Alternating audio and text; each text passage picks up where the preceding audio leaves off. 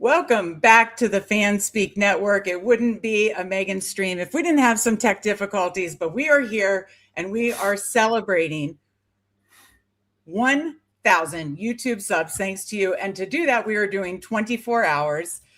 Steve, why don't you do a Scott Hansen 24 hours of commercial-free best ball? Starts now. Come on, give it to the people. I don't do a good Scott Hansen because it is not the witching hour, but it will be 23 hours from now. We have 24 hours, games, drafts, guests, and more. 24 hours of commercial-free best ball starts now.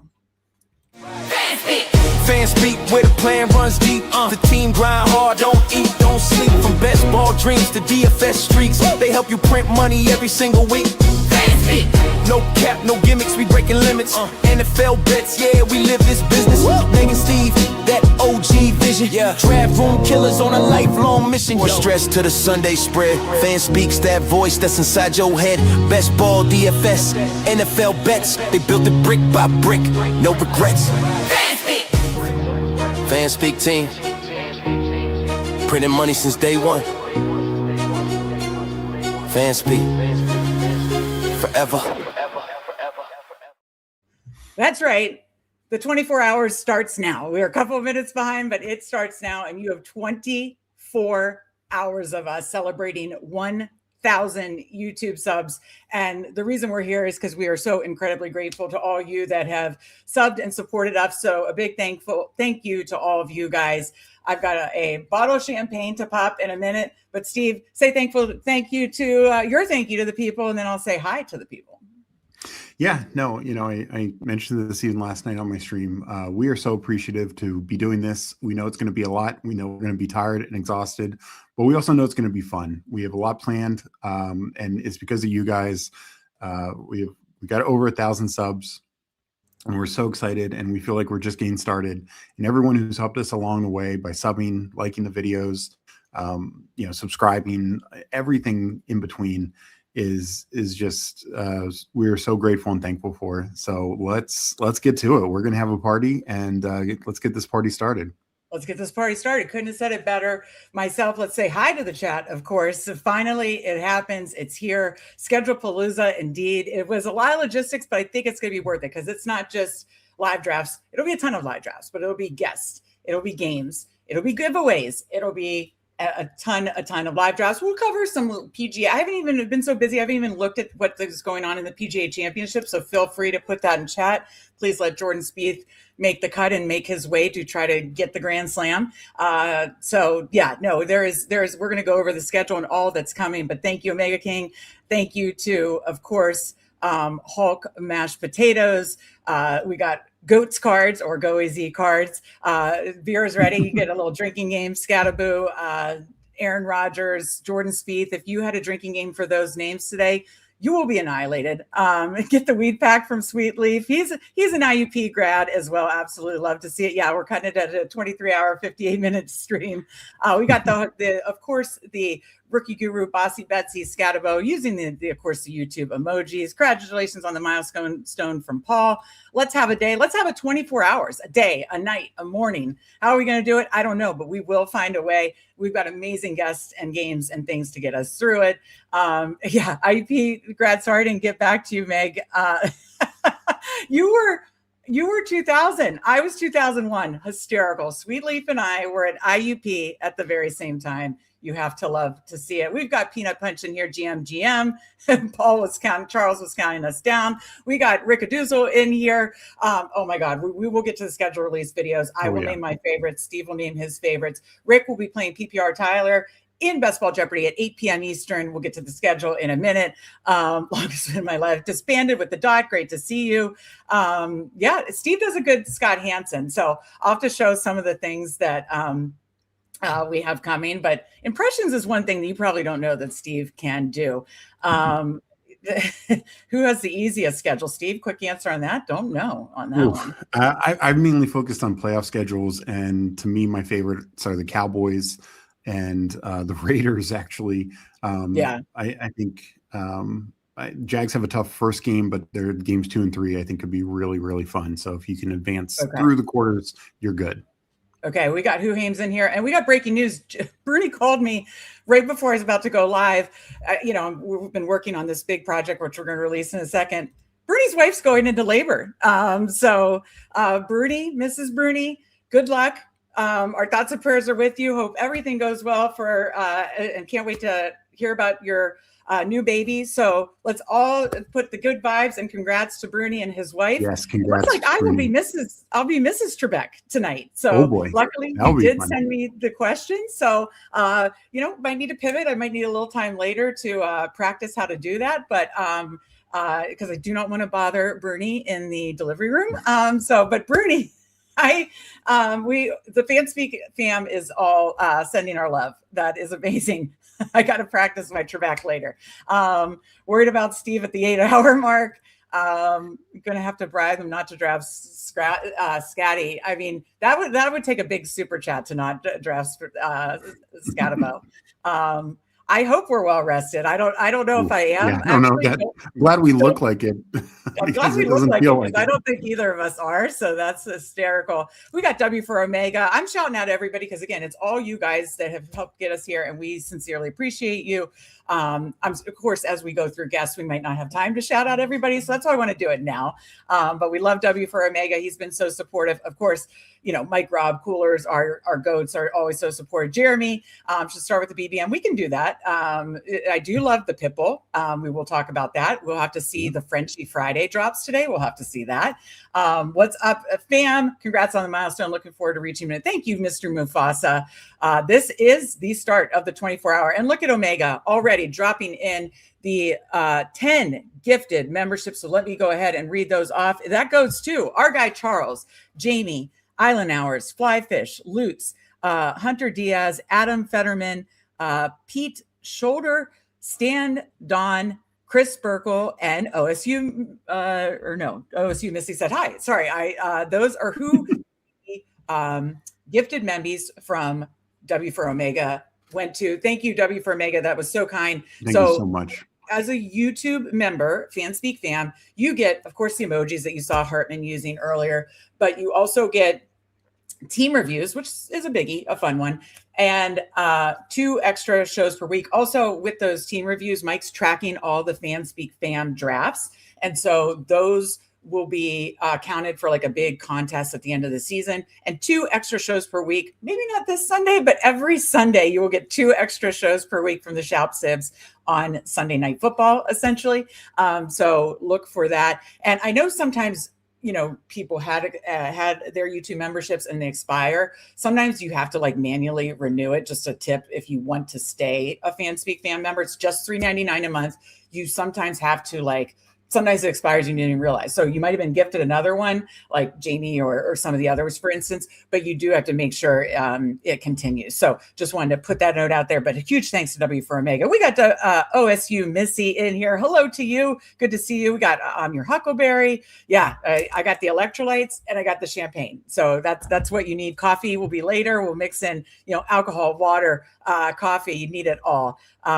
Absolutely. Big thanks to you. There he is. I mean, Jamie gets the YouTube memby using all the emojis. That's exactly what it's for. Speed tees off around 1. Okay, that's right. I knew it was later. Pete, Neil, Nez starting out the big hitters. Absolutely. But we got big hitters all day. Candyman's joining me at midnight Eastern. Made her drink castor oil to induce labor. That's hysterical. I didn't even realize that I was making you do an impression early, but wait till you see some of the graphics that I have, Steve. Using the Rudy kicks, good to see you. So I think I've caught up with chat. Steve, is it time to pop champagne or should I talk schedule? Because we do have at 1:30 in literally 1 hour and 15 minutes, approximately 1:30. Pete, he might be joining us from his phone, but Pete Overzet is going to be joining us to talk about So You Think You Can Tout, of course. We just want to. We're not going to draft with him. We're just going to ask him some fun questions. What do you think, Steve? Should I pop some champagne? Do you have a beer? I got a beer. Okay, you got a beer. What are you drinking as I try to unwrap this and not cut myself? I'm drinking it from a local brewery in Northern Virginia. It's a cream ale. A cream ale? I wanted to start light. Okay. I don't. What are your favorite beers these days? I don't even know. Because when I'm with you, when we watch football together, when we're at our parents, we like to drink ciders together or bourbon together. So I don't even know what your favorite beer is these days. Yeah. I mean, I generally like IPAs, double IPAs, but good ales, saisons, every now and then a sour or a stout, you know. Okay. So a mix. I tell you what, the older I get, I'm a bubbles girl. I'm a bubbles girl, like not that I drink very often during the day, by the way. That's like more like a vacation thing, but like bubbles, I actually have some OJ to mix in if I want to make a little mimosa later. But I'm a bubbles girl. And then like a nightcap, like, cider during football season, for sure. Watching a game, a good like cider in the fall. And then at night, nightcap, bourbon. I like bourbon like you do. So Mom Napa, we bought this when we sold fanspeak.com. That's like my favorite celebration. Champagne, actually my favorite is Veuve, but that's super pricey. But I love Mom Napa. I want to go there. That's like on my bucket list to go to Mom Napa. So to celebrate 1K YouTube subs, I realize I've shaken this bottle way too much considering. Holy shit, best ball guy. Oh, congrats on the 1K so subs. Much. Sorry I couldn't be there today, but wish you guys the best. Best ball guy. We love you, and we are so. Best ball guy, I think, is going to a friend, is in a wedding this weekend, and can't be us. Obviously, his crew, his Toxic Tower crew, will be on. Emo Cowboy will be on with me at 6. PPR Tyler, obviously, games at 7:30 and 8. But best ball guy, we love you. We support you too. You are so supportive to us, and we are so incredibly grateful. Thank you so much. I can't wait to stream with you a ton, both here on Fanspeak Network, Toxic Tower, Best Ball Guy channel. Shout out to Best Ball Guy. What a goat. Absolutely. Okay, so it's time to pop to celebrate 1,000 subs, to celebrate the start of many more subs. Of course, our Substack, we have a free gift coming to you guys here soon. Let's pop a bottle here with Mom Napa. Let's see if I don't destroy. Oh boy, this is going to be bad. House. Uh-oh. It's going to be so bad. Uh-oh. I can't get a grip. Okay, you might want to narrate this. This could be there's odds that the stream goes down because she's going to like knock her computer or something. So okay, I have to use my little not robe. What do you call it? My kimono. I love my kimono. There we go. All right. The party has officially started, folks. I have a wine glass, not a champagne glass, because I'm just, it's 5 o'clock somewhere. Okay, Steve. So let's take a cheers to 1,000 subs, 24 hours, and many more. Cheers to all our subscribers. We love you. Exactly. And cheers, big cheers to BBG, W for Omega, for starting this stream off hot. 100%. That's good. That is absolutely delicious. Let me catch up here. Oh yeah, we should have had an Iron City. Our families from. I never really. I mean, I've had an Iron City, but that was in the college days. You had that aplenty. Icy Light, Sweet Leaf, Icy Light. If you didn't go to a party with Icy Light, that was like Icy Light or Keystone Light. I might, if I have enough of this, I'll start doing Yinzer accents for us. Oh boy. So thank you. Big thank you to Steve. He said, congratulations, Shoups. A big thank you to you.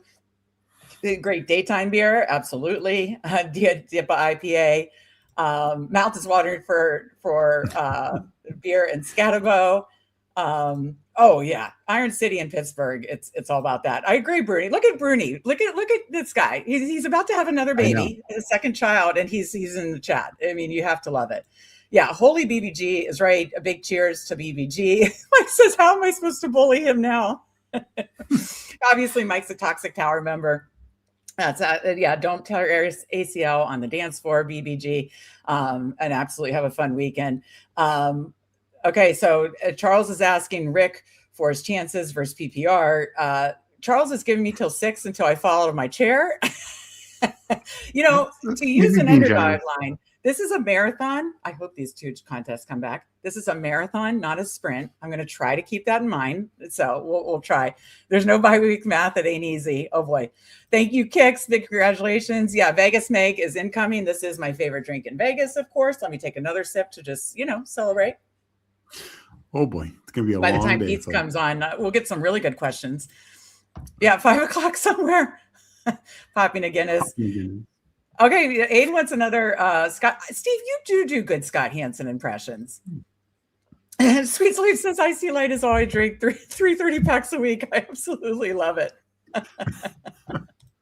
Spending Friday with us, absolutely. Oh, driving home. Wait, did that mean you? I'm confused. Did they? So did? I think he's driving home to go take his wife into labor. Oh, okay, gotcha. Okay, thank you for clarifying, Steve. Okay, guys, last time. 10 minutes in, I'm already clarifying.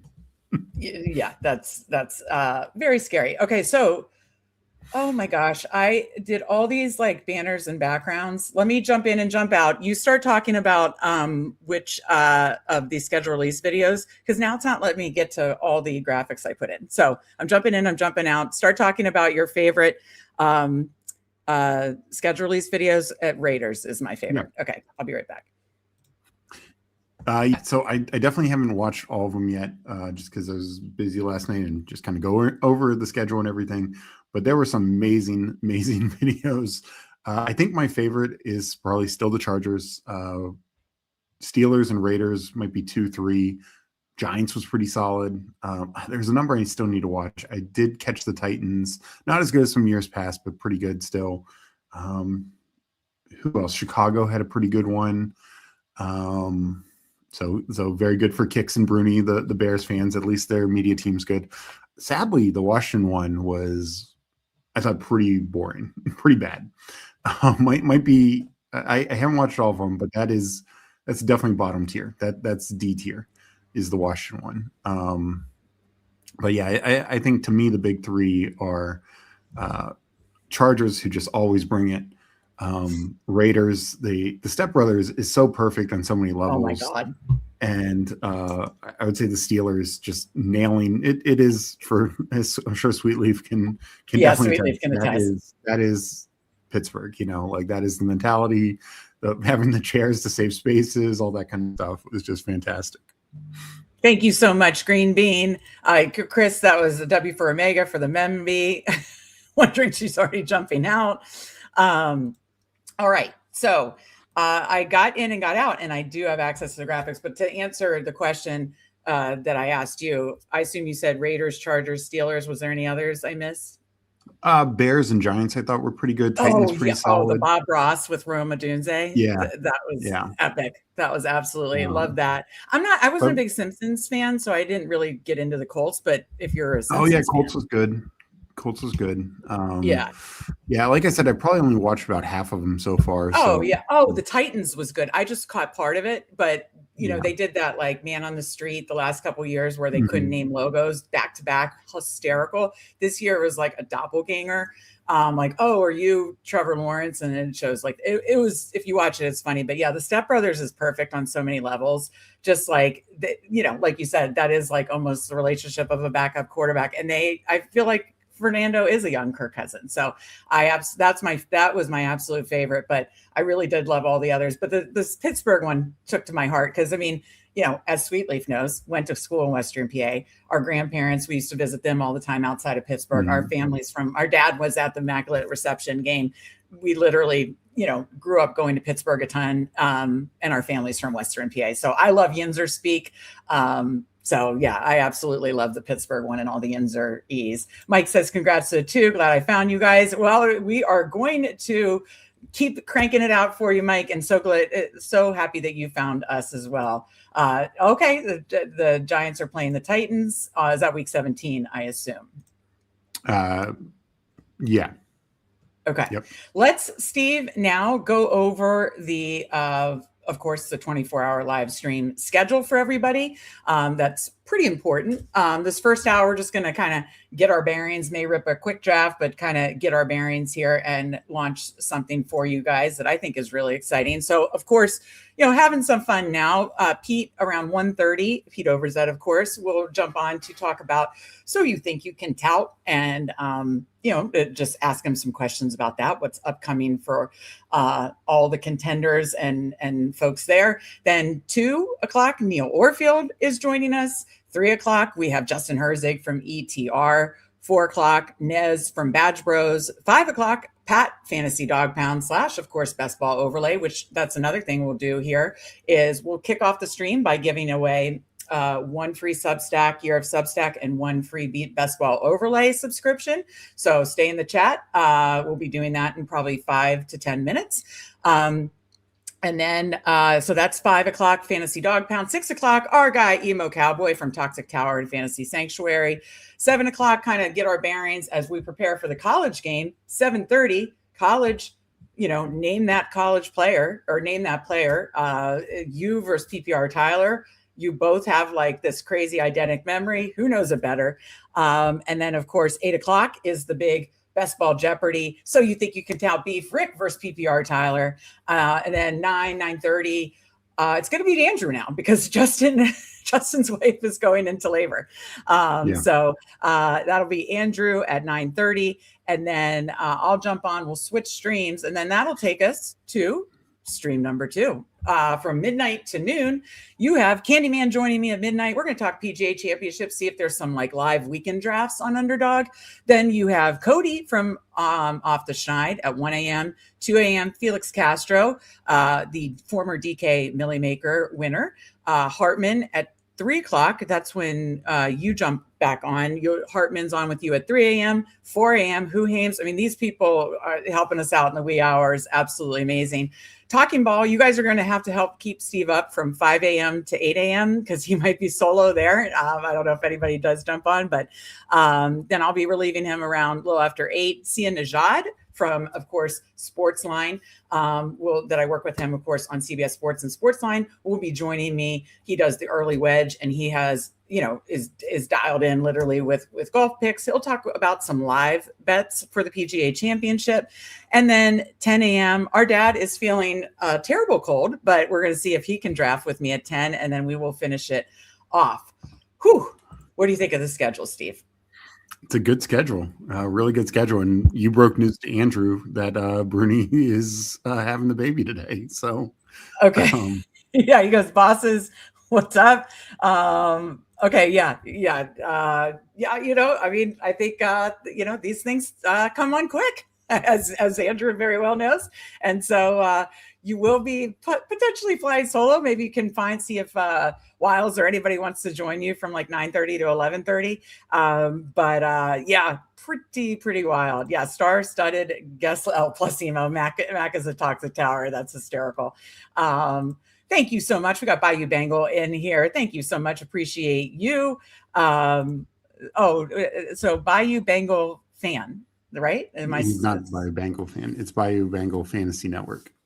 Oh, thank you. Bayou Bengal Fantasy Network. Thank you very much. Everyone calls him Bayou Bengal fan, but it is Fantasy Network.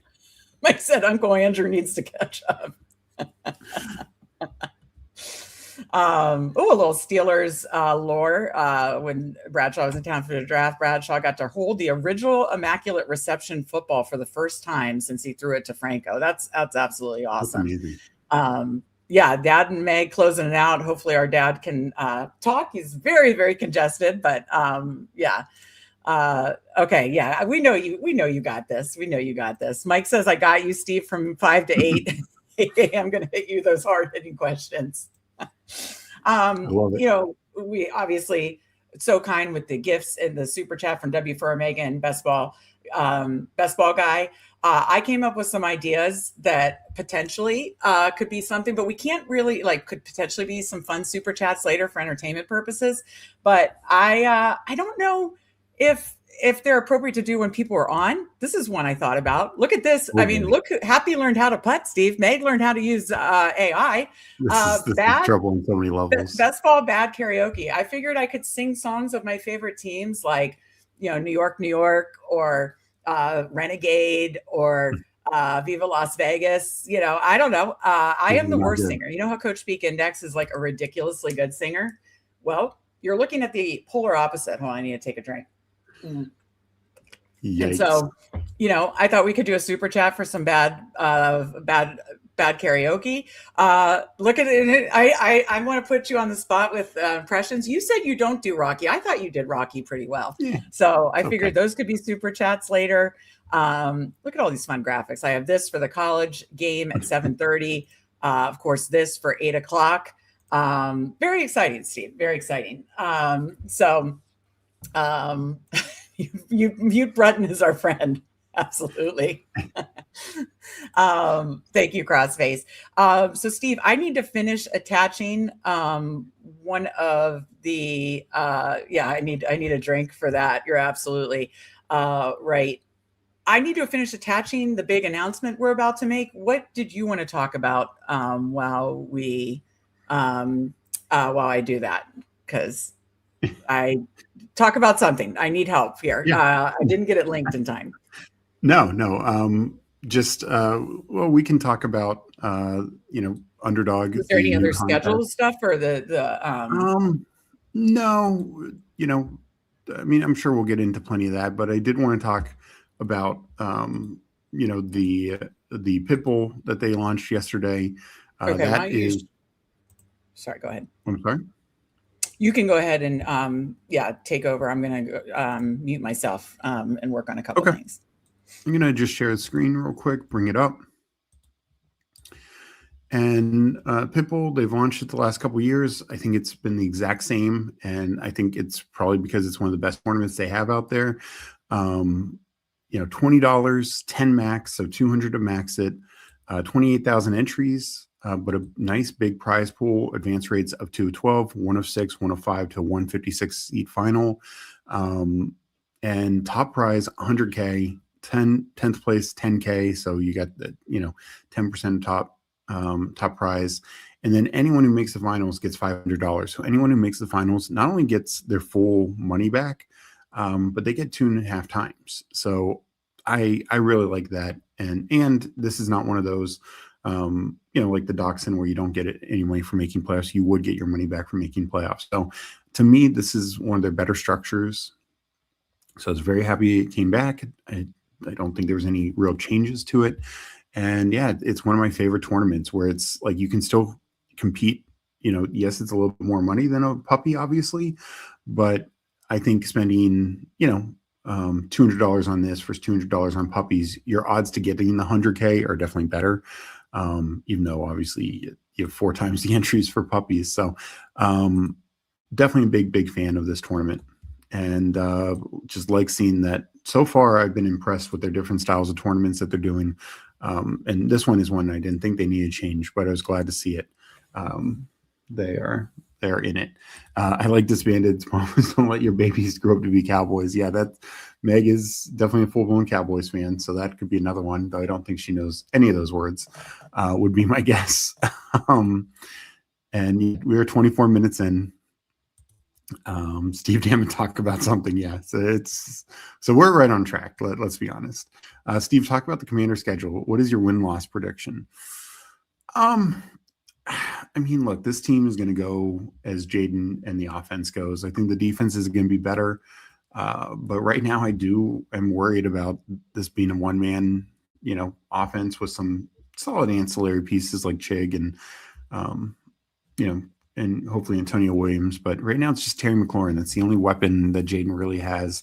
Even the running game, it's a, and maybe it turns in, last year was very effective in terms of like yards per carry and stuff like that. But they didn't have a closer. They didn't have a guy you could just salt away games with, a guy you could just trust play in, play out. We saw this against like the Bears, some other games where they lost because they didn't have that.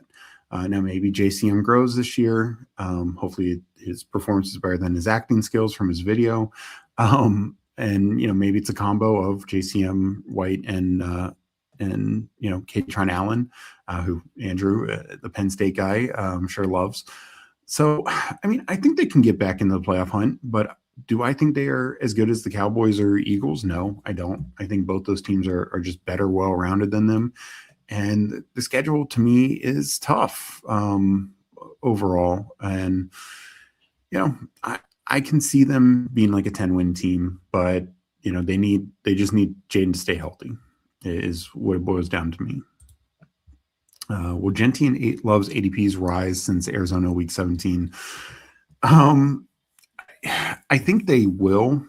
I talked about this last night. I know you're a Cards fan. I don't get the McBride. Love, I get rising, because if it is the Carson Beck show at the end of the season, that's probably the Jeremiah Love show.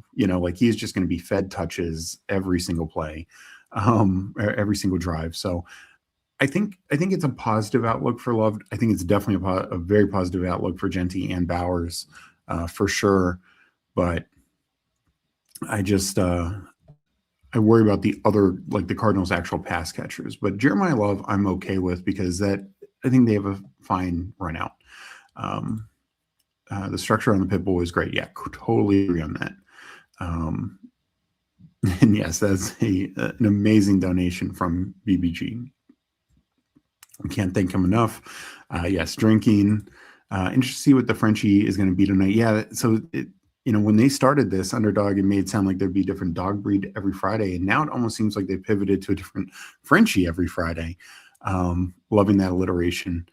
And I'll answer for Meg. What team is the toughest schedule this year? I don't know. I'd have to, I don't totally love like the strength of schedule stuff, because so much has changed, especially this year. Essentially double the coaching changes. So many offense coordinators changed. A lot of big time movement. I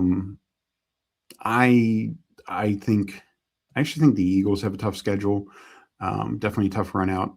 And I honestly think the NFC and AFC West teams, I think there's three great teams, potentially great teams in both divisions. And I just think they can really beat up on each other.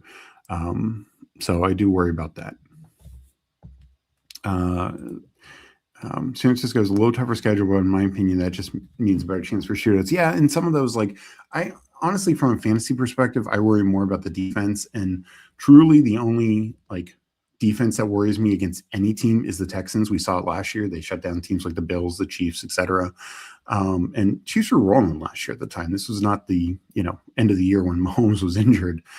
Chiefs were rolling, and they got shut down. Bills as well got really shut down that game. So, and plenty of other teams. So, I for the most part, I'm not going to worry about good offenses versus good defenses. Sure, sometimes they'll blow up in your face, but most of the time, I don't think it's a big thing. Now, just back to the defensive side, like, what is it? Vikings versus Jets, week 17, not ideal. Brian Flores is not who I want. Geno Smith, or God help us, if it's Cade Klubnik playing against. So that would be real bad. But for the most part, I'm not going to worry too much about defense. Popping in to say hi and congrats on reaching your sub goal. Thank you so much, DJ Quill. We appreciate you. Answer is Jimmy Stewart. What will Scadaboo's ceiling be week 17 versus Dallas? Don't say 0 because he's on IR. I know that's where you think. Oh boy, getting into Jimmy Stewart impression.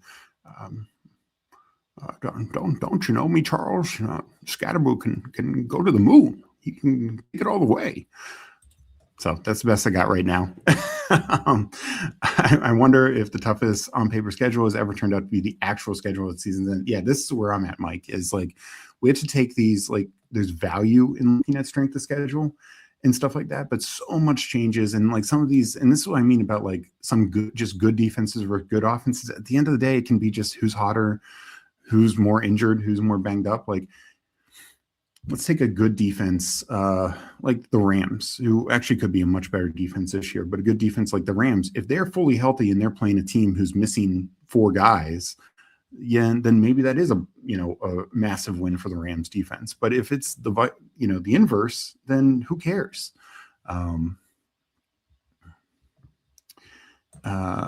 Maggie finally did it. That means a few weeks of no asking. Oh, I'm sure I'll be doing more impressions.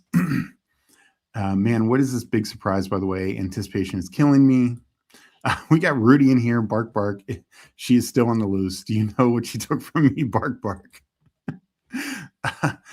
Mr. Steve went to Washington with that voice there. Hello, Mr. Stewart. Sweet. Thank you, Omega. I'll try and get more into it later, and the alcohol will probably help. I think Dallas D will surprise us and won't give up fantasy championships. Possibly. I mean, they've definitely added there. That's their hope for sure. But that's what I mean. Like, I think the Dallas defense could be good, or it could be bad. Like it's so many of these offensive matchups right now are like Schrodinger's matchups. Like it could go either way. They have equal chances depending on what we see. Like Washington's defense was terrible last year, but they made a lot of ads. Is it enough? We will see. The Sonny Styles take off. There's a lot that can go into it for sure. Aiden, I understand if you want to correlate like the Ravens Bengals simply because of the Chase shootout. At the same time, it's almost possible to try and get it right. So much can change what looks great. Yeah, I mean that's one where we obviously do have a track record of Burrow and Chase, doing some mean things to the Ravens and their fans like Mike Raub. But still, it's a new season, new coaching staffs, or at least on the Ravens side. So maybe that changes.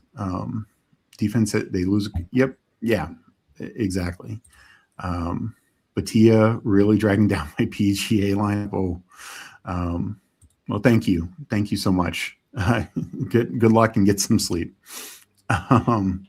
So, all right, yeah. Steve, I'm finally back. You did an excellent job breaking down the pit bull and breaking down, obviously, going through like more schedule talk. What we wanted to release today is a massive, well, you can answer this one from TD King. Mine is hands down Raiders, but mine's Chargers. I love the Halo theme. All the little Easter eggs was fantastic. I think because I don't know like the video game stuff as much, but I do love it, and I love all the Easter eggs and that kind of stuff. So do like that. I'd say Chargers, Steelers, and Titans are my backups, but Raiders, the Step Brothers was just absolutely amazing.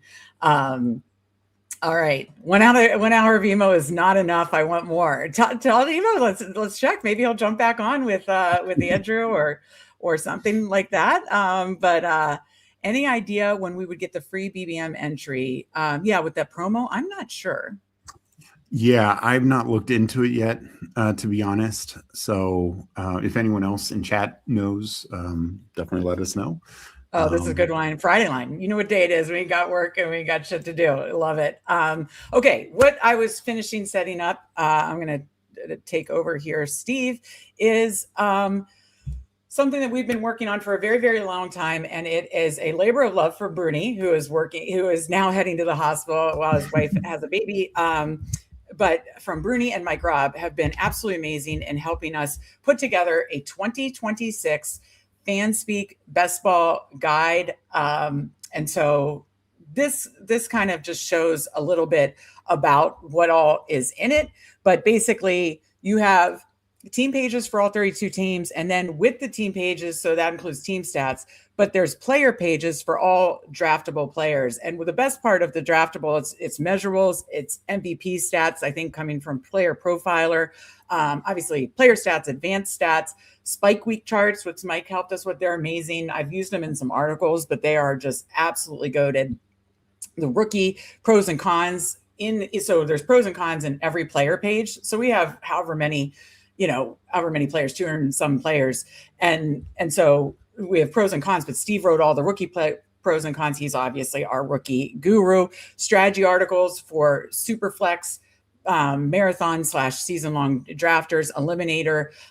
So it's got strategy, it's got team pages, it's got player pages. The player pages, again, in my mind, are absolutely goated.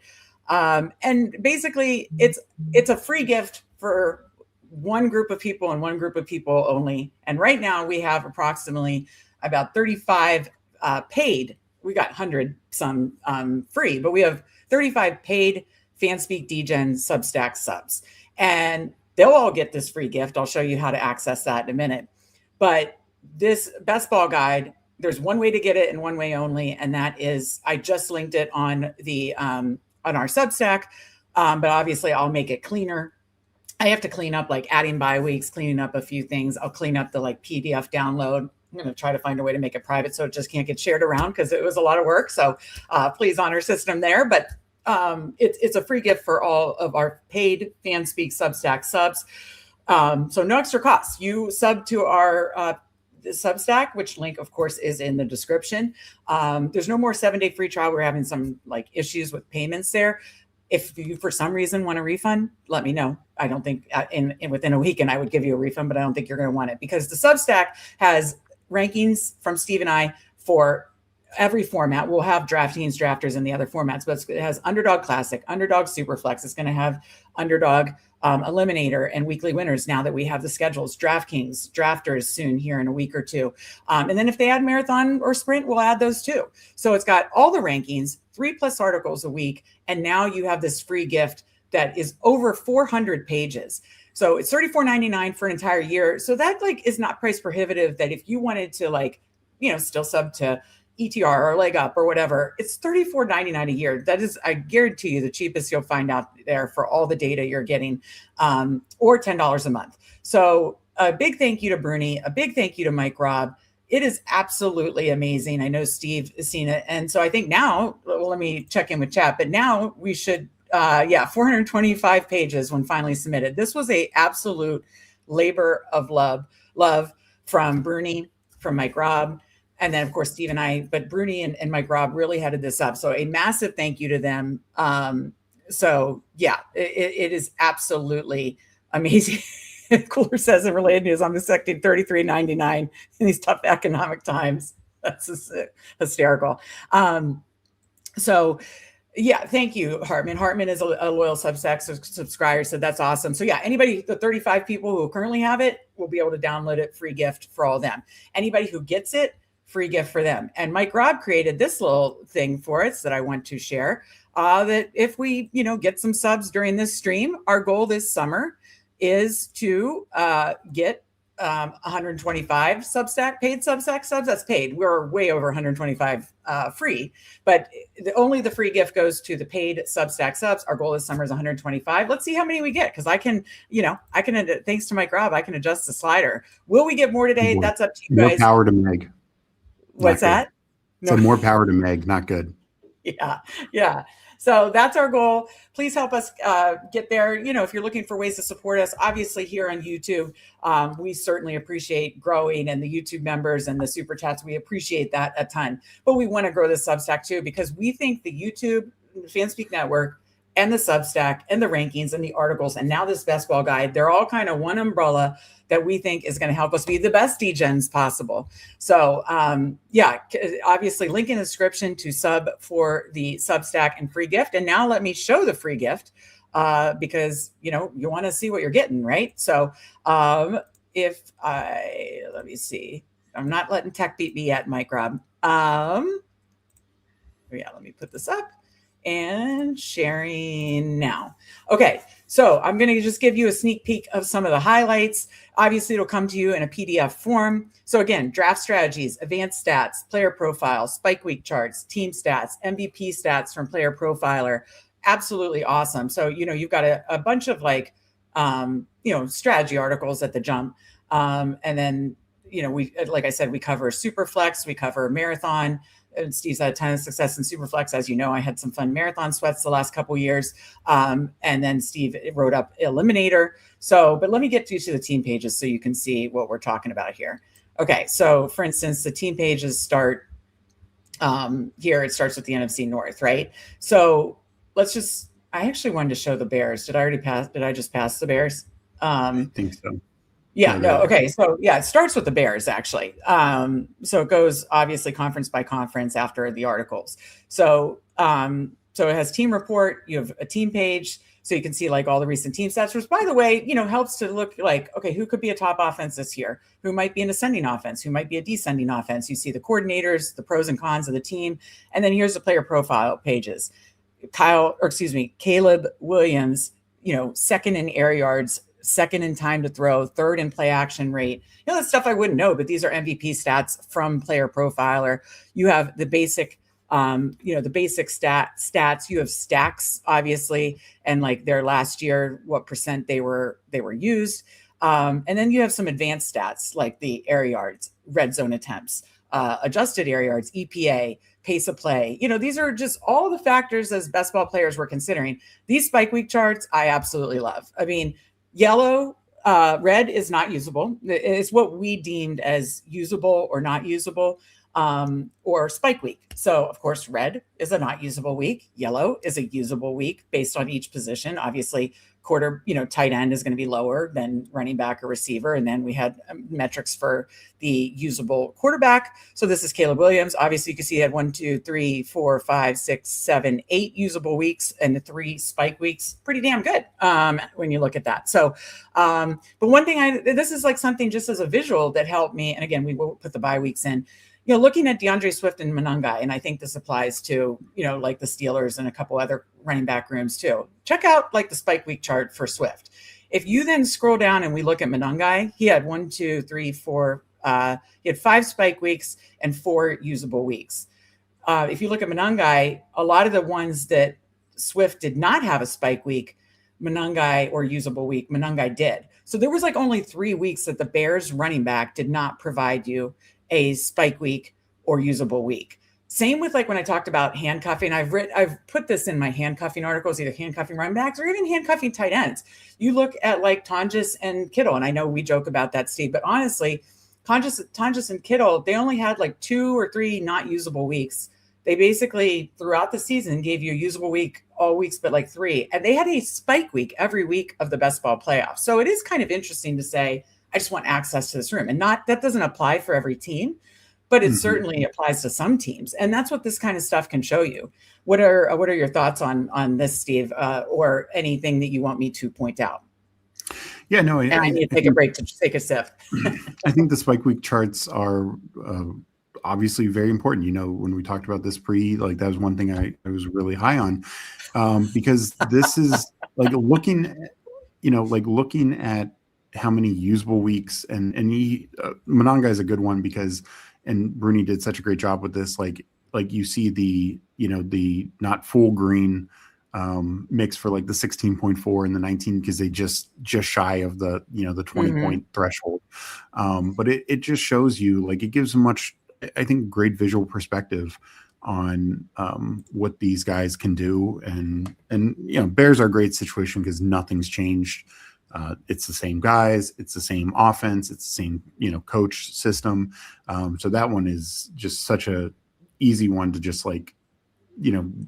say it's very actionable data for sure. But just in general, because I think we get these perceptions on certain guys, whether they hit at the right time, people who won money, and they point to it and they're like, oh, well, this guy was amazing. Well, maybe he was, but it was only a certain number of weeks, and you just can't necessarily predict. Like, for instance, Monangai, not great in the fantasy playoffs, but we can't predict that. Like, he could have the same number of usable weeks and spike weeks next year, and they're all the playoff weeks. You know what I mean? So that, I think, is the better look at it, instead of just being like, oh, he sucked in the fantasy playoffs. Yeah. I'm not going to worry about that. I'm going to worry about a guy who anytime, and keep in mind, he was a rookie, so his first couple of weeks he was barely playing. But when he got opportunities, he made the most of them, and that's what I am going to care about. Yeah, and like, well, first of all, breaking news, Steve, TD King or Andrew said, heard Bruni is considering the name Andrew for his first son. Breaking news: Andrew, Mike, and Steve have all been vetoed. Oh man, the Bruni son will not be named Andrew, Mike, and Steve, or Steve. Not all of them, obviously, or not any of them, apparently. Yeah, TD King or Andrew TD King is making me laugh, but Hulk says can't wait to dig in. Perception on certain guys. Let's do that. So let's look at some of my guys. I mean, you can use obviously the slider bar over here to get to the teams because it's obviously by division. So then I could quickly find. Okay, here's the Steelers. Now you got to think though with Aaron Rodgers, different offense. We're talking Arthur Smith offense. So he did have essentially 2 spike weeks and 1, 2, 3, 4, 5 usable weeks. So 7 out of the 17. Yeah, not great. But this is my whole thesis, is I think it's going to be a lot better this year with the Mike McCarthy offense and him going back to that and a much more aggressive offense. Now, again, look at Warren and Kenneth Gainwell. I think this could potentially apply to Warren and Rico this year. If you look, Warren had a usable or spike week in all but 1, 2, 3, 4, 5. But the 5 he didn't. Kenneth Gainwell. I looked at the Kenneth Gainwell. I was comparing the Kenneth Gainwell ones. Obviously, they were different teams. So bad example of that. But it shows the example, kind of like the Swift last year with Gainwell and Warren was very similar to Swift and Monangai. And that's why, to me, I'm not going to do it all the time, and I'm only going to do it for certain rooms. But I am going to lean into handcuffs and say, I have, these 3 running backs and the Bears running back room, and I think that's more than fine. Or these 2 or 3 running backs and the Steelers running back room. So let's take a look, scroll down, and let's look at my guy Scattaboo. I can see him in the NFC East. And just real quick, you have DK Metcalf here, and this is a guy who gets, a lot of flack. He was suspended for 1 game during the fantasy season, week 17, and then obviously week 18 as well. Right. But, he did have 1 massive spike week, a bunch of other good usable weeks. And this was in an Arthur Smith offense. Yeah. I just think we do have to project this out. Like he finishes he was like wide receiver 26. So I just think, he goes so late right now. He goes as like wide receiver 38. So exactly. That's something to keep in mind. And, this is a more projection one. Like I think there's a lot of great examples out there, but if you want to go Scatterbo, we can go. Yeah, no, absolutely. Well. But like, but as far as like these advanced stats, target share, red zone targets, first read, I mean, he was 33% first read target share for Rodgers last year. I know now there's Pittman, but again, like, I think they did have a good connection. So yeah, that's a lot to, let me jump to the Giants here and look at Mr. Cam Scatterbo. All green and yellow, basically, besides the first game where he barely played and the last game where he got injured. He was going to be a fantasy monster. So, yeah, I mean, you look at it and stats don't tell a lie. They don't just tell, like, to Charles's point, the perception. You know what I mean? It is telling the actual stats. And, here it was opportunity share, target share. 13% target share is decent. Red zone touches. These advanced stats are key, but these spike week charts, the MVP stats, this is just something, it's all in one place. Like I am literally on streams going to have this up at all times. When I'm drafting on my computer, I'm probably going to have this up at all times. It's just going to be a great reference, to use. Put in chat if there's any other players we want to take a look at. We have a hard stop at 1:30 for Pete, or in that time frame. Go ahead. Sorry. I've one that I do want to highlight. And that is Courtland Sutton. Okay. Yes, I did know Control F. Good point, Bruni, and I will Control F that now. Quick catch up with chat. Spunky says, do you have any coffee? Are you drafting DK? This would be a good time to announce we are, again, for the 3rd year in a row, official underdog partner. Use code Fanspeak, play $5, and you get, I believe, a $50 bonus for new customers, of course. Links in the description for that. So happy to be a underdog partner for a 3rd year in a row. Very excited about that. But we'll still do some DK drafts and drafters drafts, this summer, probably like 1 day a week. And we will be doing DraftKings drafts later, but that's probably going to be more this evening, probably all day. Today is going to be underdog, and more this evening. Later in the evening, we might mix in some DraftKings drafters, probably in the overnight hours when Steve's trying to stay awake. I'm having Felix Castro, former DK Millie winner on at 2 a.m. So I'll probably do DraftKings with him. So you said Courtland Sutton, Steve? Yep. Okay. So let's do the old Control F. Look, I think tech's not beating me yet. And I'm already had almost it is. Oh, no, it isn't. Yay. Oh okay, my. There's Cody. Look at that. I mean, not bad. Not bad. I'm pretty proud of myself, if I do say so myself. Okay. You want to look at the spike week chart, I assume, Steve? Yeah, and just in general, red zone targets, he was 5th.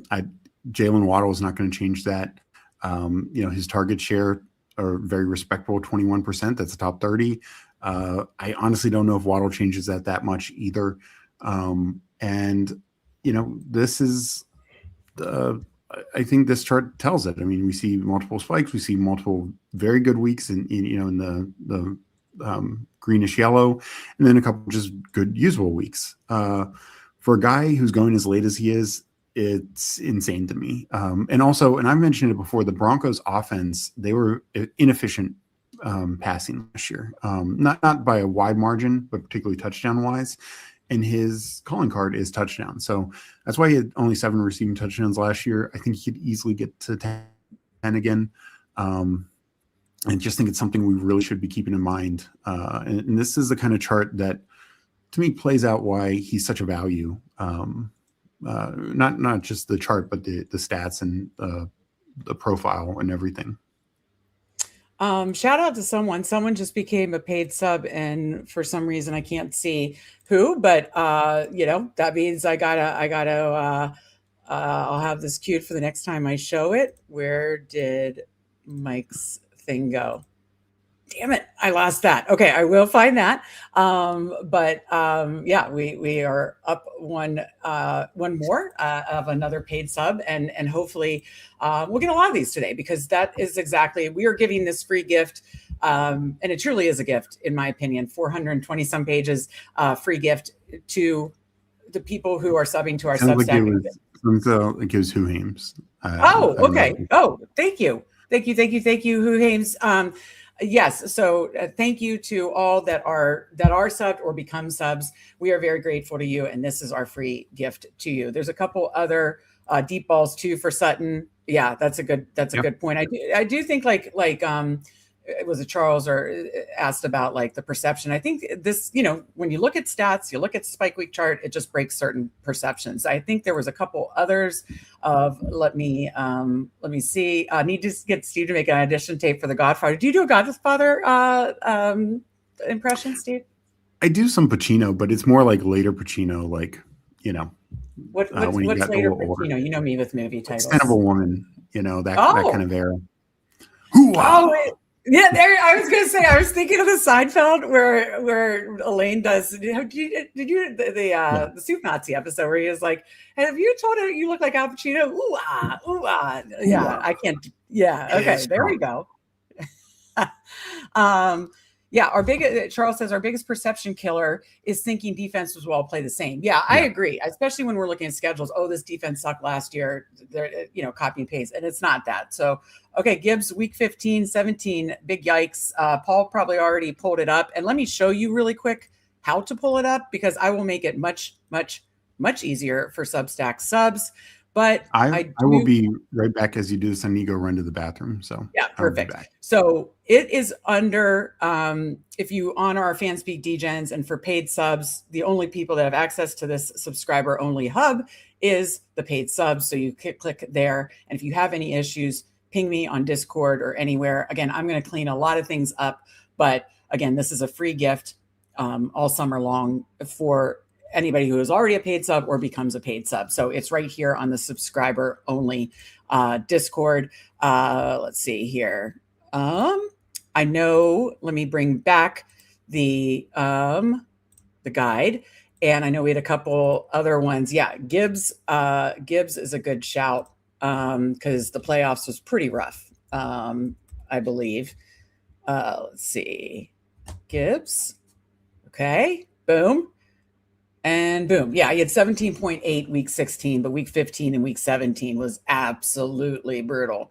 Okay, so yeah, I just showed it. If you go to the subscriber only hub, the link is there to download. And I'm going to clean up the link to make it much easier for sure. Alec Pierce coming right up. See, this is so fun. See, this is so fun. I'll have this queued up for probably most of our live drafts. But it is truly, truly a resource. And again, I can't thank, it went to a player comp for Alec Pierce. I can't thank Bruni and Mike Raub for all their help on this. Okay, so we're in the Colts. Let's take a look at the Alec Pierce Spike Week chart. So yeah, the season started slow. He didn't play week 4 and week 5. But pretty much from week 7 to week 8, we think of him as like a boom bust ceiling type play. Obviously, he had the big ceiling week 17. But, he did have 1, 2, 3, 4, 5 other usable weeks. And that was with obviously a more crowded room because of Pittman, who's no longer there. So he's kind of now that alpha X receiver. So he had 1, 2, 3, 4, 5, 6 total usable weeks, and 2 were bordering on a spike week, 1 being the massive spike week, week 16. Backs don't care about your feelings. Me showing this page to the Scatavoo hater. Thank you, Hartman. Exactly. Can we check Kyron? Absolutely. Thank you for the Control F reminder. We certainly can check Kyron. Oh boy, I'm back. I'm doing this I'm all glad day. to see the stream still working. I thought we were going to do some drafts here. Okay, Kyron Williams. Yeah, that makes me want to draft. This is why I draft the hell out of Kyron. See, but every year, last year we kind of got it, and we're getting it this year, and it's scaring me. Oh, we're going to use Blake Corum more, and obviously you can scroll down and see his counterpart, Blake Corum, who was pretty much nothing except for week 13, 14, 15, 16, which were important, and a usable one in week 2. But yeah, and here's my point: as some running back rooms can actually hit a usable week the same week. I mean, look at 15, 16, 17, or excuse me, 14, 15, 16. Both were usable. And in 15 and 16, I can't remember those games off the top of my head. Yeah, both were usable, Kyron spiked. But yeah, I mean, I always get scared by these damn reports, Steve. But then you look at this and you're like, but are they just going to keep doing this? Sean McVay and Kyron, they could do like a Step Brothers, like they are best friends. It's like buddy cops. They're like Lethal Weapon, they are. He just uses them, and to Blake Corum's point, like if anything were to happen to Kyron, I think we see just the upside that Corum could do. The other thing to keep in mind with Corum, I still draft him, but most of his usable weeks were when Devontae went down, and so the offense as a whole was thinner, and so they just I think relied on the dual running backs more. Oh my God, if you saw Bruni's So You Think You Could Tout video, it was about sheets to the streets. I haven't won BBM, but on Kid 2, sheets to the street pays. I'm dying. Good to see you, Peppertoni. Sub Pups, thank you for joining our celebration. We got Nice and Blunt in here, 420 pages. Exactly. Then they suck. Oh, that's Al Pacino. That's Godfather 3, right?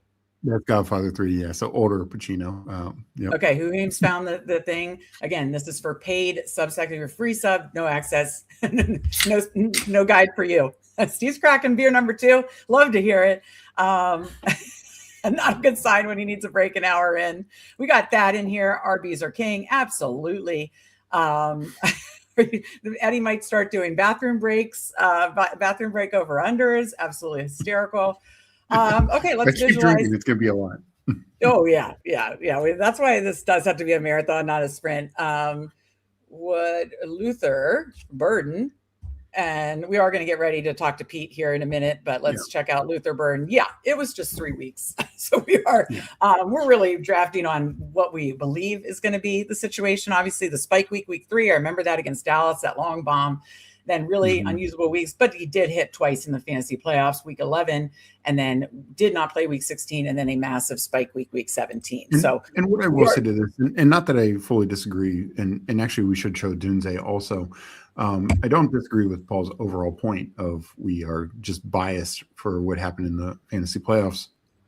Now, Burden is one where obviously he was a rookie. He came in, he was banged up in camp last year, so he got off to a slower start. And of course, DJ Moore was there. Now, no DJ Moore, and you're just presuming that he takes on a bigger role year 2, et cetera, et cetera. But this is the other factor: is Adunze was awesome early on. Yeah, look at this. This is Adunze. He got banged up, and he was just awful. And then he didn't play. I mean, he didn't play the fantasy playoffs. Even those 3 weeks before then, he was just. And then 9, that was not a bye week. Their bye week was week 5. That was against the Bengals, which should have been the cake matchup, and he goes over. Caleb missed him for a touchdown, which was tilting as hell. But it's like he was so good early on, like essentially usable week every week, and then just unfortunately the second half not great. So this is another reason why I'm so bullish on Adunze. He stays healthy. I think he absolutely. I have him ranked slightly above Burden right now. Do you too? I can't remember. I'm essentially neck and neck on them. I love like the upside of the Bears offense to me is so huge for all these guys, Loveland included. Loveland's another one who started slow, turned it on. And, so anyways, I really think Adunze, I think people are sleeping on him given that, they're remembering that he was an offer at the end of the year. I don't think that's going to be the case. Yeah, absolutely. How are you handling free agency players? Good question. Bruni and I talked this through. Right now, like the total free agents, like Diggs, Najee, Debo, not on the guide. We'll place them on the guide. So we will make updates and let people know when they're updates. Like I said, I need to clean some stuff up, add bye weeks, clean some stuff up to make sure the PDF download is super smooth. I think it's good, but I was, as you could see, putting the final touches on as Steve was talking about, schedule release.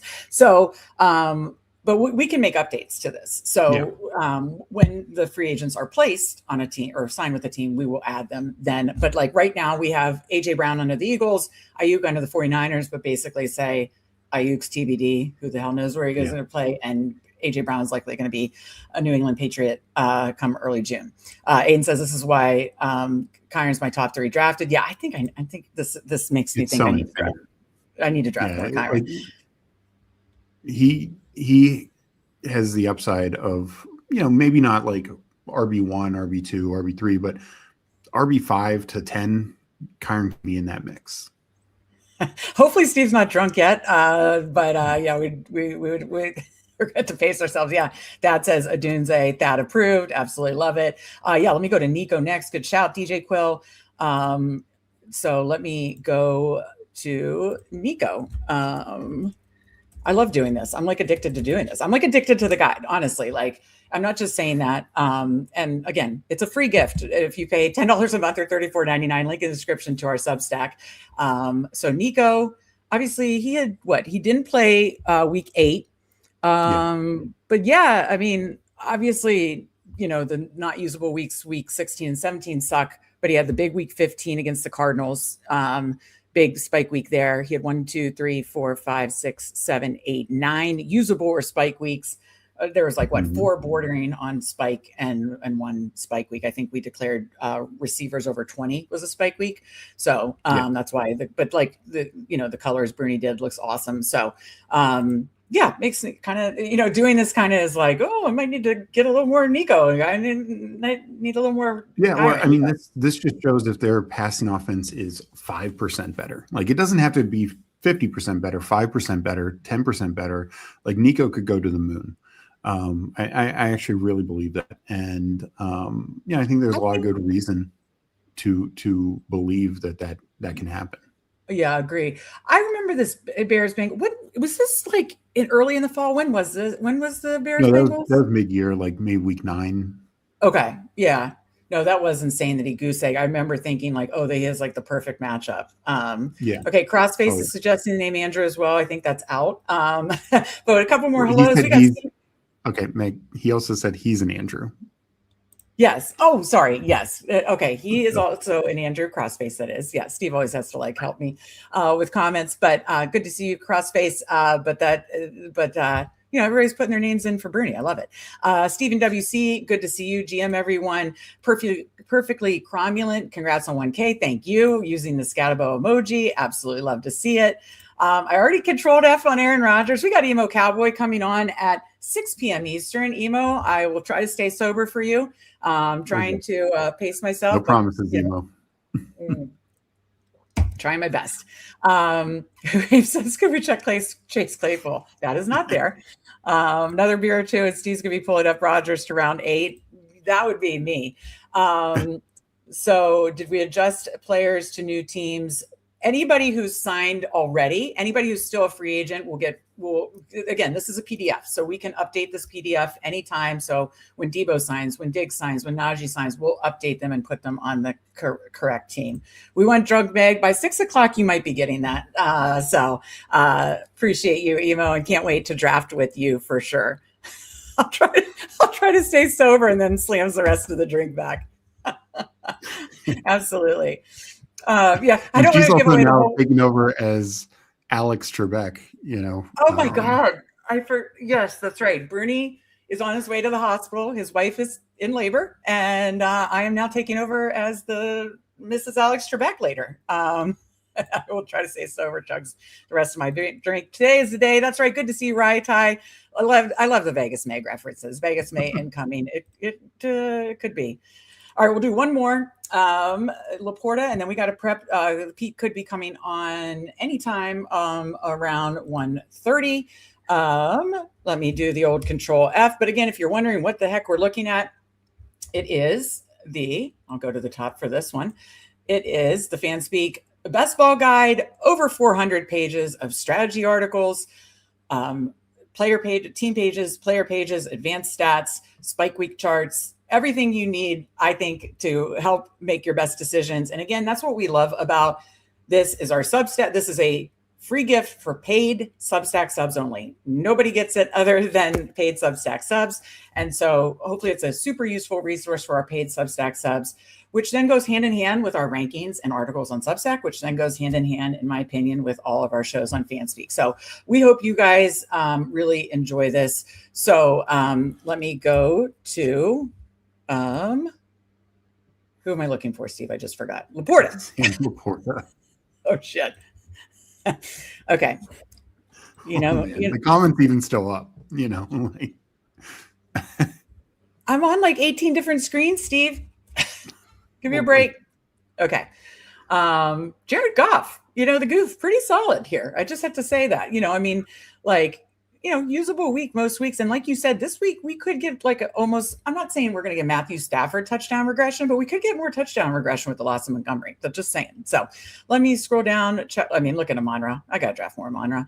JMO, surprisingly steady. I mean, he had some really low weeks, but surprisingly steady. He had some true zeros.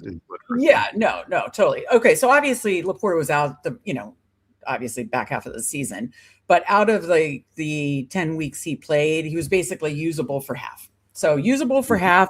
Spike week, I think 15 was our threshold for a tight end spike week. So almost spike week 1 and basically 2 spike weeks, 3 other usable weeks. So we'll keep showing this.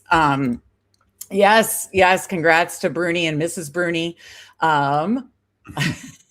Oh yeah, I do need to top off the glass. I think my next drink's going to be a mimosa. Pete's coming on hopefully in the next 15 minutes. I don't want to be slurring my words, asking about so you think you can tout. Frenchie Fridays. Have we had a drop yet? So quick cleanup before Papa Peter arrives. I want to say last Friday was a little later, but I could be wrong. But just to the Laporta point here is, I think this is another example, both Laporta and Tucker Kraft, they were playing really well, and Brock Bowers for when he played, and all those guys missed time. This is another reason why I feel the tight end, everyone just anointing Trey McBride as tight end 1 is, a little thin, just because we saw Laporta could have gone on a major run here. We saw, early on, it was struggling, and then he started taking off, and then unfortunately gets injured. And even that 7.8, that was against Washington. He was smoking them that game, and then he gets injured. He would have had a massive week that game. So very similar to the Scatterboo thing where it doesn't count as a usable week or it doesn't show, but he was definitely trending towards just having a massive, massive week. So I think Toxic Tower sometimes tests EMO's patience. Am I testing your patience early, Steve? You're drinking too. We're okay. Yeah, but one of us is still sane. 18 screens, 18. Mrs. Ken Jennings. Yeah, that's what I'll be tonight. Mrs. Ken Jennings. Holy shit. I'm going to have to prep for that because Bruni thankfully sent me the Google Docs for the Best Ball Jeopardy, but I haven't looked at it at all. So, I might need Mike Raub. I think Mike Raub pinged me on Twitter. I might need Mike Raub to be my assistant. He'll be my assistant for the college game. Again, if anybody missed this part from the jump, let me go up and quickly show the schedule again since we have more folks in here now. MJ side by side with Wilson. Yeah, that would be. Okay, so in case you missed it, schedule. Pete coming on shortly. Quick chatting about So You Think You Can Tout. Neil at 2. Herzig from ETR at 3. Nez from Badge Bros at 4. Pat from Best Ball Overlay Fantasy Dog Pound at 5. The mentioned and in chat Emo Cowboy from Toxic Tower and Fantasy Sanctuary at 6.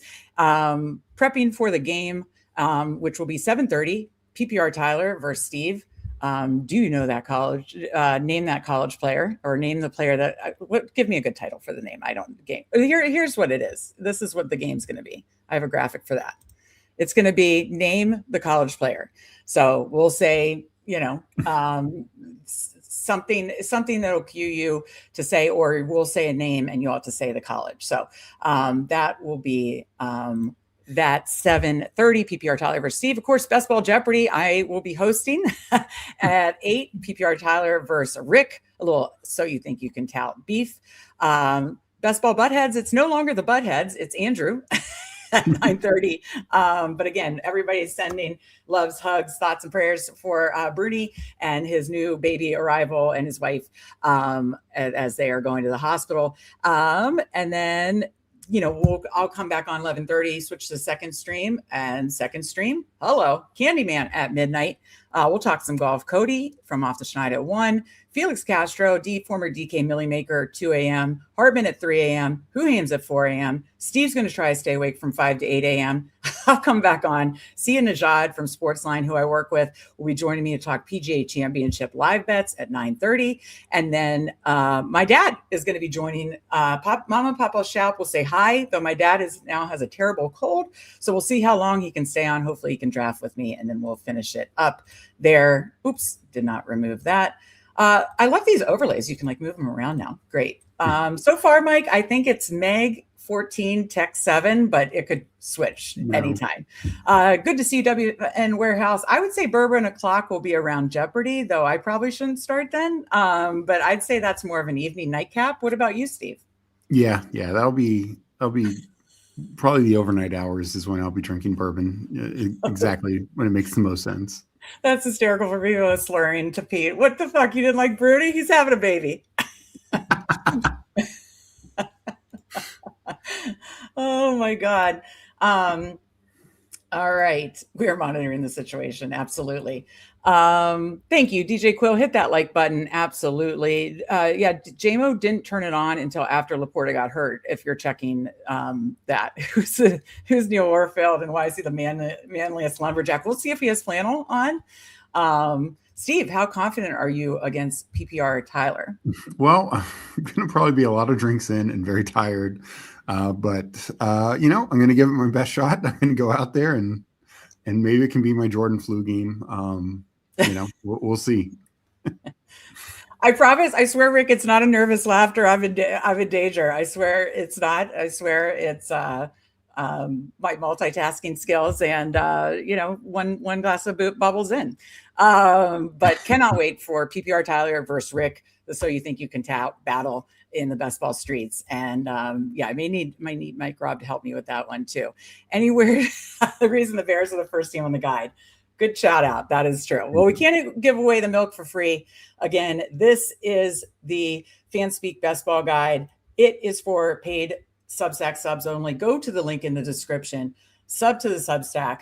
You will get this if you go to the sub only, the members only or the sub only section. You can download this for free. It is a free gift to our paid Substack subs, and we are very, very grateful to you. So we'll get rid of that for now. Didn't have the Scatavo page marked. I know. I mean, I already looked at it and saw that besides the week one and the week he got hurt, he was, just absolutely money. So who's that guy that hurt him, Steve? What's his name? I hate him. Zach Bond. Yeah. All right, Steve. Now we're on pace. I mean, Steve and I are not young, so the bathroom pace is not good, but we're on pace for a lot of bathroom breaks. Let me go to the bathroom before hopefully Pete jumps on.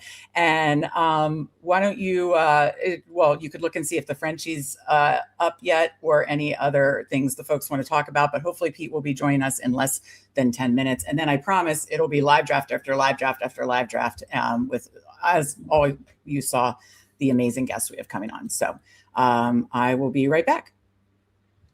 So I did just look that we did get some updates here. So let me add this to the stage. We got the, in addition to the Pitbull we already talked about, the Frenchie 3. Looks like it's a 2 max fast only, 4 of 12, 1 of 2, 1 of 2, 468 person final. So this is the first time I'm looking at it. 10K up top. You can only, max 2 drafts. And And so it seems like another one where no money to make playoffs, but you get to semifinals, you get your money back. And let's see, the finals is you get to the finals. Yeah. Sorry, you get to semifinals, you get your money back. Get to finals, $30, so you get more than your money for double entering both entries, and $10K up top. So given those advance rates, I really like this as well. If you're gonna take away my getting money to making playoffs, then let's have better advance rates. And looks like they very well did that. So real fun with that. And they did a Superflex version. So we're going to have 4 drafts of these to do, 2 regular, 2 Superflex. And same, this looks to be the exact same as the regular. So that is super fun of them continue to launch this stuff. So three tournaments between yesterday and today. Very fun. Underdog just seems to be really crushing it, really changing what they're doing. Another Superflex contest. I wasn't sure if they were going to only have Superflex when they changed the field general and didn't use a dog breed name. I didn't know if every Superflex was going to just be its own thing. Sounds like they're going to do a hybrid, which is I'm totally fine with. So that's exciting. You had the Calcutta of 83 minutes in for the first bathroom break. Yeah, it's gonna be rough. For me, I drank 3 cups of coffee this morning, so that didn't help, for sure. Because I need to get awake. Yeah, Gunner, Superflex Frenchie, really awesome. Head to head, week 15, 16. Yeah, those are going to be some fun sweats for both the Frenchie and the Superflex Frenchie. No, I like this for sure.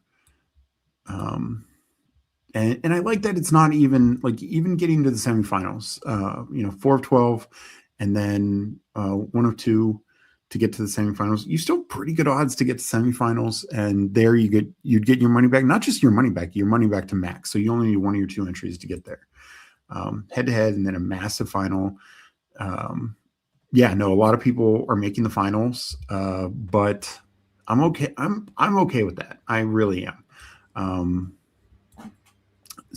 Meg, you're back. A Superflex. It's 2 contests, the Frenchie 3 and the Frenchie Superflex. It is 4 of 12. It's 2 max, fast only, $10 each.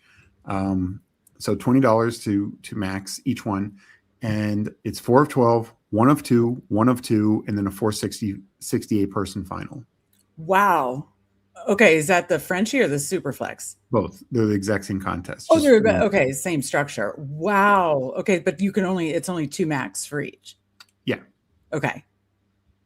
Oh, very fine. Okay, so it's just like a ginormous final. I get it. Okay, I'm looking now. Yeah. Okay. And but even still, I like how the payout is done. And I think just more people want final sweats, and Underdog is listening to that.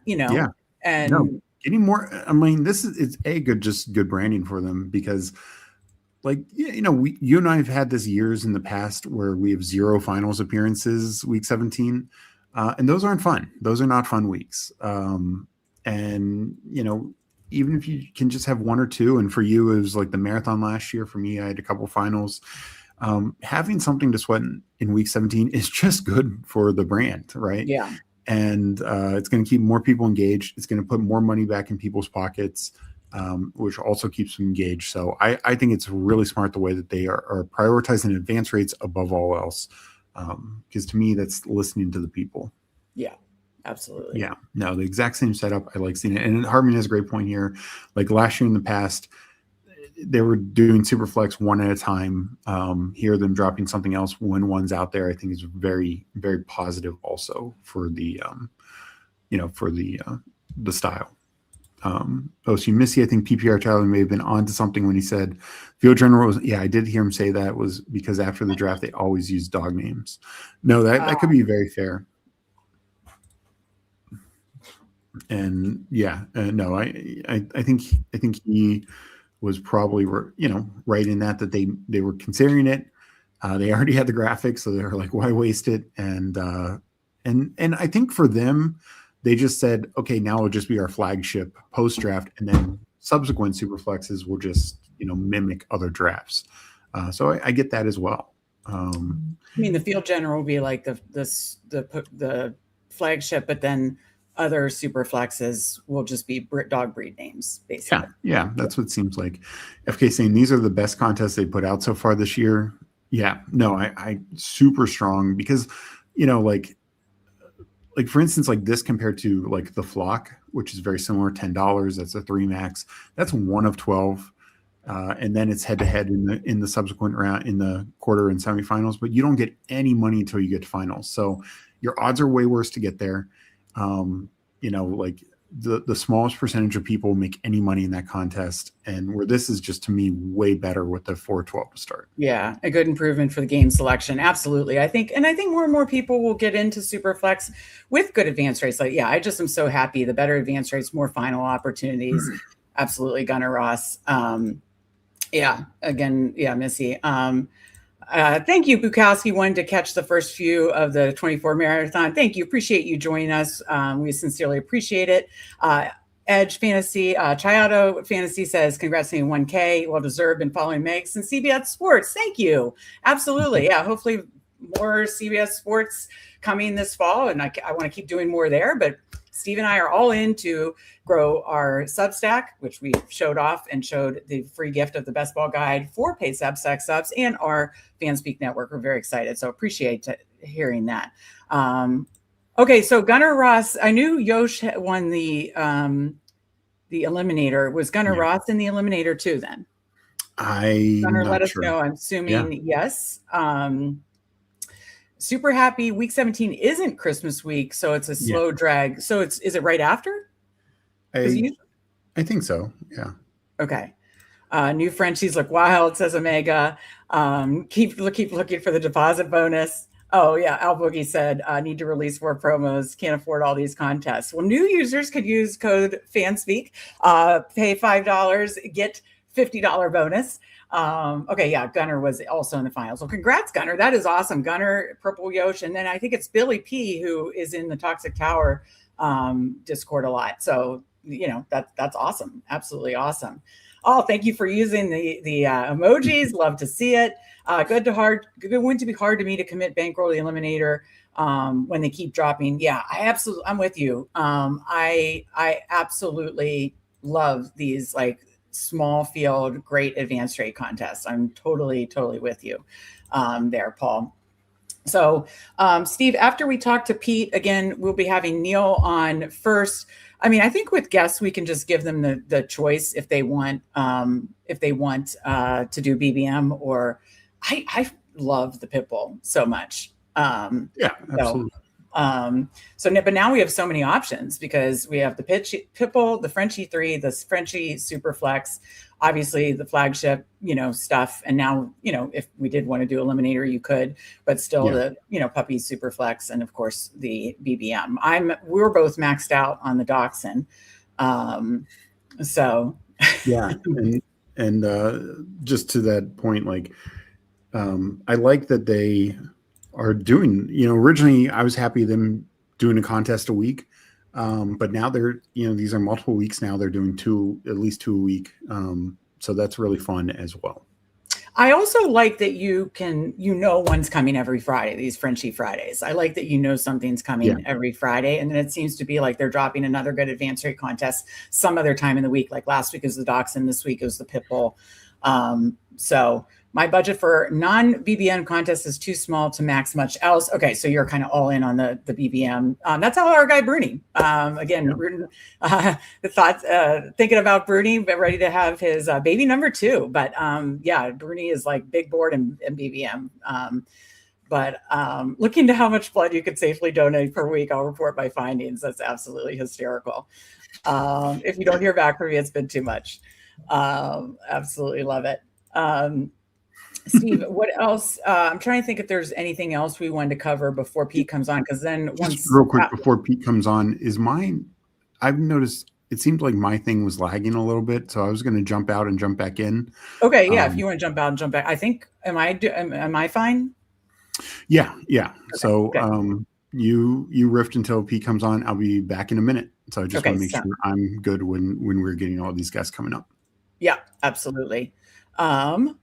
So, and speaking of, I believe Pete is joining us. What amazing timing. Pete, how are you? Or as I like to call you, the Ryan Seacrest of the fantasy space. How are you doing today? Good. You know, if Ryan Seacrest occasionally broadcasts it from his garage, I guess that comparison would be spot on. Okay. I love it. Hey, you were so kind to join us, and that's all that we care about. We are celebrating 1K subs. We just launched a new 2026 best ball guide that I want to send to you, and all of our Substack subs will get it as a free gift. Yeah, we're celebrating today, and we just are so thankful you joined us. So yeah, congratulations, guys. And you're going to be on for 24 hours straight? Is that so? My brother was having tech difficulties. He, yeah, I'm not sure if you can get closer to the mic. People can't hear the. Let me see. Let me see if that is that better. I think it's a little better. Yeah. Okay. Yeah. They're saying both good. So my brother jumped in, he jumped out and going to jump back in. But yeah, we're kind of the first 8 hours. We have a ton of guests, and it's going to be the two of us with a lot of guests. And then it's kind of like a little back and forth. Bruni, who was in the So You Think You Can Tout, is on the way to the hospital with his wife having a baby. Wow, he was going to be the Alex Trebek, of course, best ball Jeopardy with the So You Think You Can Tout PPR Tyler versus Rick, a little So You Think You Can Tout beef. I want to get your odds on that in a minute. But I'm taking over. So they called me Mrs. Ken Jennings, or Mrs. I'm going to just have to, I'll wing it. He sent me the board and I'll figure it out. So yeah, we have a lot of games. PPR Tyler versus Steve in like some college name game. PPR Tyler versus Rick in So You Think You Can Tout beef, best ball Jeopardy. And then, yeah, Andrew's going to be on one of our other hosts, and then just a bunch of other guests after. So it's going to be a lot of Steve and I, but after like 9 p.m., Steve and I are going to take turns. But Pete, I'm not sure if you met my brother, Steve. Oh, yeah. Nice to see you again, Steve. Yeah. No, great seeing you, Pete. Thanks for jumping on here. Yeah, no, we certainly appreciate, we saw how popular New Heights Pod was, and we said, let's try to do a sibling podcast for the best ball space. We've got a ways to go, but, we hit the first 1K. Well, I mean, I think if one of you can just start dating / get engaged to the biggest celebrity on the planet, it would probably do numbers for your podcast. That is true. I'm trying to think what golfers are playing today that I have crushes on. Most of them are married, so there's no single ones. And if they're single, they could probably be my son. So I was trying to think about that just off the top. But yeah, I don't know. Do you guys have a debate we had yesterday was whether the actor Adam Scott or the golfer Adam Scott was more popular? Do you guys have an opinion on that? Steve, you go first. I think more people in general know actor Adam Scott, but I think in the sports world, golfer Adam Scott. I would agree with that, Amber. In general, actor Adam Scott, love the Parks and Rec and sports world golfer. Funny you said that. I just had a girls' weekend recently, and our debate was hottest golfer, and mine was Ludwig Aberg. I can't even pronounce his name properly, probably, but and again, he could be my son. And I got outvoted by people. I should have gone with a guy my own age. Adam Scott was the group opinion that he is the hottest golfer on the tour, but he's also in my friend's age range. So I said the inappropriate name of the guy who was much younger than me. And my girlfriends all said, no, it's Adam Scott, because, he's our age, basically. So it sounds like that's actually the next debate. It's not who's more popular. It's who's hotter, Adam Scott, the golfer, or Adam Scott, the actor. Oh, that's easy for me. It's Adam Scott, the golfer. Yeah. Okay. Right. Yeah. Adam Scott, the actor's kind of got like a dweeby, cute, funny vibe, but yeah. Well, Pete, we have to ask you about, you've been so kind to come on, support us. Cute dudes watching this show who are now just absolutely devastated, I'm sure. That we're not going to just debate Adam Scott versus Adam Scott for 20 minutes. I mean, no, Meg's trashing the dweebs. So yeah. Oh yeah. I didn't mean to. You've been so kind to come on and support us. So my first question to you is, when did you come up with the So You Think You Can Tout idea? Was it me calling you Ryan Seacrest, or was it something that's been in the works for a long time? It was in the works a little bit before that. I did chuckle when you said that on After Dark, though, because I had already started working on this. I love it. Yeah, it was sometime late January, early February. I feel like when the season winds down, I always start taking stock of like, all right, what's the off season going to look like? What am I going to work on? And I don't know. I always just have this itch to do something new, do something different. You know, I love the rhythms of the football season, but creatively I get bored with it. So I always like to tackle a new project. And, you know, you start to see all this chatter all the time, right? In YouTube comments, YouTube chats, Twitter, Discord. Oh, that streamer's an idiot. I know more ball than them. I could do that. And I started to have this phrase pop in my head, which was like, I would like to see you prove that. Actually, let's see if you can. And so the thing started to formulate in my head, and it's kind of an extension of the Best Ball Bash in that people come on, and I've been really surprised with how smart and how well people perform on camera in some of those settings. And I was like, this could be a really big extension of that, create a show where people can toss their name into the ring. And I think that's been what's so fun about this experience so far, is seeing some people rise to the occasion and really surprising us with their potential and their talent, while simultaneously some people getting very humble in the process. And in the future video coming out, there's literally someone who goes, oh yeah, this is a lot harder than it looks, which is kind of the entire point. Yeah, I love when people come on and they're like, oh, wow, drafting live and keeping up with the chat, which, by the way, I've just ignored the chat just now. But, you know, it is definitely a lot harder than it looks. No, I love the concept. It's been entertaining, every ounce of it so far, and I can't wait to watch the rest. But I also think what's so amazing is even the people that don't win are probably going to have a lot of opportunities open up. The people that are good, the people that should tell. Number one, like you've said, you don't need permission. Go out and do it on your own, like we're trying to do. Number two, you know, I think there's going to be a lot of opportunities open. I heard Tambo, I watch a lot of golf content this time of year. I heard Tambo from Ship It Nation talking to Pat Mayo about they're really having their eyes on this contest, you know. And I want to say, I can't remember the other show, and I don't want to misquote it. Another show kind of saying the same thing. So I think a lot of people are going to have some doors open for them. Did you foresee that when you created this? You know, I thought obviously the end goal is that we find someone who is like ready to be a regular content contributor in the fantasy space, that people enjoy consuming their content. So that's obviously the goal we wanted to get to. But I will say I've been surprised at how quickly everyone has started to collaborate with each other. There's all these streams with people doing stuff that I think is really cool. And I think what I think is exciting about it is it has made making content less scary. Like it was the nudge and the push to be like, just get out there. Like if all these people, 135 people recorded a submission, put themselves out there to be literally judged, guess what? It's not that scary. And so I think that what's been surprising to me is how much everybody's collaborating, working together. I mean, everything I've done in the space has just been collaborating with my friends. Pat Corain and I started ship chasing years and years ago just because we like talking football with each other. What I do with the Badge Bros, you know, what I do with Kendall and Amanda at Fantasy Life, like everything is just collaborating with people I like. And so I like that people are now seeing that as a path. Yeah, just start making content with people you have a similar vibe with.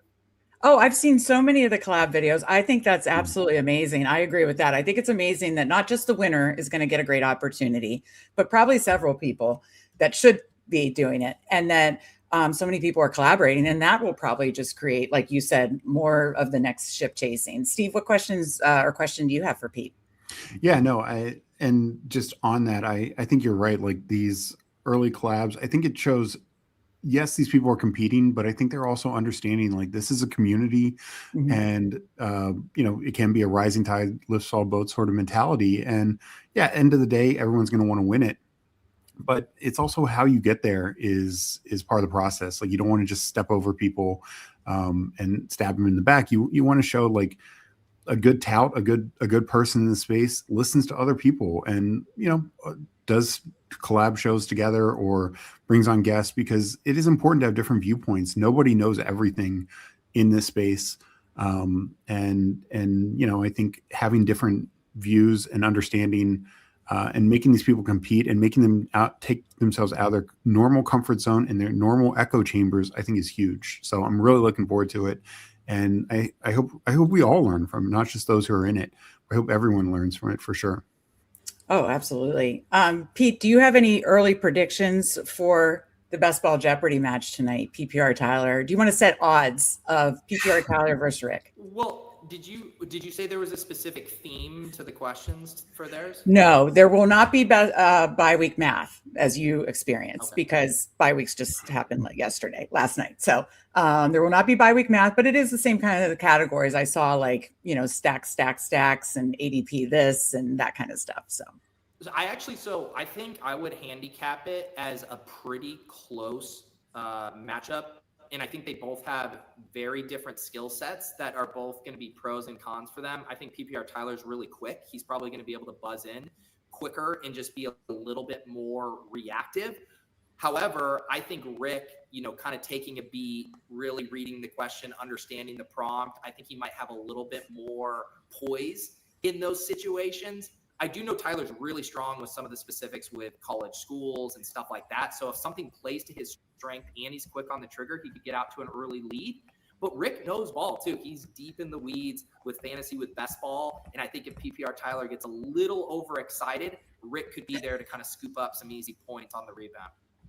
So you're saying PPR Tyler needs to keep the pop down? Is that what you're trying to tell me? I think he needs to keep the pop up, because that's what flusters Rick.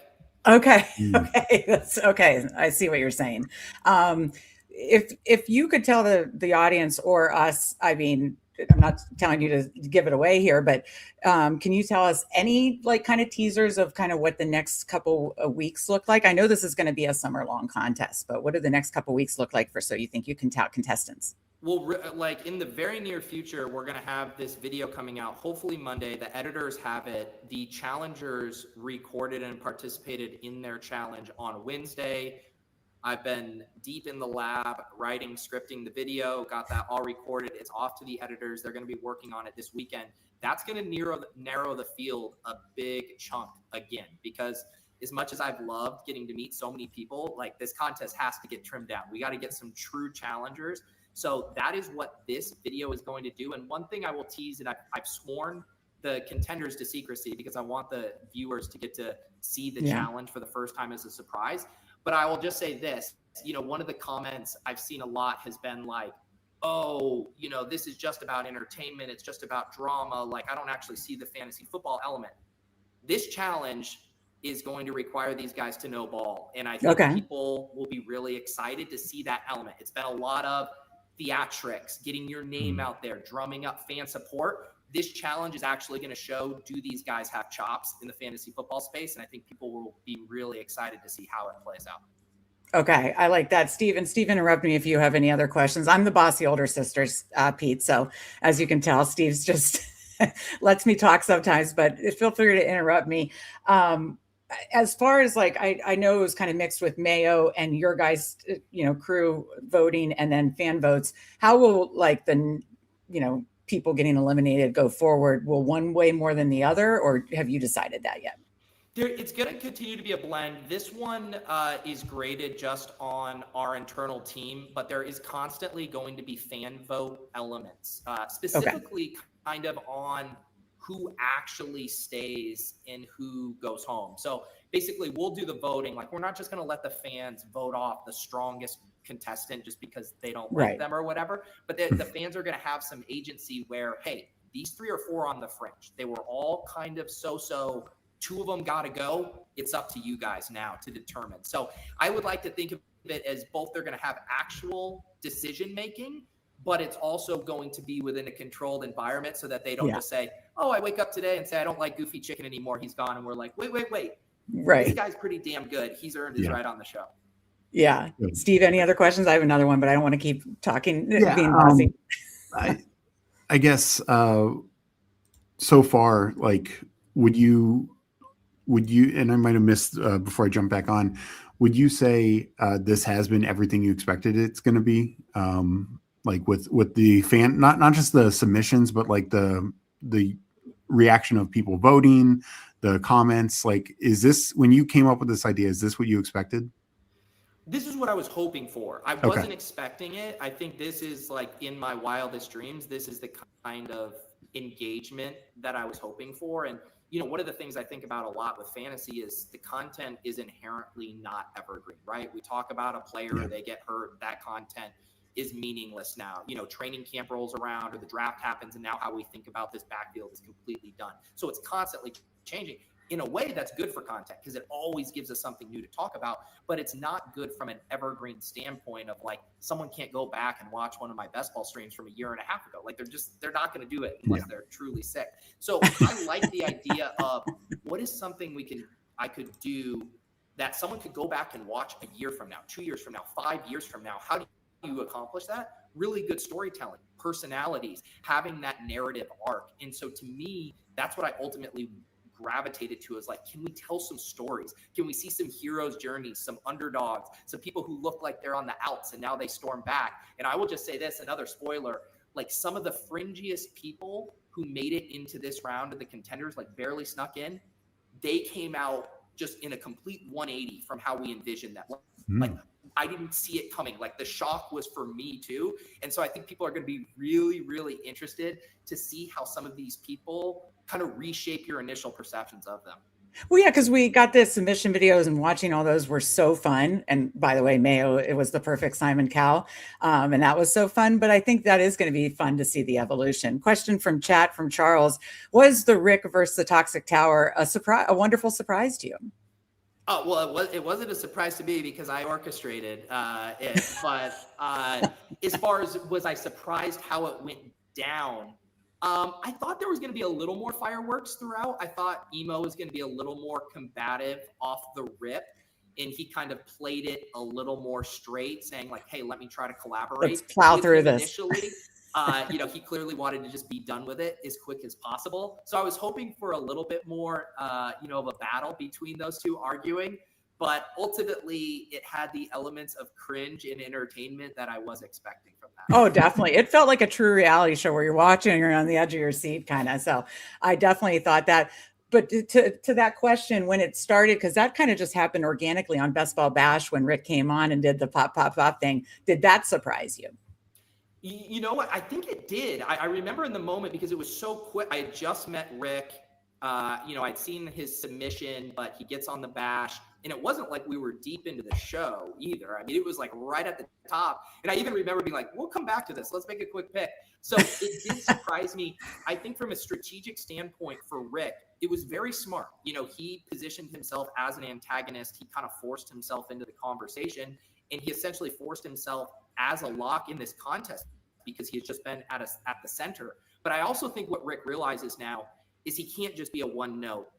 One trick pony, right? Like he can't just be an antagonist. He's going to have to show chops. He's going to have to show range. He knows some of the notes, the things he has to get better at on camera. And so I'm really excited to see if he can evolve and become a more fully formed character on the show, or if he's going to only have that one trick up his sleeve.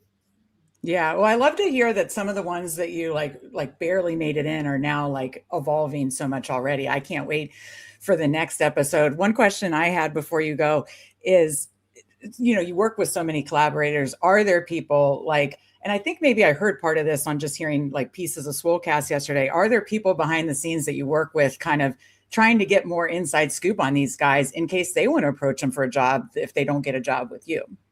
No one's reached out to me in that way yet, because also almost everything that I know, like the audience is going to know, right? Yeah. Like, I guess there's some parts of the audition that might get clipped or edited, but for the most part, what these guys put on tape, what they do in these different challenges, scenarios, etc., it's going to all be public. So the audition, it's happening on two levels, right? It's for the show, but to your point, if other people are like, oh, I think that person's really talented, and who knows, maybe a challenge comes up where someone has an unfortunate, early exit relative to their ultimate ceiling or talent. That would be the ultimate validation if not only did I find one person to win this contest, but multiple other people found an on-ramp to more success. I mean, that would be a testament to the show's success. So I very much hope that happens. Oh, I think it's going to happen. I really do think it's going to happen. And I mean, when we did After Dark together, my story, Pat Mayo kind of gave me an opportunity to just put some free content out there and get some reps.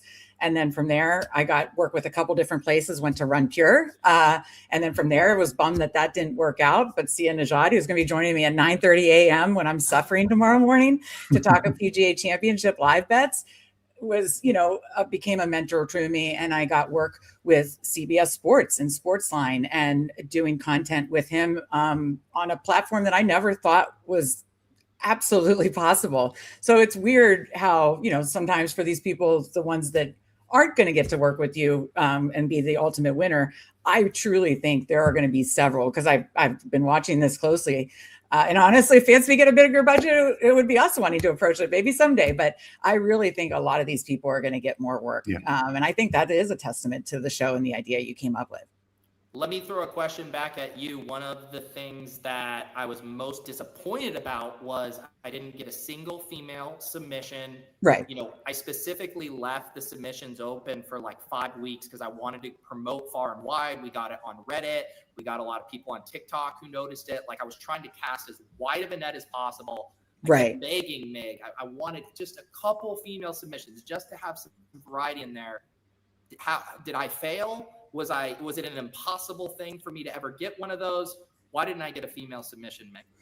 That's a good question. I mean, obviously, the percentages are pretty low. I mean, for me, if I wasn't going all in with Fanspeak and already working for CBS, I would have thrown my hat in the ring. But again, I think someone tagged me in something, and I responded, and I think you saw it. I said, I respect Pete too much to not go all in. If I'm going to do something, I want to be all in, and I'm all in right now with Fanspeak. And come September, I'm going to be all in, with half Fanspeak and half CBS Sports, and I want to grow my exposure there. So I would never want to do something where I couldn't fully commit. But as far as like the Megan in 2021 or 22 who would have jumped at this, I mean, maybe it is just daunting being, knowing that you are going to be such a small percentage of the pool.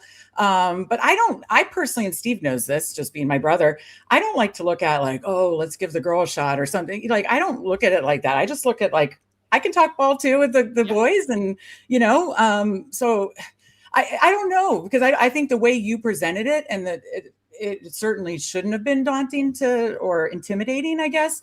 But I think naturally it's probably intimidating. And I think you, the female, the person who wants it, has to really have that, like, I want to go get it. And I cold emailed Adam Levitan, Pat Mayo, like one or two others in 2021, because I did want to go for it. And, had this been out then, I probably would have done it then, So I don't think it was anything you did. I think it is just intimidating. And I think the female needs to just, be ready to jump all in. And if someone's not ready to go all in, that's intimidating. I don't know if I answered that well enough. My hope would be that if there is a season 2, that the ladies would see that the bar to clear for a good submission is impossibly low, and that they do not need to be intimidated to toss their name into the ring.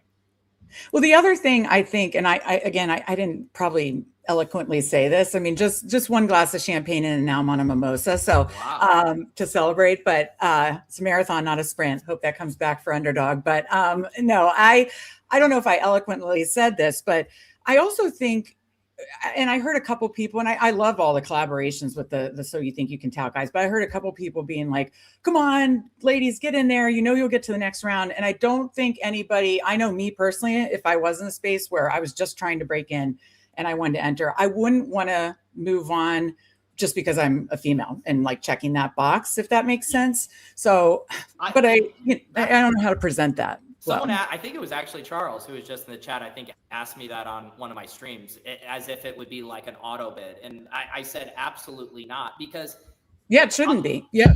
And also I would want, I'm going to send someone through to the next round who's not good. And then the audience is just going to rip into them and be like, why? Beat up them more. Yeah. Like, no, like you would have to earn it. But in the same way, I didn't want the contest to be all best ball bros. I wanted some variety there. I wanted some variety in the types of contestants, just because I think it makes for a more interesting show. So it bummed me out, but I do think in the future, now that they kind of see how this plays out, my hope is that they understand how inclusive it is to everybody. Yeah, no, I think they will. And I would make that part, and not that you did any, like, I think you presented the best way possible, but yeah, I think listen, ladies, you're going to be treated the exact same, because that's what I would want. So, I mean, some people are saying it's just because there are much less women in the space, but there are plenty. But like, people joke about like YouTube analytics, like, oh, 98% male. Well, I had 135 applications and 0 female. So even on that, metric, Yeah. You didn't even had get a couple. So that I do think from that regard, it was a disappointment. Yeah, no, I think you will for season 2. I think this is going to be an immense success. I think you're going to get, I think you're going to get somebody really good to work with you, but I also think people are going to get, some other opportunities that do deserve it. And I think it's just going to be entertaining for all of us. And like you said, and I think we talked about this when you had me on After Dark is, listen, me, Steve, we like, ripping as many live drafts as possible as the next person. We're going to be doing it for the next several hours, but we do need some like breaking up the content in the best ball space. And you've given us that. We tried to do that with Best Ball Jeopardy, which season 2 starts in a couple of weeks after Bruni's little paternity leave here. We're going to be starting that up in a couple of weeks. So yeah, I think it is good to break up other stuff than just live drafts. That's kind of how you felt too, right?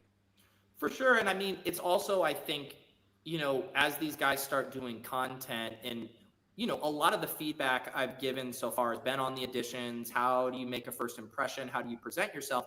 But then there's the second level. That's more for this competition. But then there's for the people who now didn't make it, who are going out and trying to start on their own. And one of the pieces of feedback I've given to some of the people who got eliminated, who are still really excited to make content, is you do have to find that unique differentiator. If you say that you want to be a best ball streamer, if you're not first or you're not the best, it's really, really hard to make traction in an oversaturated market. So then maybe I say to you, okay, you tell me you love best ball streaming. That's not going to deter you. Find a niche within that niche. Are you going to cover the eliminator exclusively? Are you going to do something with the side contest? Like, you have to drill down, because I think if you're just doing a watered down version or the 13th version of something that a bunch of other people are already doing, it's just going to take you so long to get noticed. Yeah, when Pat Mayo let me do a free show to get reps, I did it on the tiers contest on DraftKings because that's smart. Yeah. Not one person had it. Kicks in chat. She's a lady. She's a Bears fan. She's a lady. She says, I think season 2 will bring out more women. Whether it's Kicks or someone else, I absolutely agree. Steve, any final questions for Pete? I guess my question is, can you tell us how many points the contestants get if they are high on Cam Scatterbo or not? It's funny, this recent challenge, I'll give another slight spoiler. Someone was trying to sell me on Cam Scatterbo. But yes, no specific bonus points for player takes. The thing is I'm pretty agnostic myself. Price matters. I'm not a laundry bro. So it's hard to really pander to me with player takes. I'm a pretty neutral judge in that regard. Yeah, well, Meg theoretically is a Commanders fan. That's what we grew up, but she roots for more Giants Steve and Cowboys. Froze, I think. You can still hear me, right, Pete? Yeah, I can hear you. I can hear both. Oh. Yeah. So, so Meg is not a laundry fan either. She cares more about Scatterbo and Dak than Washington, that's for sure. Pete, did I freeze or did Steve freeze or did we both freeze? This is neither of you have frozen. We're all working. I've had you the whole time. Awesome. I am now a fake Washington laundry girl. And I basically am a Giants, Raiders, San Francisco, Steelers. It's unbelievable. My laundry bro or laundry girl that I am. But yeah, I know our guy, Alex Cups. I know he is a Cam Scatterbo. So I just say he might be a favorite and he knows ball because he likes Scatterbo. Did you want to say a quick hi to Neil before you jump off? Because we've got Neil Warfield as our next guest. Neil, I think you know Pete. Never heard of this guy. Oh, this is a Ryan Seacrest guy. Yeah. That's what I said. I agreed to come on with you, Meg and Steve. I didn't. This. So far, our best show on the Fanspeak Network is these two gentlemen below, Neil versus Pete in Best Ball Jeopardy. And again, Best Ball Jeopardy is starting back up in 2 weeks. You are our highest traffic show. You brought the heat, guys. I love it. Yeah, I haven't even heard Neil ask for a rematch. That's how badly destroyed he was. I got my rematch. It's just you were too cowardly to show up a second time. So it was technically against Nez instead. Yeah. That's right. Neil did beat Nez on your behalf. So technically. Neil, do you have an early front runner or favorite? And so you think you can tell? I kind of think it's Cups. Like I feel like you do really well in content with analytics people. So I kind of think the better analytical people out there are the front runners as far as I'm concerned. So Cups out, Neil Farley, I think, is up there. I'd say one of those two, or one of the Toxic Tower, just because I think they, I think they have something that trio together work really well together. But I also think they're all just really good entertainers on their own. So I would say I just gave you 5 out of 27, so that's not a great job of narrowing it down. But I'll go with Cups as the front runner. Neil, did you consider applying so you could say I'm the oldest man to ever apply? So you think I wouldn't have been, though, because Todd applied.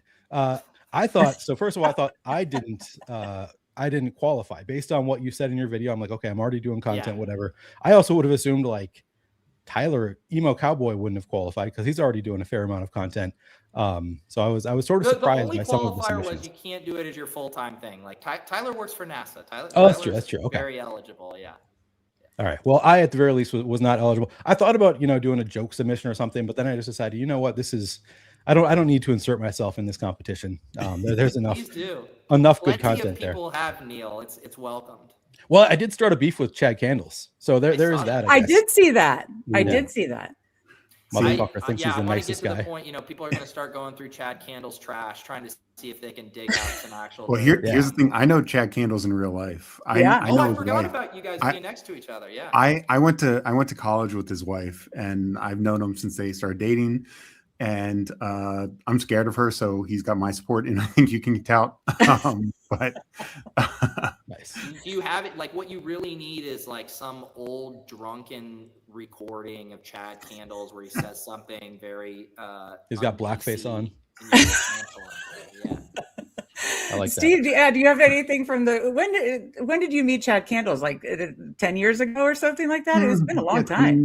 2016, maybe. Yeah, dive into the vault. I mean, I'm Chad Candles' neighbor in Baltimore. Right now I'm visiting our parents. I'm at my parents' house right now. But I'm Chad Candles' neighbor in Baltimore. So when he was taping by the train, I was like, if I walk by and I see Chad taping by the train tracks, I'll die laughing. So yeah.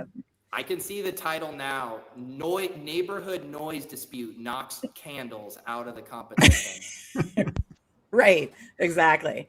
Well, Pete, we appreciate you jumping on with us. We're very grateful. Thank you for your support always. And if you need a woman element in So You Think You Can Tout, I'd be happy to be the Paula Abdul if you ever need a Paula Abdul. All right, for sure. Well, I appreciate you guys having me on. Good luck with your marathon and stay hydrated with good Gatorade too. Non-alcohol as well. Yeah. All right. We're going to try. Thanks, Pete. Later, Pete. Bye. All right, now we're on to Neil, and you are actually our first draft. So if you guys watching do not know of Neil, that's crazy. But if for some reason you don't, Flannelverse, link in the description. Obviously, Steve and I know Neil. We've drafted with Neil. We love watching the Flannelverse. But Neil, first of all, how are you doing? Second of all, what is going on in Flannelverse to start to kick off best ball summer? I'm doing well. I had to reset my cache yesterday because I was having trouble getting on to stream with the Fantasy Points guys, and now every time I do anything, it's a pain in the ass. So getting on here, I had to reset everything, and I always forget that I need to reset my passwords or find my passwords to get on whatever. So I showed up right at the last minute just because I was having technical difficulties. So that has been a pain, but generally happy to be starting Best Ball Summer in earnest. I'll be starting next week. I'll be streaming 3 times a week, I think, Mondays through Wednesdays at least is kind of where I'm starting things from a streaming perspective. Excited to get into hot Best Ball Summer. Absolutely. I mean, Charles is giving you a hard time. This is another tier 1 guest. We've got all tier 1 guests here in this 24-hour live stream. Are you doing more DraftKings, more Underdog, or going to mix it up all summer on Flannelverse? I think I'll mix it up. I currently don't have any sponsors lined up, so I can kind of do whatever I want, but I enjoy both of them. Of course, have had more success on DraftKings. Got 2 in the top 104 last year in the DK Millie. So, gotta be able to give myself a chance to brag about that constantly. So gotta do some DraftKings drafts, but I'll do some Underdog too. Okay, that's awesome. I did not realize. So wait, you had 2 in the top 100, you said? 2 in the top 104. The second one just fell out of the top 100 at the end. The top one ended up in 38th. was my top in the DK Millie last year. That's absolutely awesome. All right. Well, again, if you guys are not following Flannelverse, make sure link in the description. Neil, do you have a preference? Do you want to draft? We were going to stick with underdog during the day here. Do you have BBM, Pitbull? Do you have a preference on what it's a dealer's choice? It's a guest's choice, I should say. Man, Pitbull is kind of fun. But I do like the advance rates on the Pitbull. It is really fun, but I kind of feel like we've done BBMs in the past. We've had some success in the BBMs. I think we just stick with the BBM. Yeah, try and win some millions. And Neil, it was on DraftKings, but we had a team that did it make it to the semis last year? I think so. Yeah, we had a team that looked like it was going to get pretty far, and it made it, at least to like the semis. But I'm pretty sure it made the semis. Yeah. We ended up ran into some really bad injury luck, as I recall. Yeah, including I think Scatabo. Yeah. They're asking for your take on Scatabo this year. They know this is a Scatabo champ, which, by the way, you would have thought it was my son or husband that went down when Scatabo went down. Neil was one. Like 5 people reached out to me that day, Neil being one of them. It was so kind. It was like, you were really right. You guys were right on Scatabo. I'm so sorry for your loss, basically. And I sincerely appreciate it because it did tank my season then. Yeah, it was like you were doing really well. I mean, you had the team at the top of the marathon, and you just had so much going well, and then it's just like that one player. That's the downside to having like really big strong stands. Player takes, which I guess I benefit from usually not being like having huge stands, but it's like you can go really well, which it did, and it's still like I think it ended up being a win at ADP regardless, but it was going to be an absolute smash before the injury. That was a bummer. As far as this year, I don't have a hot take. I think it's about right. Like I think that he's a dog, but like just like coming back from injuries is always a tough thing. It's hard to predict how he's going to be at the start of the year, if he's going to, how quickly he's going to get back to full strength. So I don't have a hot take on Scatabo. I think the ADP seems about right. Yeah, I you know me, I have him ranked like 15 spots higher or something ridiculous like that. But someone, I forget, I think it was Jim Waller. Yeah. Oh, which by the way, love when we talk like coaching trees with the So You Think You Can Tout. And Jim Waller said, I'm part of the Neil Orfield coaching tree. Right. And he is. And so, but Jim Waller said something like, as a Raven, he's a Ravens fan. There's no way that John Harbaugh doesn't just love this football guy, just in Scatabo. So I hope we're right there. So I'm going to just jump in instead of doing big countdowns. We're just going to jump in. Anybody want to jump in with us? Hopefully, we're waiting on 9. So water is warm, people. Jump in with Neil, Steve, and I. We're going to do a team. Hulk Smash says hi. Charles says, Neil's Chicago wide receiver take. Are you a Rome? Are you a Burden? Where are you leaning there? I mean, Burden helped me get to 38th in the DK Millie last year, so I'm forever grateful for Burden. I think I am more of a Burden guy, but he's also going higher than Rome. So I kind of think both of them are at like about where they should be in terms of ADP. I actually think Burden is like a little bit tougher of a click for me than Rome, despite like I do think that he is my favorite in a vacuum. But once you factor in ADP, I don't have that hot of a take. But both of them, neither of them is a huge priority for me where they're going, which is hard because I kind of want to bet on the Chicago offense. I've been doing it more through DeAndre Swift than anything. And I like, you get the tight end eligibility with Loveland. So I think they're both fine. And I try to, I use the sidekick. I still will mix in Luther Burden even when the sidekick isn't recommending it sometimes, just to like make sure I get those numbers up a little bit. But I think right now I'm underweight probably on both of Burden and Odunze. That's one of those things. I'm also kind of early in haven't started streaming yet, still pretty early in my process of like how I'm analyzing who do I really like, who do I not like at ADP. These things change pretty significantly for me throughout the offseason. So as of right now, I don't have a hot take on either of them. I mean, Burden was really strong last year in terms of like yards per route run, kind of fell off in the playoffs. And I think he might have benefited a bit from the injury to Rome Odunze. But ultimately, I think he's a really talented player, so I don't really want to bet against that. No, I want to have, a little bit of all the weapons. I'll probably have the most Swift and Swift and Rome, but I want to have a little bit of all. Mike Rob gives a good reminder. Draft is starting. If you're a YouTube member, Fanspeak fam, just $3.99. Click join if you're interested. Not only do you get the emojis and the team reviews and 2 extra shows a week from the siblings here, that you also will have all drafts tracked for fun prizes at the end of the season. So keep that in mind. Aiden wants to know if you're a Hendo truther, and then let me see who's in this draft.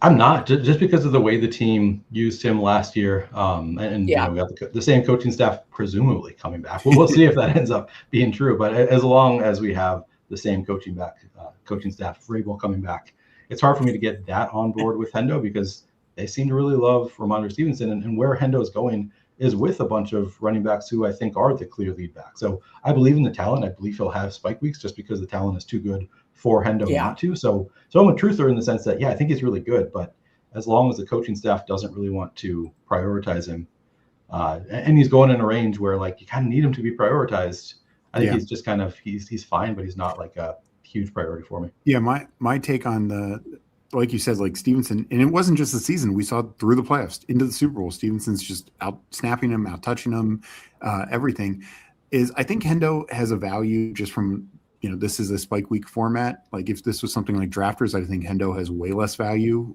just because you can't rely on him. But I think you have to build properly. Like if you're doing like a 0 RB and Hendo's your first running back, you're probably in trouble because you need consistency, or like pair Hendo with like a Kyle Manon guy or guys like that later who are going to give you 10, 15 points week in, week out, but don't have that 30-point upside. Yeah, I think that's a good take. Like he's going to have the spike weeks, which is honestly a big part of what we're shooting for on Underdog, DraftKings, etc. But yeah, he's going in a pretty strong range. It's part of the issue. It's just like I kind of like a lot of the running backs there. Scadaboo's there, Monty's there. It's like,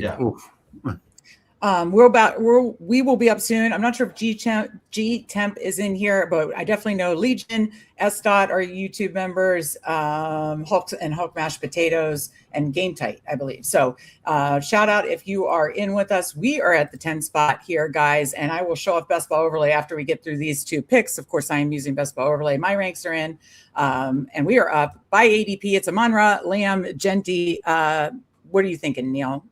I'm an Amon-Ra guy. We just looked at, so we just released, and you have access to it because you have a Fanspeak Substack, DGen Substack subscription, paid Substack or courtesy Substack. Subscribers get a free gift, and it's our 2026 Best Ball Guide. And we just went through it before Pete came on, looking at all the player stats and data, and we have spike week charts for everybody. And you look at Amon-Ra's spike week chart, and boy, does that make you feel pretty damn comfortable. I mean, it's pretty much a usable week, wide receiver week every week, and then obviously plenty of spike weeks mixed in too.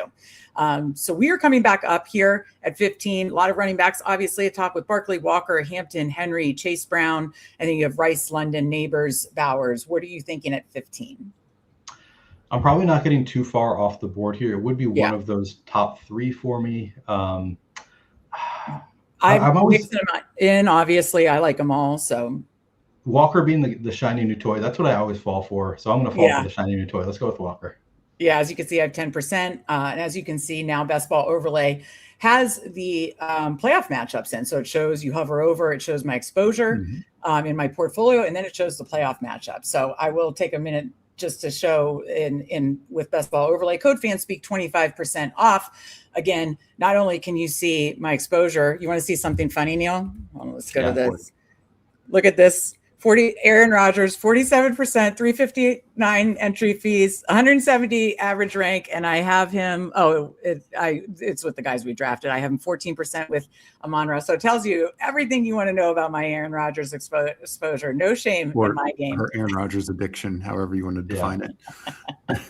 I kind of get it. Just, I mean, odds that he ends up on Pittsburgh has got to be like 85-90%, I would think. And right now the price is going to come up as soon as he does sign, as soon as it is a sure thing that he is coming back. And I'm probably undershooting it, right? He's like the odds that he's a starting quarterback in the NFL next year, I would guess greater than 90%. And at that point, because quarterbacks have shifted up so much, like he's the one that you can get late. That's like he's almost certainly going to be a starting quarterback in the NFL. He was still like pretty good last year. I think I have not been doing that, but I think it actually makes sense. I wanted to, because I think a lot of people also look at it from what he dealt with last year from an Arthur Smith offense. And I don't think enough people are giving him the, Mike McCarthy bump. So I wanted to get your take on that. And just to your point, like up until he got injured, he was like a 7% touchdown guy, which was like third in the league at the time, and ended, I think, 4.8%, which I think was 11th or 12th in the league. But I wanted to get your take on what you think the Mike McCarthy offense does for Aaron Rodgers and his now multiple pass catchers. This is kind of beyond my depth. I'm not the biggest like coach knower and coach tendency knower, so I don't have a great take here. But I think anybody is an upgrade over Arthur Smith. I mean, depending on the position. But I suspect, it's got to be some kind of an advantage to have Mike McCarthy coming in instead of Arthur Smith. But yeah, this is, I'm not gonna pretend to know better than I do, and I don't have a great take here. Well, just to the point, like, and I know Dak is younger, but when Dak was healthy, Dallas had a top 5 offense with Mike McCarthy every year. Yeah, and even like if you isolate the weeks that Dak was healthy, like what was it, 2023, where he missed that 6-game stretch in the middle, like the weeks that Dak played, he was just dominant. And the offense was dominant. So yes, Aaron Rodgers is older, but I don't know. I just feel like people are treating him like he's going to be quarterback 25, and he, I think is much more likely to be quarterback 16. Right. Is kind of how I see it. Yeah, I think that's right. That's what I always said. Well, let me say this first to answer the earlier question on the underdog promo. This is Paul's 5th BBM, and he was granted an immediate ticket to redeem by clicking the UD promos page. Ticket expires in 1 week. Yeah, I basically have said on a ton of these shows, and even before we kind of got the Mike McCarthy interview on Pat McAfee that made it seem really clear that he was coming back, that, basically after Cam Ward, he's the only one, he's not coming back to get benched. So if you take out injuries, he's the only one without any bench risk that late, basically. We are coming up at 34 with our 3rd round pick. Top of ADP is ATN, as I always say, Devonta Smith, T. Higgins, Javonte Williams, Garrett Wilson, Zay Flowers. We start 0-1-1-0. I'm kind of a Devonta Smith guy. I think that, as soon as the AJ Brown trade happens, he's going to be shooting up boards. So yeah, I'm a fan of Devonta Smith. I haven't really adjusted for week 17 matchups or playoff matchups. Yeah, look at this. So yeah, Seattle, that's a tough one. Seattle, Houston are tough, but week 17 49ers feels fun. I think that'll be good. Yeah. So, but yeah, I am trying to get more Devonta Smith with just knowing that it looks like AJ Brown after June 1st will be heading to New England. So we'll be I'll stay here, coming up in 4 picks at 39. We're at 0-1-2. I mean, I'd say if Higgins is still there, but as you can see by my 28%, it's something I do quite a bit. I don't think he should be going this late, but I'm open to any of these. What are you thinking? I'd be fine with Higgins. I'm also, I was going to say Javonte, somebody I'm up there with. Lad McConkey, I don't know if either of you read Ryan Heath's article yesterday about who might benefit from new coaching tendencies. Sounded like Lad McConkey could be a winner this year if he's assuming that he is the one wide receiver who's out there when there's only one. No, I love Ryan Heath's article, so I need to read that, and I've kind of been leaning into that thesis. I'll let you pick, or Steve, 11 seconds. What do you guys think? My vote's Lad. Also. Let's go Lad. Let's go Lad. I haven't gotten, I love fantasy points. I haven't read that article yet, but this has been my thesis as soon as Mike McDaniel signed there is Lad's the guy. Like McDaniel loves good route running and fast receivers. Guess who does both of those? QJ is fast, but he's a terrible route runner. I just think Lad is the chess piece who can move around, do some of the Debo stuff from the San Francisco days. And I've always said this, like you look from anywhere he's coached, Mike McDaniel's receiver. I remember Andrew Hawkins coming on like the Rich Eisen show saying that he learned more from his 1 year with Mike McDaniel than he did the rest of his NFL career as a receiver. And it's just like, I think we saw this with Hill. I think we saw this with Waddle. Like he gets the most out of his guys and puts them in the best position. And we even saw the year that those guys were kind of banged up and Jonnu had to take over. Like he's just such a great scheme guy. And Lad is the guy who can probably take advantage of that the most. All right. Yeah. Does Legion, I'm sure Legion's a big Scatabo drafter. Does he take Scatabo there? I think Meg might forget this, but Cards, I think, said he was going to do take a drink, like chug a beer every time we took Scadaboo on stream this 24 hours. So it could get dangerous for him. Yeah, it's going to be real dangerous. You need to keep a hydration packet near you then, if that's the case. Because, we got hellos from, of course, Candyman, Fantasy Football Garage, and Hulk Smash Draft. I got the Hulk mashed potatoes, but hellos to Neil. 45% Lad. Okay, Mike Robb on Lad. And they're blaming Ryan Heath for this, but I think that's Shoup too. And I do agree that with Coolers, that I think he's going to be a BBM riser as we get more of that kind of probably coach speak, I'm guessing. Don't you guys think? Seems likely. Yeah, I do too. And especially if the Njoku thing actually probably helps Lad the most, because it probably means less likely Keenan's back. And if they're in 2 tight end, I think Lad will stay out there in 2, Andy in 1, and some 1 wide receiver sets. So I just think there's just so much upside for him to be the absolute focal point of this offense. I can't remember if Flyfish is a Steelers fan, but I know sometimes Steelers fans are the most bearish on Rodgers. I'm just really leaning into the Mike McCarthy reunion and better weapons too. We got to remember, not only was it just Arthur Smith, but his weapons outside of DK Metcalf was pretty rough. So that's what I'm leaning into with the Aaron Rodgers big bullish stand. And Scadabo did go to Legion. To no surprise, Sharp Drafter goes 46. Legion starts 0-2-3. Like that. We're going to be coming up here at 58. So I have my ranks in, but top of ADP is Loveland, Moore, Judkins, Rome, who we talked about earlier, Price, Christian Watson, Tate. We do have 2 picks coming up. What are you guys liking in this area? Yeah, so we only have 1 running back so far. So I think it would be wise probably to get one of these running backs. I'd be fine with Judkins. I have some concern about the injury there.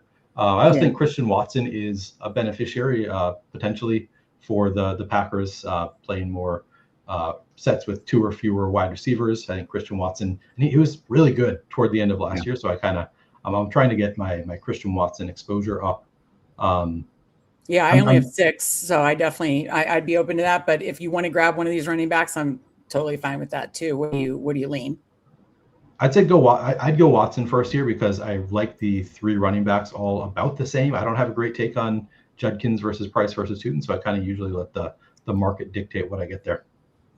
I personally like these 2 over Tootin, but if you wanted to take Tootin, we certainly could. They do go, but no, that's I have Ramondre ranked, like if you go by my ranks, I have Ramondre and Rico ranked way higher. And since we won't be back around for a while, and Tootin does go too. If you wanted to pull up Ramondre, we just talked about him, I wouldn't mind that. But what are you guys interested in?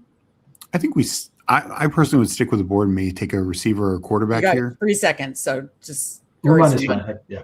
Okay, it's Ramondre. Yeah, sorry. The old 20-second clock got us there, but we're at 0-2-4 with Ken Walker, Ramondre, ASB, Devonta Smith, and Lad McConkey, Christian Watson. So a lot of stack options here, when we come back around. So I do think it's good we got that second running back.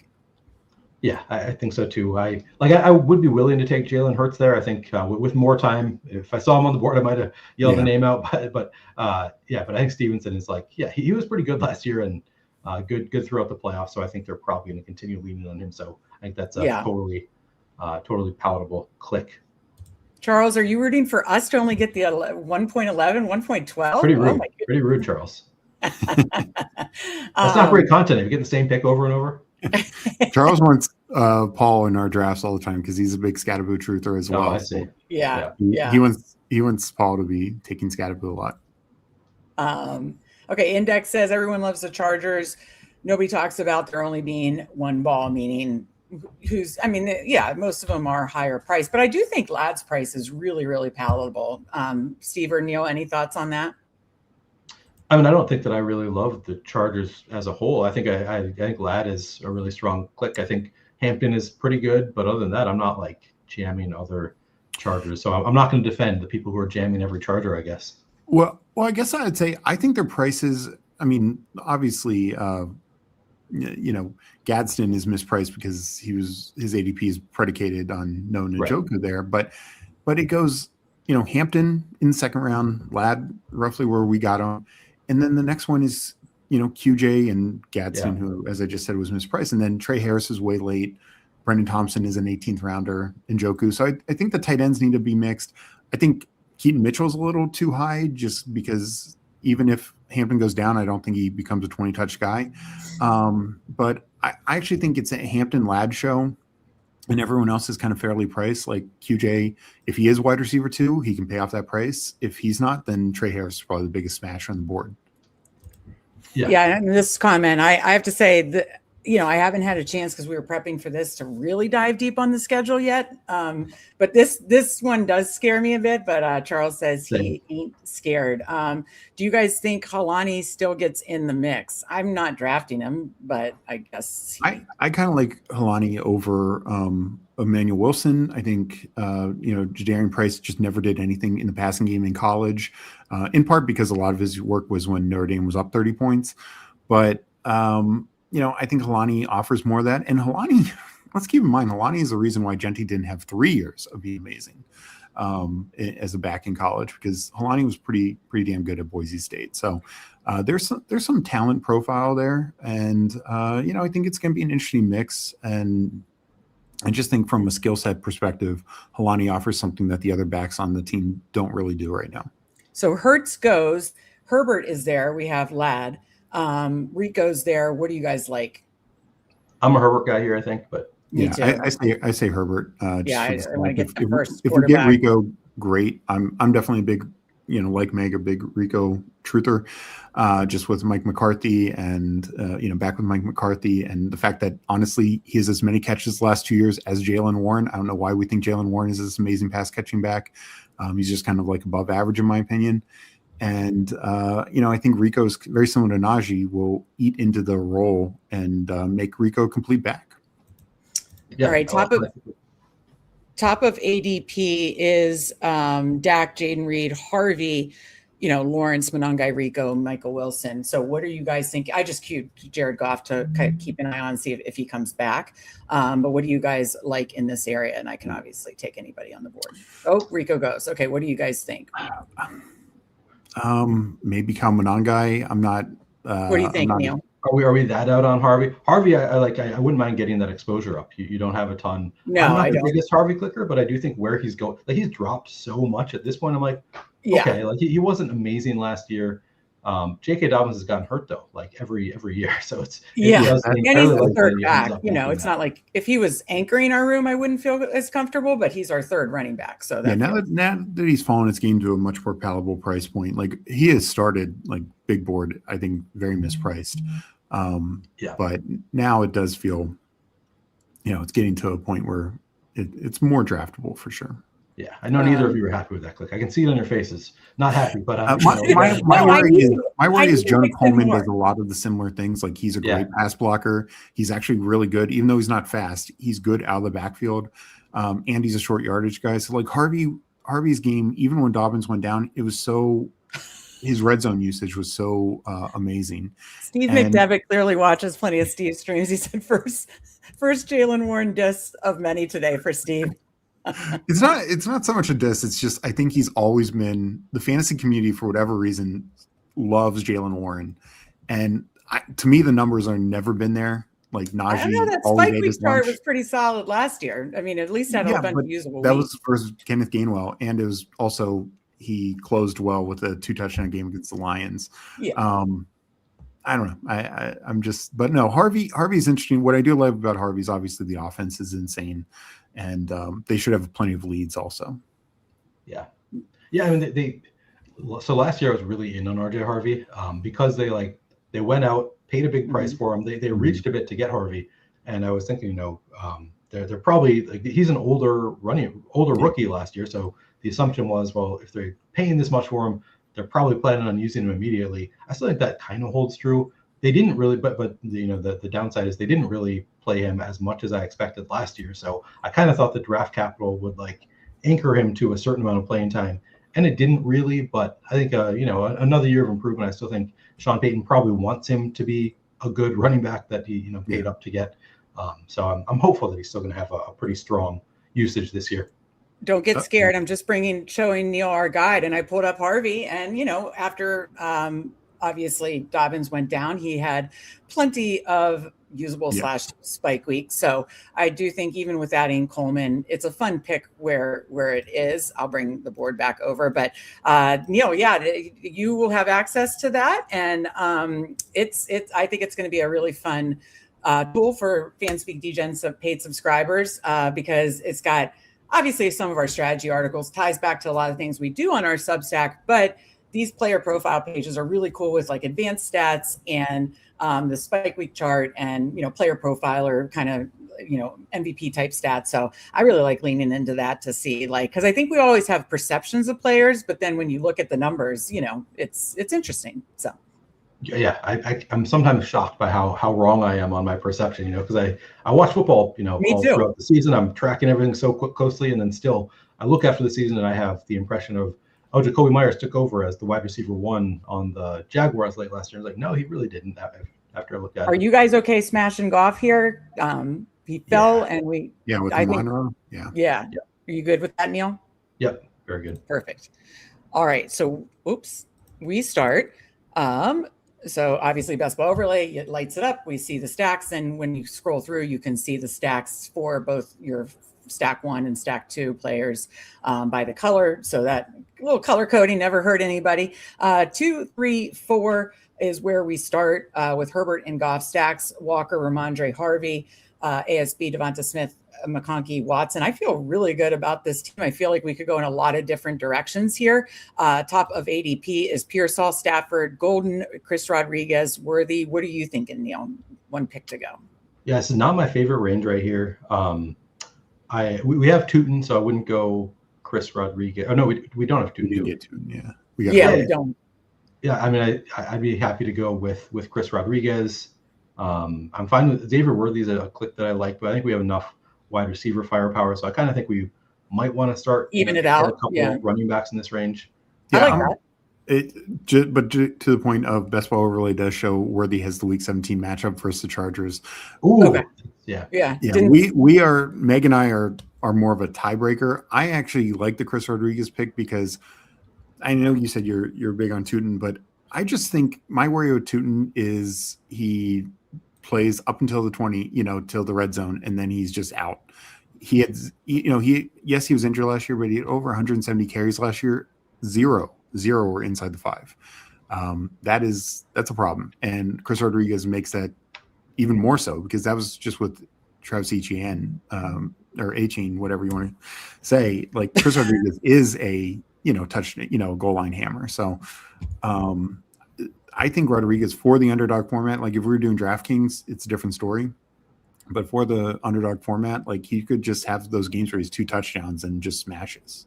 Speaking of not remembering things, sorry. When you say Tootin didn't have any carries inside the 5, I'm like, I feel like I remember 3. No, I'm sorry. That was Bucky who I was thinking Bucky Irving. I definitely got confused there. So I misremember that, but no, the Tootin point is people think that he was the goal line runner, but A-Chain, I think it was like 50 to 30% or 50, something like that. Maybe that was inside the 10. I'm trying to remember. I looked at this on Fantasy Points the other day. Shout out to Fantasy Points. But the problem with the Tootin is it's a 3-man backfield. And the Bucks are very similar in that regard. Where LaQuint Allen is going to have his 20%. Like he literally outsnapped Tootin last year. I don't think that happens this year, but I just think that just limits Tootin a little too much in my book. Couple quick compliments. Thank you, Donnie Murphy. What a great show. Appreciate that. Aiden says this team is sick. The upside in the overall wide receiver room is crazy. I would agree with that. We got Mick and Chuck. Good to see you. What contest? This is a BBM first draft of the day. First of many, many, many drafts with Neil drafting a BBM. Hopefully we split, whatever, 2 million up top. Wouldn't mind that. Mike Robb, before we get back to our board, says, I feel like Neil would be a good person to let us know the best maple syrup out there. Do you have an answer to Mike Robb? Neil? I mean, that's more of like a Mainer, Vermonter type question, I think, than a Minnesotan. I mean, I am not the best person to ask. I would say Mathology, I'm sure he's never sent me any, so I can't say for sure, but I would guess that Mathology makes some great maple syrup. Yeah, that's right. He's Maine. He's Vermont. He's Vermont. Vermont. Okay. Yeah. I do have a friend who lives in Vermont who did send me home with some maple syrup once. It was very good. So yeah, I would go for the maple syrup in the Northeast. Yeah, that's fair. That's fair. Okay, so a 244 top of ADP at 130 is let's see, Shakir's there. Kelsey, Shakir, Andrews, Tracy, Coker, Kincaid, Gadsden. I know he's been falling, obviously, now that Njoku's there. What are your guys' thoughts in this area? It would be either Andrews or a running back. I don't want to upset Meg by suggesting Tyrone Tracy as a potential pick here. We can do it if you want to do it. I do have three for okay. We have four running back. I mean, we can, we go. I like Andrews quite a bit. Yeah. Okay. So Andrews, like I like Tracy more than Meg does for sure. But to me, I didn't know if we needed a fifth running back by pick 11. Yeah. And well, he's there if you want. We're coming back up in 5. Top of the board is Tracy, Coker, Shakir. If you did want to, still stack Gadsden, he is there. But another tight ends, if you want to double tap tight ends, or if you want to look for a third quarterback. I mean, we don't have any stacks now, but you could always back stack guys like Darnold or Ward, or I will most definitely make you take Rogers, Freiermuth. So no, what are you guys thinking at pick 135? Tracy does go. And yeah, Shakir, Coker, Kincaid, likely Gadsden is top of ADP. I'm tempted to go quarterback just so Meg doesn't force us to take Rogers later. If you don't have much Rogers, maybe it'll be good for your No, you're right. You're right. It would be good. It would be good. I am a cokehead. Okay, let's go. Let's go. Guy, so I wouldn't mind going that direction. Let's go. Cokehead. Also, there's another quarterback. I assume Bryce doesn't. I don't actually think I've drafted Bryce at all yet. Bryce hasn't gone yet. Yeah, you can sometimes get him pulled back to our next pick. Okay, there we go. I queued it up just in case. So now we're at 2, 4, 5, 1. After that turn, I'll put the board back up here. No, I think this is a nice fun start. Like Aiden said, a lot of spike week potential in that wide receiver room, but it's not like we ignored the running back room. Still like double tapped quarterback in that area and stacked. I'm liking this team. What are you thinking, Neil? Yeah, I'm thinking this is a really strong team so far. And we've got, the build so far, I feel like we have flexibility in what we can do going forward. Yeah. So I like it. Oh no. And that's is a nice thing too, when you don't like lock yourself into one thing. Disbanded, good. Well, you've been in here, but disbanded Fanspeak Plus. Appreciate that. I'm not sure if that's what we should call maybe our Substack subscribers, but the Fanspeak Plus subscribers. But yeah, all the receivers are wide receiver ones in our offense. That is true. What is a good split for rookie 4th rounder versus first round incumbent from Flyfish? Steve, do you want to take this one? I'm not sure which team we're talking. Yeah, I'm not sure what he's referencing exactly. Well, while you're thinking about that, Hartman asks, has Neil tried Blue Moon ice cream? It's a Midwest only flavor. Okay. No, I like Blue Moon beer too, so I actually never tried it. Yeah, I never heard of it. I've never heard of that either. I see Aiden's question. I saw this earlier and I was thinking about it. Off the top of my head, the one player that I might have 0% of right now is Josh Allen. Where he's going relative to all the other top quarterbacks. Yeah, I have not bought it, which is like I don't think that I want to end up with 0, because I do think Josh Allen, we've seen the ability to put up 45 fantasy points in a week and just completely separate from the position. So he could do, I think he did it a couple years ago, but he could do that, Derrick Henry, what he did last year, where I was pretty out on Derrick Henry last year and felt pretty good about it. And then he put up 45 or whatever in the championship week. And it's like, okay, well, that's a regret. I think Josh Allen will be a pretty big fade for me.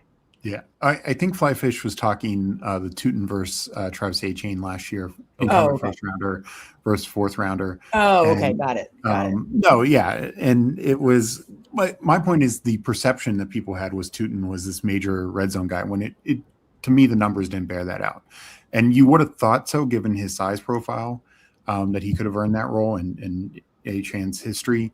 I get what you're saying, like it's former first rounder, but that's also I guess my point is like. Tootin hasn't earned much yet.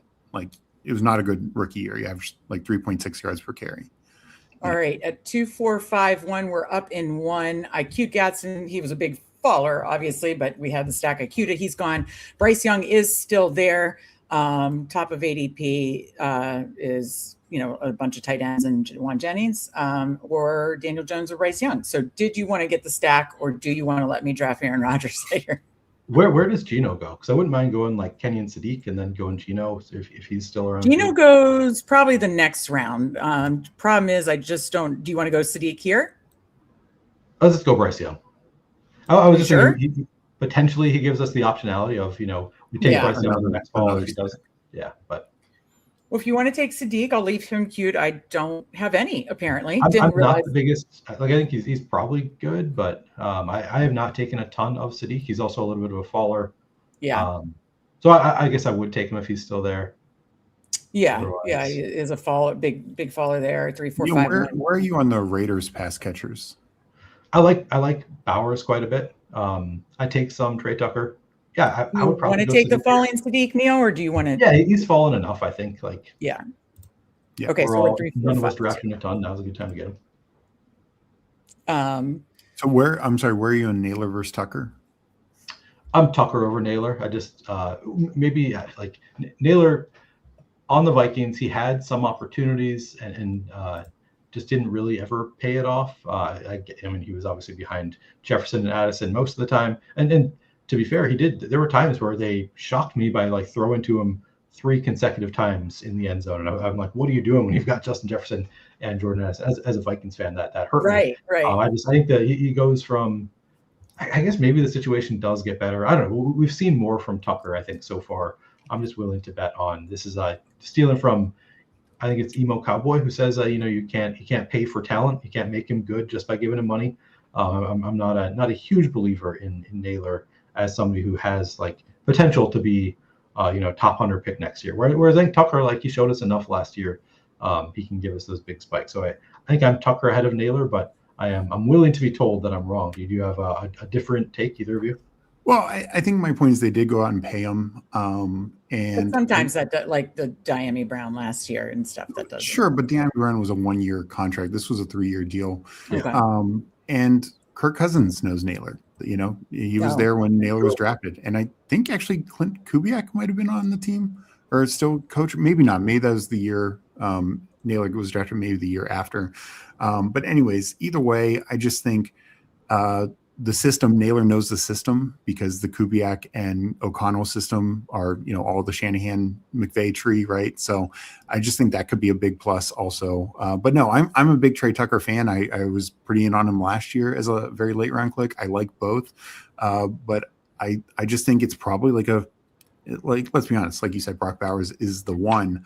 But to be the number 2 pass catcher on this team, I think it's probably 50-50 between these two guys. So I want pretty decent exposure to both. I love the offensive system.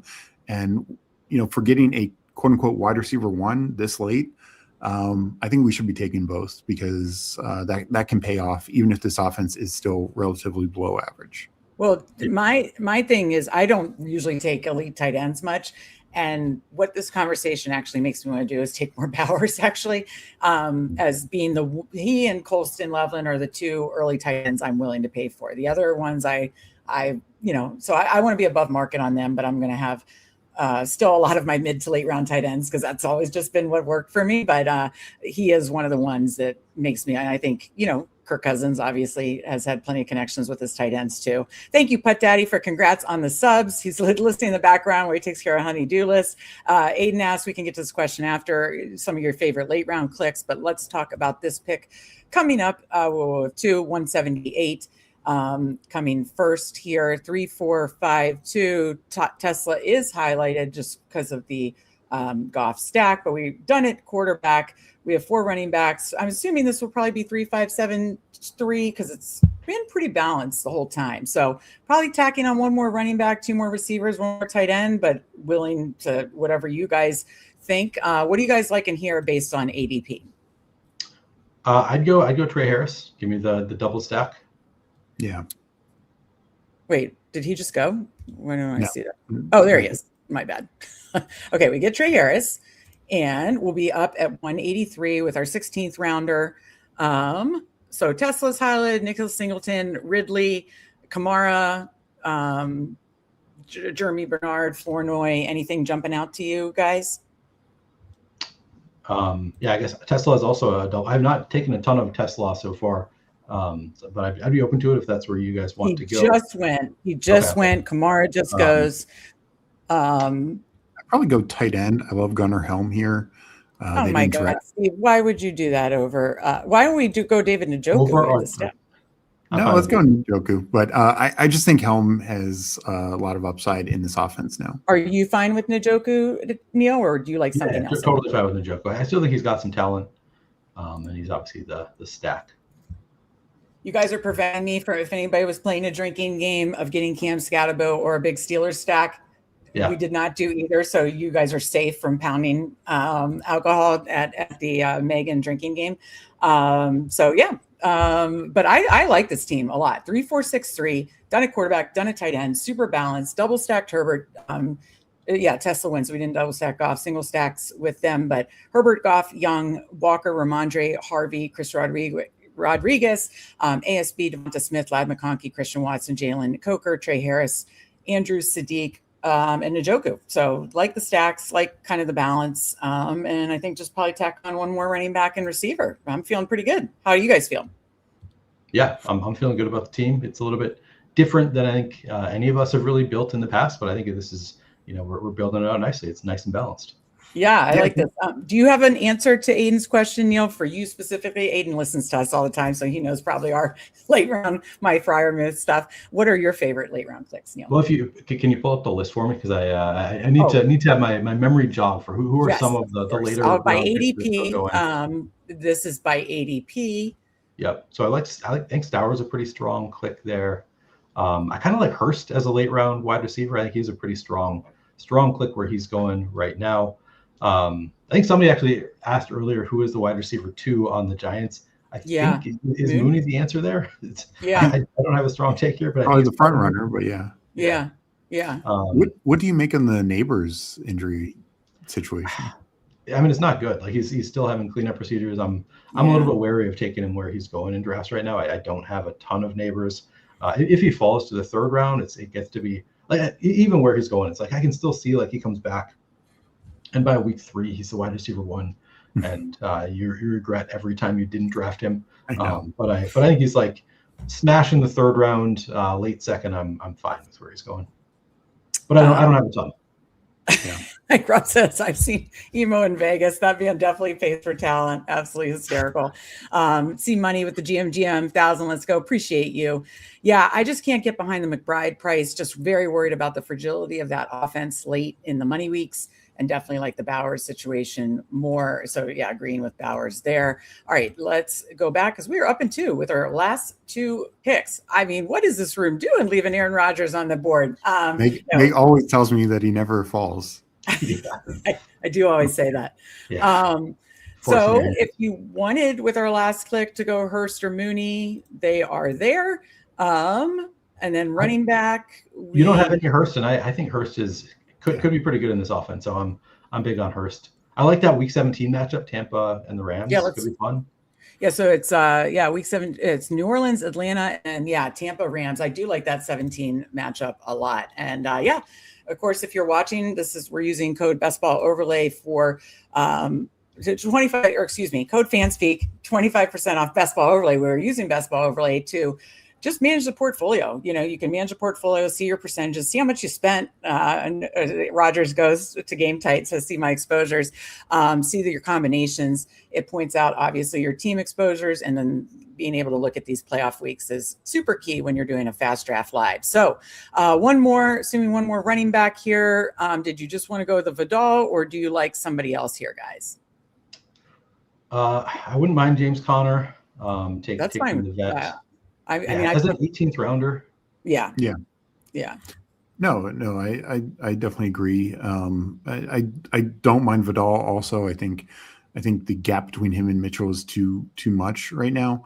And Vidal was more like in the handcuff sense of kind of similar to like a Ray Davis or Tank Bigsby. Don't have much week to week value, but boy, if anything happens to the starter, they're the ones who are going to take over.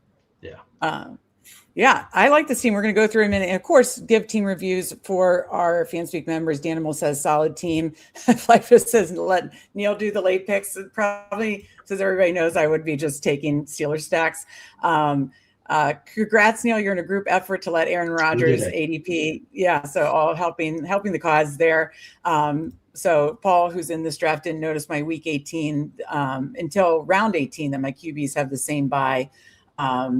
Okay, we'll take a look at that. Okay, Hoohames got 216 and 192 Muth and 192 Rodgers. Gotta love that. Yeah, I guess they do slide more, and I wonder if quarterbacks are going to adjust more now that we do have the bye weeks too. Okay, Cooler's talking about the cleanup stuff, and yeah, I think some of the ADPs are time box versus BBM. Definitely agree there. So we end 3573. Herbert, Goff, Young, Walker, Ramondre, Harvey, Chris Rodriguez, Connor, ASB, Devonta Smith, Lad McConkey, Christian Watson, Jalen Coker, Trey Harris, Ted Hurst, Mark Andrews, Kenyon Sadiq, and David Njoku. I think it's nice and balanced, obviously stacked up. Neil, what do you think? I'm a fan of this team. I think it really worked out nicely. 3 stacked quarterbacks, always fun. I think we have, we took a lot of players that, we took a few players that, the consensus we're not all super high on, but I think we have a nice mix of players that we all love and players that it's all right, he fell enough that we're going to take a rare share of this player. We took the ADP falls for the most part. So yeah, I'm happy with the team. Yeah, absolutely. Steve, do you like it? Yeah, and I also like for some of the guys that we took, like an RJ Harvey, he's not going to be a week in, week out guy, but we got a Ramondre who can be. Same with the receiver room. Like we got some spike week guys like a Christian Watson, and then we got some guys like a Jalen Coker, I think is going to be a Mr. Consistent, like 10 to 15 points, probably not a lot of 20-point weeks in his bag, but those kind of guys can help balance you through for sure. Okay. He had this spike week overlay bugging out on him, and he said they don't have the same buy, so that's good. We'll do team reveals, or reviews. Neil, I don't want to make you stay for that, but we'll do those before Justin Herzig comes on at 3 p.m. Eastern. But Neil, tell us what else. You said Monday through Wednesday on Flannelverse. Anything else plans this summer that you want to tell the people about? Yeah, I think I'm going to try to do more edited content as well. So I think that's I'm trying to limit myself to 3 streams per day. I don't think I want to be streaming every day, but then I'll be putting out some pre-edited content. I think I'll be doing Mondays and I'm Central Time, so I guess I'll convert to Eastern Time. I think I'll be doing 4:30 Eastern Mondays. 4 o'clock I'll be doing a show with Run Pure Sports, John Sarabian and I. Jay Sarab will be doing a stream every Tuesday, and then Wednesdays I think I'll be doing. Last year I started doing Wednesday afternoons streams with guests, and I think I'll be doing that again. And maybe I'll throw in a one-off stream here and there on Fridays or something. But yeah, the Mondays through Wednesdays, 4 to 4:30 is going to be kind of the plan. Nice. So if you ever need guests, the Shoup Sibs would love to hang out with you on Wednesdays. Definitely. Yeah, need to have the Shoup Sibs back on. I don't think we actually did a stream on my channel last year. I realized late because it was 2 years ago that we had that fun team that barely didn't quite make the semifinals. That I was kept texting you wait, it's good because we drafted Sam Darnold before the news. That's right. Well, I think I did one on your stream last year. You just didn't come on my channel last year, which is my fault because I didn't stream as much, so I just didn't have nearly as many guests last year. Steve ended up coming on because I had said, Meg, do you want to come on the DraftKings stream? And she said, no, not much of a DraftKings guy. And he's the DraftKings. We streams together and did pretty well together. So yeah, we'll have to do that again this year. Too. Okay, well, we would all love that. And then I assume this in season you'll be back on Fantasy Points. Yeah, I'll be doing. I do some content with Fantasy Points. Last year, I've been doing content with Roto Grinders, with 4for4. I've been, and of course the Flannelverse is where I do most of my content. So yeah, kind of all over the place. But yeah, I'll definitely be doing some content with Fantasy Points again this year. Okay, love it. Well, Neil, we love kicking off our best ball summer with you. Everybody go follow Neil, of course, on Twitter and on his YouTube page. And, he cranks out, again, good best ball content. And it was a blast having you on, Neil. So cheers, and let's hopefully see you draft with you again soon. Yeah, congrats on the subs and good luck with the marathon. I do not envy you guys right now having to stream for this long, but good luck. Hopefully we'll see you guys soon. Okay. Thank you. Appreciate it. Thank you, Neil. All right. So just as Neil leaves, we have Justin Herzig coming to the stage. So let me remove this. First of all, Justin, how are you doing? How's your best ball summer starting? And Yeah. How are you doing? But how's your best ball summer going too? Shamefully, I did not spend the last 12 hours memorizing bye weeks. Well, a little sneak peek, we're releasing our Jeopardy contestants. Little hint, one was Neil, one is, of course, Herzig, who beat Steve's ass last year. No offense, Steve, but Herzig did beat you. So, I'm just catching strays here. Yeah. But no, Steve, Neil, and Justin Herzig, we're seeing 3 of the 16 in the Best Ball Jeopardy tournament. So you have time to learn your bye weeks. But yeah, so your best ball summer's off to a good start then. It's doing well. I have definitely not done as much volume as past years, but also like, I don't know, I've never been someone who really front loads mine. Like I really like these Friday underdog contests that they're releasing, the time boxed ones. Been pushing on Drafters, DraftKings to do some similar ones. I'm just more of a fan of, I think there's more edge. The more information I know, the more we get the training camp, the injuries, what the depth charts, what everything looks like. But I'm not just gonna not draft right now. Like, yeah. What is that?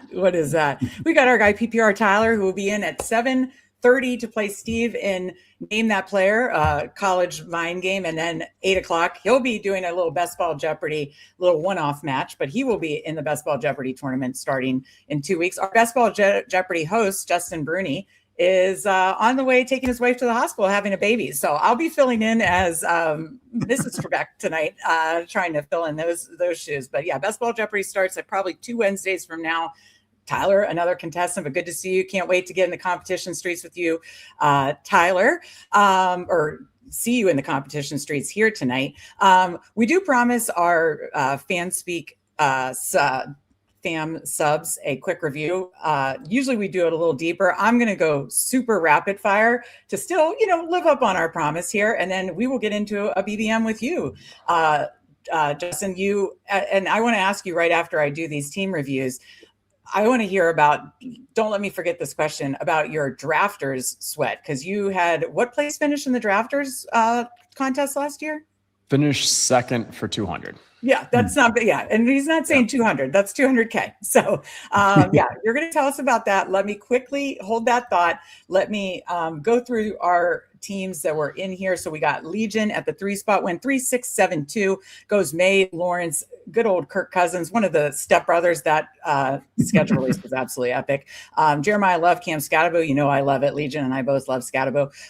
Dobbins, Mason, Tajay Spears, Katron Allen, Jamar Chase, AJ Brown, Devontae Adams, Cortland Sutton, Romeo Dubs, Shakir Franklin, Brenton Strange, and Cade Auden. So nice and balanced. I'm not sure why I can't see the stacks, but I know you have May and projecting the AJ Brown situation, and then Trevor Lawrence and Brenton Strange. Really nice start of the running back room too with Love and Scatabo. So I think that each room is a fun one. We know Legion's a sharp drafter.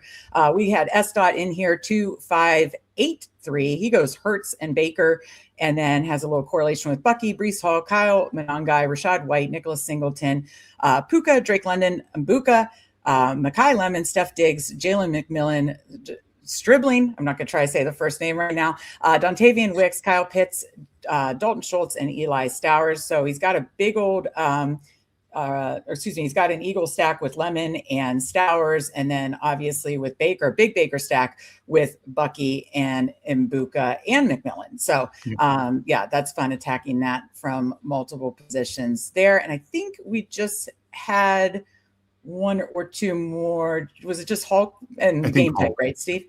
Yeah. I'm not sure if Game Type's a member. Okay. Or not. That's right. Yeah. Okay. So Hulk is 3-7-6-2. So I'm guessing he did a little 0 RB. I'm guessing he goes Mahomes, Love, Brissett, and then Anchor. No, he went pretty strong at running back. Cook and Achan, can never get that right. And then Taxon Coleman, Algier, Brian Robinson, Emmett Johnson, Vidal, Rice, Higgins, Roma Dunze, Tyson, Xavier Worthy, and Taxon Flournoy, and then Tucker Kraft and Travis Kelce. So I guess he went strong at running back, but still went strong and got 5 receivers by through 112, and then tacked on Flournoy.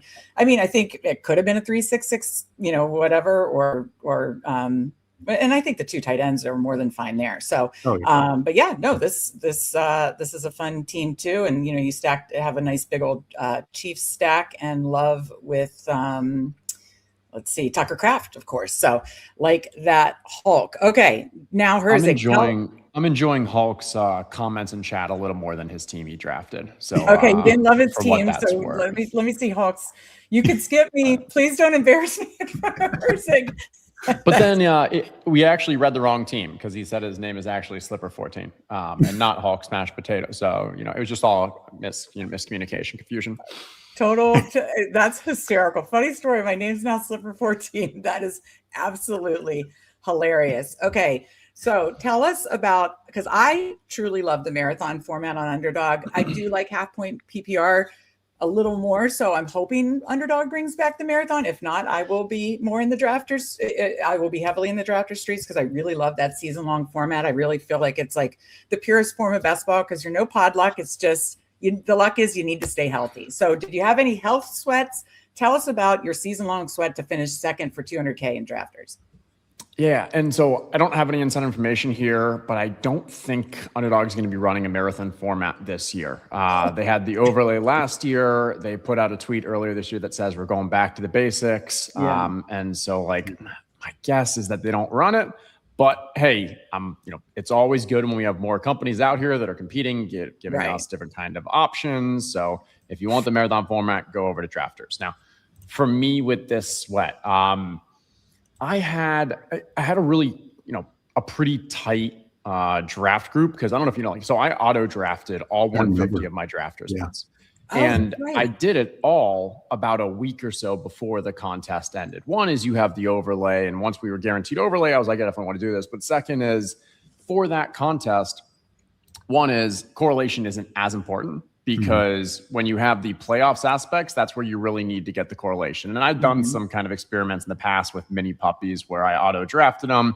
I had pretty high advance rates, but I got destroyed in the playoffs just because when you need to finish 1 out of 12, 1 out of 16, whatever it is, you pretty much want to be stacked. And so, it's very difficult to get yours to stack when you're just auto drafting.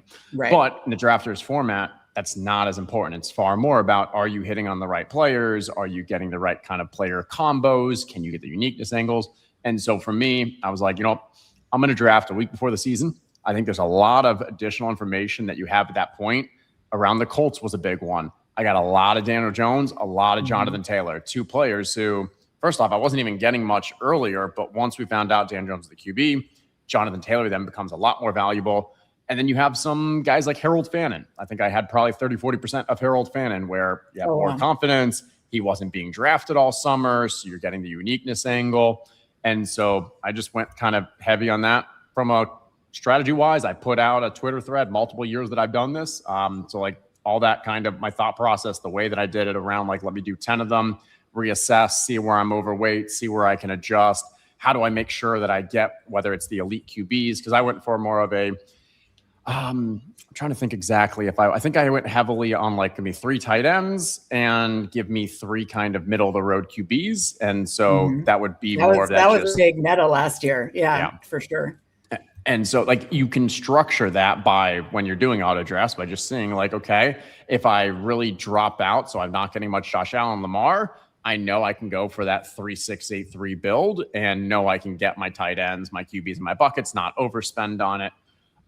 And yeah, I think I ended up having like 3 teams in the top 25 going into that final week or so. And then for that last one, it was, I think it was Bijan Robinson. Bijan was like my big one on that final night. The guy who won it, I think he had 40, 50 points of like lead ahead of us. Like it was clear. So just getting that second place felt like a win because there was probably 4 or 5 of us right in that had a chance. And the guy who got it in first, like, dude, just amazing team.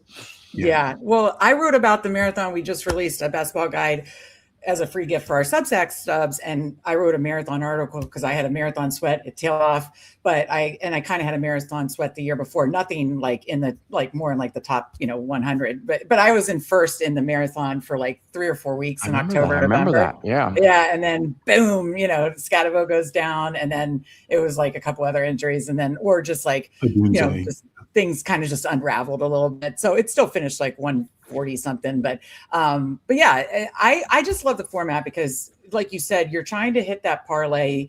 You don't have to focus on every week matters the exact same. You don't have to focus on, the correlations during the playoff weeks.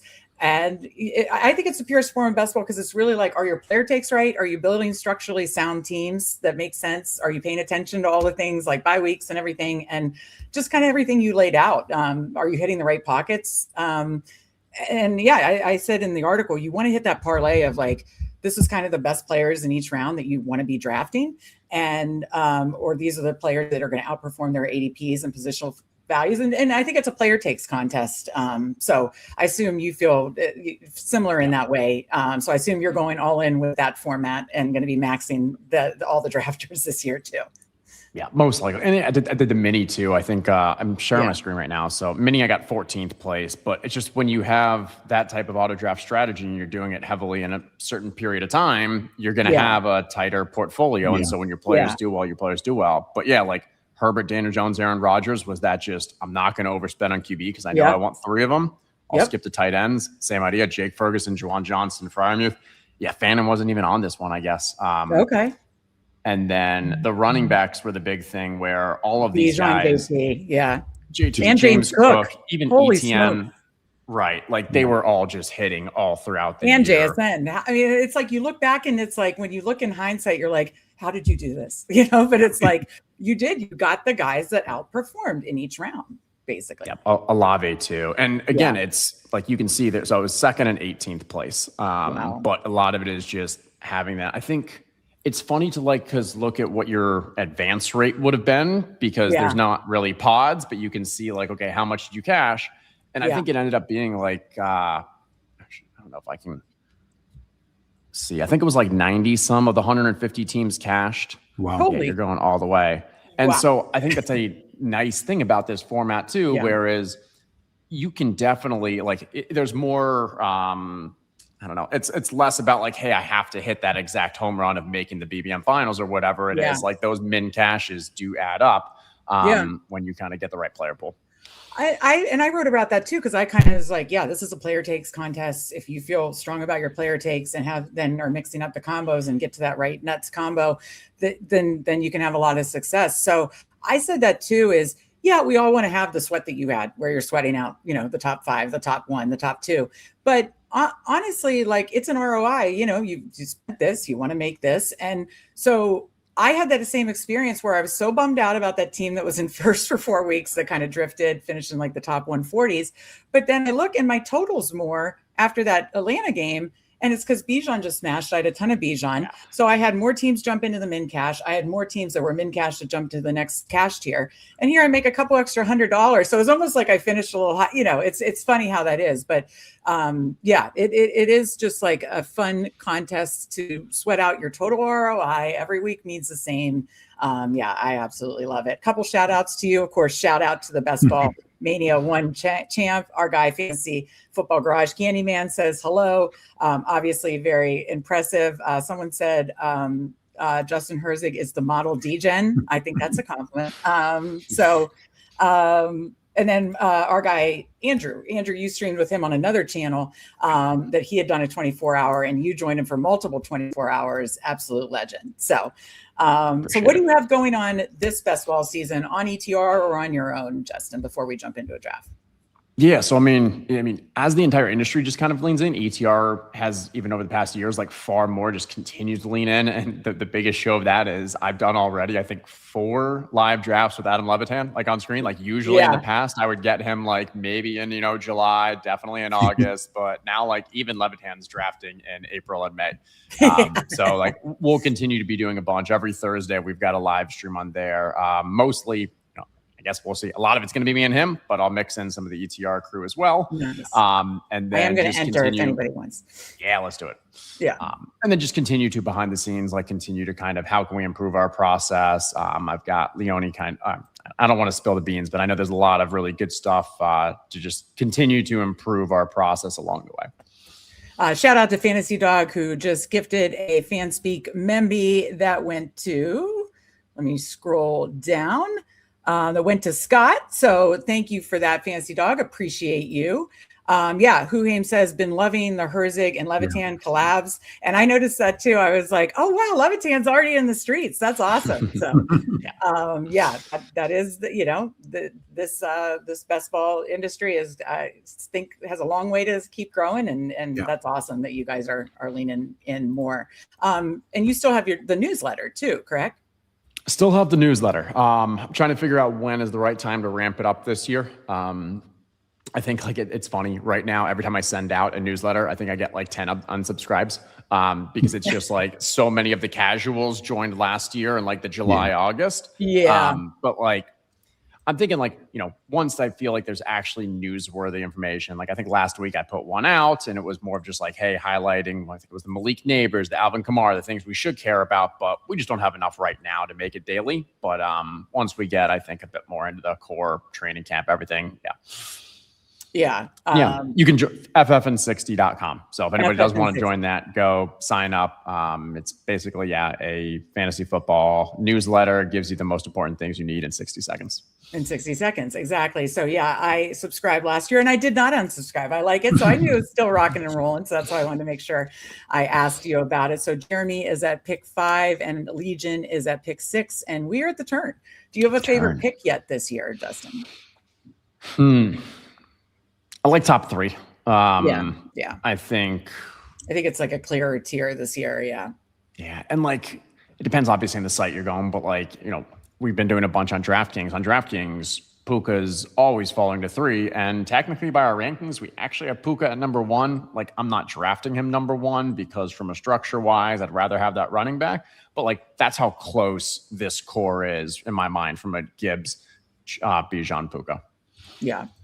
No, that absolutely makes sense. So we are coming up here at the turn, going quick. So at 12-13 by ADP, a lot of the running backs, Genty, Etienne, Barkley, Walker. What do you want to do here at the turn? I like Barkley the best amongst these running backs if you want to take a look, and then outs. So it's all just it's just all running backs, right? Yeah, it's all running backs, and then Rice, London, Neighbors, so that I mean, I'd probably lean Genty, but what are you thinking? Let's go Genty then. I'm fine. Yeah. Raiders have a fun playoff schedule. Yeah, fun. Denver is tough, but Tennessee and Arizona, I do not worry about. Yeah. No, starting. I'm just honestly, I was working so much last night, I didn't even see. So we have best ball overlay, use code Fanspeak to see, but it's nice to hover and see the playoff schedule. So that is nice. And Pat from Best Ball Overlay /Fantasy Dog Pound will be joining us at 5 p.m. Eastern. Nice. We are just loaded with fun guests. Thank you so much for taking the time to join us. Celebrate 1K subs over here. And we launched a best ball guide to go with our Substack, but we appreciate you, Herzig, for, I think this is the 3rd year in a row we've drafted together. Nice. Good. I can answer a question in chat while it's topical for the Puka or Jamar. I still do. I think on a weekly upside, Jamar Chase does have a higher upside than Puka. I think if Burrow and Chase stay healthy, like that 1 week upside, I get it if you want to make the argument Jamar Chase has it, just a bit more kind of yards after catch, explosive. But from a median projection and what's kind of expected, Puka, the role in that offense, like Stafford being the kingmaker, I do just think there is a bit of a median projection value that leans Puka there. Yeah, I agree. Index, the Vegas schedule is fun. Yeah, you could have gone Coca Chain the week 17 correlation there. Yeah. Go ahead, Steve. Oh, I was going to ask, is there somebody being taken, let's just say in the first 3-4 rounds, that you feel is just being drafted way too high right now? That you feel is just, you're just way down on? 100%. Malik Neighbors. It just does not make sense to me. Yeah. Like I'm not even like, I was doing my own rankings right now, and I think like I would take him at the beginning of the 4th. Like maybe from a game theory angle, I'd start taking him in the mid-late 3rd. But from a pure risk standpoint, like I think there's a decent chance he starts on PUP. I think that like there's 4 games there. I just don't have that much confidence from a overall recovery now with the 2nd surgery, and it doesn't make sense to me. And to be honest, like I'm glad I haven't had to really be pressed on like, should I take him over these other guys in the mid-late 3rd, because he's almost always going like early mid. I mean, like I'm seeing mid-second. We were on a draft last week, and I think he went like 17. Yeah. So you pretty much answered Cooler's question then too. Any strong stances round one or two players, or are you just more playing the market? Okay, so for that, I'm more willing to fade a player strongly than go heavily overweight in the first round or two. Sure. What I am more willing to do is take a stronger stance on a position over a individual like player versus each other. Like, for example, when you have that James Cook, Saquon, Achane and such, like I don't want to be able to like, have a level of confidence that I think this player here. I'll pause that conversation for. Okay, thank you. You're such a sharp drafter. It's time to talk picks. So top of ADP: Brees, Javonte Wilson, Flowers, and Buka Lad. I probably would go Zay and Wilson. Okay. Because we went 2 running backs first, so that makes sense. I mean, let's go Zay first because Yeah, we took Milad. I'm also okay with going Brees. Brees just feels like a straight up better pick at this place. And if we want to go with like a 3 early and just pause, it's just we did take 2. Okay, I'm fine with that. I'm fine with that. Steve, which go Brees? Yeah. Go for it. We got ADP value there. I think he's going to keep rising a bit too.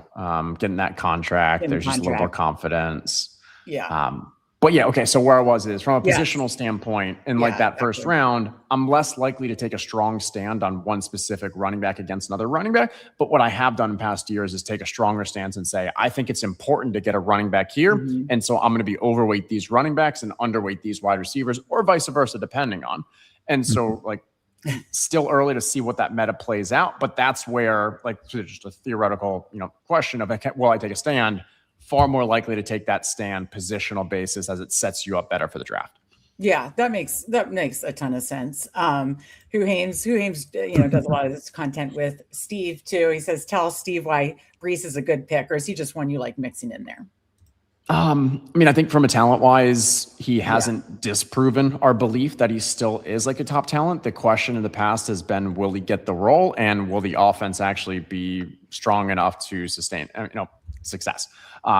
For the question around his role, like, I think that contract should give us more confidence that, hey, this actually is the player we're making a bet on. We're more likely going to treat him I think when he signed it, he was the 3rd highest paying, maybe Achane passed that with the one he just signed, but like that was legitimate RB1 money. And so like, there's no reason why Braylon Allen or like we're caring about these guys should be taking the goal line work. So give me the pass catcher that has explosive, that has per play efficiency, and maybe he gets that increase in role. And I kind of believe that Geno Smith is going to be decent for that offense, at least better than they've had in past years. Okay, we have another question from Andrew, who you have drafted with before, says, how are you handling Washington backfield? Do you like Bill Nye best or my boy Katron Allen? And he does the insert Levitan, shout out Penn State. What are your thoughts there?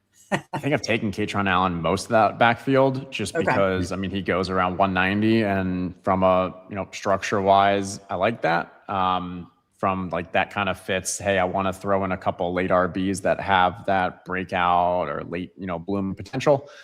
JCM, Rashad White, like doesn't excite me. I don't think this is a case where it's like someone's going to win. So one of these has to be undervalued. I think it can just be like, one of them's probably going to slightly outperform his ADP, but I don't think it's going to be like a true home run. That's also a pocket of the draft where I ideally already feel pretty good about my running backs. Like there's wide receivers that are going around those guys that I think like are pretty strong wide receivers. And the drop off from me in running back is after you get past like that Tony Pollard, 9th round, I'm hopefully going other positions at that point, or QBs and tight ends. There's great tight ends around the JCM Rashad White area too. A ton of quarterbacks, like you said. Yeah. So we're coming up at 61. Lamar did go. Obviously, I was going to cue him if he was there. Was Zay? He did go. I queued up Rome, Tate, Tyson. If we wanted to hit receiver strong here, anything else jump off the board to you? Top of ADP here. All right, QB wise, we have Burrow, Jaden Daniels. Burrow and Hurts just go, or excuse me, no, Hurts didn't go. Sorry, Burrow, Hurts, and Daniels are there. I'd probably go Jaden Daniels, because if we don't take a QB here, we start overpaying for guys at that next pick, like 84 or such. Yeah. And then let's see. And then I was queuing the top of receivers, ADP, or excuse me, Roman Tyson, BTJ. Rome's great. Okay, perfect. Yeah. It's fine. Good. Yeah. I doubt that, not a player I have a ton of, but you're getting some ADP value there. Like I see your rank, you have him pretty high. So I do. I'm pretty, we were talking about that earlier with Neil Orfield about, liking Burden, but still like, I think we're forgetting about Rome because of he kind of ghosted the end of the year because he was hurt, and I know then we came back in playoffs, he wasn't that involved, but I don't know. I still like Rome, and shout out to their schedule release, by the way, doing the Bob Ross that was with Roma Dunze. That was absolutely epic. I also, looking at what's happening in this draft, I'm very happy that went with the Jaden. When you see this person, Lamar, double taps with the Joe Burrow, you just get a little more that, like, we already know there's these runs on QBs, but now you've got someone who was like more content with Lamar in a late, like grabbing Burrow. So you've got more people fighting, more people going with 3 QBs. Yeah. This is a 24-hour stream. Steve's going to have his chance, people. Like, let him get a little rest. Drink some tea, his Gatorade in the background. I can guarantee you these people are not fighting for airtime across 24 hours. I love it. You're in the content game, you're like, I'm looking out for these folks. They're going to be on a lot of hours and I'm just looking out for them. But Mike Rob, he's our chat lord. So we love it. Is there one team like you're not completely fading, but you're just way out on at their ADPs? We have one of them on this team. It's probably the Bears. Really? So for me, starting off with Colson Loveland, I think he's overpriced. I think the tight end position as a whole, we don't account for as much just macro variance of the position, where for a tight end to really thrive, they need the team to say, like, this is how we're going to run this offense. And so, like, when you've seen the peak Kelsey, peak Gronk years, like, those were number 1 guys on their team. The offense ran through them.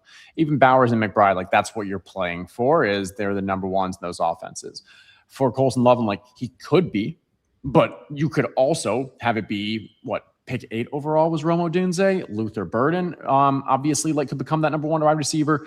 And so for me, like, I think he's overpriced. Then you move down to Luther Burden.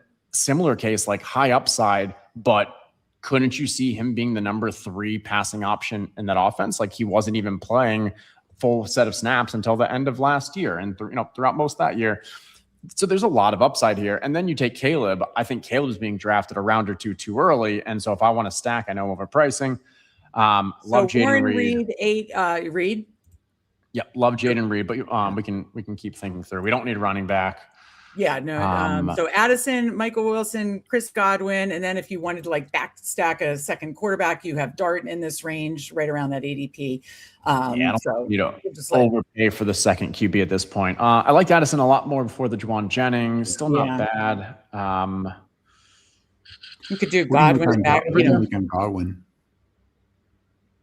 Yeah, I'm good with that. Godwin's good. Okay, perfect. Baker's a good slot. I mean, Baker often will fall to our next pick, so that's why I was just gonna. I'm a star method. It bites me in the ass sometimes, but I'm a star method girl. To just keep an eye on things.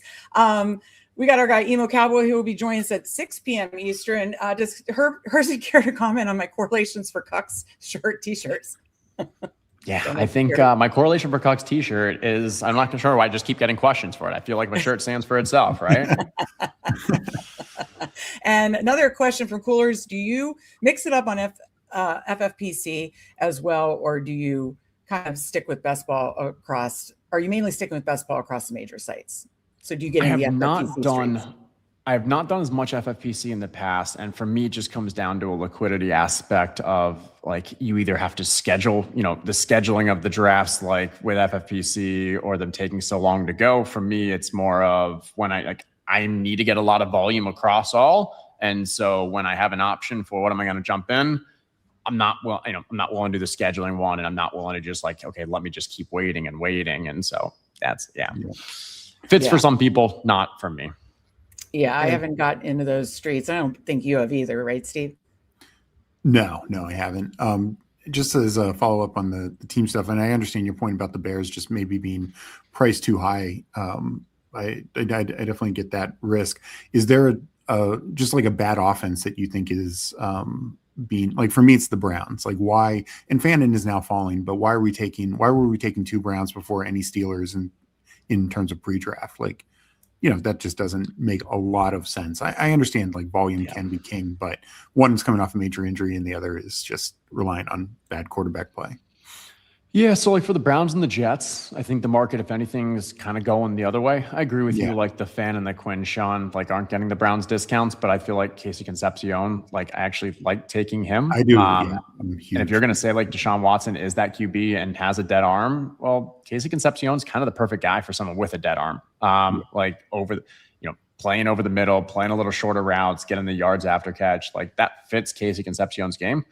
And then you kind of look at these just rookie wide receivers across the board with Denzel Boston and Omar Cooper for the Jets. Like, I think people are writing them off a little too much because of the macro offensive risk, but we're usually not good enough at truly identifying where the tails are, but we're assuming that the Jets and the Browns are on that tail of the worst offense. Like, it's, far more likely in that range of outcomes that they're just bad instead of astronomically bad. Then there's also like the way that we're playing this kind of contest. Give me those teams where they're out of it. Jerry Jeudy's not doing much at the end of the year. Maybe Garrett Wilson, they're resting him at the end of the year. When your team's already out of it, let's see what these rookies have. And so those rookie wide receivers, I actually really like, because I wouldn't be shocked if Concepcion ends up getting 10 targets in week 17, just because who else are you throwing it to? Let's see what these rookies have. Oh, and to your point, the rookies, I'm much more in on for that reason, especially Concepcion. He has a real chance to be wide receiver 1 on his team. Probably his best competition is Boston. And that's generally valuable anytime outside the top 100, regardless of the offense. Yeah. I was hoping we were going to get Love and Golden. Okay, I was just going to say I could queue Love too, and then I saw Golden. I was queuing wide receivers. We'll let it tick down. Are you fine with Baker or with God? Baker's good. Okay, let's tick that. Work the clock there. Did you still want to take Golden, Worthy, Dubs, or is there something else that's catching your eye here? Let's take a look at the other wide receivers. I think I'm pretty content with Golden though. So Golden, Worthy, Dubs. Let's go with Golden as far as and then I was clicked the bye week or the playoff week schedule, but now we sit at 2, 3, 5. Jaden unstacked is fine. There's always Chig later, and then Saquon, Genty, Breece Hall, Flowers, Rome, Jaden Reed, Chris Godwin, and Matthew Golden. So I totally forgot that we already had the Green Bay stack, but Love goes. But I like getting that second quarterback here. So I think it's a strong start overall. Have you been taking more kind of mid to late tight end build? This is a build that I'm very comfortable with. Or, you talked about the Loveland price being a little too high for you. I've always kind of been a mid late tight end girl. Bowers is one that I definitely want to make an exception for this year. Are you more lean more early, mid, late, or is this just kind of like certain players that like a Bowers that you would make an exception for? Yeah, and I'll give a plug. And so TD King mentioned it in the chat, but Pete Overzet, Adam Levitan, and I, we did a podcast earlier in the week talking about the top I always love that strategies for this annually. year. I need to listen to that. That's great. I even kicked it off saying it's one of my favorite podcasts doing each year because I listen to it every year. So shout out to Andrew mention it. And yes, please talk about that more. Because each year when I jump into drafts, it's most important for me to figure out what is the meta this year? Where do I want to, what pockets of the draft do I want to attack? And that strategy aspects is the results of that process. So we talk heavily about tight ends. Now that we talked a lot about DraftKings as well, and my strategy is very different from a tight end standpoint on DraftKings versus Underdog. When you have 2 extra roster spots, when you have the PPR, the bonuses, I'm more likely to go with an elite tight end, Bowers McBride over there, because I think the separation is more, just substantial. And I can go with an elite 1 and then draft 2 at the very end. So my capital is limited. On Underdog, I'm not really much on the elite tight end kind of structure. I think especially this year, We just have a lot of those mid-round tight ends that I think are values compared to the other players going around them. So to your original question, like, I could see these next 2 picks being tight end for us. Also from a stack wise, K-Dot and Chig, like those are later guys that give us a stack component. So at least 1 tight end with these next 2. And then if we like them both, awesome. Otherwise, aim for Chig and Cade later. There was well-adjusted cowboy has got to be Mike Raub. Eva, I would appreciate that. Absolutely. Hysterical. Would Bears fall into your top 10 offenses then? If so, where? Since you kind of said you're lower on them. Okay. Without having actually counted them, I feel like they're probably around 10, like somewhere maybe in that 8 to 10. But for me, it's the price is the reason why I'm not drafting them as much here. If all of those guys were a round or 2 later, okay. If they were all 2 rounds later, now they're probably my favorite. If they're a round or 2, like maybe it's now about where it is. So everything comes down to price. But yeah, I would say going through them really quickly in my head, like, somewhere around probably 7 to 8, 7 to 9 for offenses. Yeah. What's up? Wheels up. Great to see you. Appreciate you. Okay. So we are coming back up again. Top of ADP. Gainwell's obviously highlighted because of Baker, Ferguson, Tracy, Coker. And then like we kind of predicted, and this is kind of why I lean mid to late round tight ends, a lot of tight ends. So what are you thinking here, Justin? Yeah, I think we double tap tight end. Goddard and Kincaid are probably the 2 that would be top of mind for me. That works for me. I'm just trying to honestly explore my little exposures of the playoff weeks, getting used to the best ball overlay. Okay, so we got Goddard and Kincaid is your next favorite? Yeah, I'd say so. And it still gives us at least because we have Baker stacked with Godwin. I think we can still try to get a Cade. Chig from an ADP standpoint should be about where our next pick is. So we can I'll use the star method. Keep an eye on it. Chig is cute, potentially. And I'd rather have Chig than Cade. So that fits well. I agree with that. Yeah. When I was doing my rankings, I looked at the Washington depth chart, and, Steve and I grew up Washington fans.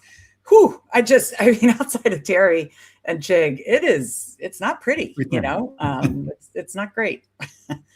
So that makes me like to index this point, Chig season. You're getting a pass catcher that late, similar to what Zach Ertz was, when 2 years ago, and even last year, but especially 2 years ago, when you're getting a tight end that late, a pass catcher that late, when the other options outside the wide receiver 1 are not pretty. I like it.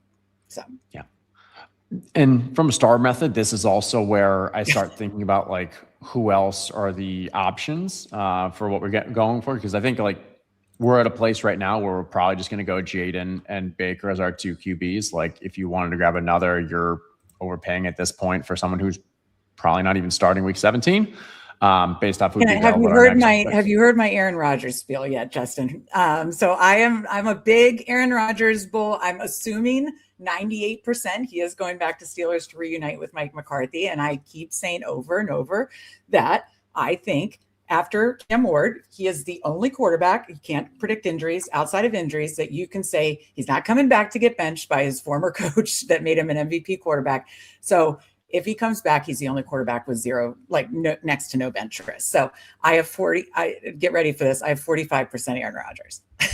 But this is through 50 pre-draft and 8 classic and 2 super flex so far. So less than 60 Anyone that's drafting off ETR ranks has a whole bunch of Rodgers and Steelers as well, because we're also high on DK Metcalf. We're a little high on Pittman. We're very high on Jeremy Bernard. And we've been pounding the table for Aaron Rodgers with how late he's going. Steve, you can't make fun of me. I'm lockstep with the ETR sharps, And so that said, he has started rising. Even though that kind of fake announcement, we're not really sure if it was an announcement of an announcement for Rodgers. It did at least start getting some movement. I'm expecting him to rise very quickly when he officially signs. But okay, I was gonna say, because I have so much of him, you do too. I want him when I have DK Pittman, those earlier guys, less likely to do it on this team. Have I showed you this yet? Oh, we're taking No. Chig. We're trying to take Chig. Look at this. No, stop. 52%. He doesn't want me to.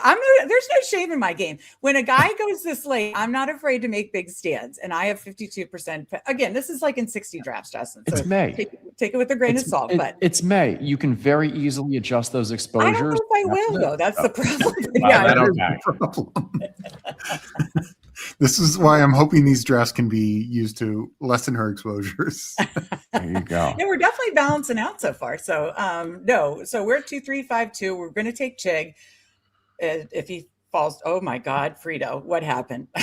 And Bryce just went there too. I think I would have said Bryce Young as well. Is this where you have to draft Ayuk? Can we do a quick check on Ayuk? Oh, I can't do Ayuk. That's the one thing, my no. Okay. What about we have Boston? little You time. mentioned- Let's want go Antonio? with. Or Sure. Antonio Williams. Yeah. You want to go Antonio Williams for the stack since we lost Chig? Well, that was my bad. We didn't have time. So 2-3-6-2. Okay. Do you like any of the running backs here? Like, not love. We're pretty strong at running back. Let's grab. Was that Hunter Henry or Yeah. Juwan John? Hunter Henry. Let's do Hunter Henry. I like Hunter Henry, especially on underdog. He was like top 5 in red zone targets last year, and Austin Hooper's gone. Even with AJ Brown, I think the Patriots offense just does a lot more this year. There were so many games last year where they just stopped throwing the ball. So I'm a big Hunter Henry fan this late. Yeah. Oh, are you saying I might do the discount double check? I might do the discount double check if Rodgers has a big, weeks 15 through 17. What's his schedule look like? I don't know the Steelers' schedule. They play Titans week 17. Hey, home or away? Let me tell you a story. I think it's in Tennessee. That's a little better. Week 15, 2024. Why can't I see do I have to drop down? He's not on the Steelers yet, Meg. Oh yeah. Oh, that's why. Go to your That's Fryermuth. why. There's Pat right there. Fryermuth was right below there. Okay, my bad. Sorry. Okay, yeah. Week 15, Baltimore. Week 16, Carolina. Week 17, Titans. So It's an okay week schedule. 15, 2024, that's when Rodgers had his big 30-point game. I'm doing and that helped me get to the Bulldog semifinals, which then got to the Bulldog finals. I would have made it without a 30-point Rodgers nuke on week 15 against the Titans. Maybe he runs it back. I'm just saying. There you go. Hey, listen, in this game, we always tell ourselves a story. That's my story.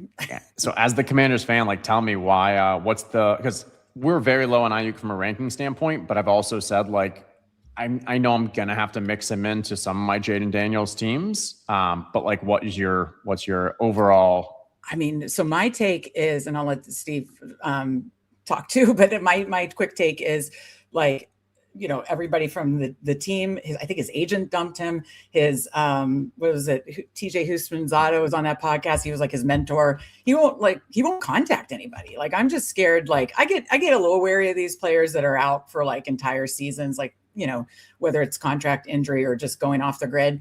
And it just feels like he hit the Antonio Brown arc just way earlier than we ever saw coming. So that's my take on it, that I'm worried he doesn't play this year at all. There's starting to be some reports that Washington is kind of out on him also. Even those initial Adam Peters and Jaden Daniel connections seem to be thinning fast. And that could change, but I just, particularly as long as Debo's still out there, Diggs is still out there, I think they could just pivot to that kind of direction, to be honest. Okay. Yeah. So I'm just scared he doesn't play, basically, is where it comes down to. But makes sense. All right. Who do we have?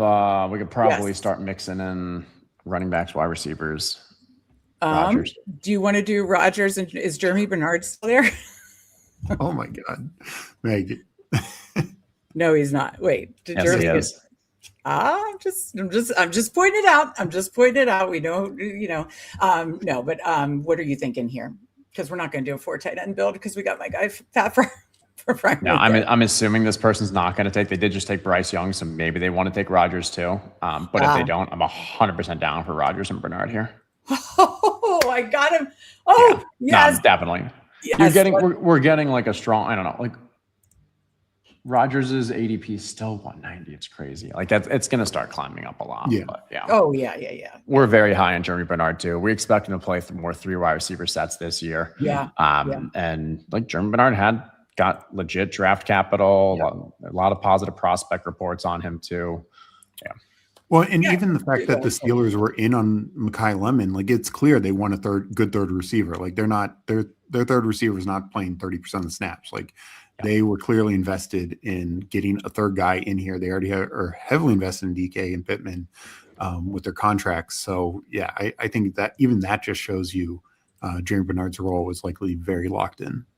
Well, and what Steve and I talked about, and obviously, you know, at ETR, you guys are very bullish on the Steelers rankings as a whole. You said that, you know, Mike McCarthy offenses, when his quarterback stays healthy, they're top 5 offenses. I'm not saying it's going to be top 5, but I just think if, you know, Rodgers and his weapons can stay healthy, I think there's obviously familiarity then with the whole coaching staff that, I think Mike McCarthy has good offenses, and we're so nobody talks enough about, you know, we're out of the Arthur Smith offense and we're into the Mike McCarthy era. So I think that's what I'm heavily leaning into. All right. So we are back up at 2:04. Did I accidentally? Can you guys hear me? Yeah, you're good. Oh, okay. Sorry. I thought I went muted for a second. Okay. So Charles says, stay strong, Herzig. Don't be influenced by one person drinking champagne. Hey, I only had one glass and one mimosa. It's a marathon, not a sprint today, you know, and there's going to needed to be plenty of coffee later as well. It's Friday, right? Yeah. It is. It's Friday. It's Friday. We're celebrating. So what late running backs do you like? So we go 3-3-7-3. I assume you just want to tack on to running backs. What are the late run? Because I struggle with that. Do you mix in like a Najee Harris, like some of these vets? Do you like a Katron Allen? Because you mentioned that earlier when Andrew asked. What are your thoughts? Yeah, I think Katron Allen fits this build perfectly, where you have the Jaden Daniels. We're a little light on the Commanders overall from like a stack aspect, and like we need running back. So that all makes sense to me. I still don't hate the Braylon Allen, even though we've talked up the Breece Hall, but with Breece, we don't need to grab him. Yeah. I would honestly, like right now, be thinking through, like, is there week 17 correlation between these guys? That I just don't know, because I don't know the schedule yet. But yeah. I'm looking just through Tampa, Steelers, Washington. I'm just hovering over since we have a couple picks away. Yeah, because I definitely do not. Nobody jumps out. It does highlight it. Okay, so like Minnesota's week 16 against Washington. Yeah, so let's put Claiborne, fellow Wake Forest guy. So I like that about him. But even beyond that, like Aaron Jones, Jordan Mason. Aaron Jones is obviously in the latter part of his career. Jordan Mason, they've talked up previously that they want him to be the guy. I think it's clear that he's not going to be the guy. So Claiborne's a little bit of a smaller back, but could he find his way into, hey, if Aaron Jones gets injured, plays that role? I think so. I'm not sure. Quinn Allen's the only other that one. Scares me. Yeah. Have you taken any? So, okay. Oh, okay. I think this and Ray Davis. Ray Davis also is leverage off James Cook, and a lot of people who are drafting from similar draft spots as us took James Cook. So it gives you a little unique leverage angle. Yeah. And this is the kind of stuff you hear from the BBM champ. Like, you know, it's like you have to go next level thinking there. And that is true. Like, obviously we double tapped Barkley Genty at that turn, and that is a great point. So, yeah, no, I like that a lot. Let me read our team. So we're at the turn. We go 3-5-7-3. We go Jaden Daniels, Baker Mayfield, Aaron Rodgers, kind of hitting multiple spots in the quarterback throughout the draft. Barkley, Genty, Breece Hall, Demond Claiborne, Ray Davis, and then Zay Flowers, Roma Dunze, Jaden Reed, Chris Godwin, Matthew Golden, Antonio Williams, Jeremy Bernard, Dallas Goedert, Dalton Kincaid, and Hunter Henry. Obviously, we have Washington, Tampa, and Steelers stacks. Steelers just doesn't show because he is a free agent, but and they were later round stacks with the rookies, but I think that's fine. What do you think about the team, Herzig? Can we look at the wide receivers once more? I feel like we're definitely lacking in the wide receiver department. I'm trying to think through like where we maybe should have done a different 2v2. It's just tough when like I think we had to double tap running back to start off, and then Bruce Hall is just like a strong value. So it's one of those where we're just accepting our wide receivers are a little light, and we are likely going to, we're playing to have the best running back room, and they're going to carry us through. So yeah, I'd cover this like a B, maybe. I'd say a solid B. We definitely worked our butts off to get some stacks that were a little more, not unnatural or, just didn't come as easily for us. But I think a B plus. It's a Friday. Yeah, that's fair. I think that's more than fair. Couple quick questions, and then we'll get you out of here. We sincerely appreciate your time.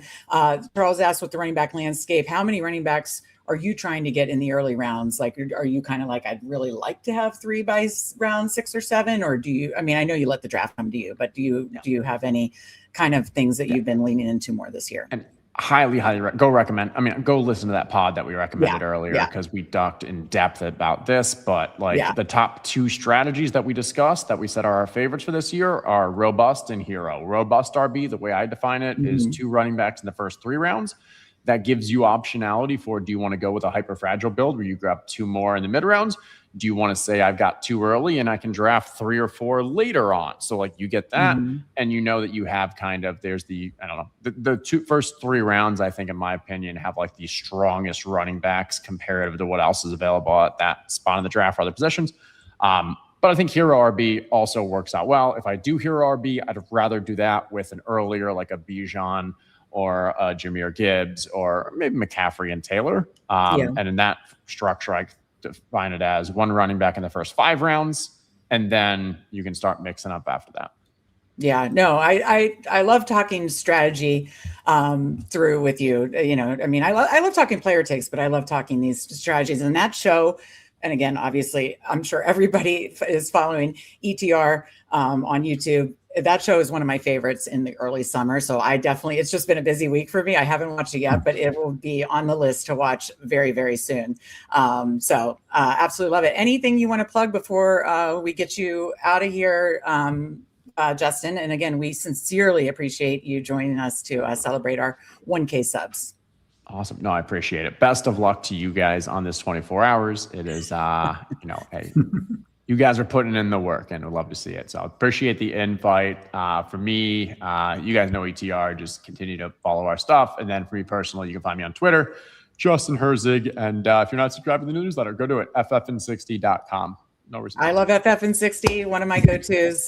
So yeah, absolutely. Love that. So, well, thank you so much for joining us, Justin. I hope we see you in a lot of finals, finals pods. And I don't want to meet you in any quarters or semis. No semis, just finals. Yeah. We'll see you in the finals. Just finals. Yeah. And then, can you make sure Steve and I are on different sides of the bracket this year too for the Jeopardy? That's the other thing. That's the other thing. We're not done seeing you, Justin, because I'm not going to show the graphic. I'm going to save it for when Best Ball Jeopardy, which by the way, PPR Tyler is in chat. Best Ball Jeopardy, we'll get in a version today. It's just like a fun little battle tonight. But Best Ball Jeopardy is going to start in like 2 weeks, and I'm going to tease some of the contestants, but you're looking at 2 of them here. So I'll try to put you and Steve on opposite sides of the bracket. Absolutely. So yeah, we're not done hanging, Herzig. We get some Best Ball Jeopardy in our future. So love to hear that. Love it. Well, enjoy, chat. You were fantastic. Great hanging out with all of you. And Steve, Meg. Yeah. Thank you, Good Justin. Well, thank you. All right. Take it easy, Herzig. Thank you. Cheers. Bye. All right, let's catch up with chat, Steve, and then I need if you can talk to chat before I need a bathroom break, because I'm mixing liquids. I've got mimosa, water, Gatorade Zero. So not a rookie. Steve, where did Keaton Mitchell go to college? Quick. Oh shit. Oh boy. Steve, PPR is going to be, you're going to fill, pump his tire, which PPR is very kind on Twitter. He said, no stream. He's streaming here tonight, 24-hour live stream, 2 games. He's looking to go 2-0. You're not going to give much confidence with this. Yeah, Mike. I know. I want to say East Carolina, but that feels wrong. Okay. So Mike said, let me remove that question from the game now. Thanks, PPR. My Anchor Judkins teams are going to make me cry. Get to hear PPR talk on stream today. Okay, I didn't get to hear. See, usually I watch the Toxic Tower members streams, but I didn't last night. I was so busy getting prepped for this. Based on my last draft, I won't face Herzig. Yeah, mixing liquids is key. It's key. Yeah, it was early. He said, "Yeah, this guy's cooked." Yeah. Was it East Carolina? Did we get an answer on that? Yeah, one water, one mimosa, one Gatorade. Steve, test PPR Tyler, warm up, whatever. I just have to, these three liquids hit hard quick, and I'll be right back. No, I am looking forward to the college game with PPR Tyler later. I need to lock in then. I might do a no drinking that hour for sure. But no, thank you so much for joining us. We're a couple drafts in. We have a lot more to go, a lot of more guests coming on. So, but I am really looking forward to the game tonight. And of course, the exhibition match, PPR Tyler versus Rick Aduzel. That should be fun. Okay, it was East Carolina. Okay, I was in my head, I was like, it's East Carolina or UCF. For some reason, those two schools always, I know they're different states, always get mixed in my head. And okay, good. I'm glad I was right.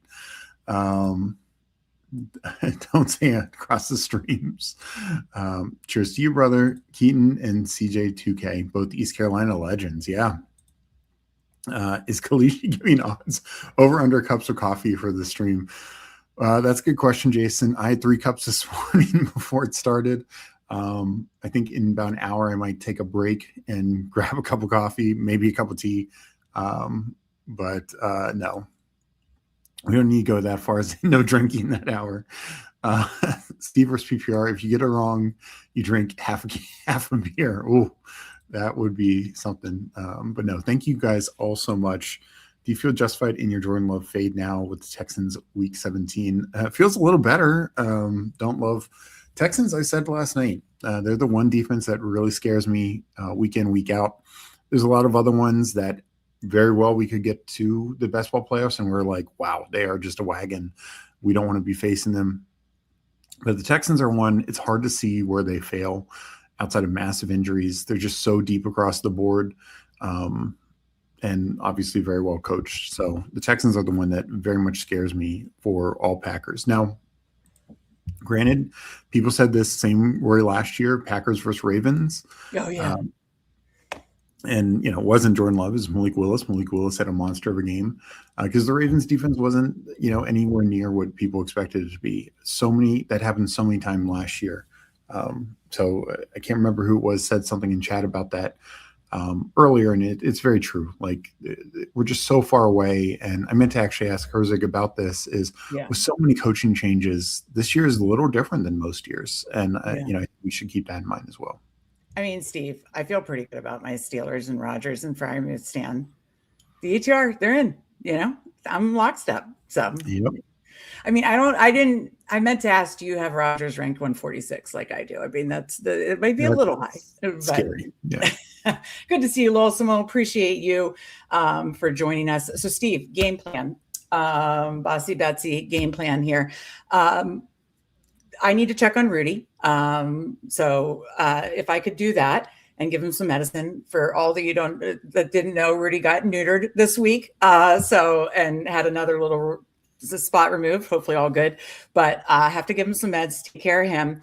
Also need to finish the one college game. So I want to welcome Nez on, but could you do the Nez draft? So we have Nez coming up at 4:00. We have Pat from Best Ball Overlay, and of course, Fancy Dog Pound at 5, Emo Cowboy at 6. So we got 3 drafts in a row, and then it's game prep time. Mike's joining us at 7. We'll get in, do the college game at 7:30, the Best Ball Jeopardy, and then hopefully Andrew will be on by like 9:30 to give us a little break. And I don't know if he's flying solo. I think he reached out to Coolers, and maybe he's reaching out to other people with Bruni, having second baby today. So does that plan work for you, that you do the draft with Nez? Let me take a bathroom break now, since I'll be going solo with Nez, and I'll be back in a minute. Yeah, and I'll wait and say, I'm going to say hi to Nez, ask some questions, all that stuff. Drafting with Nez, but do need a little break here.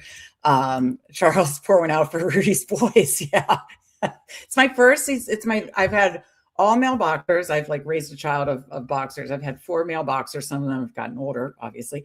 4 male boxers. And this is the first one that was this young that I've never been through a neuter surgery. So honestly, if he didn't have he had a little growth removed, if he didn't have to deal with that, it would have been not that bad. But he bugs this thing. So I have to cover it and give him meds and all that stuff. Yeah, just a quick little break. Bukowski said his wife never gave him meds after she neutered you. That's hysterical. Oh, he did reach out. I'm surprised I got asked to be the godfather. I accept this responsibility seriously. That's hysterical. Yeah, DeMarco Houston, Mike McDonald, Seattle defense is scary. So yeah, I know I get that way. I'm already when I see Houston, especially Houston, watching them in the playoffs last year, but even during the season, and Seattle, Seattle and Houston through the playoffs, during the season, it's yeah, I want no part of those defenses. But as Steve said, there, defensive injuries happen too and stuff like that. So I want to try to not totally fade teams because of that. And that's another reason I do like doing the marathon format. And I know Herzig didn't think that they were bringing it back, but I still am holding out hope that it might be maybe a smaller something and something on Underdog, who again we are officially partnered with again for a 3rd year. Use code Fanspeak if you are new somehow to Underdog, and your first $5 after your first $5 you get a $50 bonus. All right, I think Steve is back. So yeah, Nez should be on in a couple minutes. Steve, again, if you guys are just coming in, let me give a quick update of our schedule. We are, we're about 1/6 of the way there, Steve. Yeah.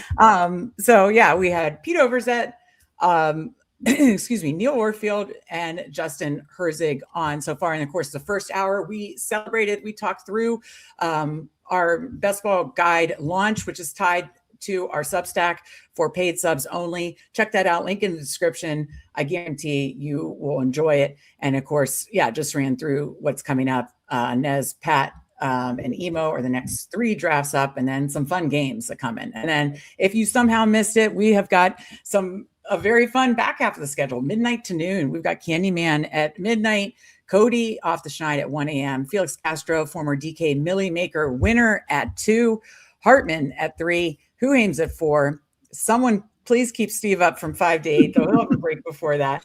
Then I'll come back. Sia Nejad from Sportsline will join me at 9:30 a.m. Eastern to talk PGA Championship. Oh my God. Do we have a chance to look? Does anybody have a Jordan Spieth update? How's my guy Jordan doing? And then our dad is going to join me, and then Steve will jump back on. So this is the schedule. And then one last thing to talk about again before Nez gets here is please, if you would like to support us, we appreciate your support on the Fanspeak Network, but link in the description for the Substack. All paid subs get the best ball guide, which is 400 plus pages of strategies, player pages, team pages. The team pages, I think, are ridiculous and fun and super helpful to see some advanced stats and spike weeks. So it's just $34.99 a year or $10 a month, link in the description. So let me remove that. Get back to chat, of course. Yeah, maybe it will be a time box version of the marathon. I wouldn't. Okay, so Zero's in for a marathon too. Yeah, I absolutely like that. Okay, Spieth update is even today on the front 9 and still inside the top 20. Okay. Good. Okay, all pars. Thank you guys. You guys are looking out for me. Thank you for giving me the Spieth update. We got Joey in here. I know he said congratulations on Twitter. Appreciate you, Joey. Thank you very much for jumping in and saying congrats. That is very kind. Yeah, we're celebrating and full steam ahead to keep growing this channel and our Substack. So Zero says, I like drafters, but full PPR feels like playing arcade mode. Yeah, I just have always, to Zero's point, and I've talked about this in other streams, I've always had more success on half point PPR. Even in DFS, I've had more success on FanDuel than DraftKings. You're different. You're probably even, but no, but I agree. I like the half point format, and it is very different than drafters. Also, the 2 rounds difference. Obviously, could go 20 rounds if they were to bring a marathon format back, but yeah. All right. Yeah, I heard Bryce, it is playing like trash. All right. We got him. He's here coming to the stage. Of course, Nez from Badge Bros. Nez, how are you doing today? I'm doing well. Thank you. I just got off a stream for our regularly scheduled programming, breaking down all the daily slates. We just did a Frenchie, a regular Frenchie, Nice. not a super flex. So John, hopefully landing that plane over there. How are you guys doing on hour 4? Hour 4 hanging in. I do need to take, so I want to talk to you for a few minutes, but my dog had a neuter procedure this week. So I need to go check on, I've had dogs my whole adult life, and he's my first one that's been that young to go through this. So I do need to check on him and finish up a game. So Steve is going to run this draft with you. But I had to say hi to Nez because I love drafting and hanging with Nez. Yeah, so are you super pumped about the, seems like more super flex this year. Love that they dropped the super flex today. I know you like the format as well as, of course, PPR Tyler, Steve, Hoohames. Oh yeah. Yeah, no, it's a great format. It's an absolutely great format. And, there's just not enough love for it. I think people, are just like, they like what they like, but I think that, a little variety is good. You got to mix it up. It helps strengthen your muscles and other tournaments, I think.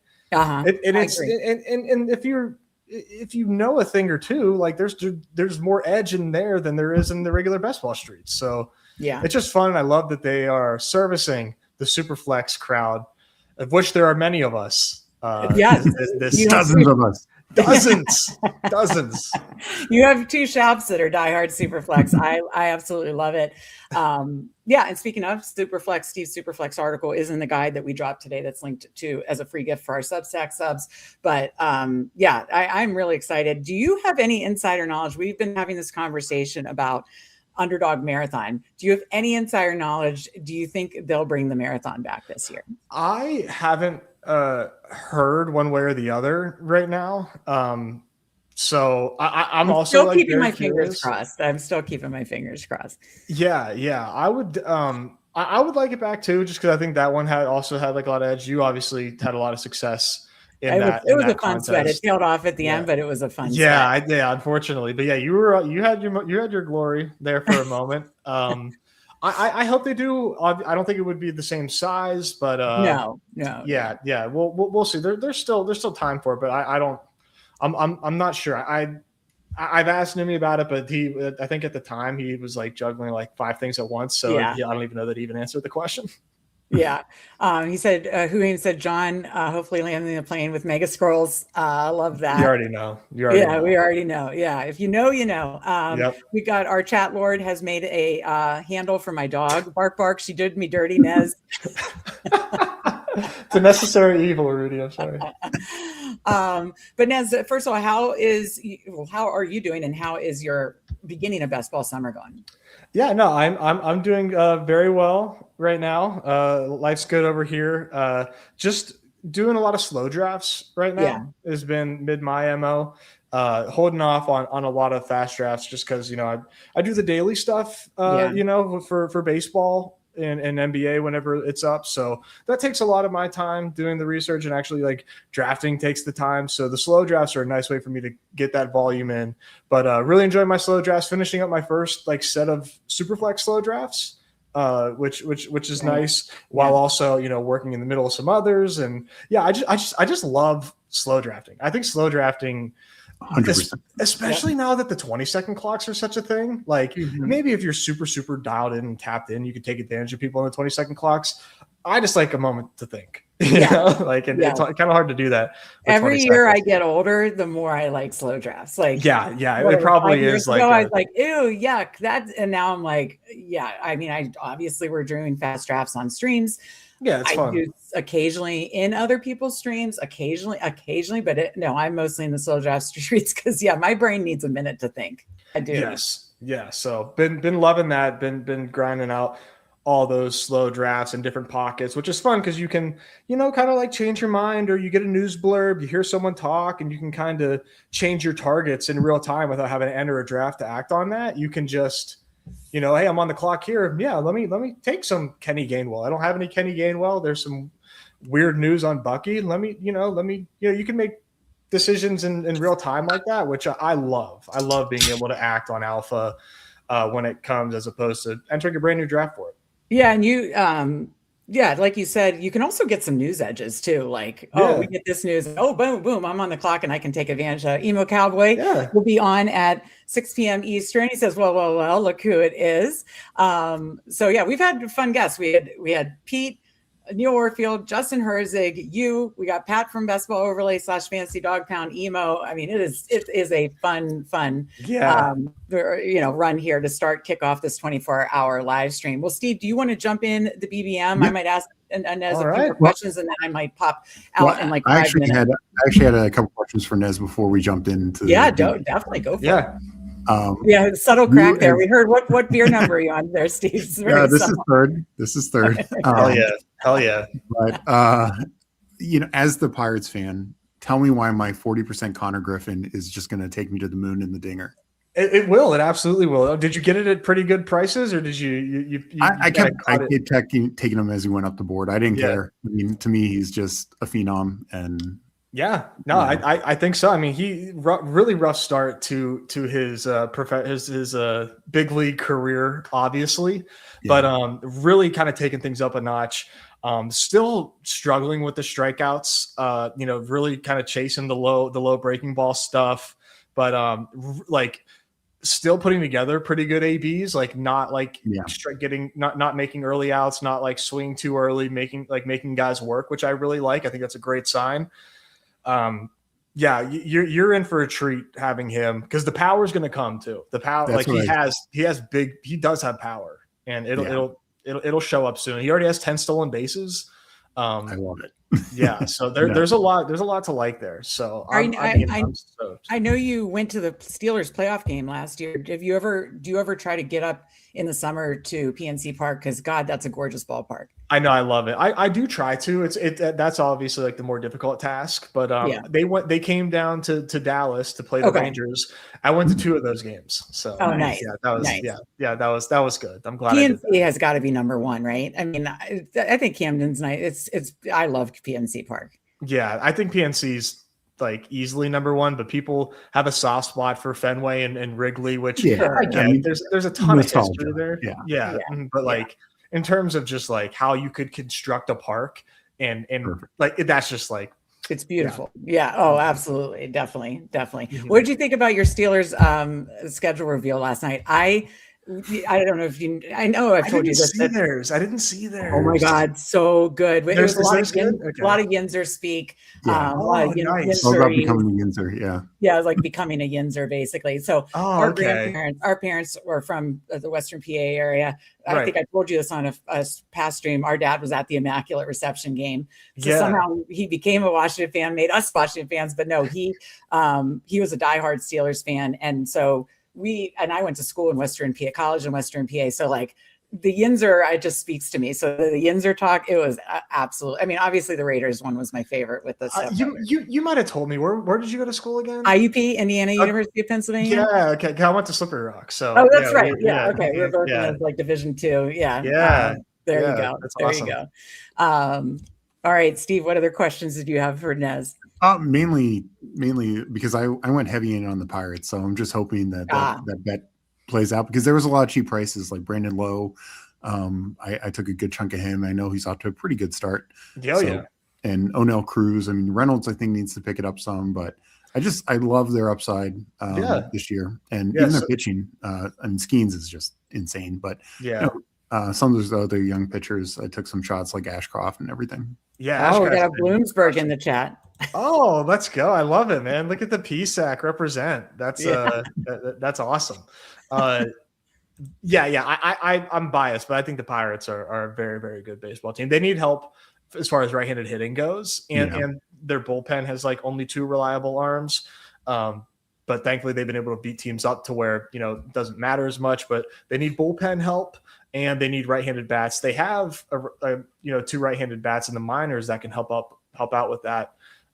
So we'll see what transpires here. But I'm bullish Pirates. The NL Central is just so good. Oh, I know. You're following along, but yeah, like the Pirates would be easily in second. I'm a Nats fan, and Braves are kind of well ahead right now, but they'd be easily in second place in the East, right? You would never expect to say something like that. Yeah. So, all right, let's get into a BBM, and then we can obviously keep talking and everything.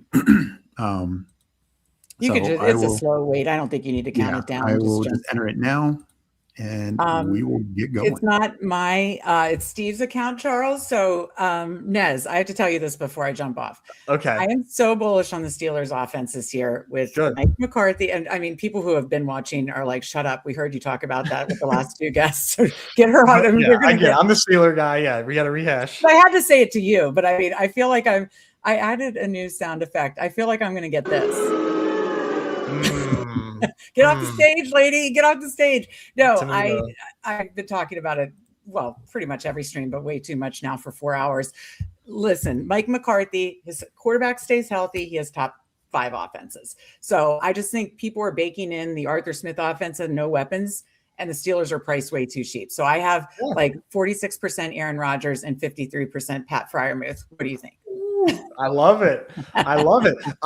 So fully with you on like people not like double counting the Arthur Smith removal and the addition of Mike McCarthy and the addition of Michael Pittman and the the offense is like has no choice but to be better than it was last year. No choice.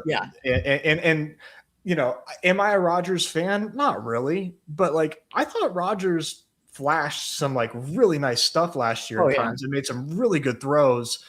It's Michael Pittman and Jeremy Bernard, we'll see how, but like, it's not Calvin. Like, how is he supposed to make Calvin Austin good? That's not a wide receiver team. In some games, you know what I mean? Like that. So the draft has started. We have the 5th pick just to I'll lock in. Okay. Here. Jeremy's at the 12th spot. And thank you. We got our guy, Mike Raub, gifted a YouTube member.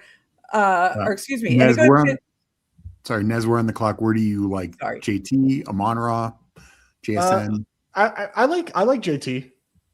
Yeah, I'm very bullish on JT. I see that. So thank you, Mike Raub, and it goes to our guy Emo Cowboy. Love to see that. He says, "How many memberships for Nez tarps off?" Oh my God! Good to see you, Purple Yosh. Thank you for joining. That's awesome. All right, so I just had to tell you my Steelers craziness. So you're kind of in agreement with me. Are you hopeful for this season? Yeah, I mean, yes, I am. I mean, I don't get my hopes too high because it's like at the end of the day, like I don't think that their ceiling is like winning it all. Not as delusional as I am about the Pirates, but I do think that they're not gonna suck. Don't think that. The one thing I will say though, and you're not gonna love this, but I do have like some skepticism on Pat Freiermuth. Because, oh no! Yeah, I know. But hear me out. Like, okay, the expectation is they're gonna run a lot more 11, and so 3 wide receivers. There's your pass catchers. Like, does it make more sense to have the threat of an extra blocker who also can catch passes in Darnell Washington, or a 4th pass catcher in Pat Freiermuth in those sets? I honestly don't know what the answer is there. I think it's way more likely to be Freiermuth, like logically, but to me, like if that is the case, I'm like, wouldn't you rather have Darnell so you can kind of have your cake and eat it too, and actually still have the threat of running the football in those sets? I don't know. So I do think that that's a toss up, but I have drafted Big Darnell in a couple time box for like, hey, he's going to be like next to low owned, especially. Rodgers loves him too. Rodgers loves him. Yeah. So I don't know, but Freiermuth had some nice games at the end of last year where it's like, oh yeah, we should have used this guy because he was probably our 2nd best pass catcher, which is not speaks to the state of things here. We're up. Rashee Rice, Drake London, Neighbors, who obviously looking worse now. Yeah. Bowers. Let's do Bowers. Okay. I really want to get more in on Bowers. It's a tough click, right? Like it's expensive, but I'm excited about Bowers. No, and if you guys could answer. Oh, sorry. Coolers had a question specifically about Daniel Jones coming back from injury. Yeah. Do you guys have any? I've still been drafting him. I mean, I'm just hoping it's going to be a slow ramp up potentially, but I'm still drafting. It sounds like it's positive news to, like he's not going to miss many games or anything. Yeah, I think my answer, just real quick, I think for him it's a bit more concerning because probably loses some of his rushing upside that helped. I mean, week 1 last year, 2 rushing touchdowns. Yeah. But I think it's good for the pass catchers and good for JT, just because I think we saw JT with the functional quarterback is the best running back in the game. So that's kind of my take on it. And we're up again. Yeah, I'm a little nervous, but we'll see how it goes. I'm cool with AJ Brown here. Okay. Yeah, I mean, I think he's going to get dealt to the Patriots, and I feel like that's really good. Yeah, I think that's almost like an open and shut case. I know it's like, we have to wait for June 1st for that to take place, and so as it's like, even though we know we can't get it until then, there's still some like, what if it doesn't happen? Like, man, they drafted Mekhi Lemon. They traded for Wicks. Like, come on, like he's out of there. And it's probably a mutual thing. And I'm really, really excited to see AJ Brown with Drake May. And even if you, and not only that at this price, but he's going to move up when the trade happens. I think people, it's never baked in. You think it's baked in. The stuff is never baked in. Well, and just some of the other things like Neighbors Will Fall and other things like, no, I think a month from now, when we're in mid-June, we're going to see AJ Brown at the turn. I really do. Mm-hmm. Yeah, I'm really excited. I don't think he's falling off. I think he still is an elite talent, and I'm just, I'm a little biased because I'm pretty, not anti Jalen Hurts, just more so like I don't think Jalen Hurts is a good quarterback, and and I think that AJ Brown's fantasy performance suffered from it, and going from Drake May to Jalen Hurts, I think is a huge shift in his outlook. Yeah, I agree with you there. I'm going to let you guys focus and draft. I'm going to go check on Rudy Boy.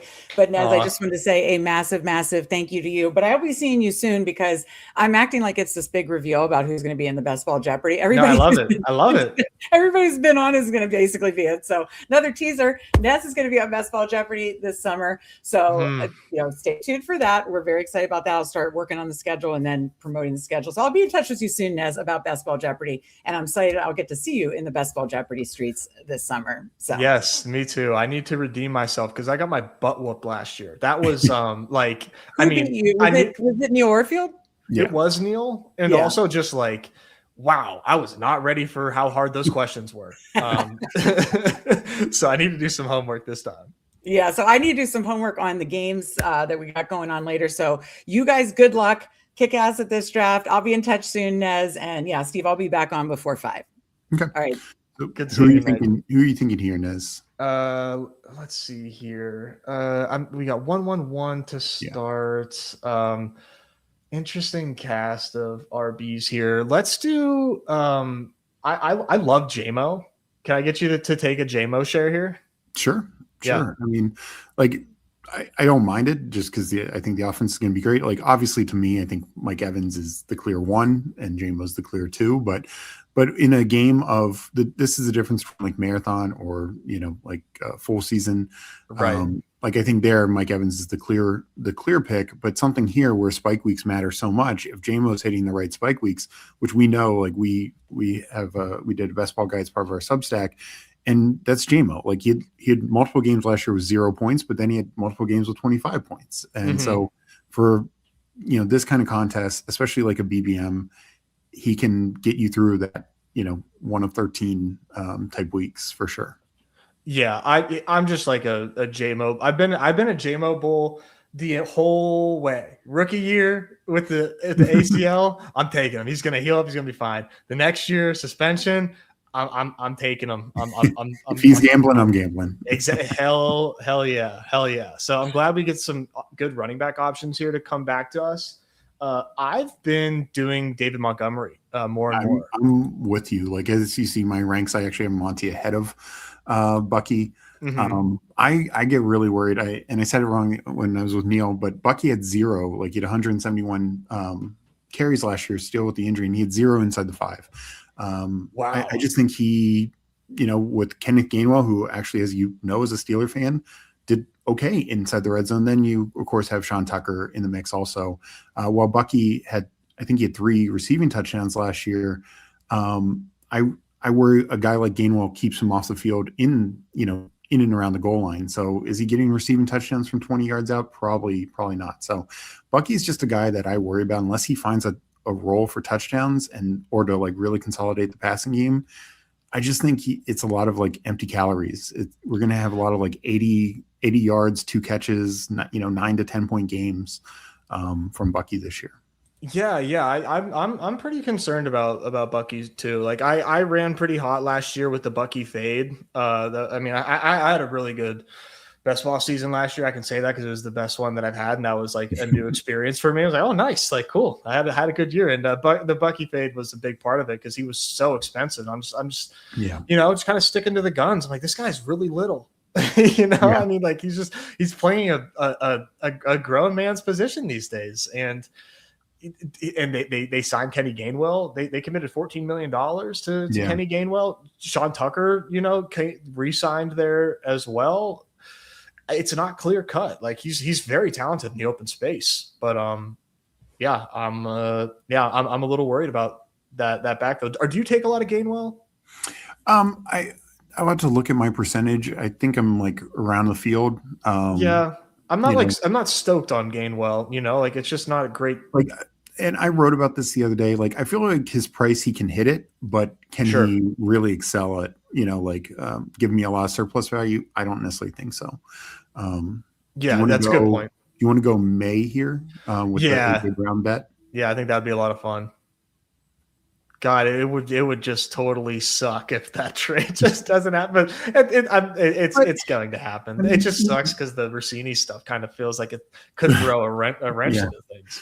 Well, they might need to change the story. So this is one way to do it. There you go. Yeah. If you don't like what they're saying, change the conversation. But my thing with May also is they were hyper efficient last year throwing, but they didn't have a lot of passing attempts because they were just blowing out so many games. I mean, I think it was the Carolina game. May had 17 attempts and he still had like 20 points. That was what, week 17 or no, that was early. That was like that was the early one. Okay, but there were some late ones, like that Giants game late in the year. That might have been week 14 or 15. May he may have thrown 2 passes in the fourth quarter. They were just blowing them out of the water. And there were just number games like Browns actually got up on them early, and so May had a big third quarter, but then he stopped in the fourth quarter. Like there's just so many times where May had a good game, but it could have been great if there's any pushback. Yeah, and they're going to face a tougher schedule. I just think we're more likely to see some. Honestly, more May ceiling games. Also, he stopped running. He had only 4 rushing touchdowns all year. He could easily do Josh Allen numbers, and 10 plus. And even if it's not 10, if he gets 7 or 8, that's massive. Yeah, I'm excited about Drake May for sure. We saw what the ceiling could be, and they upgrade his pass catchers in a pretty big way. It's exciting. Okay. Do you want the Stevenson correlation? Do you want the Alec Pierce, Tucker Kraft? What are you looking at here? Yeah, this is a tough one for me. I think I'd prefer Warren. Jalen Warren? Yeah. I'm gonna up that percentage for you there. We're gonna that's Meg's music. She's not here for that, but yeah, we're gonna take Warren here. This is sort of like right now what we're doing is really just kind of like playing into the meta, which other than the Bowers pick. Maybe the Bowers pick kind of fits in a little bit because tight ends, in my opinion, I think are more expensive than last year, or at least last year. I feel like there were a lot of late round tight ends I like. I don't like a lot of late round tight ends this year, but we're getting the quarterback early. We're playing into the price of quarterbacks. Not that May is expensive, and then drafting the running backs. But we took 2 wide receivers semi early. What are your thoughts on the meta right now in terms of like RB pricing? So it's obviously definitely more expensive, but it's also where the points are. Puka ended up with a tremendous year, and he still would have been tied for RB3 essentially. So it's like, I don't care what receiver does wide receiver 1, RB1. I'm, it's like an 80% bet that RB1 still outscores them. And in most cases, RB2 and maybe even RB3 outscores them. So, and even the Puka thing does feel a little thinner. Just if you look up until the point Davante Adams got injured, Puka was like wide receiver 6 in terms of points per game. And then, of course, Davante Adams gets injured and he just totally consolidates the roll down the stretch. And at that point, I think he had like about 16 points per game, that's James Cook. That's RB6. So I just think receiver actually has more fragility than people give it credit for. Like everyone always talks about like the same running back's not going to be RB1 every year. That's why people want to fade McCaffrey. We don't have back-to-back years of the same wide receiver 1. We ironically have the same wide receiver 3 straight years in a Monra. But it's just, it's just like it's Chase one year, Puka next year, like CD Lamb one year, like our wide receiver 1 changes. Now, I don't think the falls can be as harsh in that necessarily, but I do think like I want to keep. To me, I want the most fantasy points, and I think if my running back's hitting the flex, I'm getting the most fantasy points. So that's why I like being strong running back, but at the same time, don't want to like completely ignore a receiver at the same time. Yeah, no, very very well said. Like it logically makes sense what the shift has done, and I think that that the field has done a good balance of pricing up running backs, but we still have a good mix of wide receivers that go ahead of certain like it's a good blend, I think, right now. Where are you at for this pick? I'm probably Jacoby or QJ. I'm Jacoby over QJ. My personal worry, not that I want to have some QJ because I do believe in the Chargers, but my worry is QJ is not a Mike McDaniel type receiver, right? Mike McDaniel likes route runners. He likes guys who get the job done. I don't think he likes a guy who drops, his beautiful drawn up plays. So that's just my concern. Like he's fragile to Trey Harris breakout. For sure. My risk. Where I think Jacoby Myers, like they paid him. Like I know it's a crowded room, but they paid him $20 million a year. I think that matters quite a bit. I love Jacoby. I think he's just like, we saw the Trevor Lawrence breakout. I like that offense. I'm not too worried about Jacoby. I think he's there to I don't know. I'm not a Parker Washington guy. Like this price is, I think, just like a little crazy. But I don't know. I could have egg on my face at the end of that. So I think Jacoby's just like a nice safe bet. And that's why I feel like the Jags receiver room is mispriced. You have 3 guys going essentially between 60 and 90, and that just feels wrong. To me, partly Parker Washington's the scariest one, just because who's it going to be, the former 6th-round pick or the first-round pick or the $20 million man is kind of yeah, exactly. Can we just look at the running backs? I think I'm Dobbins here. Okay, no, I'm good with that. Yeah, I think I'm Dobbins over Corum. Yeah, like Corum, I think, and we actually looked at this earlier. Like another one, actually most of his usable weeks came when Davante Adams was out. And you do wonder if they were just like, all right, we don't have any other receivers. Let's just go 2 running backs, essentially. Sure. And I do think he's got plenty of contingent value. We know anything happens to Kyron, like he becomes like RB2 of the week. But I do think like Dobbins just has more week in, week out upside for sure. Yeah. Corum. Like if tomorrow, Kyron Williams is not on the market anymore, like, man, Corum would obviously fly up, and that's part of the price, it's baked in. But in terms of like, if I'm taking bets like 1v1 of who's going to have more fantasy points this year, I'm taking Dobbins. So I did want to bring this up because I meant to ask it when we did the Warren pick. Rico versus Warren, what do you feel? Yeah, I'm Warren like pretty comfortably. Really? Yeah. Mm-hmm. Yeah. Just curious. Do you have any concerns about the Mike McCarthy, history with Rico? Yeah, I think that made sense as to why he signed there. Like, oh, he had a guy. Let's bring him in. They need another running back with Warren. It makes sense that they grab somebody as dependable as Rico. But I think Warren just has a much higher ceiling. Like, unless Warren goes down, I think his ceiling is higher than Rico's. He's a pass catching running back, and he has he does have spike potential still with some breakaways runs that he even showed last year. So I'm just such a Warren boy. I just think he's such a dependable running back. What do you like here? No, not anybody that's on the screen right now. If you want to scroll just a little bit, receiver maybe. Higgins for like an upside bet. Like maybe he breaks out. I'm still a believer. Yeah, I would do that.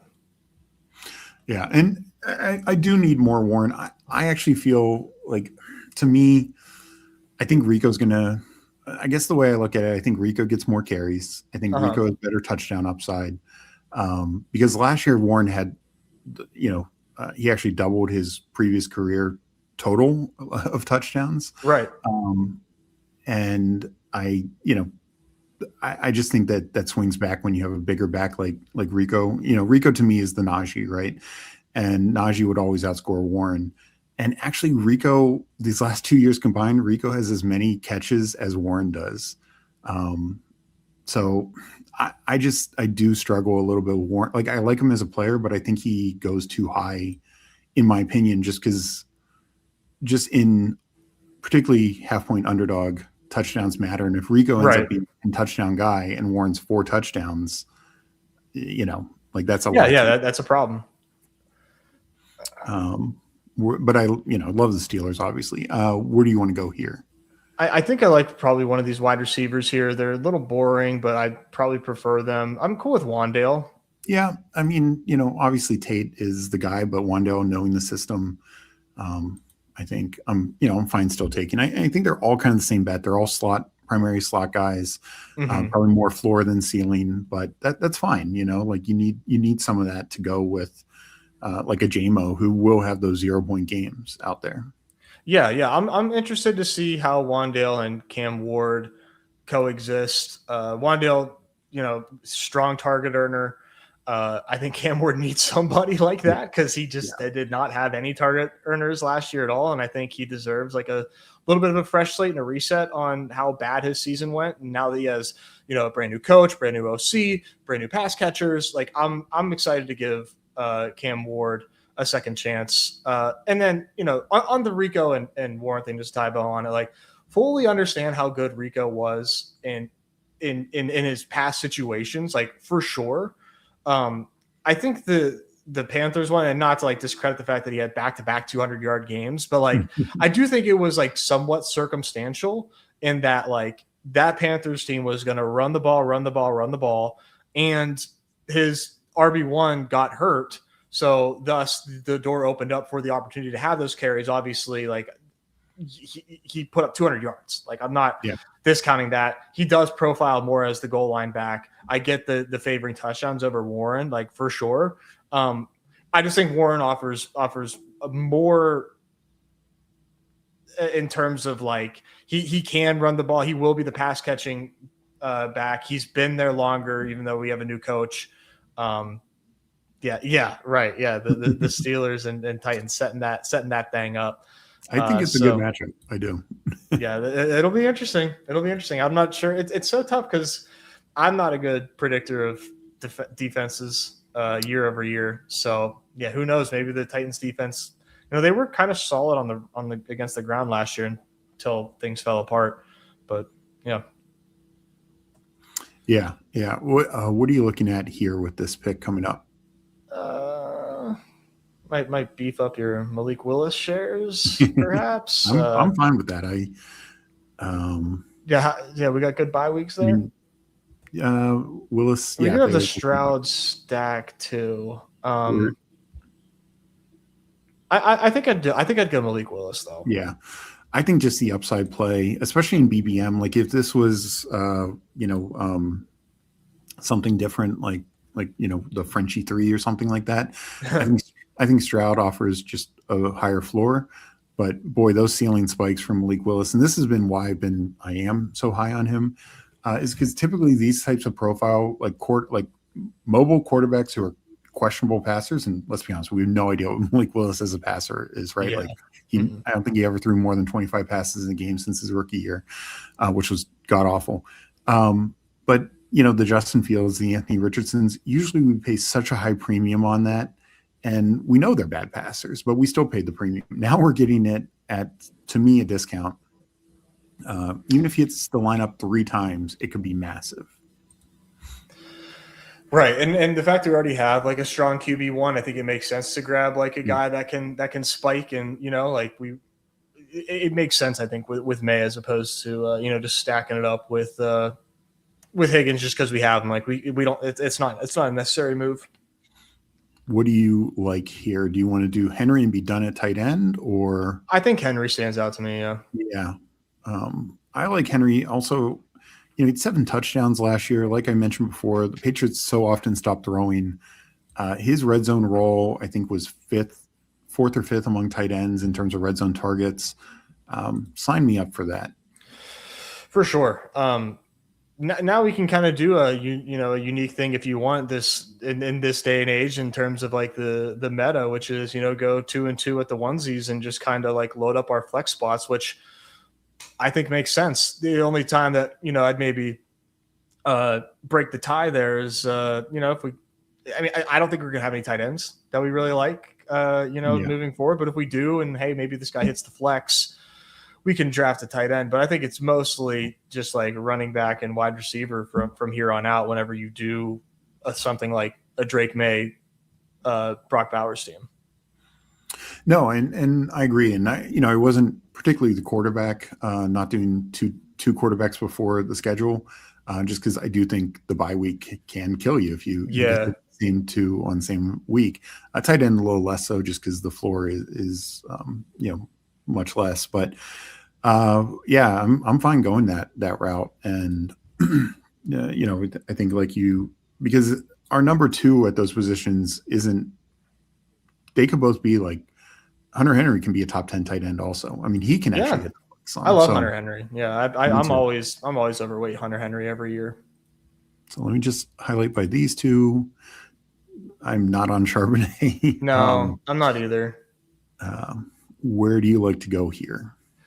Oh man, we got the Stribling's really flown up, man. I do think one of these rookie wide receivers makes sense. If you just want to throw your favorite in the queue. I'll still go Boston. I like Antonio Williams, but to me, Denzel Boston, he's got a touchdown profile. It's a wide open wide receiver room. Like I think Concepcion ends up being wide receiver 1, but it's not going to shock me. And this is more in terms of like fantasy points, not necessarily like targets. It's not going to shock me if Boston does that if he gets 8 touchdowns. I mean, granted, that could be half the Browns passing touchdowns, but Fanning got 7 last year. It's possible.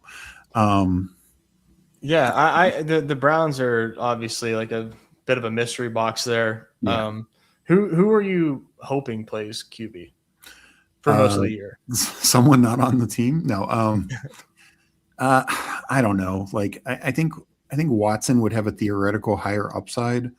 Just because he actually has done it at one point in his career, but I think he's just kind of done. And so, maybe Shador, does, he did flash a little bit at the very end. So maybe we can see some growth there. But yeah, I don't feel great about the room for sure. Yeah, I don't either. But I think I'm Team Shador. I think Shador exceeded expectations. I think people really wanted him to fail, and I don't think he did a bad job. What do you like here? I do a lot of Jeremy, man. I'm good with that. Yeah. Let's take Jeremy. Talked about it on the last hour with Justin Herzig, but I also said that the fact that the Steelers were clearly in on Mekhi Lemon shows to me that Jeremy Bernard's role is going to be pretty strong. I like that take. Spend a first round pick on a slot receiver, then them coming right back in the second round and doing that. to me shows like they want a clear number 3.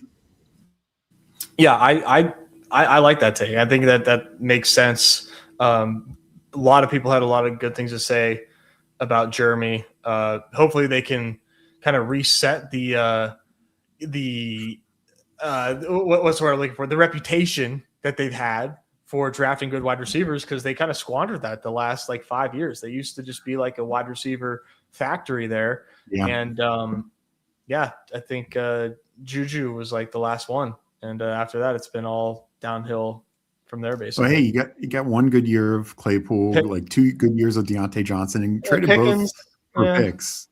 Pickens was good. Let's be honest. Like, that was good. His issue was Justin Fields. Yeah. Nez, here's a good question. What's your take on oddball builds? I love oddball builds. 2, 4, 8, 4. Yeah, totally viable. I don't typically do 2, 4, 8, 4. You know, I love to auto draft the small dollar stuff because I like to get unique teams and do it in a fun way where like, okay, I'm going to do 2, 4, 8, 4 and just like push all my tight ends to the last. That's probably the only time I would do 2, 4, 8, 4. If I'm drafting and I'm in the draft, I'm not going to give myself 4 tight ends more likely than not on underdog.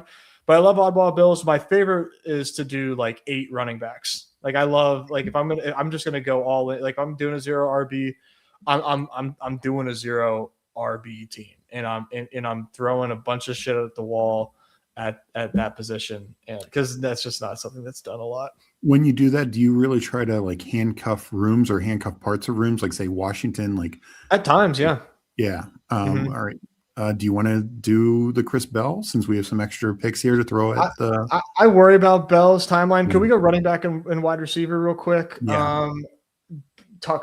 Sean Tucker. I'm very good with that. Okay, yeah, that's cool. But no, to handcuffing running back room, and even if it's like a portion of like some of these 3-man rooms, like say we had gotten Gainwell and Tucker, I think that's a good way to do it because you're making a bet against the one guy. And if you're right on that, then maybe both can hit, particularly with the price. Obviously, this is all very price sensitive, but it makes a lot of sense. Like when I'm doing something like that, I'm hopefully getting like a guy that is like has a role and he's not very good, but he does have a role of guaranteed touches, and then just like a bunch of upside plays after that and a bunch of contingency plays after that. And like it doesn't feel good to draft, but I think people forget that like, we drafting 0 RB never was supposed to feel good, you know, like it never, but it's just, it has lopsided range of outcomes. All right. What do you like with this pick?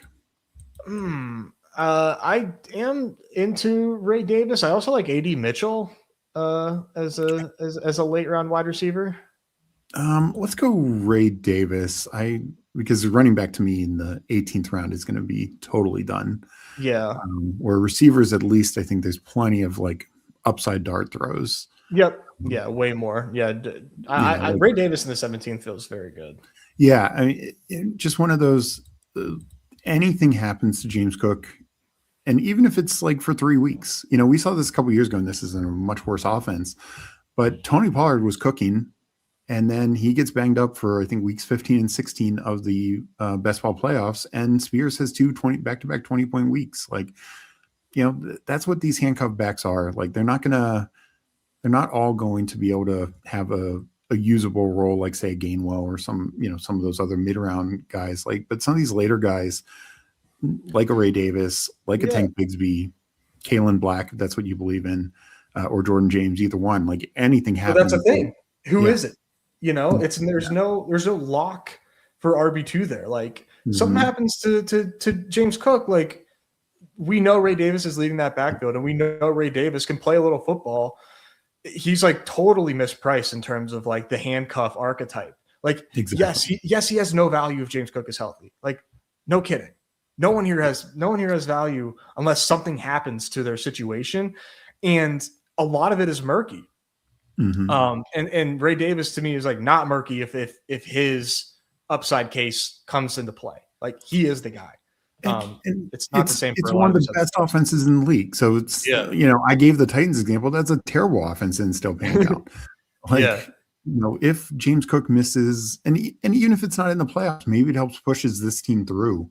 If James Cook misses weeks 9 and 10, and Davis just does what you were saying about Rico, those 20, 30 point games. All right. So if the Philly kid allows it, do you want to go Mitchell?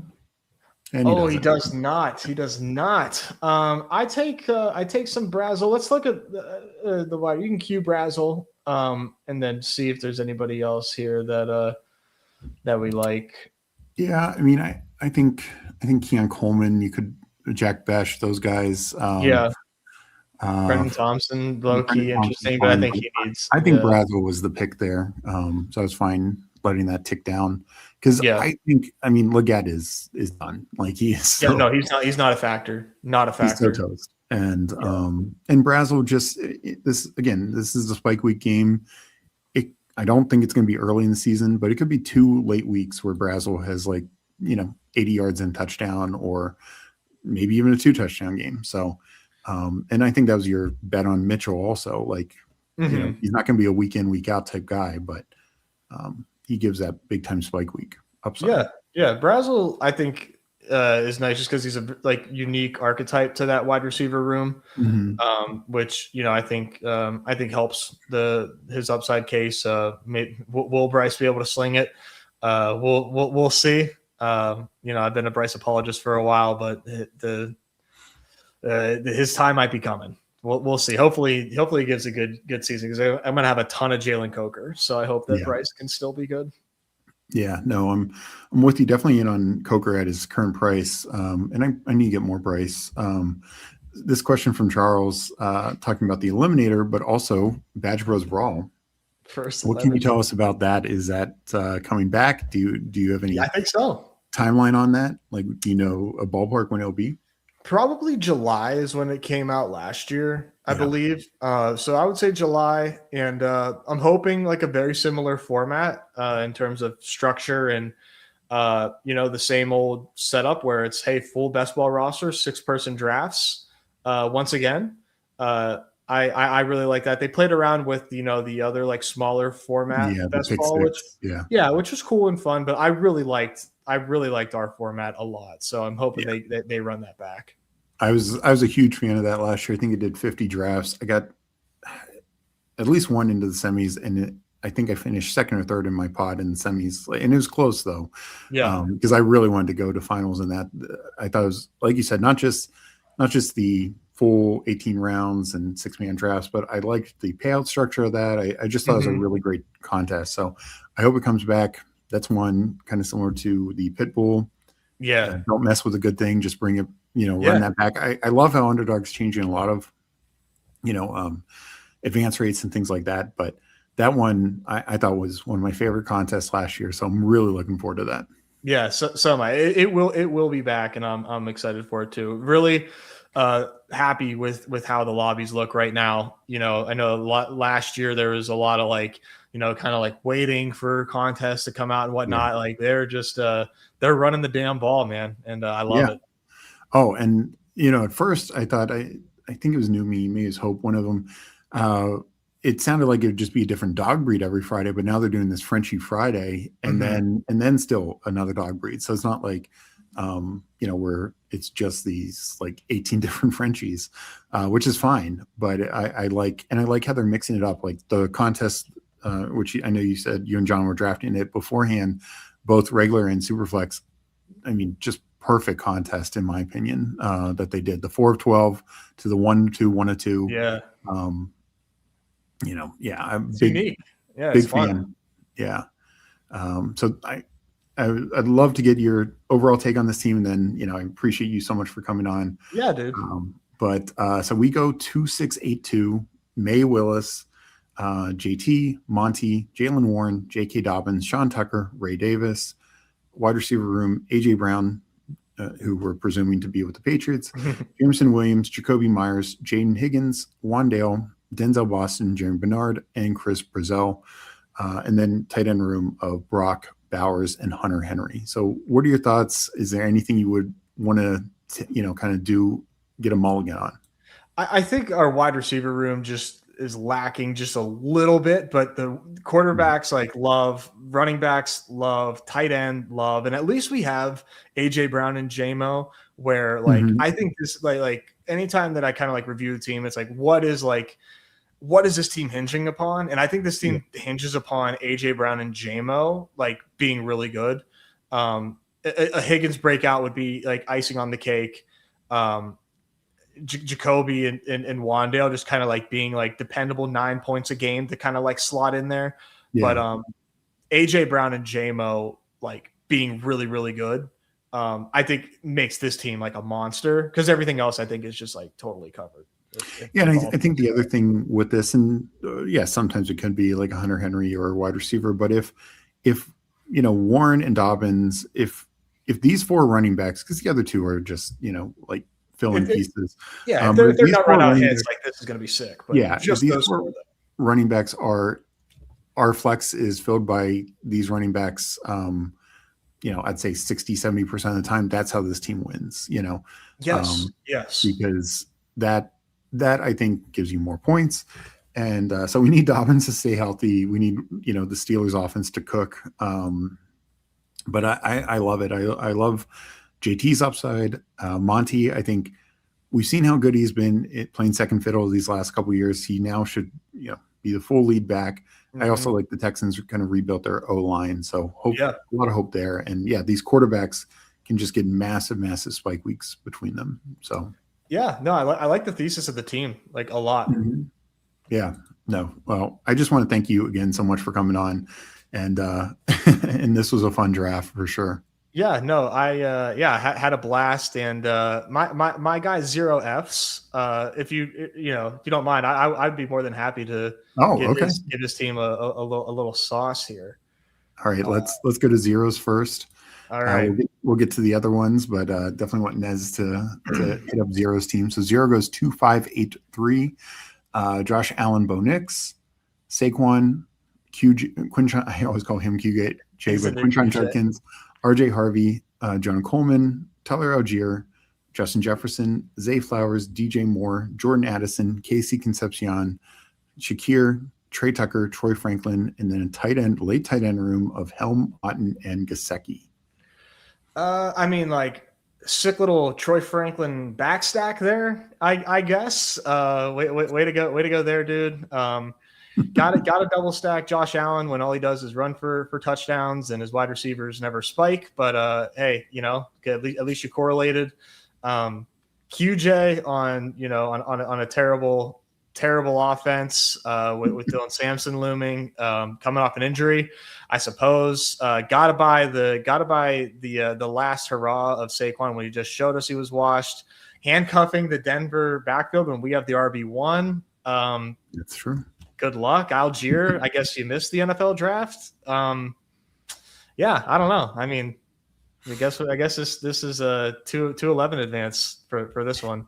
Hey, you got Josh Allen though. Good job. Appreciate that.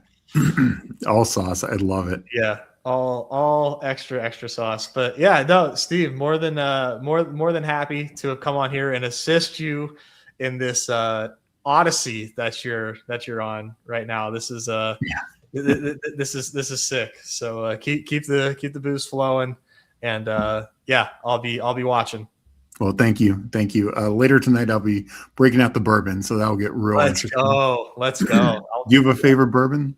I'm not like I'm not too bougie with it. Like my favorite, just like at the liquor store bourbon, is just like Makers. Okay.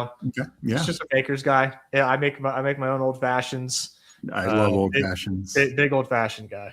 Yeah, 100%. Yeah, that old fashions. I think that might be the 101 of drinks, right? Yes. Yeah. It's so good. But the thing is like you can. It's not like a safe choice. It's my favorite, but like like you can. I've had a lot of bad old fashions, which is like a bummer, you get like the soda ice, Oof. You get the bright red cherries. Can I give a fun old fashioned tip? Yeah. Instead of I use amaretto instead of as my sweetener instead of simple syrup or anything like that. Okay. All right, I'll try that. It adds an interesting taste. But if you like some amaretto, use that instead of simple syrup for your old fashioned. All right, well, I'm excited to try that now. I'm gonna have to get a new bottle of bourbon and take this for a spin. I come back and we're getting some bourbon tips. I love it. Yeah. What is your favorite bourbon, Steve? So it seems like you're more well versed in the space. Probably my everyday type bourbon is Russell's Reserve 10-year.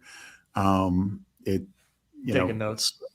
That's one of my favorites. Come to the party, Pat. What's up, baby? What's Love up? It.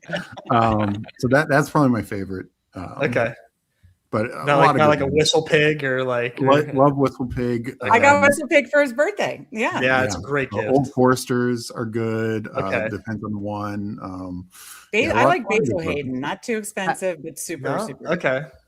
What was the over/under set for number of Pittsburgh players drafted in the Nez stream? I mean, we was hit that the under. 3.5? I think 3.5 would have been right. We got Warren and Jeremy, so we definitely would have hit the under. Okay, you got two. Okay, you got two at least. Yep. The under is always hits. So Blanton's is like one of the best top end bourbons. And Willet. I love Willet too. Willet. Yeah. And if you can find like Eagle Rare or what's the other one that I can never find in the state of Virginia because they're terrible with their allocation. Yeah. Eagle Rare is a very good bourbon. Okay. Yeah, I'll have to venture out. I'm just like, let me just grab my wax dipped makers and go home and wax dipped. At least I got the big cubes. I'm a big cube guy. You gotta do the big cubes. Are you a bourbon drinker, Pat? Maybe four in this here. Old fashions. It's the only time I'm really same. I'm not sipping anything straight. That's a recipe for some bad drafting for me. So we'll find out tonight. You will be sipping straight later if you want to get in his rooms. I might have to. But Pat, go ahead and take over for me. I know you're going to crush it. Good seeing you again, dude. Good seeing you guys. Thank you, Nez. Thank you for everything. We appreciate it. Good luck. Tough act to follow. Oh, come on. Yeah, I wish I saw the guest list before. I would have picked PPR Tyler. Pat, how is it going? Sorry, my dog, I just brought him in the room. He just had neuter surgery, so I'm like keeping him from, getting into areas. Yeah. We got the cone, doing the cone thing. Cone's not going well. I got a blow up cone. He finds a way to get that off. He's a monster. He's a monster. Yeah. Absolutely love it. And look at this. Nez comes and then he drops 10 gifts. I mean, love it, absolutely Nez. Amazing. Thank you, Nez. So to Nez, it goes Purple Yosh, Chief, Ray, Dawson Hatton. Okay, Rudy, don't eat the thing. James Retchen, Hoosier, Willis is awesome. Analytics, ADP. Yes, absolutely a goat. This community is the best. So thank you so much, Nez, and thank you for joining. That was awesome. So Pat, as I'm controlling my dog here, how are you doing? And I can't wait to talk basketball overlay with you. Doing good. Yeah, we've done about 15 BBMs, and I was gonna kind of give a little break, but then the promo came out, so we're gonna hit that 5 promo for the free one. I think you have to, and we're just one day at a time. The new contests are awesome. The Frenchie Friday 2 contests dropped today. The Pitbull, probably my favorite contest structure of any of them. So yeah, things are good, and Underdog's making it tough to draft other places right now. Yeah. And Meg doesn't realize she's muted right now, but yeah, I fully agree with you, Matt. Yes, I was muted. I absolutely good lip reader. Yeah. Controlling the doggo. All right. We've been through it with the doggo a couple times, and yeah, they're smart. They know how to flex their body that they can, may as well not even be there. Okay, so your dog has gotten out of. Okay, he's trying to make an appearance. Yeah, when's the boxer contest coming? Yeah. When's the boxer contest? Oh, what a cutie! What a cutie! A lot of face licks. Yeah, he's going for it. He's absolutely like on sedated medicine, and it's not working either. So that's not working. That's just not not working at all. Well, actually, if I was going to say, we're leaving it dealer's choice as far as what draft contest. If you want to do Pitbull, we could do Pitbull, but we could also do BBM, of course. So your choice, absolutely. But I absolutely love the Pitbull format. But yeah, you're totally your choice. You know what? I'll leave it up to you guys. You know, I'll put fate in your guys' hands. I'm down to draft. In our hands. I mean, I just love the advance rates, but I mean, hey, it's always fun chasing, 2 mil. Should I bring over my slow drafts first to check out the best ball overlay? Okay, let me do that first here. Give me a minute. Okay, Rudy might need to go back downstairs with my parents. He can't. This is just terrible. I'm visiting my parents. No one minds. I live in the city. So okay, so yeah, I labeled those. Steve, remember to label Nez's. I'm doing it now. Bugs, you're wrong. I don't mind Superflex. You just have to draft it the first 3 days before all the ADPs. Pat hates Superflex. Oh, we love Superflex over here. No. Oh, Sweet Leaf has a boxer. We absolutely need the boxer. Okay, so I am in the draft. Damn. And how many Superflexes? I mean, how many slow drafts you win? So a bunch. I just did like 20. I see the scroll wheel. It looks. Look at it. Oh yeah, there's like 25 of the field general, and then the docs and the Frenchie, that kind of stuff. So, probably I'd say 30 are in here. So I have 55 minutes left on this Frenchie. Let's see if I've made any bad decisions I don't want to talk about. No, this is great. As you can see, Aaron Rodgers 45%. I've been showing that off all day. But let's give everybody the best ball overlay tour. I've been saying code Fanspeak 25% off all day, but let's give them the full tour from the man himself. Yeah. So the newest update has the correlated playoff games. They'll pop up right next to the player's name if you have the correlated bring back with the quarterback. If you click BBO, do you have it set to your Chrome window that pops up? No. So if you set it to, let me see. So show. I only know when I'm inside. When you go to present, share screen window, and then you share the window like that, it'll show that. Oh, it'll show the tool on the side. The best ball overlay. Okay, gotcha. Okay, Steve, talk to Pat for 1 second. I gotta move. You're good. You're good. Talk about anything fun. I'll be right back. What?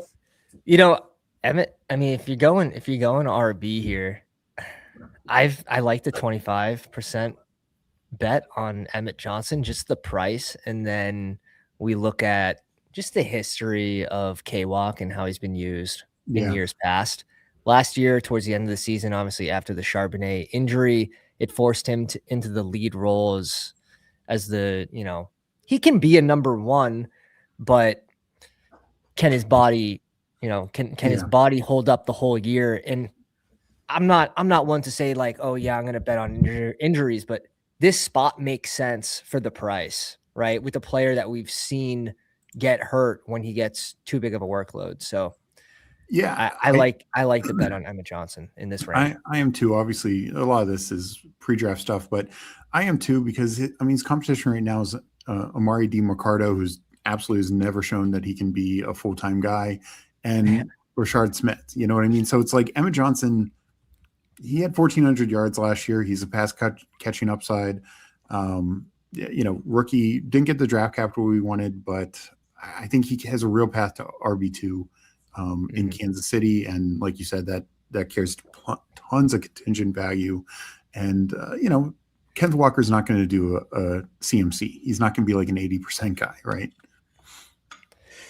I don't think so. So there should still be some value there, no matter what, right? Agreed. And the potential upside of you have if there's an injury, and even if he misses just a couple weeks, having the potential RB1 on KC is a lot more valuable than where he's going. I feel pretty similar to Tank Bigsby in that range. Like you're telling me the clear RB2 for Philly is going at pick 180. Like we used to pay pick 130 for that. And it's not to say that he should be at pick 130, but the upside is there. And when you're trying to win a contest with 600,000 or whatever it is, 28,000, sometimes you gotta make some of those bets and sprinkle those in. So are you guys thinking, thanks to Best Ball Overlay, obviously I can see I have a double playoff correlation with week 16 and 17. Yeah, I'm in that's funny. 3. Well, I don't know if I need 5 quarterbacks though, because I went really strong out. So I don't know why I was queuing. Wait, is this a super? I thought this was a Frenchie. No, this is a super flex. No, it's Frenchie. I thought that was a Frenchie. That was a Frenchie. Yeah, it's Frenchie. Okay. So it's not super flex. So I was like, wait a second. So I feel like I'm stronger. I mean, I went Bijan, Jeremiah Love, Scatabo, Jonathan Brooks. So unfortunately, I must have queued that up ahead of time. And then I need to catch up at receiver. And you know who I had queued You up. also, I could handcuff the room with Njoku and whatchamacallit. But so let's take a look at playoff. Obviously bringbacks here at I'll go by ADP. I mean, I'm ignoring IU because I worried. He's not going back to San Fran, that's for sure. Yeah, he's definitely not going back to San Fran. Definitely shouldn't be green. For me here, it's Trey Harris or Debo. I was thinking, I was considering Ridley with the correlation this late, but he's 6th receiver. But in this case specifically, where you have Ladd and Gadsden, you're basically saying, when I go Trey Harris, the odd man out is going to be QJ, right? Yeah. And mixing in some of those where it's also I like QJ too. Mixing in some different doubles with the Chargers, I think super intriguing. Okay, so even with Gadsden, you like Harris? I would pull Harris up here. What's your next pick though? Do you think you can push him? You might be able to. It's pretty far because I just made the pick, so I won't be back up to 191, 194. Yeah, you're kind of in an interesting spot where it's like, okay, I'm gonna hope for a tight end to come. Like you can get Pat Fry. Definitely at 195 on the way back. That always makes me happy. We know that. You know what I mean, like one of those 3 tight ends should come back to you. Yeah. Will you get 2? Probably not. But are you going to go 125 picks before ADP just to bring in like Terrace Ferguson with the next click? I don't know. I would tend to just say that the Chargers smash here, and that's where you're going to get your points. Okay, so I'm going to go Harris. And we'll do that. And then you said instead of sharing actually, let me make sure I'm not up on any other. Yeah, I can walk you through it. I don't know how you present on StreamYard. I usually just present the share screen Chrome tab. Are you saying? Oh, okay. Window? Go to window. Okay. And then select the underdog window from there. It only has StreamYard and my God. Do you want to? It might be whatever you're up on underdog. Separate the underdog tab. Oh, okay. I gotcha. And then it'll pop up. Okay, gotcha. This is just for people that are streaming with it. For it to be able to pop up and show on the stream, this is how you have to use it. Because you could see it on your end, but when you click the button, Now I see it. Okay. It's just the way the extension works from Google. And right now we're on the Chrome store. So all updates are automatic. You don't ever have to download it again. They will all automatically get pushed to your extension. So that's really, really good. If you guys are already subbed, delete the current extension, go to the Chrome store and just search Best Ball Overlay and download it from there. And you'll never have to update the tool again. It's just so sick. Okay, so you can see this now because I didn't have them. Exactly. Okay. Exactly. So obviously I have everything updated, but I had updated it last night, so you can look at. So if you go to Data Meg, click on the Data button. Okay. And now you can actually choose tournaments. If you scroll down a little bit, right there, choose tournaments, and you can go into your 2026. You can go into your pre-draft. If you just don't click the check mark, click to the right of it. You mean click over here? Yeah. Oh, okay. Yeah. So you can literally just separate it. So, hey, I just want to see my BBMs, or maybe people want to see their BBMs and big board because those are the 2 big contests. That's what I like to see for combinations to track, or maybe you just want to see your high stakes. So you can separate any contest you want. You can get rid of your super flex, which I would probably recommend doing. And then you would just update selected. Okay. Yeah. Okay, so then that's where you're looking at your portfolio. And I'd updated data last night. So walk me through like looking through the combos. So basically, is it looking through the combos in this draft, or is it just looking through like of who I've already drafted? Or so this is going through every single team. It just downloaded all those teams, right? Okay, so it has all your pre-NFL draft data, and it Okay. has your post-NFL draft data of every single team to all those combinations of players, right? So you can go in and you can see, you know, how much Lamar plus Zay Flowers, right? Like as you're drafting, probably it don't helps have you. as much of that as I have. Let's see how much of this. So if I go those Pat Fryermuth, Aaron Rodgers, then So they probably. So this is comparing it based on your current team. Oh, right. Okay. Gotcha. So if you scroll down to Jalen McMillan, just scroll down a little bit on that side. Yeah. It's showing you these are your combos with every single player on your team with who's on the left side available to be drafted. Right. So you can really easily see any sort of holes in the portfolio as you draft. Yeah. Okay. Yeah. I just wanted to see, like, is the searching the combos here kind of like Now, searching ahead or searching back? Or you're saying searching the team I have because I have Lamar. I know what you're doing. That's gonna be more so like offsite tools where it's like, okay, let me see. Because I did do that a lot last year. This is more so in the draft room to help you see how much, you know, with your current team, if you have any holes as you go, and you'll see as you draft, it'll pull up your first player. And then you'll go back to like, okay, where's the next range of my picks? Mm-hmm. You know, it'll be like, okay, Gibbs and Jeremiah Love, 60%. Well, there's certain cases where it's like, I don't mind being heavy there because maybe I think he's going to rise to 16. Mm-hmm. So you also have to use your brain a little bit. And this is where RTA kind of removes thinking and removes the other element of being able to think critically is, where's this player going to go in the future? Right? Yeah. Is this going to be someone that rises and you can't get that combo anymore? Okay, then be heavy on it. But if you have a tiebreaker between 4 or 5 players, and I use the 1-2 turn, for example, where there's 5, 6, 7 running backs there. Yeah. How are you tracking your combinations? And do you guys have these guys tiered separately? Right. And do you want to have 50% of your Genty tied to James Cook? Or do you want to balance that out across multiple of those players? I want to balance that out. So that's one of the bigger advantages to it. And then obviously highlighting playoff correlation, where it's like people are, you know, using flashcards to memorize week 17 games. And, you know, this is where I'll suffer in Jeopardy because all here for me. I don't need to, like, I can get my week 15 minis, 16 minis, bring backs and not really have to think about it. So the advantage is right now because not that many people are using draft tools, not that many people are using rankings. It's really the biggest advantage is investing in yourself, and it's $30 a month. Code Fanspeak, all That's caps. Right. If you don't absolutely love it, we'll refund you within the 7-day purchase. Full refund. Speaking of, we can save it to stay tuned. At the end of this, we're going to raffle off a few months of best ball over to, let's say right now, we'll do 3. People will get a free month of best ball overlay. And so we'll do that after this draft that we do together. Does that work for sound good to you guys? And before we jump into a live draft, is there anything else you want to show the people?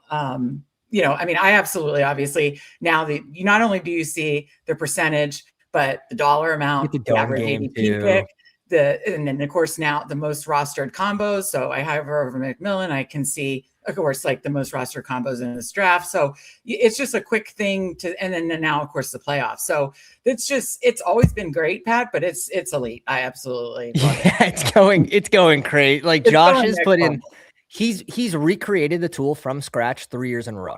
He's not some new coder that's like putting up a cookie cutter Claude build to download to make money off of.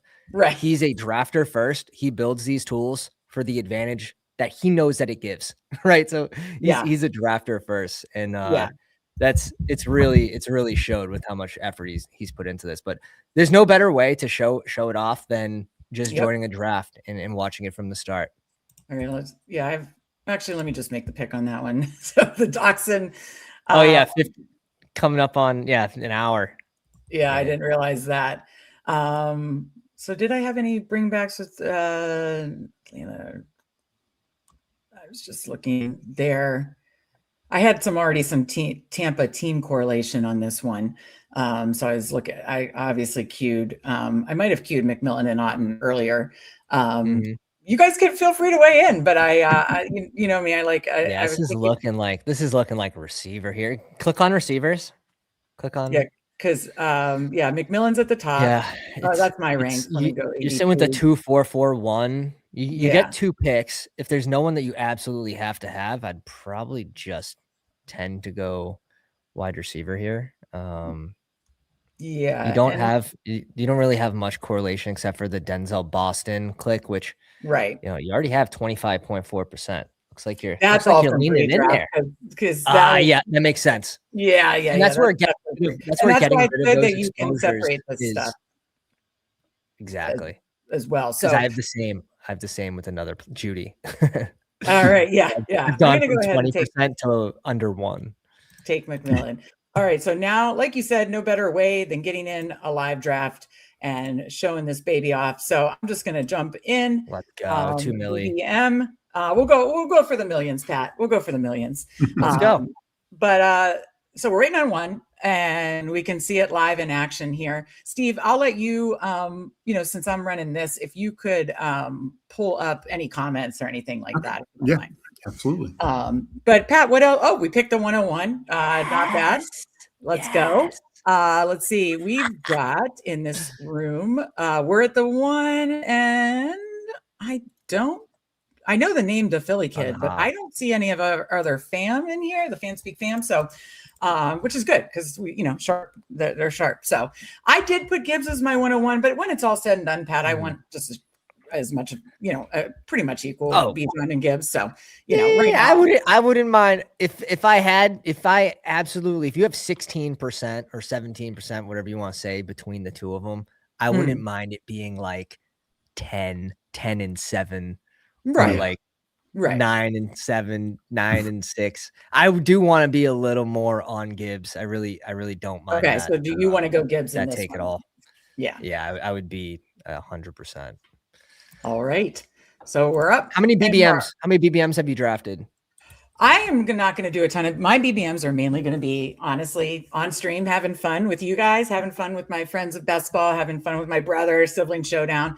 I'll probably do like 1 a month for myself. To be honest, I really love all these other like good advance rate contests. So that's probably going to be mostly what I do. I'll do the board and then bring BBO back up when we're coming up. But that's probably what I'm going to do mostly. Love it. So I'll probably end up, last year I only had like 20 some. This year, we're probably streaming more. So I'll probably have like 30 to 40, but I just like, I want to max the Pitbull. I want to do all the good. They have so many of those. Pitbull is probably one of my favorites. So I put out a Twitter post. I'm like this, like breaking it down by the numbers and top 10 get 5 figures, 10K plus. Yeah, it's 100K to first, 50K to second, 25K to third, and then it's like 17.1. It's not like there's some huge drop off that it's super top heavy. It's just rewarding those that have high finishes in the finals. Really good. Even the finals, like it has better advance rates, quarter and semi than like the BBM, and even the finals you get 500, so it's 2.5 times your max money. Yeah, and that's another cool part. I'm hoping we see Pitbull 2, 3, 4, 5, 6. I'd Pitbull love it. 10. Please. Absolutely. Yeah, I couldn't agree more there. Yeah. So let's see here. The Philly kid, we got a little Henry first round action going there. What's your favorite pick on the board right now, Pat? We're talking any round, first couple rounds. Oh no, like slot number. Like besides getting who's available. Okay. Do you want the 1, 2, or 3? It does feel like 1, 2 is pretty strong between Robinson and Gibbs. But when you don't get those those guys, I also don't mind just going after their backups and like, okay, well, something happened for them to not absolutely smash. So like, let me bring in like Brian Robinson. So there's just different ways to find the edges, you know. But I do, if Gibbs doesn't get hurt, I don't see how he doesn't finish with the most fantasy points. Yeah, it's hard not Really to see that. Though after No seeing the more. schedule, I kind of want more Chase. He's usually destroys the Ravens. Sorry, Mike Robb, earmuffs. Chase, baby. That's absolutely. Yeah, I have him at 3. Yeah, I do too. Pretty clear at 3 in that schedule helps. All so you right. can scroll down on the right side and start to peek the players that are available. So Neighbors so you and have you can also do none like, with Neighbors. You're probably just not going Neighbors at all. Which yeah, is not fine. now here. Okay, so we are up. Nico, you have 66% with Gibbs. How about Jacobs? Scroll down to Jacobs. 20. You want me to take him? Like Jacobs, AJ Brown. That sounds fun. Let me see the AJ Brown. 25%. Wait, did I take off did I take off pre-draft? Look at this. No, you didn't. You just have I just took off you can go to I was gonna say because if I took off pre-draft, then I only have like 8 completed. Go to data again, Meg, on the right data? side. Yeah. And then go to choose tournaments. Oh yeah. Okay. And I would just turn off pre and super. No, maybe just super flex and then whatever. I was gonna say, because if I turn off pre, then we're only working with 9 a lot of teams. You know, because again, I have, as you saw, I have so many slows going, and it's really just the stuff that's gonna be fun. Once you get all that data back, you're gonna really see some. Yeah, it's gonna be a big Hopefully your Gibbs and Nico isn't at 66% still. But that's the sort of thing that you don't know. And then you can get into August, you can get into the football season and be like, man, why is all my Gibbs shares tied to this guy who got hurt in the second round? Right. So that's the biggest thing is it's helping you be aware. And then all the playoff correlations really, that's where I start getting excited. A lot of people in chat excited to see Pat, of course. Steve, I'll let you take over. I was trying to do both, but I do see Spieth +1. Oh no, Oof. come on, Spieth. Card says when you're drafting a lot of Scadboon Rogers, you need softer advance rates. I think Rogers is a pretty good click, right?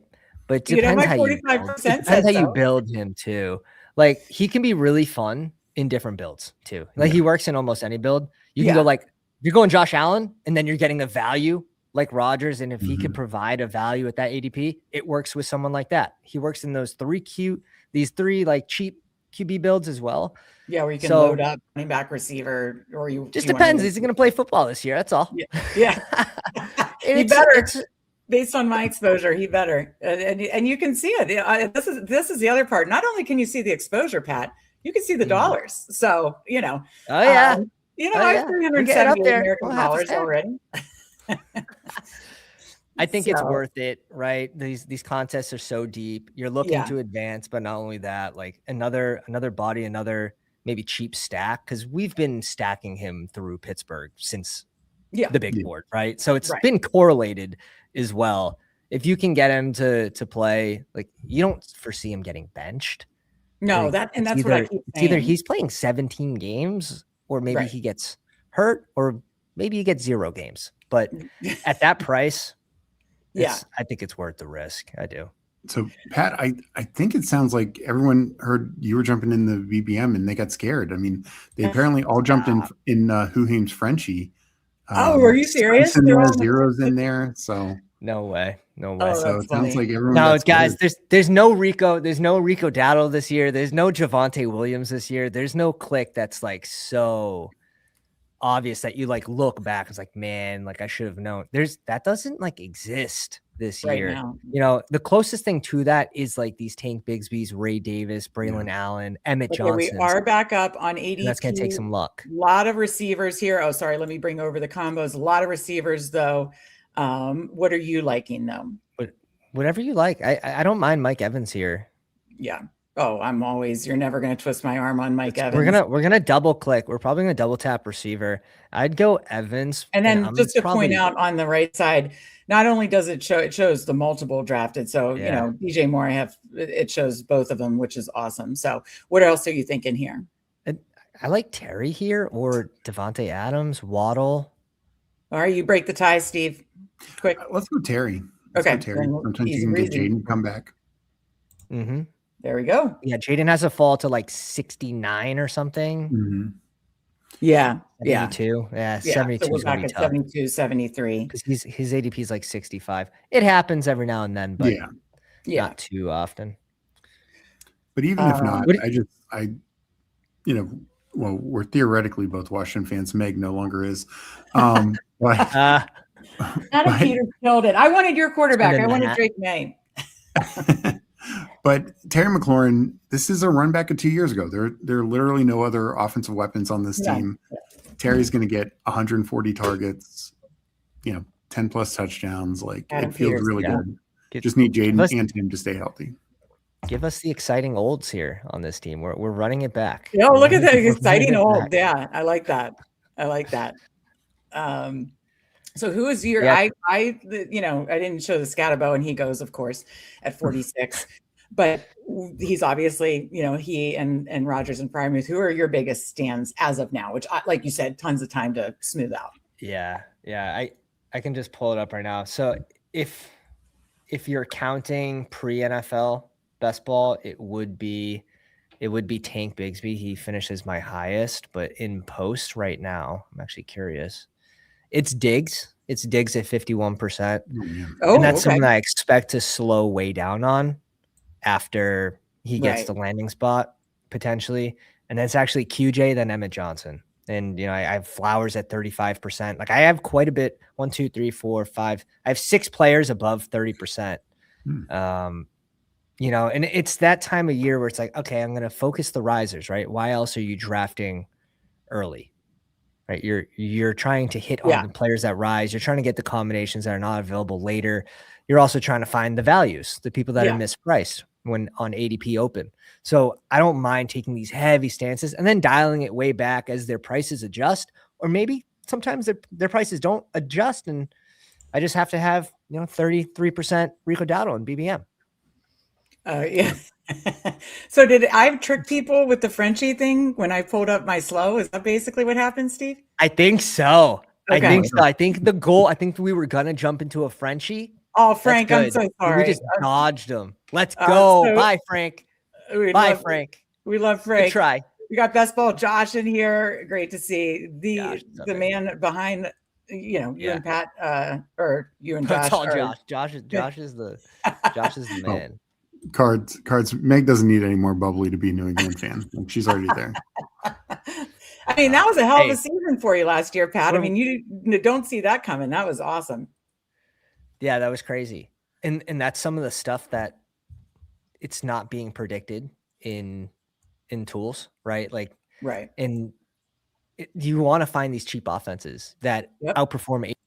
You just want to. So mixing in Steelers, like you said, like, hey, it's cheap. Now the ceiling is not, Rodgers doesn't have that Drake May ceiling anymore with the rushing side that May provided. But here we go. We're there. Oh, right on star method.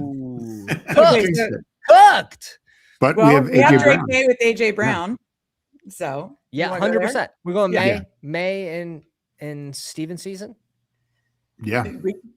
That works for me. I absolutely love that. Let's just load up on the Pats, and then boom, there it goes, because we now have the team correlation. So we got May, Ramondre, and then by June 1st or 2nd, it'll show AJ Brown. So love it. I love it.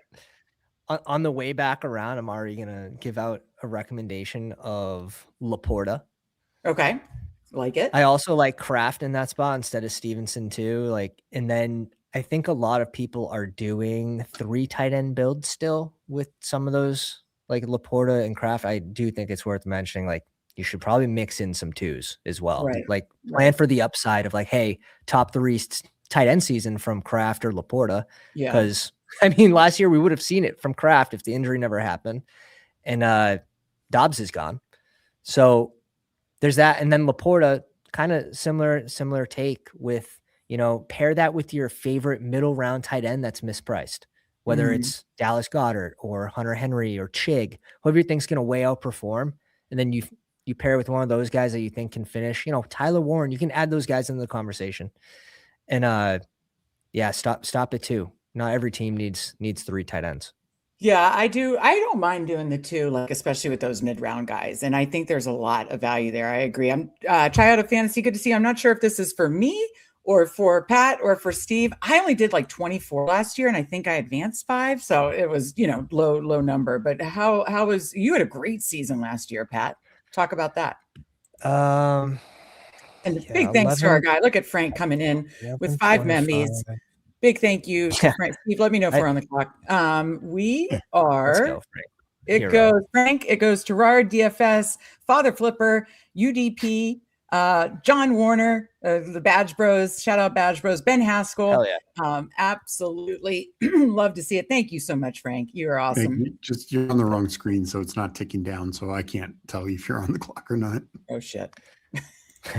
One can only imagine. It's because you use, let me guess, you use one screen for Underdog and then you keep the draft board open full time on one. Yeah. So yeah, I need a 2. You have to get used to like just using the one window on UD. Yes. It's an Underdog thing. It doesn't update when you switch off when you have the 2 up. I don't know why. Okay. Gotcha. Okay. Yeah, I'm fully. It should be updated now. I advanced 45 BBMs I was gonna last say, year. I knew you had an awesome season. Yeah. That's awesome. But with balance, right? With a fully balanced portfolio, a lot of different teams. You know, a lot of different teams that none had Pitts.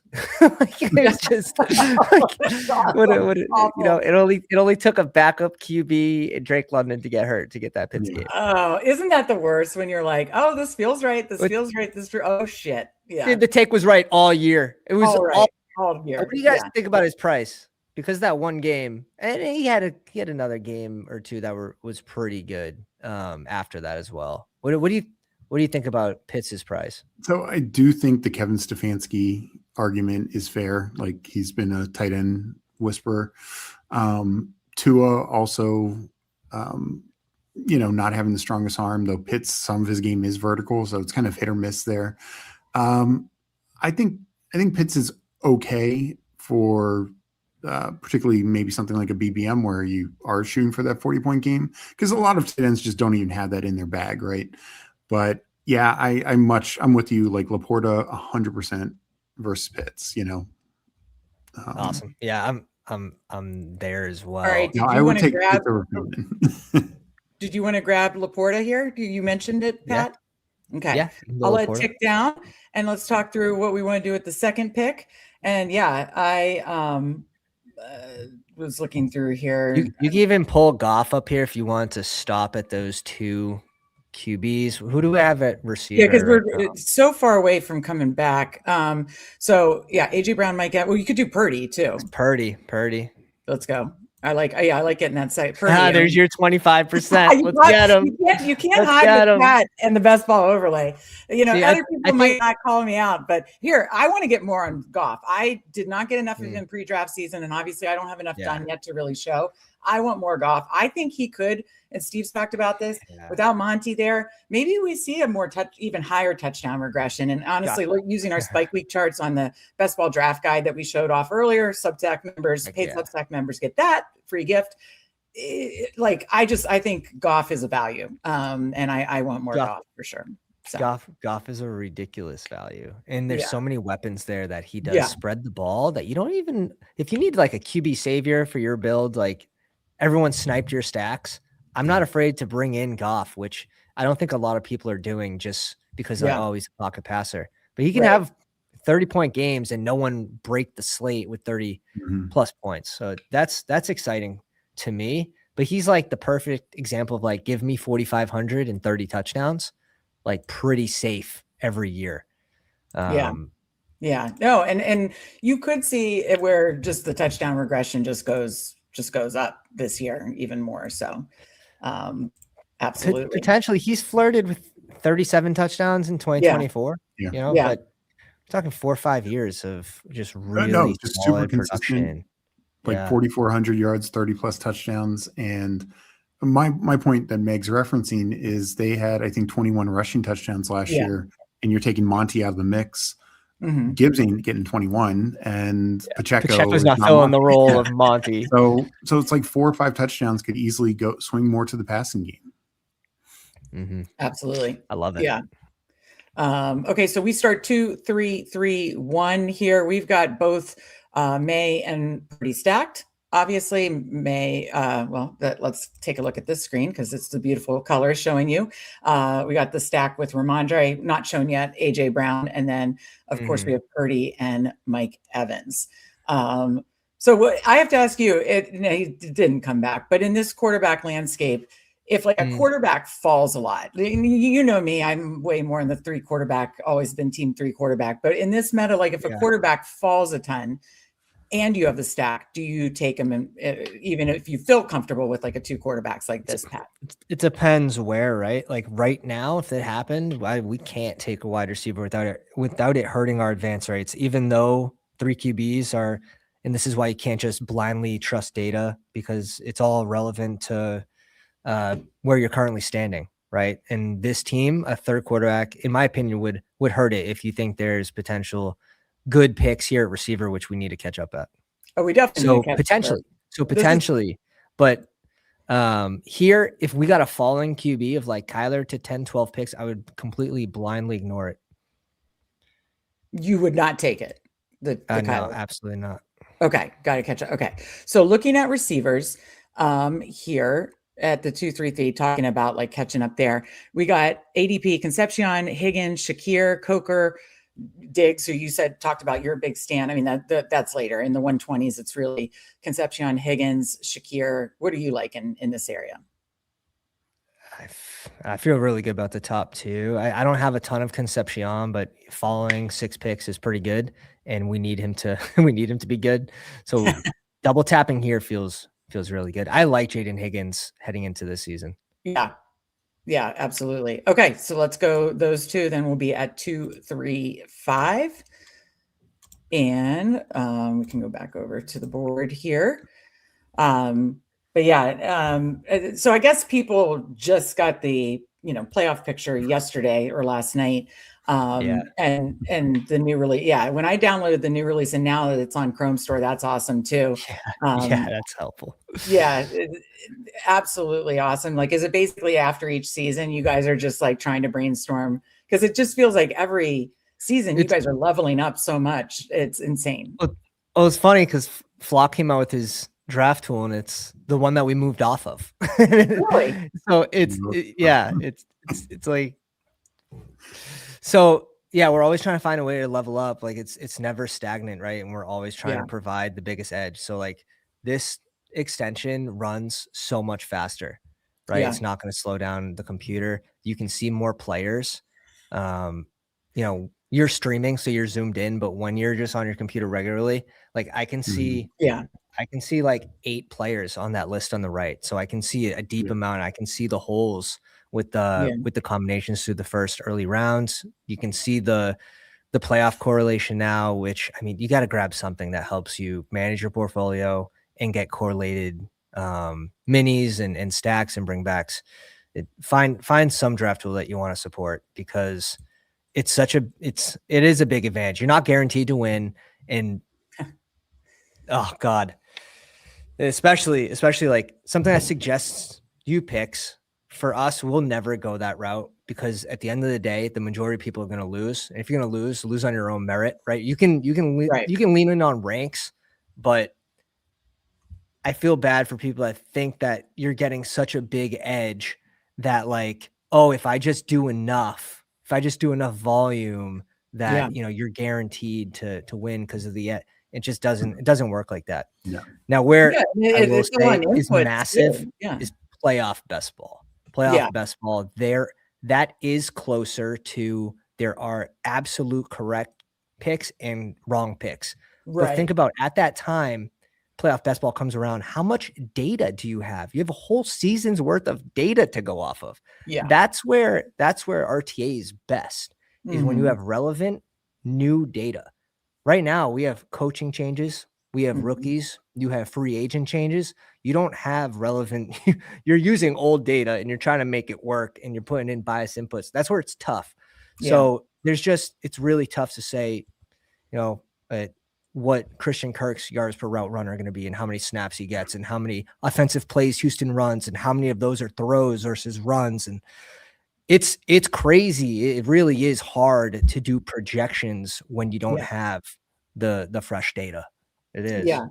Well, and I watched PPR Tyler interview Sacrilegious the other day, and even when and I thought PPR Tyler did a great interview with him and asked him the tough questions. He did. Yeah, you saw it, and I just thought, and like PPR Tyler said, like we play a lot of super flex, and it's like this is having me draft 5 tight ends 2 times in a row. That's like just in super flex. That's a no. And I don't care how many times Chad Candles. Happened Chad Candles too, and I was like, it's and some people that don't know better, it's supposed to be helpful, especially to new people, right? So if a new person doesn't know better and is telling them to draft, something that's out of the realm of what's normal, they might not know to not make that click. Yeah.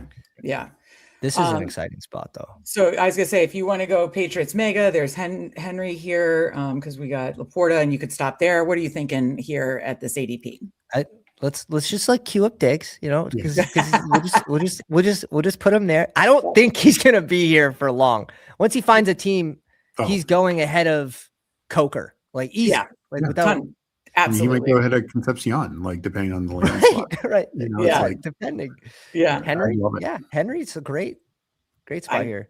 Yeah, absolutely. All right. So we just got a lot of that week 16. You can see the Jets, Pats week 16 if you want to bring in that many. But I like going Henry here. And I don't mind stopping here at 2 and saying, hey, no, I think you can be totally values at ADP. Done at tight end there with Laporta and Henry. That feels really nice.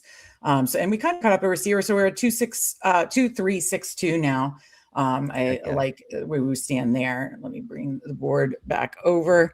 I don't know any prediction landing spots from you guys on where Diggs goes at this point. Wasn't he just flirting online with like the idea of going to Washington? I think that's making more and more. I think that's making more and more sense. It does, especially since I think they're out on Ayuk now, as they should be. Debo didn't work. Mm-hmm. But I mean, Debo was good, but it was still a top 30 receiver. And a lot of Debo not working, I think, was because Jaden got hurt. Washington offense wasn't good. Certainly. Yeah. So I think Diggs to Washington would be great. Like Diggs goes to Washington, I think I'm putting him in my top 100. Oh wow. Okay. It would hurt. I think that would hurt Terry a little bit. It would hurt Terry a little bit. Terry makes his money in the red zone too, and both of them have really, really good hands. Yeah, in the red zone. I think it hurts Terry a little bit, but I think Terry should go like around higher if nothing changed. If they don't bring in anyone, so I think it just kind of keeps Terry at where he's at, in my opinion. Cards, just real quick, Cards, this question here. Question from Meg. If you could only have one happen, who would you pick? Scatterboo goes on IR week 1 and you win the Dalmatian, or Scatterboo scores 40 in weeks 15, 16, 17, but you make no teams to the finals? Wait, how much do I win in the Dalmatian, or I just make the Dalmatian finals? No, you win the Dalmatian. Oh, yeah. I mean, I love Scatterboo, but I need to win the Dalmatian. Meg, you're on the wrong street. Yeah.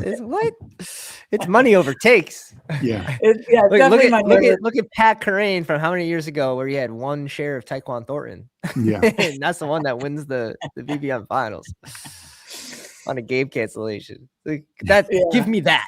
Yeah.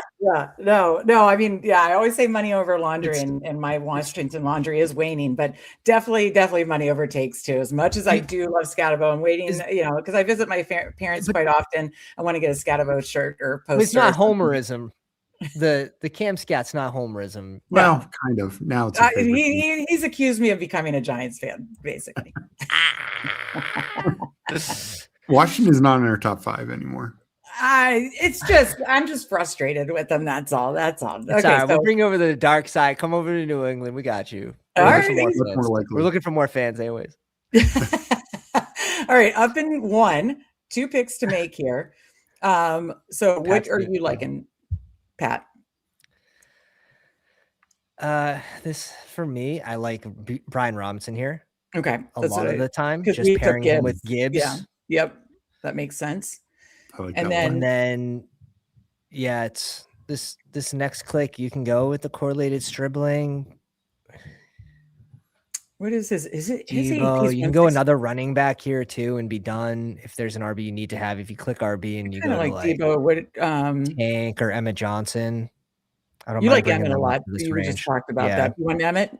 You got playoff correlation too. Let's just let's send it. Send it. Yeah. On the way back around, I don't think we're missing out much. So Debo might score, but we have a lot of olds. We have a lot of olds on this team already, as it is. So I wouldn't mind the way back around. You go like Chris Bell and like Ted Hurst as a double tap, right? Yeah. I don't think there's like we'll reach up a little bit and get them, but you have to when you're on the turns.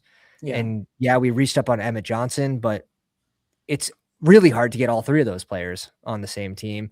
Yeah. Now that Hurst has been rising very commonly in the 17th round. That is the only thing on the turns. I do love the first 3 picks, but especially when you're at the turn, it is hard because you do need to make those stands like, hey, I know this guy. I know he's not coming back. If I want him, I'm taking him. And I do lean into that, like, go get your guys type of deal if you have a very strong stance. So that's the only problem is sometimes I don't mind the middle just because you can get those falling values a little bit more or not have to make as dramatic of stands. But I mean, I think the first 3 picks feels so good between the 2 running backs and Jamar Chase.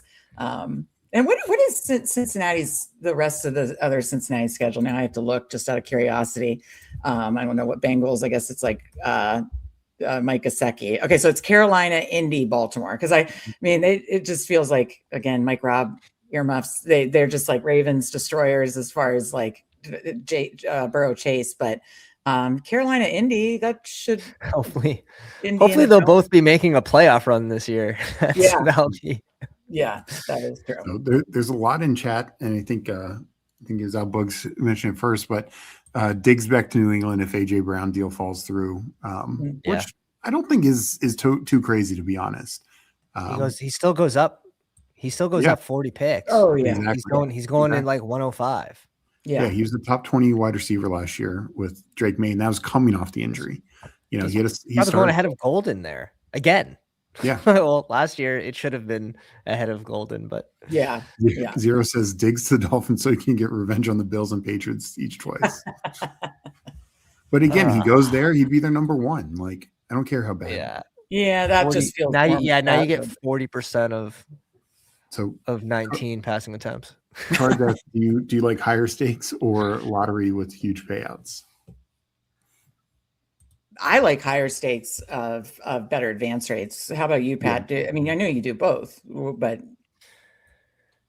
I like contests like the Pitbull where it's like a 10 entry max. It's pretty middle entry fee, $20, 28,000 entrants, 100K up top. So it's still really good payouts.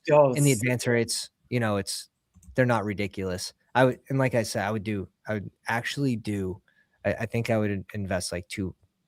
200 into those drafts. I love that style. Same. That is absolutely my favorite. Okay. So I think we're done at tight end. What are you liking here? Who's there? I would go Ted Hurst here as one of them. Okay. So we got that. I definitely, if you guys want another QB or tight end to add more points to the room, you can. I don't think it's completely out of the realm. If you think, who I would. I don't think we need a 6th RB. Look at the RB room real quick. RB room is strong. It's Gibbs, Jacobs, Ramondre, Brian, and then Brian Ryan. But we went real strong out of the gate. Do we just pull the trigger and take like Jeremy Bernard or somebody, or what do we do? Bernard's gone. We can go Rodgers here. I don't mind. There we go. We got it. I really don't mind adding points to.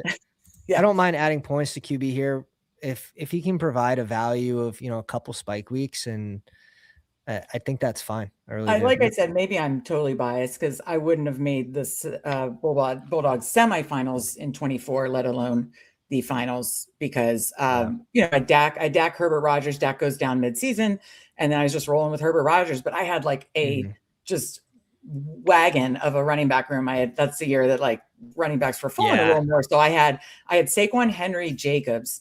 And yeah, it was a hyper fragile build. So I was like rolling with them. And then I was I just was able to hit on a lot of the like later receivers, like Brian Thomas Jr., Mooney that year. It just worked. Like it just worked. But like it was like my favorite team all season, you know, where you kind of keep an eye on some teams and you're like, I like that a little bit more than the rest. You know, I hope that makes it far.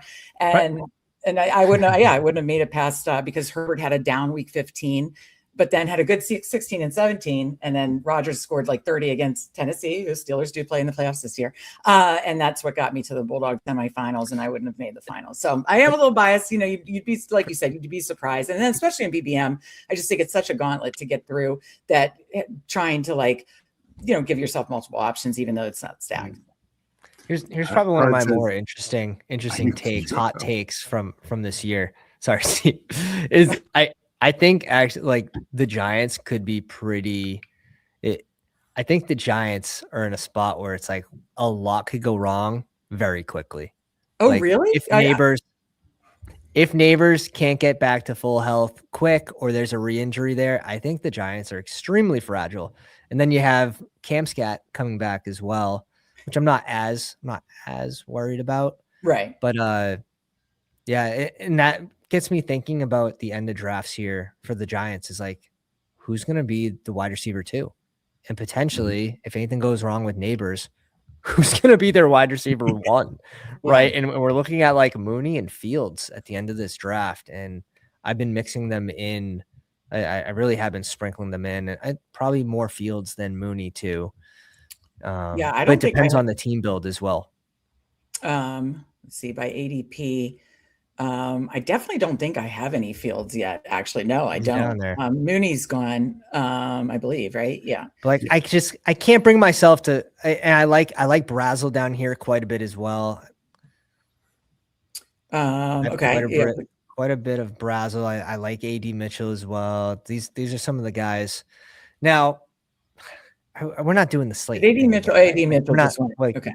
We're not doing the Slayton thing again. No, I think everyone needs to make a pact. Everyone needs to make a pact. Like, yeah, that hurt. Last year I was still bullish on it, and it just, it was a nothing. It's every year the same exact thing with him. Yeah. I mean, if Booty falls, I'd argue, you know, if he doesn't get moved, Booty's. And even if he does, like, it might not even be that bad of a right. I mean, I took a lot of Surratt pre-draft. Steve was very bullish on him. Are you still as bullish with the Ravens, Steve, just that he still could have a red zone role?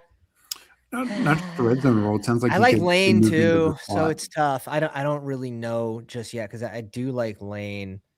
Could also have a red zone role. But all right, well, we're definitely taking receiver, obviously, to fill out the receiver room. So I will let you boys pick. Fields is interesting to me, but I'll let you guys choose. I think Fields is a fun click because already the depth of the Giants receiver room was pretty wide open, and now Malik Neighbors is, you know, kind of questionable right now. Yeah. And they just bring in Mooney, so I mean, they went and got him, but you know, he's starting off there fresh, right? It's not like he's established himself yet, so could give the rookie a little extra leeway there to get involved earlier. So we go 3-5-8-2. Let's just, you know, give a little summary, get your guys' grades, what you think. 3-5-8-2, May, Purdy, Rogers, Gibbs, Jacobs, Ramondre. Those first three feel real strong. And then tack on Brian Robinson, Emmett Johnson, AJ Brown, Mike Evans, Terry McLaurin, Concepcion, Jaden Higgins, Steph Diggs, Ted Hurst, Malachi Fields, and then just double tapping Laporta and Henry. Obviously, you can see the stacks outside. We didn't stack Rodgers, but he doesn't have a team yet. But we got a big old Patriots stack, and then of course Purdy and Evans. Pat, I'll go to you first. What are you thinking about this team? Yeah, I think it's pretty strong, especially, you know, we got our team stacks. We mixed in some playoff correlation. We didn't go too overboard there, where we solely depended on, we didn't go like Troy Franklin here for the week 17 against New I was England. just hovering. Yeah. There's, and like you can, and you can, if you have a split decision, I'd always make sure that I'm splitting for that reason. But here, where you want to mix someone in where you don't have any exposure to them, well, maybe I have 15% and I'm willing to now mix in the correlated Troy Franklin, right? So it all depends. I like our wide receiver room. We start off with the olds, but the dependables, and then you mix in a few rookies, a year two guy, and then another old that we think could be a good value, and Laporta Henry leaning in on, your points above adjustment, like having a third tight end giving you like maybe a few extra points here and there. And we spend that at an extra receiver that might be low owned. Now, if this was like the Pitbull and the contest ends in a few weeks, it's more exciting. A pick like that, BBM, we're going to get plenty of news about whether this guy has a fighting chance or not. So I like the team. I think it's a good advanced rate team, and it's well correlated for the playoffs. Strong top 3 RBs. Oh, I removed it, but you know what? We got another guest to bring on here. There he is. There he is. Evo Cowboy. I joined the party before Pat leaves. No, but of course, as you saw, Best Ball Overlay, code Fanspeak, 25% off. I love it. Emo loves it. Pat obviously loves it. He loves it. No, that's my underdog right there. That's my underdog. My tout underdog. Let's go. Thank you, Pat. Finally, some respect. My argument is there can only be one guy in the competition with nice hair, and you got my vote. That's all I'm saying. I'm like everybody's one thing that they've got. That's my entire tool belt. Come at me, bro. Oh, he's too pretty. Hello. He's got great hair. Hello. Loud. Hello. Doesn't know what he's talking about. Arguable. You sell it off well. You got to play both sides. That's what I hear. A tout plays both sides. Well, I need to shout out Emo. I was on edge of my seat watching the episode of the After Dark, and I thought you crushed it.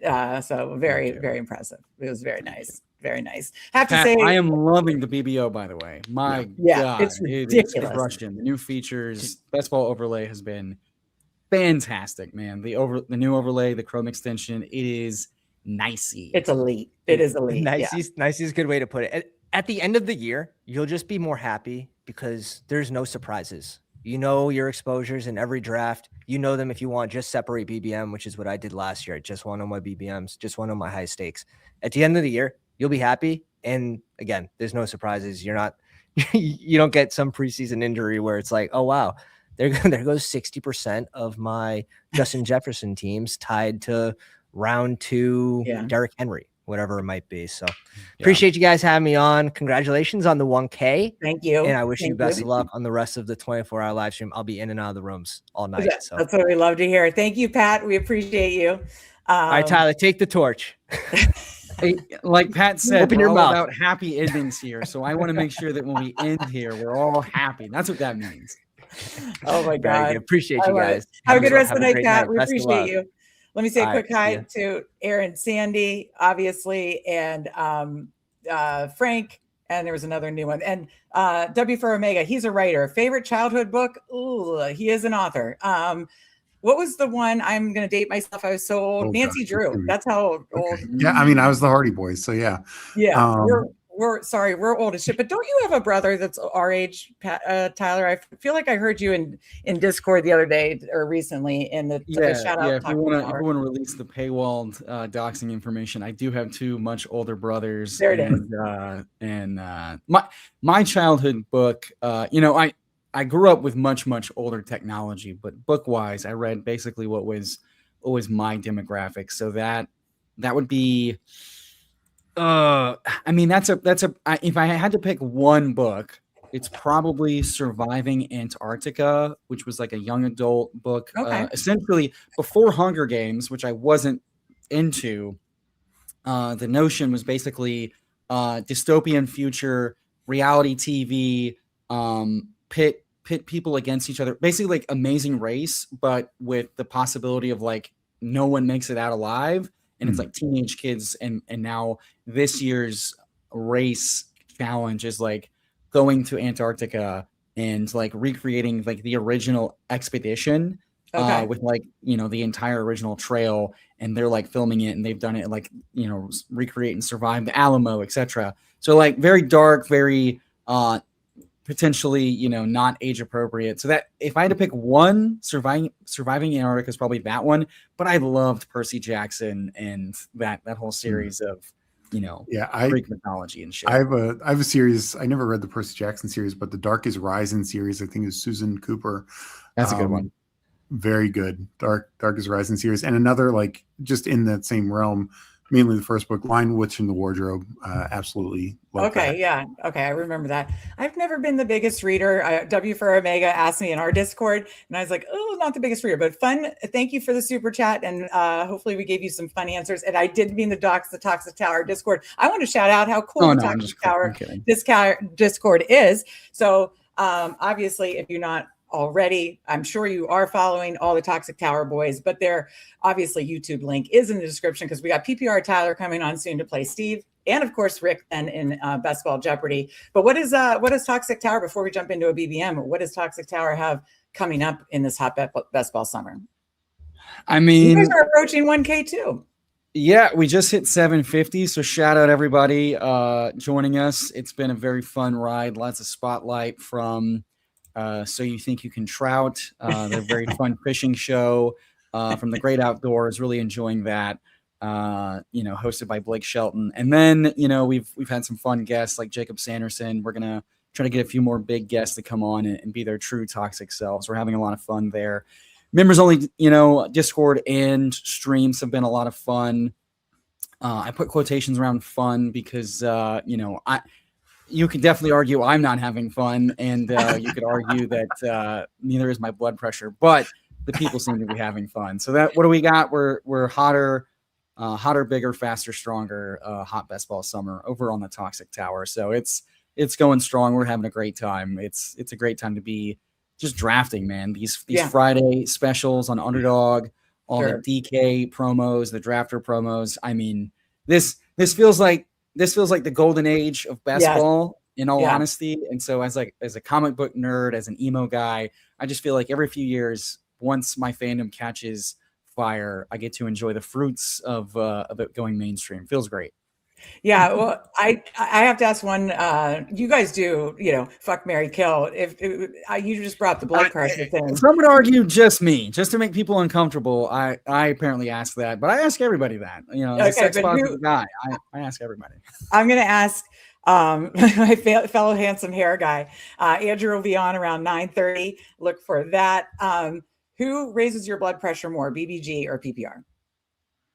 I mean, this isn't even close. It's Eric. Eric. Okay, yeah, I figured. Yeah. BBG, he's gonna give me a stroke one day. It's gonna happen. I mean, in fact, I'm not even. I've joked about this, but I do think I'm gonna buy and send the guys blood pressure cuffs. I think you should do live readings, or a live stream, and I think we might have like a every few rounds check in. And the only reason why I don't want to do that is because every once in a while my wife does tune in just to hear what all the yelling is about. Yeah. And if she clocks the number on that cuff, it's game over. I don't know if I'm going to be able to stream anymore. She might throw the computer out the window. It would be fun content just to get some live readings, I think, personally. I mean, I promise mine would be like dangerously high. Okay. You think it's that bad live with them? No, I know it is. Okay. I went to the doctor today because my wife is just like, those numbers are too high. And then I get on stream and she's like, you're going to stroke out one day with all this yelling. So it's like, and if I die on stream, you know, I feel like Pete has to give me best tout because I literally died. I laid my life on the line to tout. And posthumously, I can't even say the word, but you would posthumously, you must honored. Yes, Absolutely. But yeah, shout out to the Toxic Tower Discord, which is a members only thing. shout out to Fanspeak Fam and Toxic Twunks.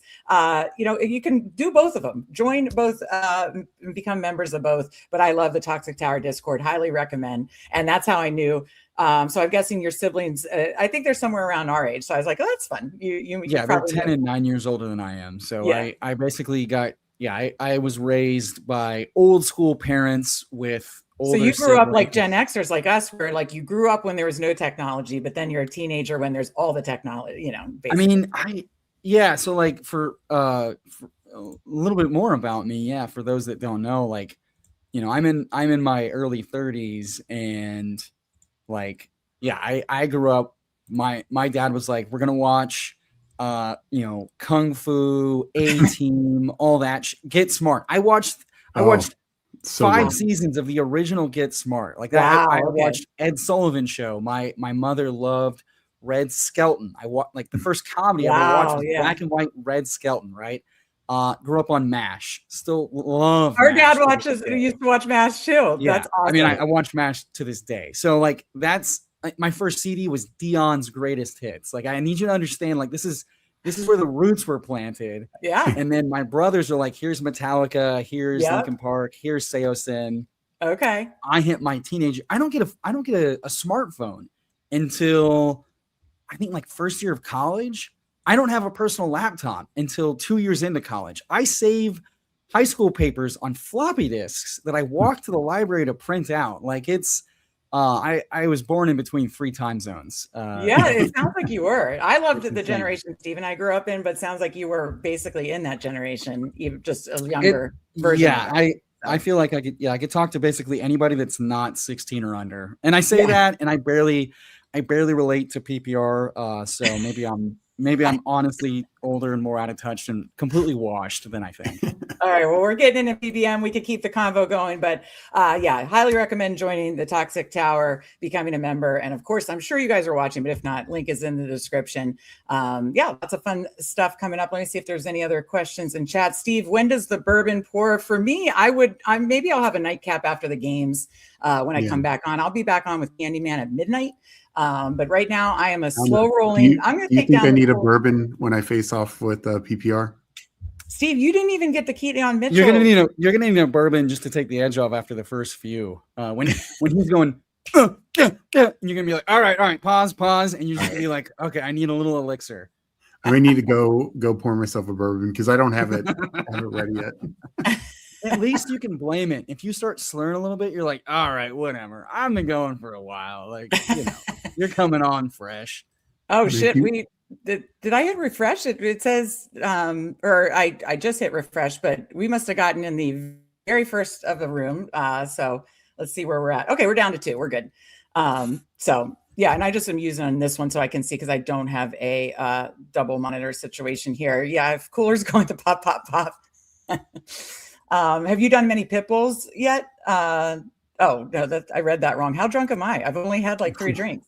But have you done many pit bulls yet? We only did one on the members only tower last night. BBM. Okay, you did a pit bull last night.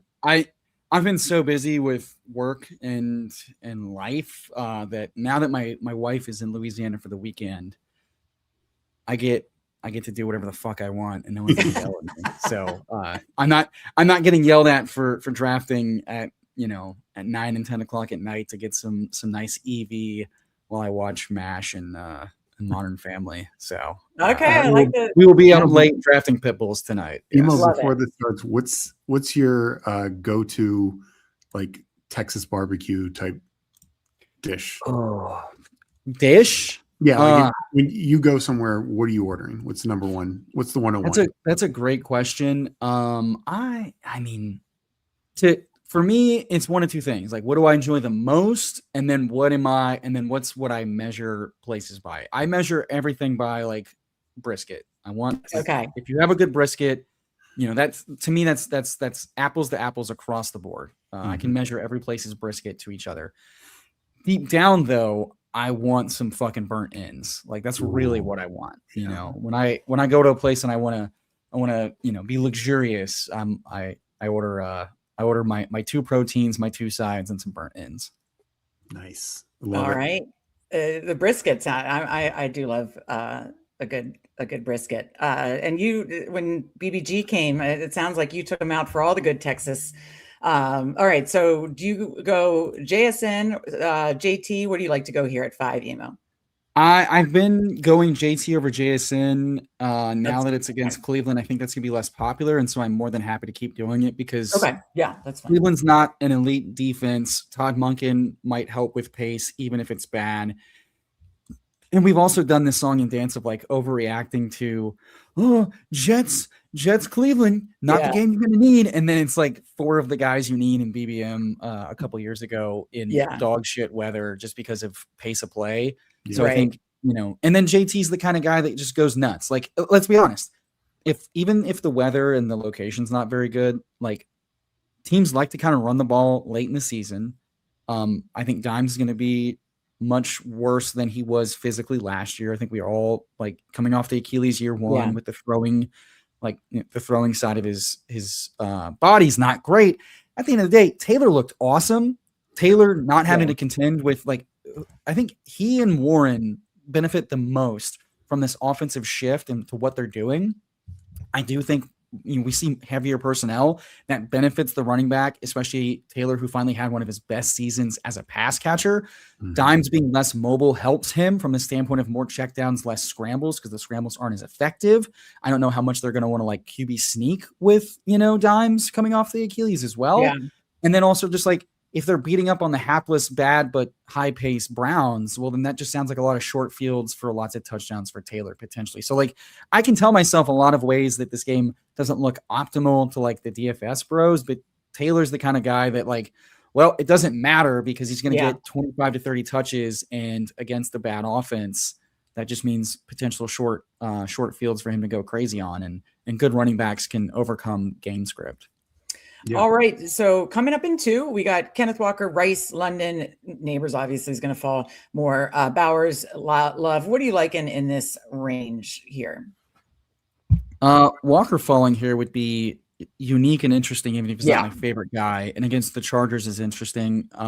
He does. So your choice. Let's get a little value here. There you go. Yeah, against Chargers. Yeah, I love now with BBO that you can. little early value nut there. I love it. They got the sound effects. So yeah, I think that is a fun little combo to start for sure. And we got Jeremy at 4, and I apologize, Jeremy. Usually we give all our Fanspeak fam, the team reviews, and today with the interviews one amazing guest after another. It has been hard to keep up with that, but definitely throw your team in Discord and we will be sure to review that if we don't have time. But thank you for joining us in that. Quid Pro Crow says, stumbled upon this DGen community last summer. Level of intelligence is bouncing around these parts is refreshing. Thank you. Didn't think there was much left out there. Well, that's good to hear. I'll take it. So coming back around here at 29, should be plenty of receivers to pick from. Well, really, Nico, if he falls. It's like 3. Never mind. Or pull up Devonta. Nico goes, or you could go, we could do a hyper fragile. Are we just gonna steer fully into the meta and say we do not care? Like Devontae is more than fine versus San Francisco. I also don't mind a little bit of Etienne versus Atlanta. Your choice, dealer's choice. Let's go a little Devontae. Because I do think this is BBM, right? And so the market's gonna and so when I'm rhetorical question. So the market's gonna double count everything, right? So the second that AJ Brown does get traded, Devontae will move up. And even though weirdly Pickens hasn't moved since signing his tag, but I think that's because the market's like, well, we don't believe him until he shows up to do the stuff. And I'm like, fine, I get it.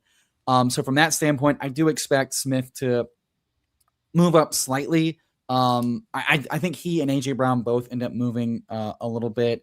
Even a little bit of movement is important in the first few rounds in BBM, but also most importantly, they spend a first round pick on a receiver. Lemon, kind of a slot guy, not really sure how he's going to fit on the field. And ultimately, there's a decent chance that the 2 receiver sets are Wicks and Smith.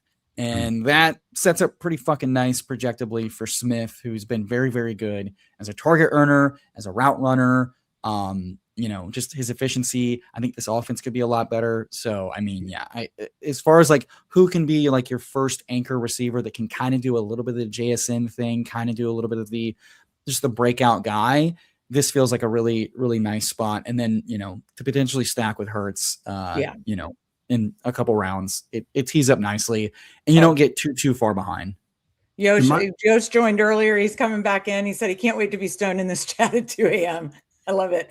You can help keep Steve. I'll be switching over. I think Steve and I will be switching over around 2 or 3 a.m. Well, I wouldn't mind a Scattaboo pick if you wanted to take it, but we do have Mbuka, Burden, Evans at the top, then Bucky, Hendo, Scat. What are you looking here? What do you lean here, I should say? The ADP hound in me says, ooh, take a little bit of a Mbuka, even though I think he should probably be like a 5th round pick. Let's go Evans. Yeah, we took him in the last draft. You're never going to get me off an Evans. I mean, it's just like you get San Francisco. He sets up to again just be a target hog on his current team. He looked really good. No one cares that he cooked Stingley, Derek Stingley last year in the first they played like week 2 or 3 or whatever. He cooked his ass before Baker just missed him a bunch. And then he breaks his fucking collarbone. We think his year is over. After he injures his hammy, he comes back and they're like, oh, he's old and washed. And it's like, dude, he got banged up. He looked just fine. And now he's rehabbed. He's on a really good team with a better quarterback, a more accurate quarterback, and on an offense that was finally pushing the ball. That pass aggression could be huge. And if CMC goes down, I mean, Evans could see 40% targets. Well, and the other thing with Evans, I know we need to make this pick. Sorry. What do you want to go with? Rome here, Rome or Monty both feel really nice. Monty is structural. Rome is setting up another stack, and we had a little run. Bears have really nice. Okay, so you want to go Monty? Okay, yeah, I'm fine with that. Hammering the flex with these 3 running backs and allowing us to kind of catch up at the onesies feels right. Wait, Pickens didn't sign. This isn't like a breaking news. That's what he's saying is Flournoy moved up. Okay. Yeah, Pickens has basically stayed where he's gone since signing the tag. Okay, gotcha. Flournoy's moved up 2 rounds. Yeah, make it make sense. But no, the thing with Evans, yes, I know this is 2 years ago, but 2 years ago with the Bucks, Baker's year with Liam Cohen, Evans missed 3.5 games. He got hurt about halftime in that Ravens game, missed the next 3 games. He still finished as wide receiver 9 in total points and points per game. Who else in this range has that kind of upside to still be a top 10 guy while missing almost a quarter of the year? And like you said, he now goes to a better situation. And it's I understand the price thing, but it's we're double. If Evans was healthy, to me, this is the most clear version of the Adams thing, where it's you have a guy who, outside of health, has demonstrated elite ceiling and elite ability across the board, has aged well in physical route running and efficiency and target earning, and in bad situations or circumstances, he looked bad, not because of himself. And it's now he upgrades offenses. He takes less to just go compete for a Super Bowl. So it's about the legacy for him right now, which is an even better feeling. And it's and we have an issue with that because of what? He should be going in the 3rd round, all things considered, but the taste in people's mouths is the only thing slowing it down. Liam Cohen comes from the Shanahan tree. It was under McVay, but it's this is exactly what we want. It's exactly what we want. He fits Purdy in this system so well. Yeah.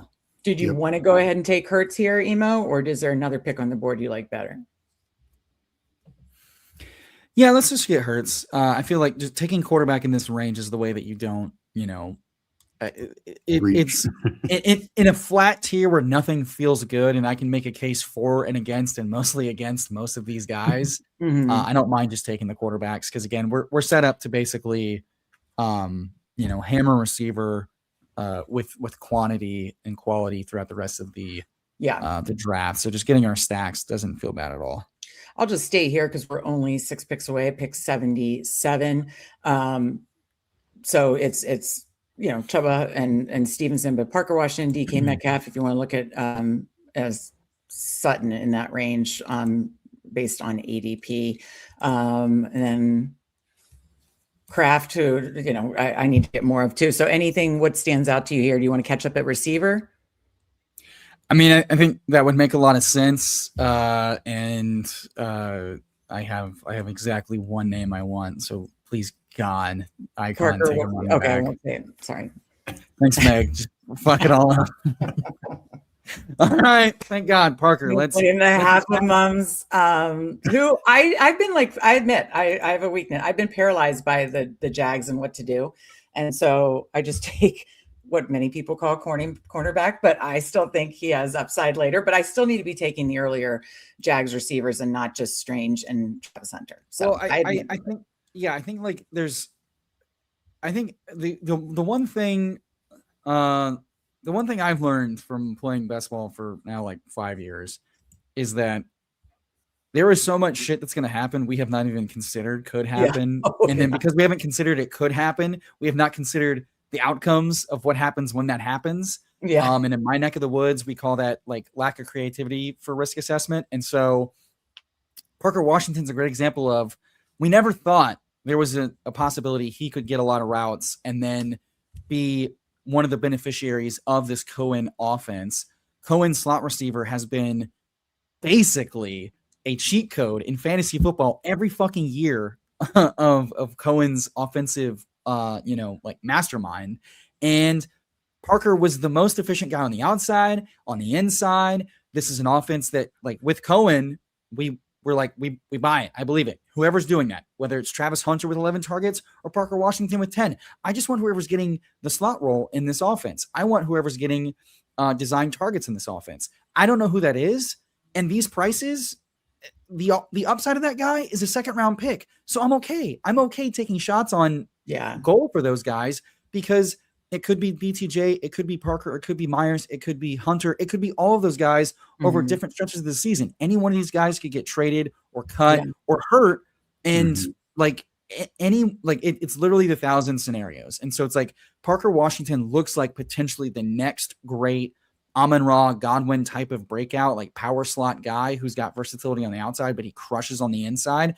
I'm not going to pass that guy up for a bunch of schlubs who feel like safety picks, because this upside that we've seen from him is a top 10 wide receiver. I wanted to see if your blood pressure went up. Your co-host is in here booing you. But shout out Best Ball Guy. He was very kind with the super chat earlier. I hope you're having a great weekend. And then Off the Schneid, is there a banana in your trousers right now? He says 100% yes. I mean, Schneid, if you donate to the Fantasy Speak, we can do a trouser check. TM. Okay, so we're coming back up at 92. We got Wilson Monangai, Dart, Fannin. What do you like? We do have Purdy coming up, but what are your thoughts?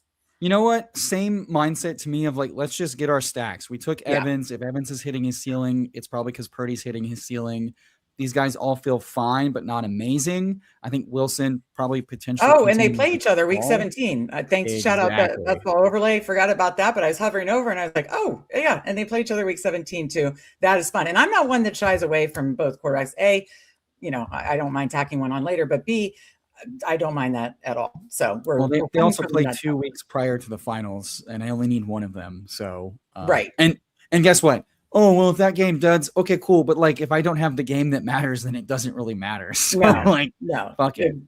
Yeah, no, absolutely right. Especially if it's your high drafted capital and that game's a dud, then you're probably screwed anyway. So I don't limit myself on taking quarterbacks. I've taken plenty of 2 quarterbacks in the same week 17 game. So, Plus, I think this in particular is kind of fun because I think the Philadelphia Eagles do play the Texans defense one of the playoff weeks, and so you potentially have low-owned Eagles. If the Niners, who have a great schedule, crush, you potentially pull in the Eagles, and if the Eagles somehow trounce the Niners, then boom, boom. Are you looking to pull up a receiver? What do you like here?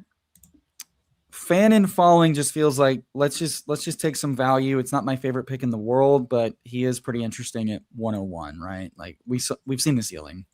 Yeah, no, that's fine with me. We're very balanced, and it correlates with Jonathan Taylor. We got some Indy Cleveland stuff. So if Jonathan Taylor is scoring 40 points, there's a very real chance that Fannin in a catch-up script you know, we potentially have the Pitts nuke game. Last year's Lawrence Pitts could be this year's JT Fannin. You never know. There you go. There you go. I certainly missed out on it last year. Was Pitts on your guys' Toxic Tower finals team? No, we made the BBM with the shittiest team possible. It was great. No, you did not have a shitty team. I remember saying such a shitty team. I was like, I remember in that the Bears week 16 went to overtime. I was like, holy shit, I think the Toxic Tower boys have a Caleb stack. You had the Caleb stack. You know what? My one regret was we didn't jump on calls to like vlog it, to have it edited in the moment, because week 16, that week 16 weekend was electric. Yeah. I mean, like there were times where like every hour it was like, holy fucking shit. Yeah. Yeah. And then it was like, fuck that, you know what? I don't know, boys. And then holy shit, I don't know, boys. And then like the Bears game, like it goes to overtime. I'm at a friendsmas party and I'm just like, we have to put on the game. Holy shit. What just happened? Like we need exactly what we needed. Just exactly what we needed. Because you had a Caleb, just kept happening. It was the classic like Vikings miracle win versus the Saints, where it's like we got exactly what we needed. So that the next week we just took a fucking bath because like that was all the juice we had. Like DK Metcalf punching a fan. The Steelers just like, you know, taking a nap. And then what? Every Green Bay Packer except for Romeo Dobbs scoring a touchdown. It was like, and then I mean, Josh Jacobs, Jacobs, and then Josh Jacobs calf injury, like I mean, the week 16 was electric. I'll never forget that feeling. The vibes have never been higher in the tower, and then it was so nice. Like you can go back in the chat. Like Derrick Henry scores that first touchdown with ease, and I go, boys, it's toast. We're toast. Like you said toast after the first touchdown. I was like, no, because I knew, I was like, no, they're gonna do this 4 more times. Like this was too easy. And then so I accepted Henry killed us with the first touchdown. So it was so much easier to know that we were totally dead after Henry just annihilated. Okay, there was a little run on receivers, top of ADP. This is what we're looking at. Higgins, I don't mind Jaden though. If you wanted to do that, we do have team correlation. What are you thinking here? I kind of like Gainwell here. I'm Gainwell or Bill, whichever one y'all like better than that. Steve, you have I think Gainwell. Okay. Yeah. His pass catching upside's awesome. We saw 30-point game ceilings out of him, plus or minus 2 points. And his offense is very good. And the guy ahead of him is potentially injured. At worst, I think Gainwell's a very good CLV play where he moves up 2 rounds, where I don't know that he's much of a good click. But right now, I feel like he's a fantastic click. Yeah. So using best ball overlay, we can see that there's a week 16 matchup. Like you said, very difficult for Philly, but with Jaden Higgins, do you have interest in that team correlation in week 16 to tack on, or is there anything else you like on the board? It's a little bit crowded, especially as Tank gets healthier at the end of the year. Potentially, you've got a lot going on with Nico and Tank and Higgins, and like the staff is going to use Hutchinson. They're going to use they just use their veterans. But again, health. Nico, I think Nico's the only wide receiver one that gets rotated as much as he does from like his snaps and routes. And it's infuriating to watch live.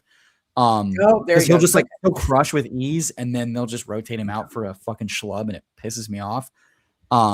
Any other? Are you a cokehead like your co-host? Who else are you interested in? He's fine. I mean, I've been yelled at. There's Coker. There's.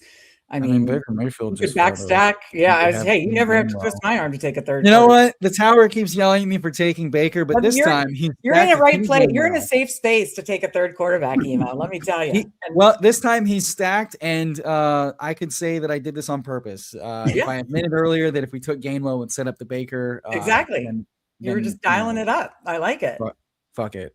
You know? Yeah, look at the smiles this man brings to the people. Absolutely. Mike Raub will be joining us at 7:00 to help prep for the college game, which I'm going to need to jump off, Steve, to finish the one game and to study. I think you heard this, that Bruni is heading to the hospital with his wife, having baby number 2. So I'm stepping up and don't know what the hell I'm doing. So I got to figure that out and finish the college touches on the college game. But Mike Raub will be joining at 7 p.m. And then the game between Steve and Tyler is at 7:30. So lots of fun stuff coming. I'm wondering when I'll hit my wall. Luckily, Andrew's going to be drafting a little at 9:30, 11:30 to give us a break. And then I'll be like the early late night hours and Steve will be the late night hours. Best Well, if you do a little Jalen Coker, you'll never hit a wall. It's true. Until the next day. And then also, no one has said it yet. So I would just like to be the first one to say, Bruni, congrats on the sex. That is so perfect, Emo. I absolutely love it. I'm sure you loved Bruni's So You Think You Can Tout video from the sheets to the streets. You know what? It was such a professional, smooth talking line delivery. I feel like we're going to look back season 3 of So You Think You Can Tout. We're going to look back and realize that that tout video that Bruni submitted was kind of like, oh shit, what's that show? I'm totally blanking now. Fuck. Shit. What is that famous fucking show with like a mile a minute jokes? Shit. I'm totally blanking. Pop culture so bad. I was just saying, I wish give me an actor or something. Sorry. Oh man, I can only think of lines right now. What's a banana cost? $10.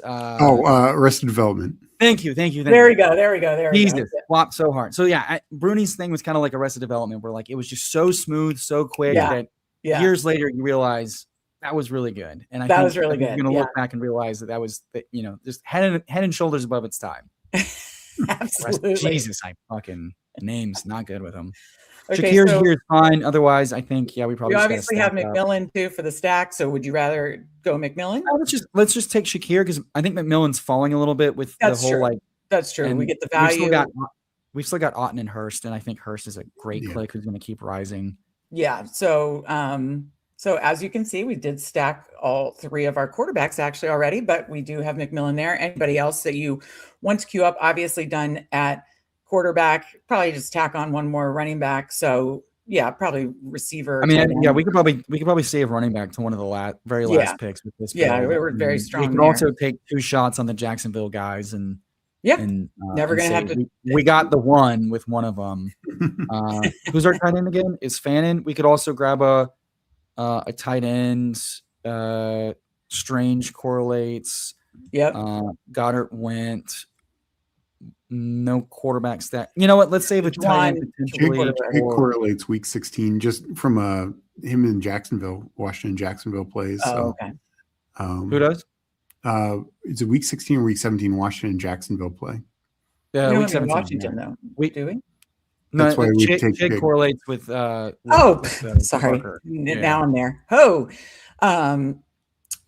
right. Well, then I am open to any of the 4 of these. So you guys weigh in. Any 4? I'd probably lean receiver. The tight end.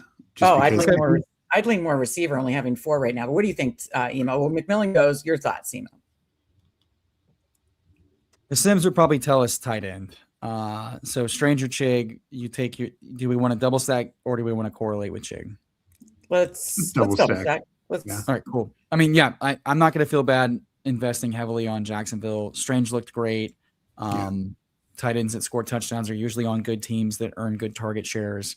And there's a chance Hunter just becomes cheaper with any stupid report. Like the first time we hear that his first practice rep was at cornerback. He'll inevitably fall around or 2, and then he'll rise around. He's going to be around here for forever. He's going to be a yo-yo all off season.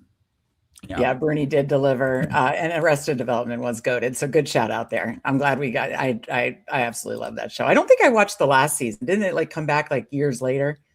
On Netflix, so. Yeah. I've never made it all the way through. I get distracted easily. Jeff asked, we asked your BBQ food. Do you have a joint that your favorite? So this is the tougher question because I've not made it to all the barbecue joints that I should in Houston. Partially because I have to sadly, I don't have to admit it anymore. 5 years ago, I would have told you Austin is the better barbecue city. I don't know if that's true anymore because of all the yuppies. I think a classic can't go wrong is Cullen's barbecue. Killen's barbecue. That's a classic. And Truth downtown's pretty good too. Okay. There's a bunch in the last 5 years that have popped up that I haven't gotten to try yet. Okay. Just because I love barbecue. The wife doesn't eat very much, so it doesn't always make sense to go get a bunch of expensive meat that she's gonna peck at, and then yell at me for eating too much. It's Too just much. like, There you go. look, gotta go with the boys and just get the meat sweats on a The Saturday. meat sweats. I just learned that Gunnar Ross was in the finals of Eliminator, but he says the Sims would have been screaming at us to take Hunter. But Potentially, I think I've played it with enough of some other Sims that it yells at me about Strange plenty as well. So I think Strange Hunter would have been pretty close. I'm gonna be greedy, and usually the receivers will fall because the tight ends in this range feel like easy clicks, but whatever. And thank you, W Fur. That's so kind. I still do. I love the mid-late round tight ends a ton. So I have plenty of late tight end builds, just absolutely late tight end builds that I absolutely love. But thank you for the super chat. We appreciate it. The tight ends are still too cheap. They are. They absolutely are. Okay, so what receivers do we have available to us? Tesla. A little Detroit's not bad. Debo's not bad. Let's just go good offense. We've been told that Detroit's gonna run 3 receiver sets. Yeah. And when he catches balls, they are in the red zone. So what are you gonna do? Yeah, I'm just trying to catch up on my playoff correlation because we were so busy getting ready for this. I'm using Best Ball Overlay to catch up on my playoff correlation here. Okay, so sitting at done a quarterback, obviously 3, 4, 5, 2. Are you interested in like a Debo click here? Did you want to tack on like a Brian Robinson or Tank Bigsby or something like that? I think we have to keep catching up at receiver. Yeah, here. that's fine. It's totally fine. Depending on who's available. If these receivers are all flat, I'm gonna be fine saying, okay, grab our last running back here and just finish out with receiver. I mean, I like any of those. Correlation with San Francisco. There, any one that you lean more than the other, or any that I missed? Scrolling down, not Ted Hurst is later. Well, he goes 199, so he would probably come back if you. I expect Hurst to rise. 3rd round pick. He's like perimeter X, and this whole range sucks. If he and Flournoy end up here in the 170s, I won't be surprised. So who are your favorites of these 4? Or it would have been Debo. Okay. Let's just get Hurst. Let's just stack up. To me, ADP does not matter after like pick 140. No, not at all. Especially with guys who are going to rise. I think the rookies are more likely to rise, especially on underdog as the summer goes on, than the veterans are. So at this point, let's just stack up Otten and get some rookie perimeter spike potential. So Pat talked about this with us, being willing to lean in more 2 tight ends when he starts somewhere in the mid range. Do you like a 2 tight end build here, or would you be more comfortable tacking on a 3rd? I could probably be talked into either way. I usually tack on a 3rd if it's not an elite tight end start. I definitely don't have to in a build like this where we have such strong running backs and quarterbacks. I would definitely be comfortable saying we've got 2 guys that have really high ceilings from a offensive perspective and a like profile perspective. Fannon's feels a little bad just because like Watson sucks so bad and this offense could suck a lot. But I know that Monken can get something out of nothing. Sanders was serviceable, and they can always like trade for somebody if shit really hits the fan. I just trust that like we'll see enough volume to maybe overcome it. But yeah, I famously the one position that really doesn't matter is tight ends, and we've seen teams with not many tight end points win. So I'm not going to get too hung up on having to need a 3rd tight end, absolutely, because these 2 could be more than enough in the playoffs. Of course, Emo or Mike Rob coming in with the chat board coming in with the joke for you. Good, thank you, GAB. Congrats on the milestone. Thank you, appreciate you for jumping in with us. All right, this is going fast. We're about to be back up here. Pick 16, round 16, 188. I had Flournoy queued just like. Trying to catch up the receiver. I think he's fine. Who else is if you do want to do a 3rd tight end, Cade Otten is there. Shout out Best Ball Overlay for that. Look, I didn't even mention Pat Freiermuth. Even though I love him, but no. What are you thinking here, Emo? Yeah, let's take a stab at a guy who has. Let's go Flournoy just in case. I think I think Flournoy's a tier break at receiver upside. Yeah, I do too. Like year 3 player, elite RAS. like elite, very, very, very good athlete. We saw his ability to get, high target volume. We saw what that does with an explosive profile. Dallas is projected top 8 to 12, median pass and offensive output.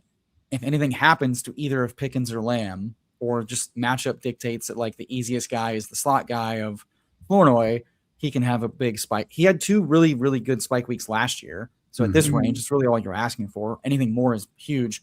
But again, potential year 3 breakout. The Dallas wide receiver 3 has been worth like a 13th round pick according to the market previously, with a worse type of guy in Michael Gallup coming off an ACL. Yeah. So like at these prices, I have no problem saying, hey, at minimum, top 12, top 8 offense, wide receiver 3, potentially a year 3 breakout attached to a really good. I mean, if Dak has an MVP season, Flournoy could have, 4 to 6 touchdowns depending on running hot, and that's huge. Steve, do you remember when I was in the BBM3 finals? Didn't I have Michael Gallup as I had Dalton Schultz? Oh shit, they both went. Okay, Jerry Jeudy. If you want to, or you find it. You want a third tight end? Yes or no?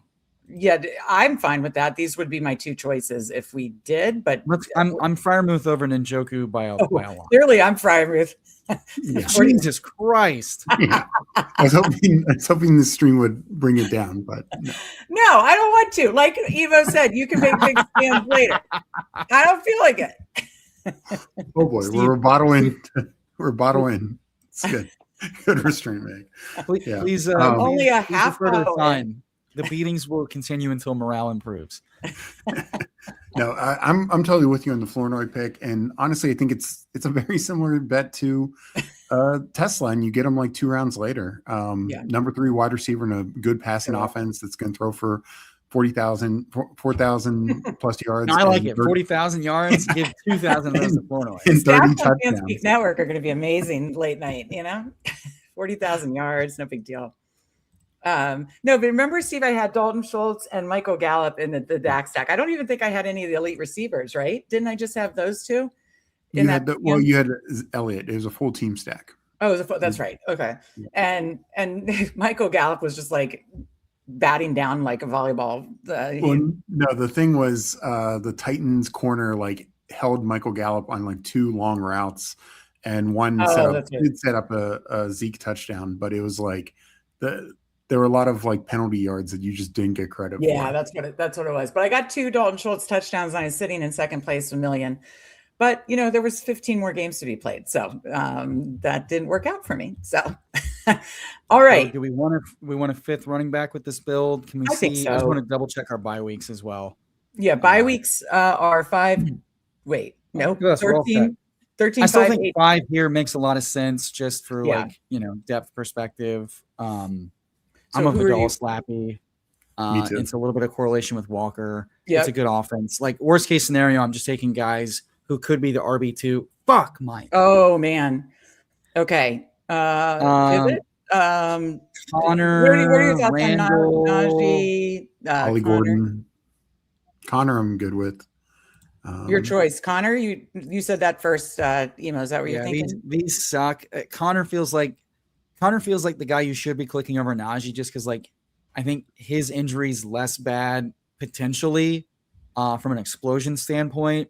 I think his recovery time is, I don't know if it's sooner than Najee's, but we at least know Connor was a better athlete than Najee. Sorry, Najee lovers. And Connor's currently on a team that could have a lot of volume. And if he does get cut or traded, which is very live, there's a couple of teams that could really benefit from him. Like, I don't know, Green Bay currently really doesn't have an RB2 to speak of that they have faith in. So, that's kind of just a Hail Mary guy of like, it's a name value at minimum that if he gets moved, he moves up probably that alone. But he's also been a guy that has seen plenty of volume in both running and catching. And, you don't know what's going to happen, but he seems like a guy that could get moved. Or, we've seen crazy situations where RB4s and 3s on teams matter by the end of the year. So, you can make worse clicks at this point. Oh, absolutely. I agree. I was with you. I was fine with Vidal, but I think I like this team. It's nice and balanced. Like, this is my favorite type of build: 3-5-7-3. Hurts, Purdy, Mayfield, and then JT, Kenneth Walker, David Montgomery, Kenneth Gainwell, and James Conner, Devonta Smith, Mike Evans, Parker Washington, Khalil Shakir, Tesla, Hurst, Flournoy. And then, we threw quantity, I feel like we caught up. I know we didn't do it like 8 or 9 receivers, but I feel like we kind of caught up at receiver, and then Fannin, Strange, Freiermuth. I feel like every room feels fairly comfortable, and I definitely love our stacks. What do you think about how we landed, I think what was most important is like we could have definitely gone with just 2 tight ends, but we're playing volatility of spikes, which in the playoffs is huge. Like you want to get the guy that can score double-digit points or get 2 touchdowns.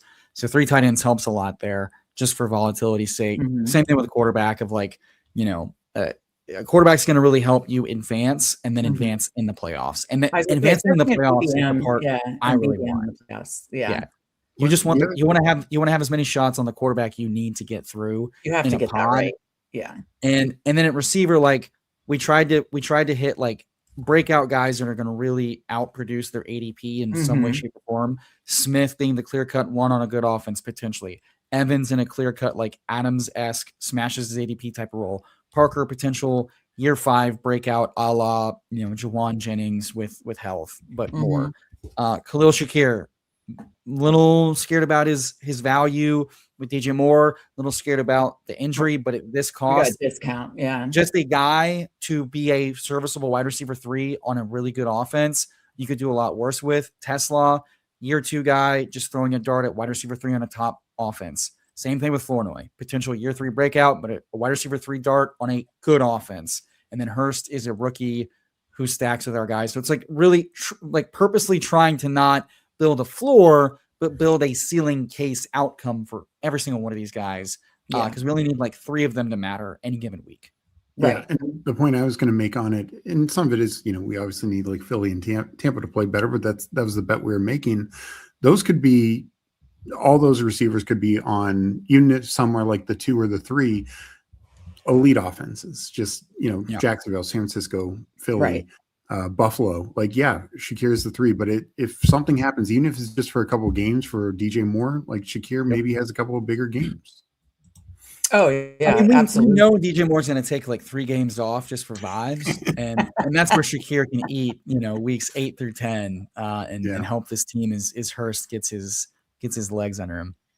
Yeah, no, I like that. I mean, overall, I like it, and I love our stacks. I'm with you, Emo. I'm always, especially in BBM, going 3 quarterbacks, and the fact that we got them all nicely stacked up too, I really like it. So. Injuries are going to happen. It's going to sink your advance rate in the regular season, and then random shit happens in the playoffs where it's like, oh, I didn't have this. Like it happens every year. And so it's like the easiest way to get through the playoffs is by having 3 shots at the quarterback scoring. Yeah.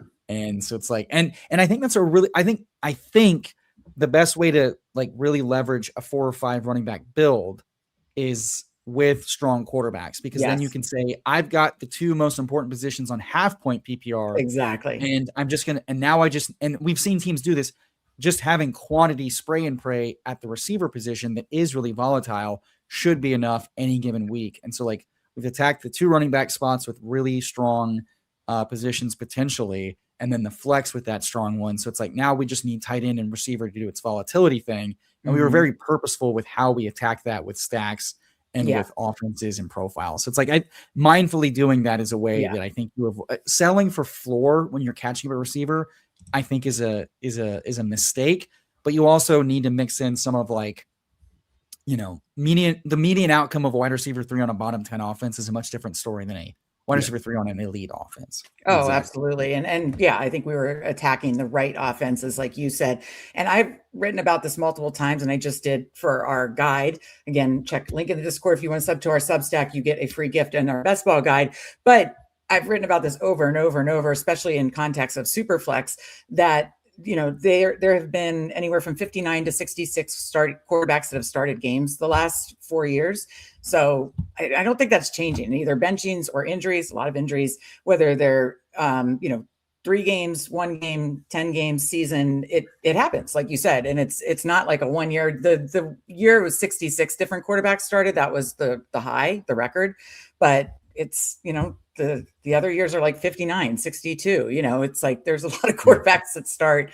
A lot of quarterbacks miss time. And yeah, I want to have as many options as I can. Yeah, what nobody's talking about, I think, from that standpoint, that is like worth mentioning is the seasons are getting longer. That impacts everybody. But when you look at like holistically, offensive line is the thinnest and weakest it's ever been in a long, long time because of the college to pro system, because of the lack of CBA like practice time for guys to get in and get like ramped up, and the NFL kind of taking more and more shots on traits and athleticism to mold the offensive linemen versus like the technicians. And then you've got some of the best offensive line coaches that the league has ever seen in like 20 years stepping away or retiring. And so like you're getting this like domino effect of like, and then you mix all that together with longer seasons where more injuries along the line and for the quarterback. And then to top it all off, you add in the biggest, fastest, and strongest defensive linemen you've ever seen in your life. They are monsters. Like they are so goddamn fast and strong that they're wrecking offensive linemen and they're wrecking quarterbacks. And so it's like, even with the NFL trying to protect quarterbacks, you've got a lot of variables that impact their availability in like a really significant way. And you've got them more mobile than ever. They're doing more sneaks, more RPOs, more design rushes, and you've got more scrambling types, like more guys that are willing to buy time for either. And the worst hits are the ones where they're buying time and they're getting hit in the pocket. So it's like, you've got all those factors, like gunslingers and runners and faster, stronger, bigger guys with worse O-line. Like you're going to see a lot of quarterback churn because that's just how this is.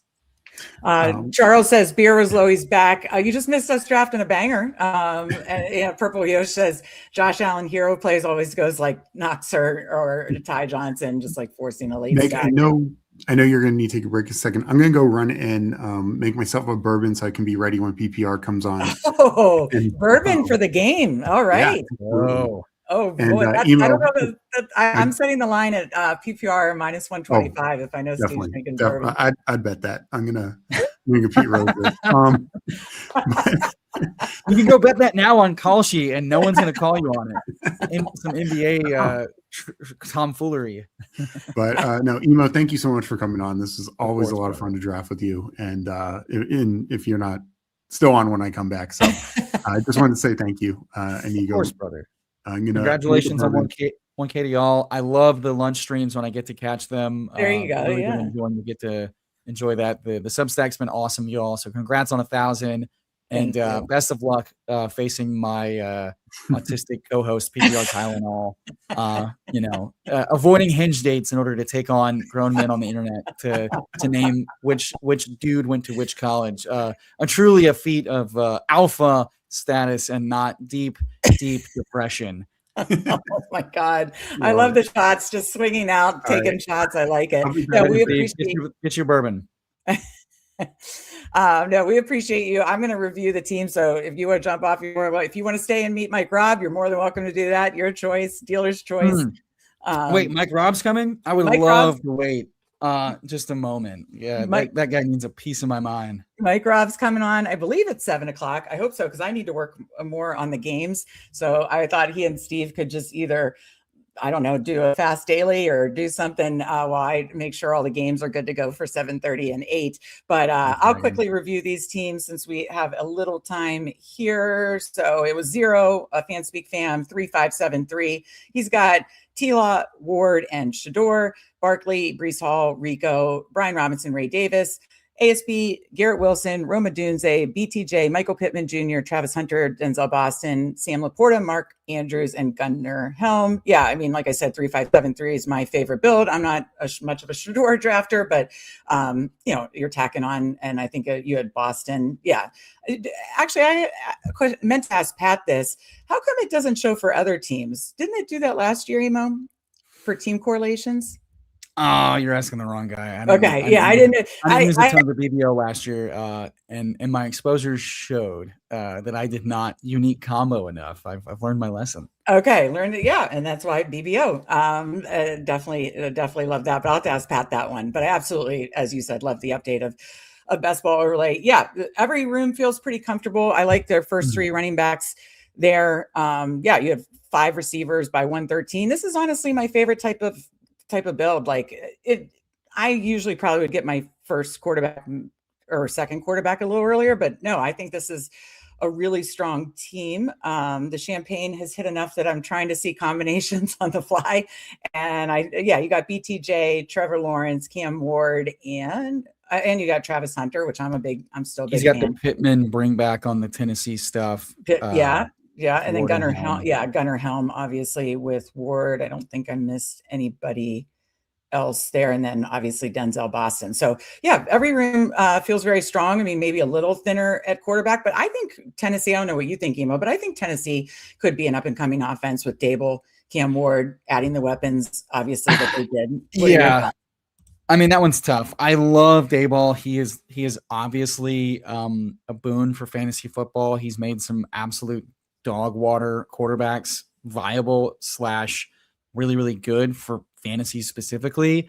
Ward just scares me because he looked pretty rough last year, and then he injured his throwing shoulder. He's still recovering from that. So it's just like, and then I don't trust Salah as like a head coach. So it's very bittersweet. I feel like if with any other person, I'd be all the way in, but the way the Shoup community is full sending on it has me thinking it might be Shoup to dip my toes into Tennessee from a couple of angles, but not go all the way in, because I'm still pretty concerned that there's some really bad downside from the top down that Dayball can't just snap his fingers and fix as just the OC. But I mean, there's obviously some really interesting juice, and I think my preferred targets right now are Spears, Wandale, Pollard, then Tate, given cost and just how Dayball runs things. Yeah. All right, here he is coming to the stage. I'll review the other one or two very, very quickly. Mike Raub, meet Emo Cowboy, Mike Raub, a fellow toxic twunk. Twunk, how are you doing, Mike? I was the first twunk. Thank you. He was. You were the first, and I want you to know I'll be the last thing you see, because you are not gonna give BBG any more shit. That's my job, bitch. You make a shit list. Why is Mike Raub on the shit list? I mean, I alone can dog Eric like that nonstop. I'm just standing up for my guy. I get to shit on him like that. Step back, baby. You try to come for the crown, number one. No one's dethroning me from Eric's shit list. I just want you to know that. Know your role, know your lane, watch your ass. Gotcha. Mike Raub, do you have a rebuttal? No, I mean, it's Emo's castle there. We all understand. We all understand Emo. I've known Emo in the industry for like 5 years now. Emo is Emo. There's no replacing Emo. He is one of a kind. He is going to do what he wants to do. We're all just kind of along for the ride. No, it's all love. Mike's been a longtime supporter of many channels, and I've enjoyed getting to. What we enjoy the most about each other, I think, is no one makes YouTube chats and their hosts quite as uncomfortable and out of their comfort zones as what we can come up with on the fly. And God knows what is said behind paywalled Discord streets. So that's what I appreciate about Mike Raub's game. Mike Raub is the best chat lord. He is our most loyal for sure. And we absolutely love Mike Raub. He helped us with our best ball guide that launched today. But you're right. He is loyal to so many, and you're the GOAT, Mike Raub. But you do. I think Pete should bring you on so you think you can tout to see how they handle like these, Ooh, a one-on-one troll session with Mike would be right. elite. I mean, Emo, you'd be prepared. The Toxic Tower boys are in it to win it here in the So You Think You Can Tout competition. It was fun talking to Pete about the competition earlier. but I need to pass on your name because I think you would be the absolute person to add in a chat, see how the touts handle, That would be hilarious. Just how certain people can like deal with the pressure and deal with just somebody trying to literally get under their skin while still making sure, because like Emo can make it into a bit. He can make it into actually good content, whereas other people will they'll crumble, they'll ignore it. Okay, we got happening. We got the producer in chat, right? I'm correct on that, right, Emo? I think Mike, Rob, and I could probably come up with like 5 to 7 names of like these are the people to invite into a chat and just say, hey, make life hard. Like, my God, dude, that would be a very fun challenge. Okay, Lou, everybody thinks there needs to be a chat challenge. Yes. I don't know if you take this as a compliment, but Cody thought you would be older, so I think that's a compliment. I don't know why, but yeah. The hair is short because I'm graying, so yeah. So the graying would give off much older. I'm older than Emo. You don't look it, Mike. That's what we're trying to say. No, you don't look it. It was a compliment. But yeah, everybody loves to see the Mike Rob in chat. Actually, I don't know if Icon is a YouTube member, but I'll run through it quickly. 2682 Alan Brissett. That feels a little thin to me because I don't personally think Brissett's going to start the whole year, but could be wrong. But Bucky, Pollard, Monangai, Aaron Jones, Jonathan Brooks, Tajay Spears, Puka, DJ Moore, Marv, Michael Wilson. So big old Brissett stack though. Diggs, Jalen McMillan, Debo, Tyreek Hill, Trey McBride, Kate Otten. This probably isn't my style of draft just because I'm not very in on the Cardinals. And I probably would, not feel comfortable with 2 quarterbacks, even though you've got the hero, Josh Allen. But that is just me for feedback. I honestly don't know if you're a YouTube sub, but I just wanted to cover my bases just in case. And finally, S.3572. I know it's Fanspeak fam. Herbert, Kyler, Shuck. That is a fun quarterback room. Emo, we talked about with Emo. Gotta have the right quarterback in BBM. Genty, Javante, Price, Keaton Mitchell, Singleton, and then Justin Jefferson, Tet, Jordan Tyson, Godwin, Harris. Pause there real quick. You saying Keaton, like Teton, has brought me so much joy, and I'm going to use that for the rest of this summer. Please feel free to do so. The Keaton missile. Oh my God, I'm going to be so happy now. I mispronounce names all the time. So when I see those Tetons, I get my Keaton missile. There we go. There you go. I'm glad I teed that up for you and set that up for you. Godwin, Jeremy Bernard, Trey Harris, Judy, likely Juwan Johnson and Njoku. So this is more my style. So I like this team a lot. You got your quarterbacks all stacked up. You got a nice, fun double kind of triple anchor there. I'm a big fan of that team. And I don't know if Steve is ready, but he is back. I'm going to have to dip soon because I need to prep for the games. So he is back. What bourbon are you drinking, Steve? I went with Long Branch. Okay. It's from the Russell's Reserve family, and it's done with Matthew McConaughey. Okay. All right. Long Branch was my nickname at Police Academy. And with that, I will leave you folks for the rest of your 24-hour stream. Much love, y'all.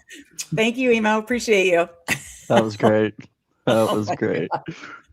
I didn't know when he said I have to talk to Mike Rob. I didn't know what was coming there. But yeah, Mike, I think you would be the perfect. So you think you can tout. But we're lucky. You just make our chat just welcoming, fun, and hysterical. I mean, we have Steve's Inner Thoughts. We have Rudy Shoup. It's perfect. So I'm in for the ride up to the moon. Oh, thank you. We love that. Well, I need to try to jump off and study the best ball Jeopardy so I don't make a fool of myself at 8. And I need to finish the my part of the college game because Mike did one part and I did the others. So I need to finish those 2 things. So Steve and Mike, I don't know, Steve, if you want to, if there's any daily streets you want to get in, or if you just want to chat with chat. Hey, and by the way, I'm very upset. I just saw Jordan was 3 strokes over today. Let's see if it's changed. I just went over. He's +3 through 15. He's +2, but right now the cut line is +4. So it's close. He can't make any more mistakes. And somehow he fell massively. And I thought he could make around. I mean, this course seems super crazy, but I'm bummed out. So Anyways, I need him to make a mistake mid Jeopardy, and you're watching it from the side, and just right as somebody answers, you just cuss and just let it all out. That could happen. Could happen. That could absolutely happen. Okay, what are you guys gonna do while I'm gone? I don't know. It's just me being bossy Betsy, Mike. You know. Absolutely. Yeah. Do we want to go back to the draft guide? Yeah, do that. Absolutely. I have it up on mine. So if I leave it, if I just jump out but still stay You at my won't be able to desk. control it then. Oh, that's right. Well, Mike, you should have access to it as a member if you're able to pull it up. It's under the subscriber only hub. And obviously Steve could too, but I know But we're Mike's more testing it tech out. savvy We're than making both. sure it works. That's a good thing. That is a good thing. Because I definitely want to tweak FK asking, does Mike have enough energy for the game after a shift in air traffic control with that headset? People are asking, not me, but people. Oh my God. This is a work headset. If I wasn't on this headset, it would be all bad. So, subscriber only hub. Yeah, I do need to know if it works. Okay, Jeremy, I gave a quick rundown. I'll have to check. I'm not sure if you're a Fanspeak fan. If you are, thank you. If not, we do that for YouTube members. He is. He is perfect. Thank you, Jeremy. I know he does a lot of lunch streams. Thank you for being a YouTube member. I did review it, and I'm glad that I did. And I apologize for not doing the other ones. It's just been so busy with guests, but wonderful, wonderful guests. I mean, we've had Pete, Neil Orfield, Justin Herzig, Nez, Pat, Emo Cowboy, boom, boom, boom, boom, boom. It's absolutely amazing. And then Mike Raub. Yeah, well, of course. I meant like the ones that we've already drafted with and stuff like that. But yeah, I think going back to the best ball guide, and I need to make sure it is working correctly. You're running a business. You don't draft with me. You are running a business. Remember that. I'm running a business. That's right. Is it perfectly crummy? So does he stream and call plays with the headset? All right. Any update on if you're able to sharing screen right now. And we wanted the Fanspeak draft guide. All right, Steve, I'll let you do chat, and you and Mike can talk it out. I am going to make sure these games are set to go. So get ready, and I'll tweet that when the games are starting too. But 7:30, Steve, PPR Tyler, college game, 8 o'clock, best ball Jeopardy. Get ready. I'm going to make sure I'm ready because I'm not right now. All right. Sounds good. And Mike should be able to add it, right? Or do I need to stay on to do that? No, I can add it if he shares. Yeah.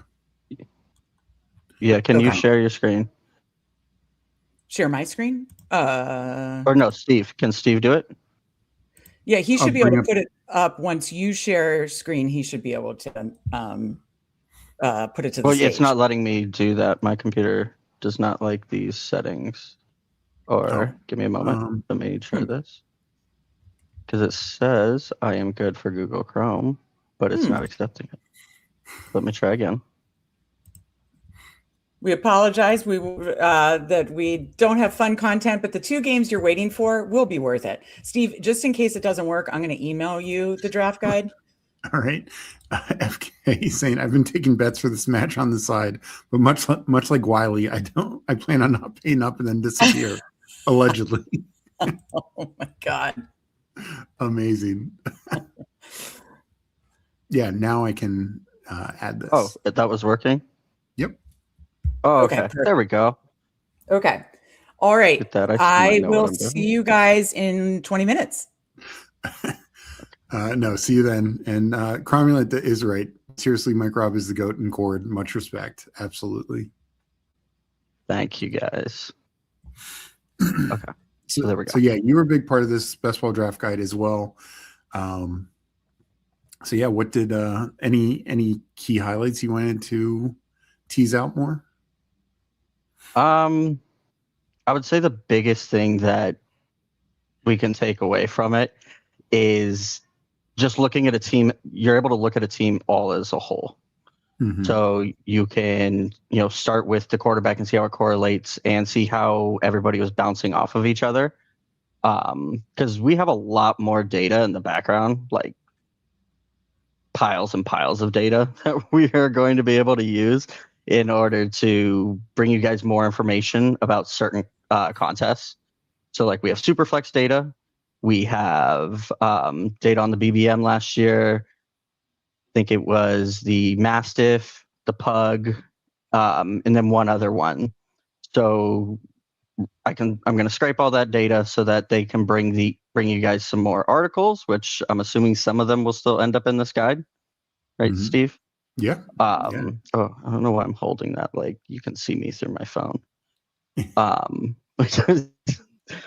And then I would say honestly, just you guys don't understand how much work Bruni put into this. Yeah. No, like Bruni I did really an wish, amazing like job. I really wish things would have timed out differently to where this was able to come out before the So You Think You Can Tell thing, because this would have like blown people's mind. Because the work he did, all the coloring, the making everything look nice, like I really just did a lot of data. This man did the prettiness, like he made it happen. Yeah. So it's crazy cool. We, every player that's going to be draftable is going to be in this guide. So if something happens, if Stefan Diggs signs within 24 or 48 hours, maybe depending on the baby situation, but 24 to 48 hours, it will be updated. Like we have all the stats ready. We just kind of need to know who we're color coding it with and then what these pros and cons are going to be. So these pros and cons, there's some for every single player. So they're not like super in depth. Maybe as we go throughout the off season, maybe a couple players will have different ones based off of things that like Steve says in on streams or that he writes in articles that I can just take from those articles and then give it to Bruni and then he can pop it in here. So these things are going to continually update as the summer goes on. I would say probably until like the last few weeks of August. Yeah. Because at that point, it's just, kind of just grab your boys, grab who you need at the end. And I think to the point, like that's the other thing is with this being on our Substack and it being a PDF, like we look at this as a living document. This is not a, final draft where, like you said, anything that could change, whether it's injuries, signings, trades, major camp news that maybe changes some things, and also like updated injuries. Like, right now, I don't think I don't think Malik Neighbors has an injury con, but if we hear like he's likely to start in the pup, guess what becomes a con? You know what I mean? So, and then that's going to rise up the other receivers, so. And then, we would adjust at that point, adding whoever's quote unquote taking that spot. So we will get the stats in on that person, the pros, the cons, how they fit. Part of the data that every player has is the let's go down to it real quick and then I'll go back up. I want us to go page by page very slowly. I would wonder why. We got the Mike Rob in the house. Always not on behind Malik the scenes, Willis, but always fun to talk on stream. So like Malik Willis doesn't have it because he wasn't really drafted last year. But we have things like their BBM advance or how many BBM teams advanced. So and then their rate and then how many advanced with their quarterback combo. Yeah. So like, and that's just for this portion. Meg and Steve have so much more data involving that for these that they're going to intertwine in articles and things like that going forward to either, help make a point or just counteract their current point and be like, hey, I believe this, even though it says, the data says this from last year. So, and then, you got each position had 5 specific things we looked at. So like running backs is red zone touches, opportunity share, target share, expected points per attempt. And then breakaway runs. So like HN, amazing at breakaway runs. So we highlighted obviously the top ones, the MVP stats, And then just, kind of the stats you'd see under underdog. Yeah, Mhm. the basic stat category for the past couple of years, just to give you guys an insight. But The also age. giving perspective to that fantasy points per game, like that's not something you see on it. Like you'll see the total points and the positional rank, because sometimes I think people over and underestimate where these guys actually finished, for sure. So, yeah, no, I really like how all this came together. And then this is going to kind of jumpstart us into something that we're hopefully going to provide during the year, week by week. So the data sheet that I had, but just on steroids. So I'm going to work with the boys, get some more stuff in there, and then like all this stuff plus player versus opponent, all their stats for the current year, how they're going up against that defense. Those things are going to be there, and they're going to be there because like we're going to use them ourselves. So might as well just do a cool ass tool for everybody. Absolutely. So as long as you're supporting the team, you'll get it. So. And speaking of support, Kix, thank you so much. That was for awesome. Giving 10 Fanspeak Network memberships. Really appreciate that, and appreciate the compliments, Emo. Really appreciate drafting, coming on draft. Kelly, thank you so much. Also, we really appreciate all the support we're getting. We love it. We love you guys, and that's why we want to keep doing cool stuff. I get worried every time that one of my burners is going to get it, because that's the biggest waste. But we've been good so far. Got to figure out a way to opt out of those. But then, like, if we go back up to like look at the team, the team has pros and cons as well. For like Miami, new coaching staff, things like that. Less cocaine in the building. Oh no, that one didn't make it. Sorry. Some things got cut. Yeah, he had to edit some of the things. So, and then just team over. Did Rudy Shoup actually get a MB? Because I can't see it on screen. No, I don't think so. I didn't see that. That would be all bad. No, that would be hysterical. Hartman, the points per game in the position rank are nice. Always an issue with a guy who misses a few games. No, that I think total points obviously matters quite a bit, but points per game, particularly for like missing 2 games here, 3 games there, really play into it. And it's just to bring a whole bunch of stats that normally aren't all together to give you guys a better synopsis of a player, to where you don't have to go to a whole bunch of different websites, and you can just look at like a whole team at once. Say, you're watching a stream and somebody's talking about whether it be Steve, Emo, PPR, not BBG number 2, the real BBG, Best Ball Garage. Any one of those people, like if you're watching them, you can just pop this out, just be like, okay, hey, what they're saying kind of correlates, or hey, I wasn't feeling that, and this kind of tells me to maybe open up my eyes. Yeah, no, I completely agree. And it's obviously so much changes with the new coaches and situations. Like A-Chain showed like his advance rate with 2-0. Well, 2-0 went later, so maybe it would be, though Willis is now falling again. But it's just something to keep in mind. And, I think it's one of those, like, more data is good, is the way I look at it. And we have to parse through it. We have to figure out, the best way to utilize it. But the idea here is a tool that really gets a lot of, like you said, a lot of key data together to help give us a better snapshot of what things could be. So now let's look. The big dog. Not the big dog. The big Zay. The big Zay. Oh, Mike. Why do you hate this man, Steve? Why do you hate this man? I'm taking my opportunity right now with you on stream. It is one category. It is the receiving touchdowns. That is pretty ugly. Even last year, he had 5. And look, he ended up as like wide receiver. You have to scroll down. He was 14 in points per game, but he actually finished higher as a total wide receiver because so many guys were missing time, like Devontae Adams, etc. My concern is his ranking was much lower. I'd have to go back and look through 13 weeks. And then he just closed strong. He closed incredibly strong. I cannot argue that at all.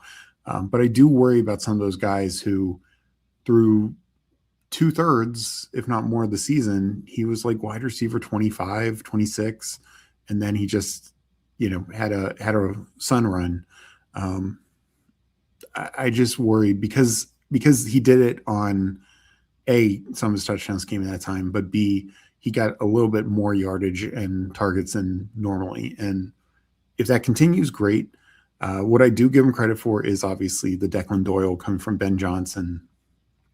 I think this offense could open up this year. So that's the hope for him. Yeah. And I mean, if he ever, because we said the same thing about Trey McBride till last year. He can never score touchdowns. And then it just happens. Yeah. So that could be great. Or it could just be this 10-point floor that you just have every week. Yeah. And that's why the spike week chart is, because like that week 13 where he totally dudded. But then 14, 15, 16, 17, he was very strong. So it was a weird year. And I know some people compare it just with the Lamar injury, but honestly, like the games outside of week 1, his games with Lamar and his games after were relatively flat, like 11.4 to 9.4, many of those weeks. So I, as I've always said, and I don't truly hate him. I like him as the player. It's just guys who don't profile as like natural touchdown guys. They generally will be capped to 5, 6, 7 is like the upside thing. And those are tough guys for me to click in the top 4 rounds. Like if he went round 6, sign me up, every day. Yeah, I'm pretty sure I didn't help myself with this argument. And it's just more of the opportunity cost of like the guy who we just took with Emo. It's like Mike Evans can get 4 or 5 touchdowns in half a year. And same can Devontae Adams, same can even Terry McLaurin. It's just that's really what it boils down to. Yeah. And then obviously we do have all the rookies in here as well. No, this is a great thing. Went out and I wrote the rookie pros and cons. And this is why I love Elijah Surratt. I just really think his consistency, 3 straight years, 3 different quarterbacks, all in the Frank Cinetti offense, Kirk Cinetti offense. Frank Cinetti is Kirk Cinetti's brother, who's now a coach for the Steelers. I also like that they are even saying that they might move him inside, which could be even promising for him. Should have had the tiebreaker be like where these coaches been in college. Then you would have had a better chance with PPR.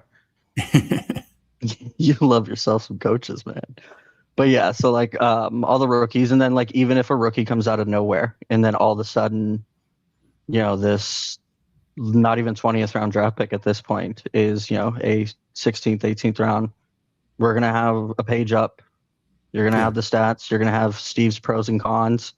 Obviously one of the cons being like, where'd this guy come from? But yeah, and then we do our best to add the player comps. Yeah. Not literally me and Bruni are not making those comps. Steve's not either. We're finding those online. So we're not looking at every single player and doing that. So this is like all legit data, all legit information that we just compiled all together.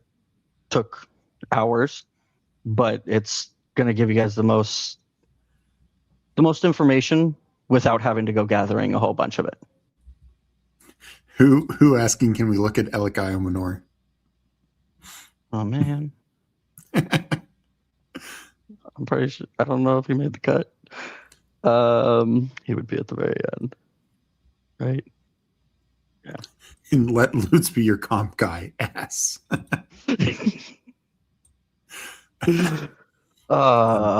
Yeah. So 320. There he is. That is there. So it's depressing, I will admit. But it's like Apple. You want to get in beforehand.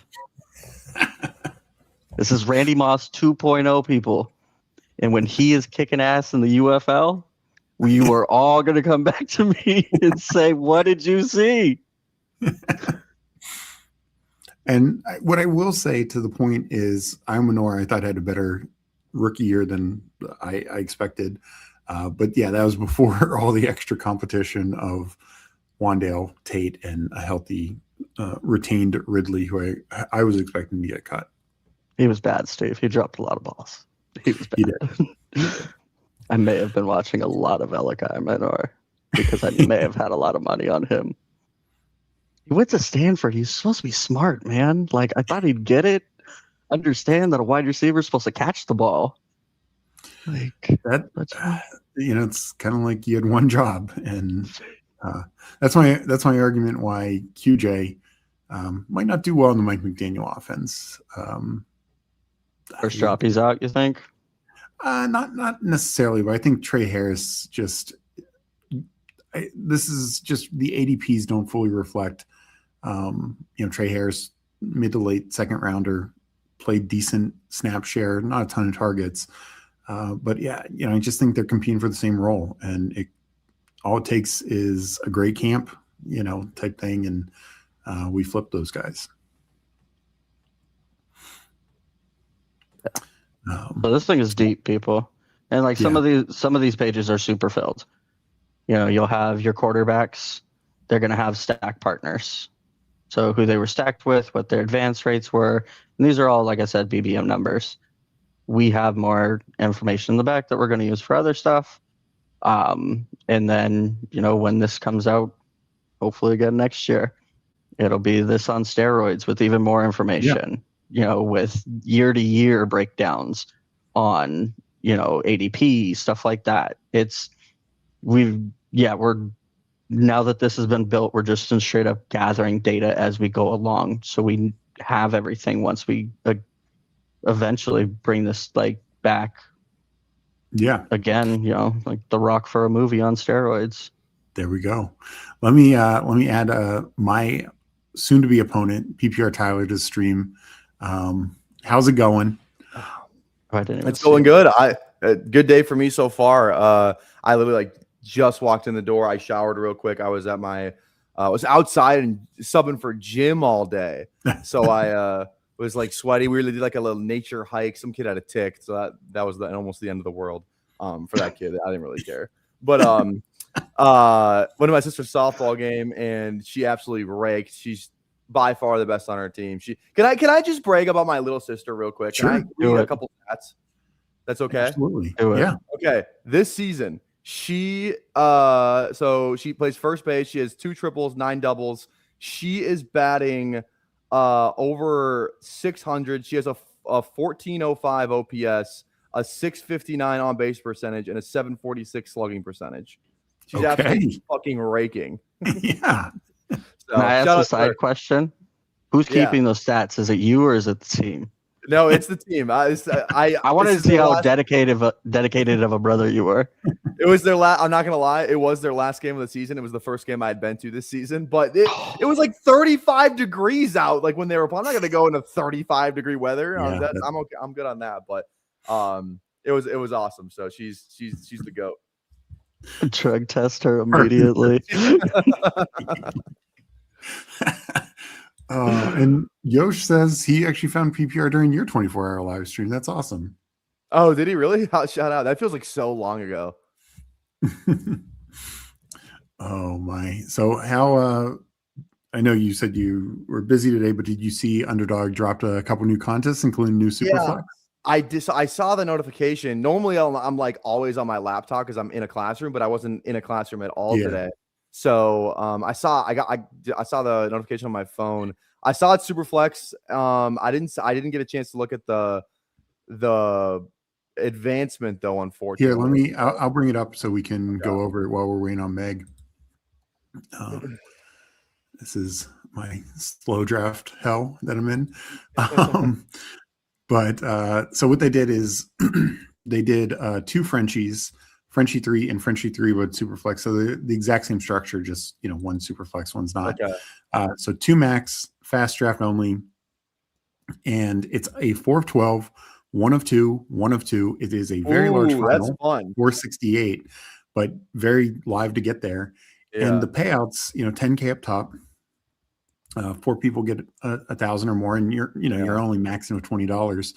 And so no money to just make playoffs, but if you get through that 1 of 2 to semis, you get your money back for maxing. And then if you make it to the 468, you at least profit some. But yeah, I really am a big fan, and like I said, both contests are the exact same structure. But when is the last time Underdog had this many, like this amount of low to mid stakes contests in the lobby live at one time? This is unbelievable. Yeah, never. I mean, it's so good. Not even for like weeklies when it's firing. Yeah, it's crazy. That's what somebody said earlier. I can't remember who it was. Sorry about that, but they were like, love that they. It might have been Hartman put out another Superflex contest when the first one hasn't filled yet. Like they're not just like it was last year. It was like, okay, we need to wait till it to fill, and then we're gonna do a puppy before we do the next Superflex. And it's like, no, just keep firing. Yep. So Superflex experts, both of you, are you doing anything different because there's only 2 entries in this one than you are compared to the other ones where you're able to throw a lot of shots in there? I think I would be more live to reach on a game stack, especially with that live seed final. So if I need a game stack, a QB room, I think I'm more live to do that in this where I'm just trying to think of, I haven't drafted Superflex since the schedule released last night. So I'm in my head trying to think of the ADP. So like New England, Josh Allen, you can actually get the Josh Allen Willis one pretty easily on if you're at that turn. I'm trying to think of one that you can't get. Like they both go. San Fran plays Philly, so you'd actually probably have to do Philly. You have to go Hurts first round and then Purdy right away in that mid second, and he normally goes 2-3 turns. So that would be one. You're not really stacking that Ravens Bengals game in any special way. Yeah, it's pretty hard. Yeah, it's like because you can't even get Lamar Chase, you can't get Burrow Chase. I guess you could do Lamar T Higgins. Or Burrow Henry or something like that. Yeah, exactly. Yeah. But no, what I'd say is I think this is right. Like PPR is right. Like this is not as much as say like the mini golden, but like when the final is that big and you've better advance rates all the way through to get there, week 17 really matters there, right? Like that's where you really want to stack up. So I agree with that. Like this is the contest to really focus on week 17 stacks. Yeah. By the way, I caught a little bit of your guys' stream earlier when I was on my lunch. Mike, did you really have Keaton Mitchell on the list when I put it in there? That was great. I have a huge list before Meg brought me down to earth because I was like, oh, these 2 are experts. We are going for blood. I had long snappers. I was ready to go. Yeah, I don't know about long snappers, dude. I was ready to go, guys. Like we had some stuff. Meg's like, no, we're gonna go this route, and I was like, oh yeah, that makes sense. Yeah, that makes sense. So, I love that he was ready to challenge you guys on long snappers. First of all, PPR Tyler, how are you doing? Thank you for joining us for Games on Games. Yeah, I'm good. Things are going great. I'm happy to be a part of it. So let's do it. All right. Well, let me tweet that the games are about to begin. So were you guys just looking at the advance rate, or were you tempted to just rip a Superflex together? Well, hopefully we get a turn pick and we'll just do trivia between picks. We'll be enemies for 11 picks on the board. Yeah. But then when it comes back to us, we're like, all right, who are we thinking here? Yeah. Oh my. All right. I'm going to say games are about to begin. Let me tweet this really quick. So I'll take score while you're going. Yes, that's what I was just going to ask. Okay. Thank you for helping me. And versus Steve-O Speak, which I say, who knows college players better? I would say where he go. Like I don't know. They're playing in who he play for. That's like the NBA segment. Or I don't know who he played for was like where did he play? Meg's scared she's going to spell that wrong and say it wrong. You can see it in her face. I just tagged you both if you want to retweet it. And let me get organized here. So turns out the first part of this game, first of all, I made a graphic last night, so we're not going to put it up because the games are about to begin, and it is name that college player. Look, I did a graphic and everything. So name that college player. I even downloaded college band music. Are you guys ready for this? I love this. Yes. Or to get you in the mood. Let me turn it up because I realized when I put it in, it's very low. This is going to get you in the mood. Name that college player starts now. There we go. Low college band. It was very low. I was hoping you were going to play the Gopher fight song. I was really, really ready for that. Missed opportunity. Okay. So name that college player starts now. This is what we're going to do. Thank God I have Mike Raub here, first of all, to help me with all this. Number one. Number two, it's going to be 3 rounds. The first round is going to be who threw them the ball, who threw to them. So it's going to be multiple receivers, but who threw to them in college. So I believe it's mostly current quarterbacks, but it could be some busts. Just that'll be, the trick. Okay. There could be some busts in there. So who threw it? That's only going to be 5 questions each. And we are going to score this just 1 point. This is just a warm up, guys. And then round 2 will be 2 points each. And it will be name which round they were drafted in. So I'll name a player, you'll name the round they're drafted in, and round 3 is where the money's made. Round 3, Mike Raub takes over, I'll keep score, and it's going to be rapid fire. You guys can choose. I thought 90 seconds to be more fun, but I love the rapid fire. I love that. Yeah, okay. 90 seconds. So it's not like a buzzer type situation because A, Steve's been drinking. B, you're much younger than Steve, so you would definitely. I'll get a beer right now. It's just I'll down like one right now. We're doing a shot. You need to down one right now. Let's catch up to Steve. Let me go get one. Yeah, let's go. I love it. Did I miss? Did we see Kicks gifted 10 memberships? Did we already talk about that? Okay, you guys got me. Okay, I just wanted to make sure. We got Angry Dragon in here. Yeah, dude. Freaking David Kitchen mistaking me for Angry Dragon, maybe the biggest what the hell in my young streaming career. Can I? You realize if you win, you're then on his tree, right? On his he coaching adopts tree. you. Yeah, he adopts you. If you become part of Peachtree, you are his tree. Yes. Got it. Yeah, I don't know if he would want you. Yes. I don't know if Pat Mayo or Sia Nejad would want to admit, but I'm on part of their coaching tree, for better or worse. Sia just tweeted he's going live with me at 9:30. But yeah, you would be under that coaching tree. That is absolutely correct. Okay, so yeah, round 3 is rapid fire. I say we do 90 seconds. Obviously, you don't know the answer. Pass. We'll get there. But let's warm up, guys. So who wants to go first? This is not just a timeout. We're doing 5 each. Yeah. If the other person misses it, the other person can steal. Yeah, we can do that. So it's not going to be but it's not going to be make it take it. So I'll do 5 in a row to Tyler, and then I'll do 5 in a row to you. But if Tyler can't get it, and we do have to have a certain amount of time. So Mike, I'll let you be the arbitrary judge of how long is too long. Basically. Okay. Oh yeah. Okay, give me 1 minute. I want to rearrange so that it's a fair mix of easy and hard because. Some are a little bit more layups. We can alternate too. We can alternate on this. I think alternate might be the best way. Yeah. You want to alternate? Okay. All right. Yeah. I think I had the harder ones down. It'll keep it better too, because it's he got his, I got to get mine. Yes, that is true. Mike, okay. A good clock from you, brother. I need a good clock. Okay, Mike. You'll be the arbitrary judge. Mike, do you have access to noise sound effects? You could do a sound effect if you want. Okay. I don't know. We need an answer. We're going to do the gong. But I don't can know just yell at somebody. I don't need all that. You can just yell. Yeah. Okay. So who's going first? Are we flipping? Or are we just going and having fun? It doesn't matter. I'll let the guests take first. Thank you. I appreciate that. Okay. Right. Okay. Starting on who threw it to them. The receivers are CeeDee Lamb and Marquise Brown. Okay.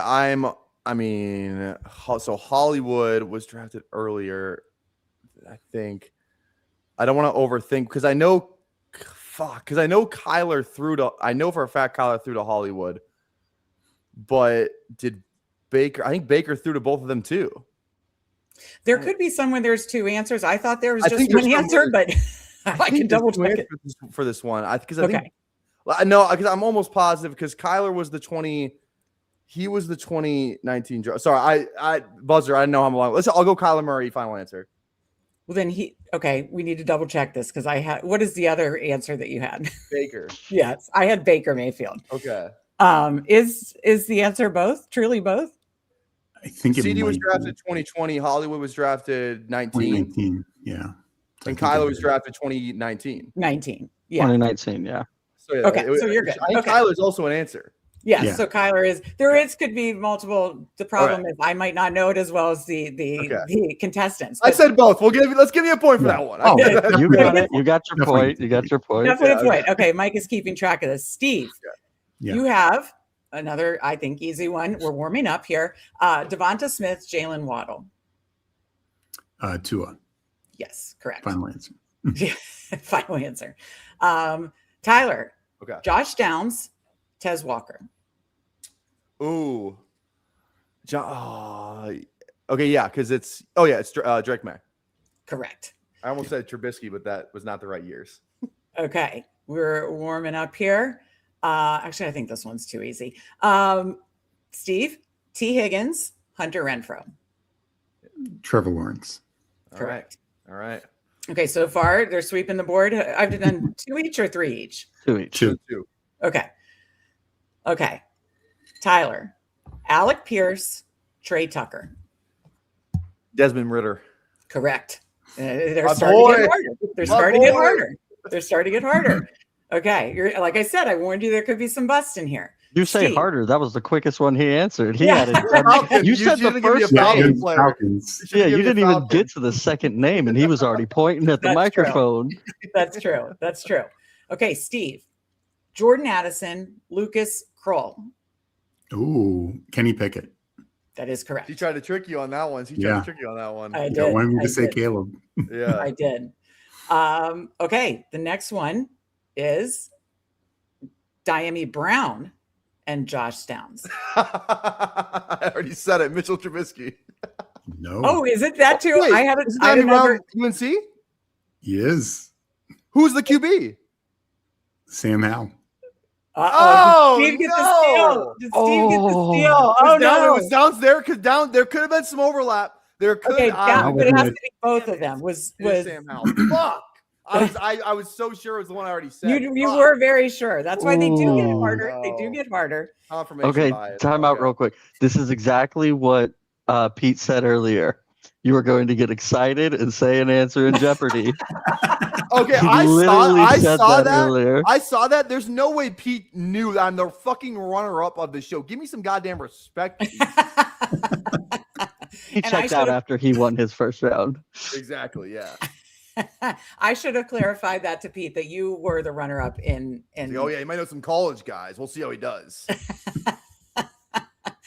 Okay, so am I back to Steve? Yes. Okay. Back to Steve. So you got the steal point for Steve. Mhm.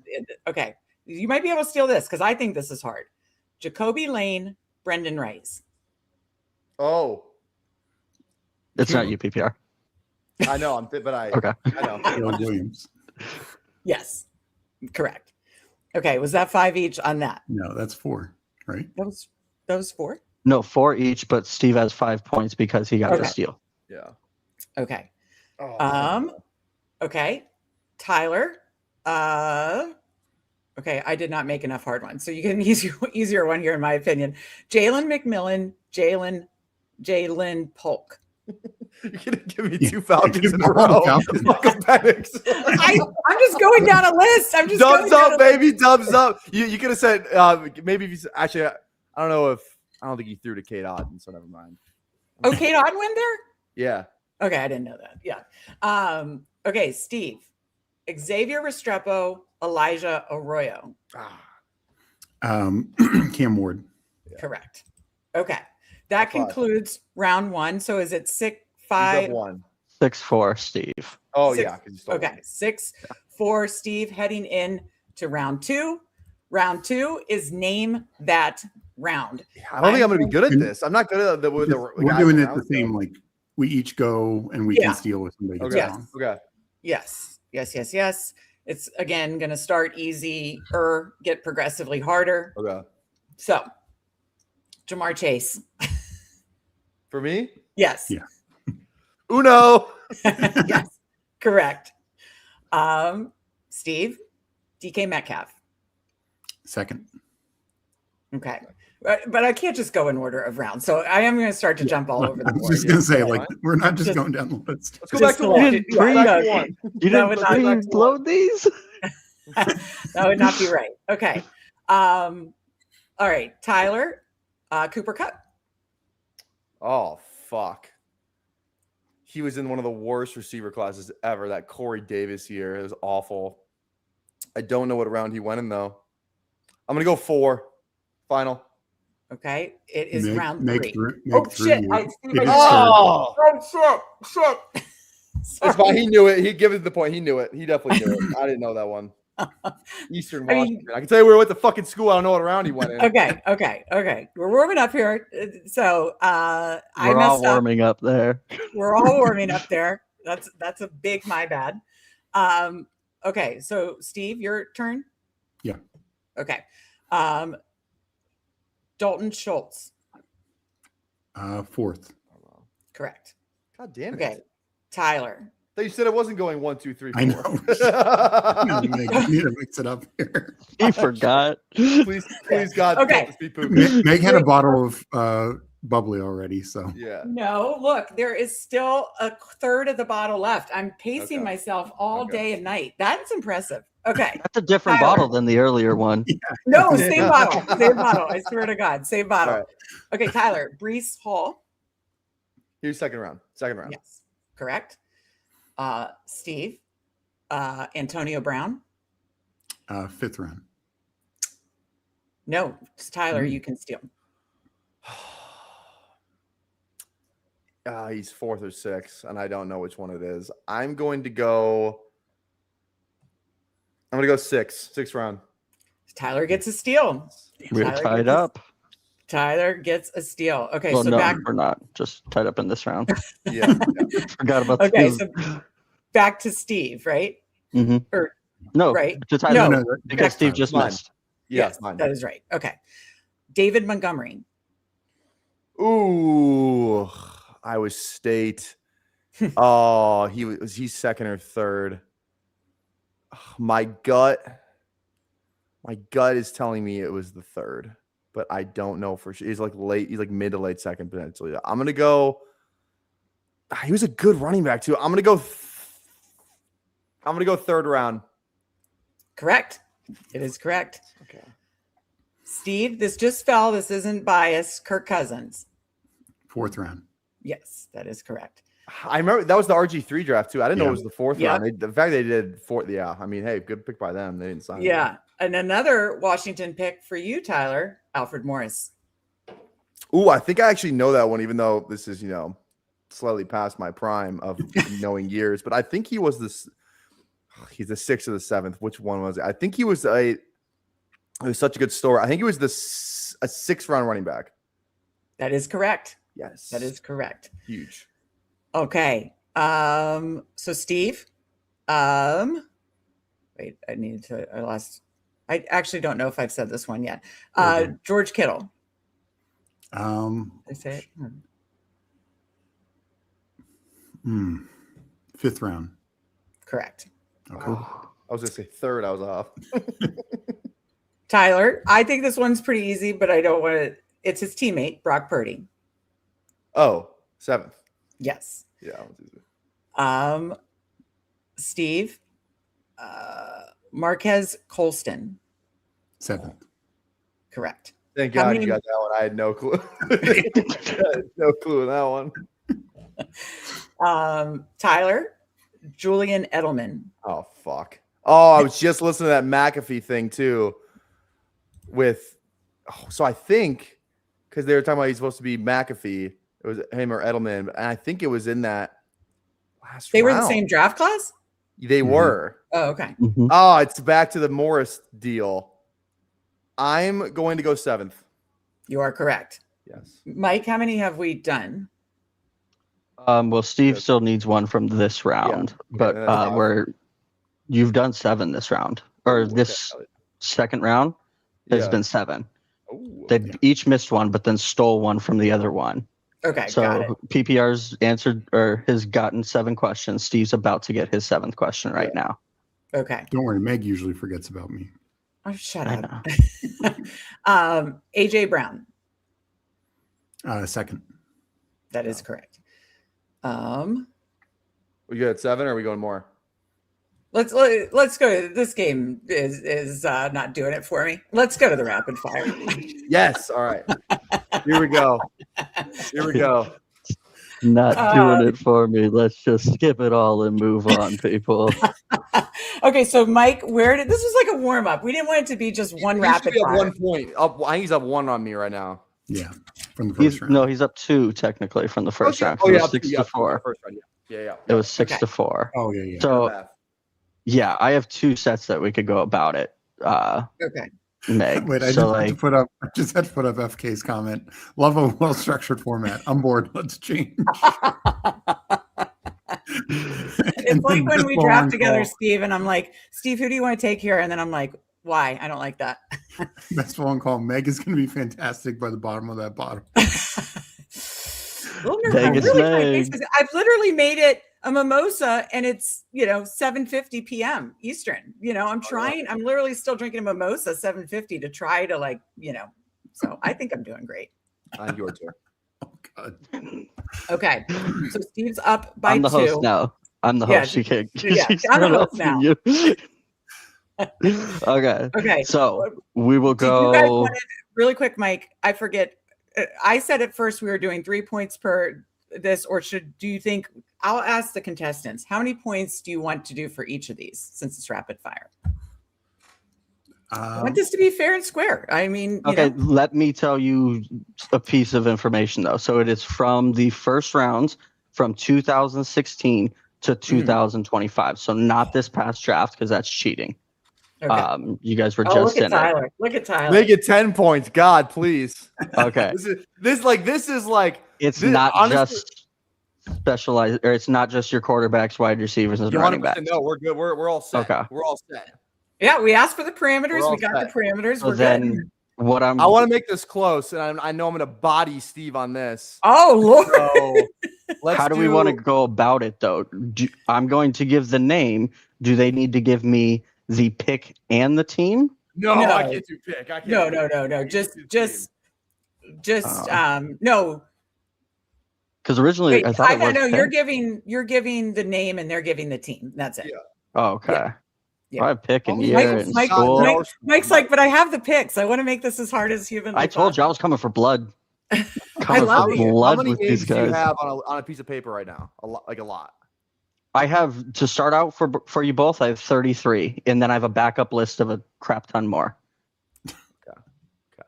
So, like, if you get past my 33, you're moving on right away to my backup list. What do you want to do? 1 or 2 points for this one? 2 points. Let's do 2. All right, let's do 2. Okay, Off the Schneid's calling you guys out, saying that's too. Cody should not be talking. I know that guy's not talking after it wasn't even close. I smoked him. Not even close. I know he's not talking. Mike prep for this like as a sequel to Squid Game. I don't even know what that means. I was ready to go, man. I've seen PPR do his stuff on stream. Yeah. It is awkwardly impressive. Like, it is like the stuff he knows. It's just like, oh no, I got to go in for the kill, or this dude's gonna be bored. This is a different shirt than yesterday. You fat son of a bitch. This is a different shirt. The other one had stripes on it. Go watch the VOD, bitch. Go watch the VOD. It's a different shirt. My God. Like 2 polos.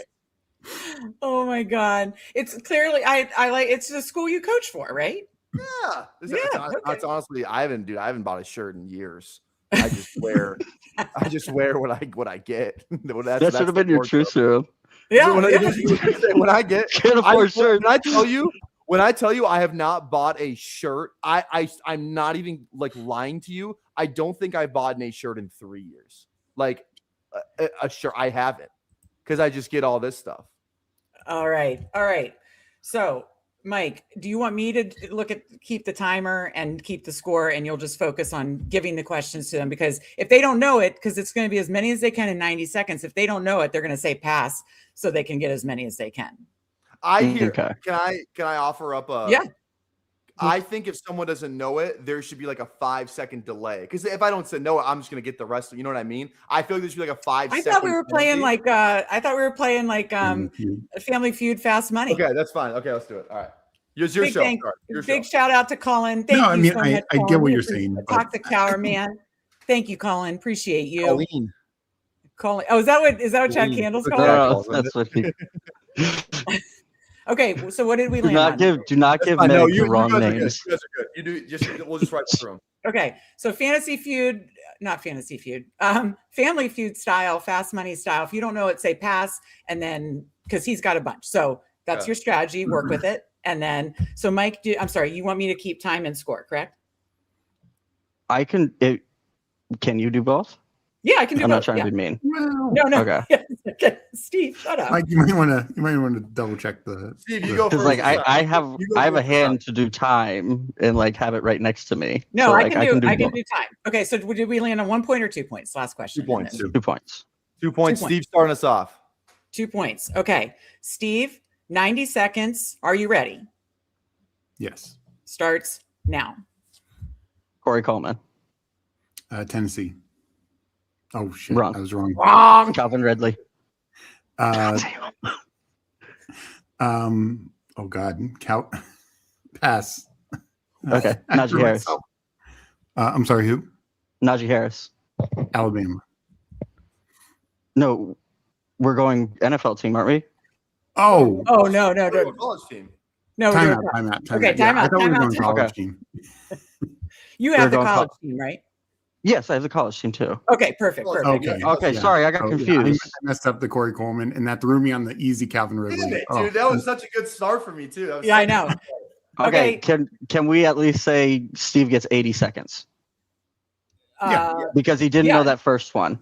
Those first two either way before I realized I was looking at the wrong. Okay, so he gets Najee for 2 points, and he gets 80 seconds. Correct? Yeah. Okay. Sure. Okay. Okay. Yeah. Sounds good. Okay, Steve, your 80 seconds starts now. Chris Olave. Oh my God. Ohio State. Shit. Emeka Ibuka. Ohio State. Mozzie Smith. Mozzie Smith. Pass. Michigan. Kenneth Murray. Kenneth Murray, Oklahoma. Yes. Charles Harris. Charles Harris, Missouri. Yes. Eli Apple. Ohio State. Yes. Brian Burns. Florida State. Yes. Joe Alt. Notre Dame. Yes. Jordan Morgan. Jordan Morgan. Pass. Colton Miller. UCLA. Yes. Alex Leatherwood. Alabama. Yes. Devontae Wyatt. Tennessee. Georgia. Nope. No. Jordan Addison. From USC. Yes. He was also- Deshaun Watson. Clemson. Yes. Will Fuller. Notre Dame. Yes. Noah Igbenogbe. Oh shit. Pass. Vita Vea. Time. Yeah. Okay. What's So he at? 1, 2, 3, 4, 5, 6, 7, 8, 9, 10, 13, 14, 15, 16. I had a Meg moment there. 20. With no, I got with 24. Noah. I hope I counted right. But I got 24. It's all right. 12 Chad, right. check the Okay, VOD. yeah. She's been drinking. I had Okay. 12 right. So yeah. Okay, That perfect. adds up. Then I got it Okay. right. Okay, so 24 plus 2. Steve is sitting at 26. Well, I guess, or what total points did Steve have going into I this? only had 26 with 24 points. Because you were up 2, but I did that totally wrong. I'm sorry. This is bad. Oh my So God. Steve was originally at 20. Math and is taking PPR a at hit. 18. Okay, so So Steve was then- at 20 and Mhm. he got 24. He is at 44. PPR, you have 18. You have 90 seconds. Let me clear the clock. So you need. You got 12 right there. I think I'm going to get 18. You need Oh, you need at least 14 right to win, Oh, 13 to 14's gonna be tie. it. Well, I'm calling my shot right now. I'm pointing to center field. 14 is going to be a fucking breeze. Give me a moment. I need to make sure I can pronounce all these names. Mike Rob, We're I just gonna need be to know good. if you're going to keep up. Okay. Okay, I'm just gonna set. Hold on 1 second. Oh, never mind. Just like with Steve, the moment you answer, I'll move on to the next one. Oh, what a great line from FK. All right. Oh, Okay. God. Okay. So again, you have 18 and you need, oh shit, how many total to beat 44? God, math is He really. needs 14 right 14 to win. win, Okay, thank 13 to tie. Anything Okay. else is either a full out win or a loss. Okay. All right. Oh, Yeah. Then PPR Tyler, 14. My heart's racing. My heart is racing. I Your wanna heart win is this so racing. bad. I wanna Okay, win this then I so will bad. ask you 90 seconds. Are you ready? I'm ready. Let's go. Okay, 90 seconds starts now. Laquan Treadwell. Missouri, Ole Miss. Yes. Josh Rosen. UCLA. Yes. Travis Etienne. Or Etienne. Clemson. Yes. Drake London. USC. Yes. Tet McMillan. Arizona. Yes. Will McDonald IV. Iowa State. Yes. Jordan Brooks. Texas. Jordan Brooks, pass. Sorry. Okay. Gerard Davis. Florida. Yes. Artie Burns. Pass. Montez Sweat. Mississippi State. Yes. JC Latham. Alabama. Yep. Tyler Guyton. Oklahoma. Yes. Isaiah Wynn. Georgia. Yes. Rashawn Slater. Northwestern. Yes. George Karlaftis. Purdue. Yes. Zay Flowers. Boston College. Yes. Patrick Mahomes. Texas Tech. Yes. Jeff Gladney. Jeff Gladney. Oh, Ohio State. No. No, TCU. Paxton Lynch. Pass.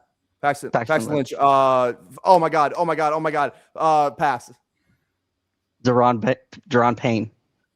Alabama. Troy Fatanu. Pass. N'Keal Harry. Arizona State.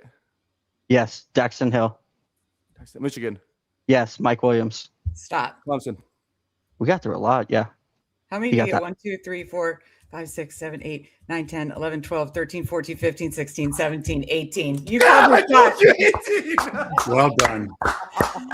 I said I was gonna get 18. Pretty sure he won on Zay Paxton Flowers Lynch, too. Why did I? Is that SMU? Memphis. He's Memphis. God damn. Yeah. Yeah. Paxton Lynch that was is Memphis. That was freaking impressive. Yeah, I actually when you didn't. said Jordan Brooks. I heard Jonathan Brooks in my head, and I was like, wait, he wasn't even a first round pick. And then there was Jordan Brooks, Texas Tech. Yeah. That's why I Jeff- raised the eyebrow. I was waiting for you to finish, and Yeah. it never Jeff happened. Gladney, I was thinking of Gary and Conley for some fucking reason, who was like a deep hole corner, but he was TCU. He was the Vikings pick. Oh, whoa. Chad's going with Oh, allegations. shut the fuck up, Chad. Oh my God. Okay. Now we have to reset. Okay. I do my Aaron Andrews post game interview. Steve, I'm sorry to call you a loser. You get to go to the loser first, but Sorry? Steve, Are you really? No, Steve, no, this has I been- am sorry. This No, has been listen, 43 years of my life. So Steve has an eidetic memory. He is so sharp. I knew PPR Tyler would be tough competition. It did come down to the wire. How do you feel? no, I mean, You're telling kids Tylenol. Be like, oh my God. Yeah, Thank absolutely you for won it. this. Great job by Tyler. I definitely did not do well in the final round, and I'm very It's the disappointed. in rapid myself. fire. It's like it's locked. You know what I Yeah. mean? It's like A it, couple of but those you guys, gotta My Wyatt, heart I was like, I racing, knew and I that was just Georgia. keeping score. He said all this information he can't convert. I did watch that Toxic You Tower the mate. other day. We got a lot of PPR Tylenol allegations in chat. But Steve, obviously you put up an amazing fight. You had a little early lead. The rapid fire was tough, but you played well, my friend. And I think we need to do this again between you guys. Yeah, You- we it's might just need a fun. rematch later in the summer. This was 100%. fun. This You was can come on definitely fun. And you can find me mean- on my home turf for that rematch. yeah, that's fine. Though I'd say I would like it where one of the hosts doesn't tap out in the middle of a category. Like, what the hell was that? You have me. I'm not gonna lie. You have me in that category. For I know. sure. That's I don't like know my- rounds. that's like my win. I can tell you where every single one of those fucking guys went to school, but I couldn't tell you what. Okay, round they can were I drafted. put hand up? I used the Swolecast website and I ran out of names and I didn't realize that. I have played the Swolecast website before. Guys, Oh, we've had so many deadlines this week. I'm so tired. I messed up. Anyways, nobody's putting an asterisk. This was a good PPR Tyler win. Fun, and we do need to do more of these. Tyler and I, we both know this lane, and maybe sometime we do get Cody to do like a three person three way. Yeah. But no, Vegas Meg's coming out.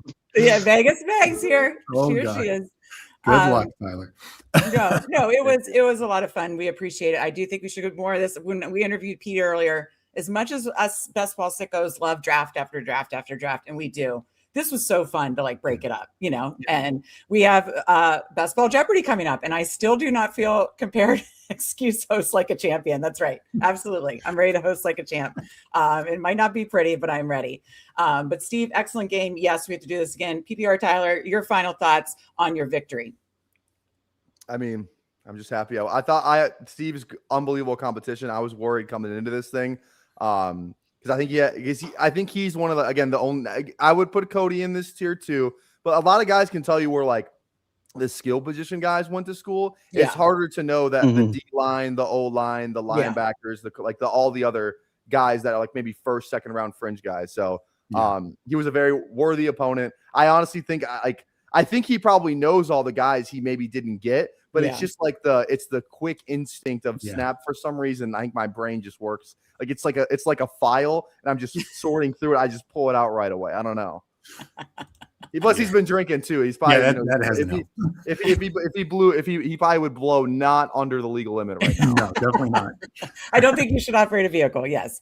Well, Steve will be back on in the wee hours, coming back on 2 or 3 a.m. So because he's old. Someone help Steve stay awake during those hours. Are you going to take a nap? Are you taking a nap right now for sure? I'm going to grab something to eat and then take a couple hour nap. Yeah. Oh, yeah. Okay. All right. I want to watch Jeopardy, but I'll be grabbing dinner while Jeopardy. I forgot about Jeopardy. Okay, so I am going to have to. So Steve, we will see you later. I'm bringing on Rick. So Steve, thank you. 2-3 a.m. I'll see you. All right. All right. And now we were bringing on That's Rick Steve. for the So You Think You Can Tout beef battle. I'll do my Aaron Andrews now. I'm going to have to admit, you guys might need to, do some chatter because as we know, the actual host of Best Ball Jeopardy is currently in a delivery room having a baby, his second child. So I'm stepping up with the board. Oh, he is? Yeah. I didn't see that. What the hell? Oh, shit. No, Bruni called me. I missed it because I was literally going on stream, and then he puts in chat picking up his wife, and they are heading to the hospital. So all love to Bruni. But I am going to take this time though to before we talk to our contestants, I want to let you know that we have Best Ball Jeopardy all summer long on Wednesday nights, and this is currently the tournament. We are going to be adding a couple more, but Candyman was the winner last year. PPR Tyler was the runner-up. Neil was in third place. Cody, who's in chat, is a busy man, is not able to do it this season. Steve, who you just saw, of course, best ball guy, a part of the Toxic Tower, Chad Candles, Hoohames, Pat, Fancy Dog Pound, Nez, Justin Herzig, Tom Strachan, Jim Waller, David, our friend from Prop Spot, and we're going to be adding a few more. So please, please, please, if you're watching this and you enjoy this, so you might not enjoy this as much as you do when Bruni's the host, because I don't know what I'm doing. If you're watching this and you enjoy this, Bruni puts a ton of work into it. It's super fun. It's going to be like every Wednesday night. So please mark your calendar, not this Wednesday, but probably next Wednesday. So that is that. All right. Now my Aaron Andrews interview. Rick, this is the first time meeting you on stream. How are you doing? How are you feeling about going up against PPR Tyler in Best Ball Jeopardy? I'm just here to have a good time, man. So I think this was kind of set up for Tyler to enjoy himself. I'm glad he's drinking as well. And, he's taking the top off. He's taking the top off. Yeah. Starting to get the little pop going. That's exactly what I'm doing. Pop for the, I got to. That's a first date shirt. Oh my God. You guys are delivering for me and the chat. Again, I've been celebrating. I've pacing myself, but celebrating all day long. So I no, but I appreciate you guys both coming on. You guys are an amazing show. I interviewed Pete earlier. I believe So You Think You Can Tout is exactly what the best ball community needs. I think he's going to find someone amazing, whether it's one of you guys or not. And I think whoever doesn't win is going to have, there's going to be a lot of opportunities out there, and that's going to entertain all of us all summer long. So it's going to be great content, which is what we absolutely need. So I know there's, the So You Think You Can Tout beef battle. We're having fun with it. We appreciate you both jumping on. So Broncos fan, Rick, anything else about your laundry, your fandom? I moved to America when I was a little kid, so I kind of got to choose. Lived up in Syracuse when I was young, so everybody was like, don't be a Bills fan. Jim Kelly just blew it a million times. And then Elway won, so I was like, okay, I guess I like the team that's the best because I was the youngest kid and they would let me play with the best team.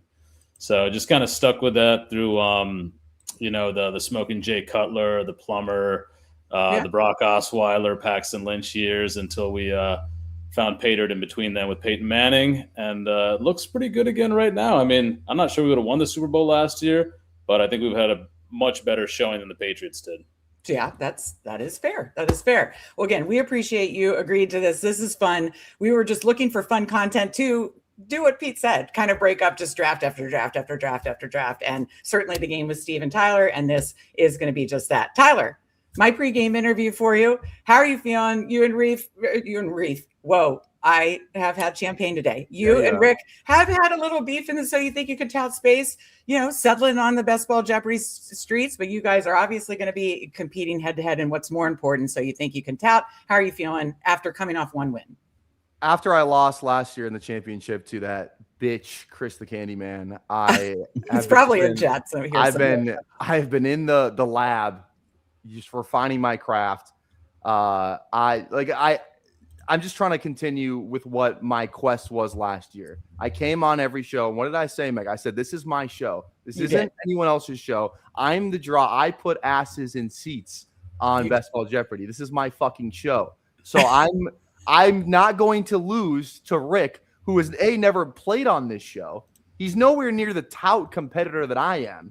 All the numbers back it up. This is my show. If I lose, I said it, and he put it in his tweet, and I agree with him. If I lose by anything less than $5,000, it will be a disappointment. So I am ready to just electrify the stage. I've done a little practice so far as well. So I'm ready to go, man. I'm absolutely ready to go. Always saying that, I do listen to the Aaron Andrews and Krista Thompson podcast, always saying that I'm going to do the Aaron Andrews post-game interview. I was trying to be ready for the Richard Sherman, the Crabtree, that kind of stuff. I was trying to be prepared for that, but yeah, no. And you gave a very similar answer when we did the interview, during the semifinals and finals, and you were there, and this is just for fun. It's just for fun. And we appreciate you guys both for being here. I am trying my damnedest to figure this out. So, Mike, could you do, doing what I do? Ground rules, just kind of explain to me the format. You do you. Okay. So it's going to be basic Jeopardy. We'll figure out how we're going to go. Actually, Rick, PPR, do you want him to start? Yeah, he can start. Yeah, I kind of figured you'd like to toss that one over for him. So, Rick, you're going to be able to start with the board. The board's going to show you 5 topics, just like a Jeopardy board. You're going to have we don't have a set time right now. If you both want to agree upon it, 30 seconds. Yeah, I like 30 seconds. 30 seconds is good. Maybe give us like a 5-second countdown too. I think that's good. So, Rick, I don't know if you went backwards and watched any of the ones that Bruni held last year. A lot of them are just based off of the ADP of last year, giving out some stats, tell me the player, tell me the stack, tell me the team, or tell me the multiple players. We are not last year's ADP. No, it'll be this year. It'll be this year. Sorry, I was saying last year's stats, this year's ADP. Last year's stats. So, in week 13, this player and, this other player whose ADP is right now this produced this outcome. Who is that player? Gotcha. So Once you have it, you obviously control the board. If you miss it, gameplay goes to your opponent. Opponent at that point can either take it and take the board, or if he misses, you're back up and you're going to choose again the next category until somebody actually answers a question and gets it right. 200, 400, 600, 800, 1,000. I am pretty... So wait, it goes back and forth? I thought it's just like I try to answer it. If I get it wrong, Tyler tries to answer it. If he gets it wrong... it's like make it, take it. So if you get it right, we just move on to the next question. If you get it wrong, then I can steal it. Okay, and then if you get it wrong, it dies? So if you get it wrong, then I get it wrong, then it dies. Okay. Yeah. So we're not going, back and forth. You each get one opportunity max, and then we go from there. 30 seconds on the original. Do we want to say 30 seconds on the second person, or does that person only get 15? I think 15's fine.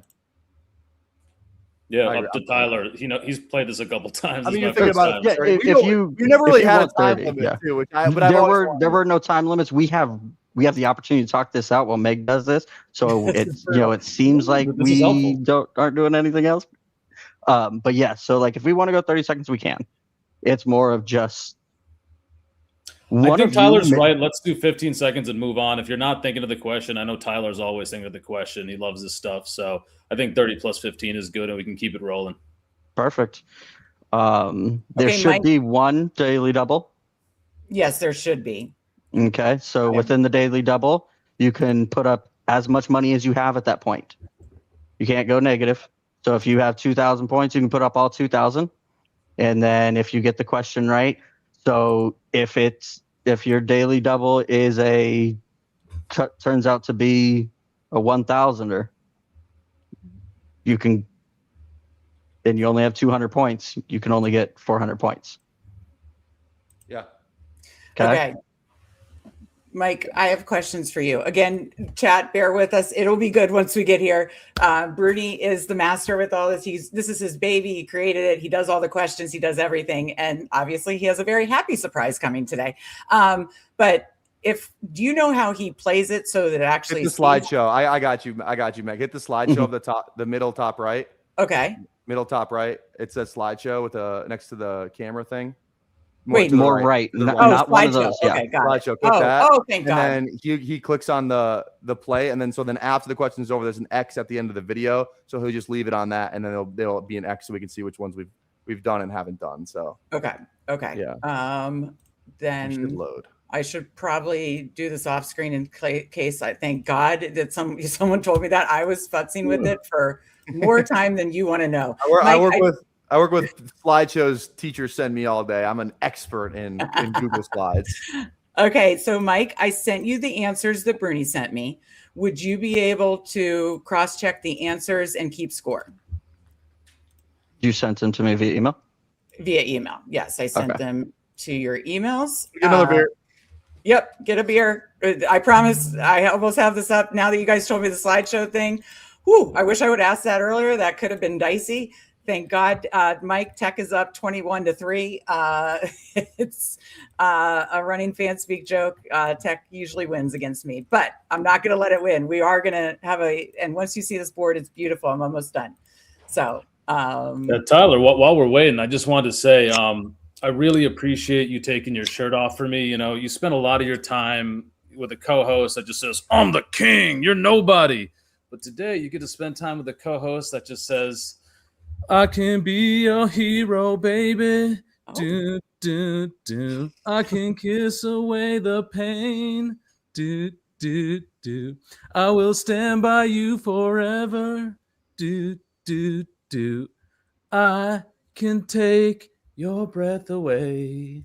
Oh. As someone who absolutely despises Emo Cowboy, somehow that was worse. Somehow what you just did was 100% worse than what I have to deal with on a daily basis, bi-weekly with Emo Cowboys. So I don't know. You got the boards, make it, take it.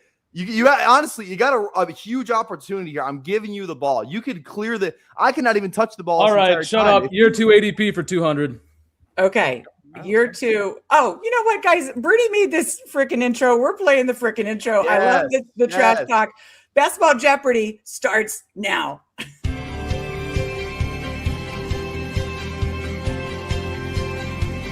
This is Jeopardy!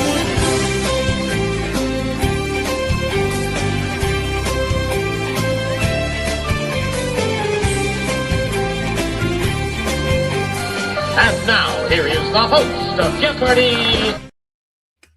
It's me. I am filling in. Everybody send the positive love and vibes for Bruni having baby number 2, hopefully as we speak. His wife is. But thank you again to Rick and PPR Tyler. The trash talk is over. The game is on. Not over. It's not over. It's not over. It's like it's not over. Mike, you have the answers and you're keeping score, correct? Yes, I have both. Okay. And what was selected, Rick? I'm sorry. Say that again. Top left, year 2 ADP for 200. Perfect. Here we go. Yeah. There we go. Got it. Okay. So there we go. Now I'm getting it. Okay. ADP 46, RB 20. Starting quarterback, current rank, quarterback 7. Starting wide receiver, current rank, wide receiver 49. Starting tight end, current rank, tight end 18. So I'm guessing the RB 20? Yes. Yes. Oh, Cam Scatabo. Mike? No. Sorry, Bucko. The answer there would actually be fuck, actually I don't know. I was just playing around. I know who QB7 is. Rookie. Oh, I know the answer. I think 15 seconds is over. Oh, fuck, it's not. It's I think I get the 30 on top of it. Let's go with Travion Henderson. Final answer. Yes. Thank you. Okay. The current ADP of Travion Henderson is 44, and this Cam Scatabo is 46. So these ones are probably about 48 hours. Yeah. Usually Bruni gives this caveat of when it is. Board up in the background of that shit. You fucking close your tabs like you fucking do that off the top. Dude, I don't have the board up. I just studied this. You gave me the ball first. I had an opportunity. I have the right ADP as of 30 minutes ago. Okay, it's one of two things. It's either Henderson or Scatabo. They're about 2 picks apart. They've shifted in the last 48 hours. All right. So let's get that caveat out right now. We are looking at ADP not within the last 24 hours, but between that 24 to 48 hour range. Correct. Got it. Okay. Year 2 ADP for 1,000. Okay. Year 2 ADP 4,000. Which year 2 player recorded the most receiving yards? Current year 2 player or year 2 last year? I think that's important. It's ADP 66. Which year 2? I'm guessing it's current sophomore player since we're working off. Think about your first answer. Okay. All right. Year 2 player recorded the most receiving yards. ADP. Okay. Oh, that is true. Make sure everybody has comments. I got. I'm not reading those comments. Cullen's in there. And Emo's in there. I've been on private chat for a while. Let's go. Okay. I think this, but I don't know if it's 60. No, it's right around. No, it's not right around there. Shit. 5, 4, 3, 2, 1. Incorrect. Fuck. So they're in year 2 currently. Yeah, I think they're going to be in year 2. Yeah, that's what I did. Yeah, I think we're playing off this year. So year 2 this year. Yeah. That was hard. 15 seconds. You're down to 5 now. Yeah, I'm going to say Luther Burden, even though I know the answer is probably wrong. Nope. The answer is Tyler Warren, $1,000 to Bruni. He had the most receiving yards? Wow. Damn, I didn't know that. Yeah. Someone in chat, Nick. Shout out to Nick in chat had this answer. Okay, so I missed it because I was trying to focus on the board. We are doing make it, take it, but steals are allowed, right? Okay. That's why PPR had it. So it goes back. Yeah. My question. Okay, so there we go. Let me get the X's up. Is it my question or is it your question? It's my question because we both got it wrong. Correct. Mm-hmm. Okay. Oh, okay. Because you got the last one right, yeah.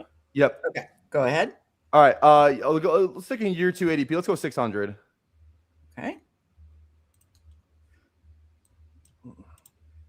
let me do the pause. Okay. I'm going to get the hang of this, guys. I promise. ADP 123, wide receiver 53, 525 receiving yards last year. Best 2025 spike week 17, 15.8, scored 0 points in week 7 versus Seattle.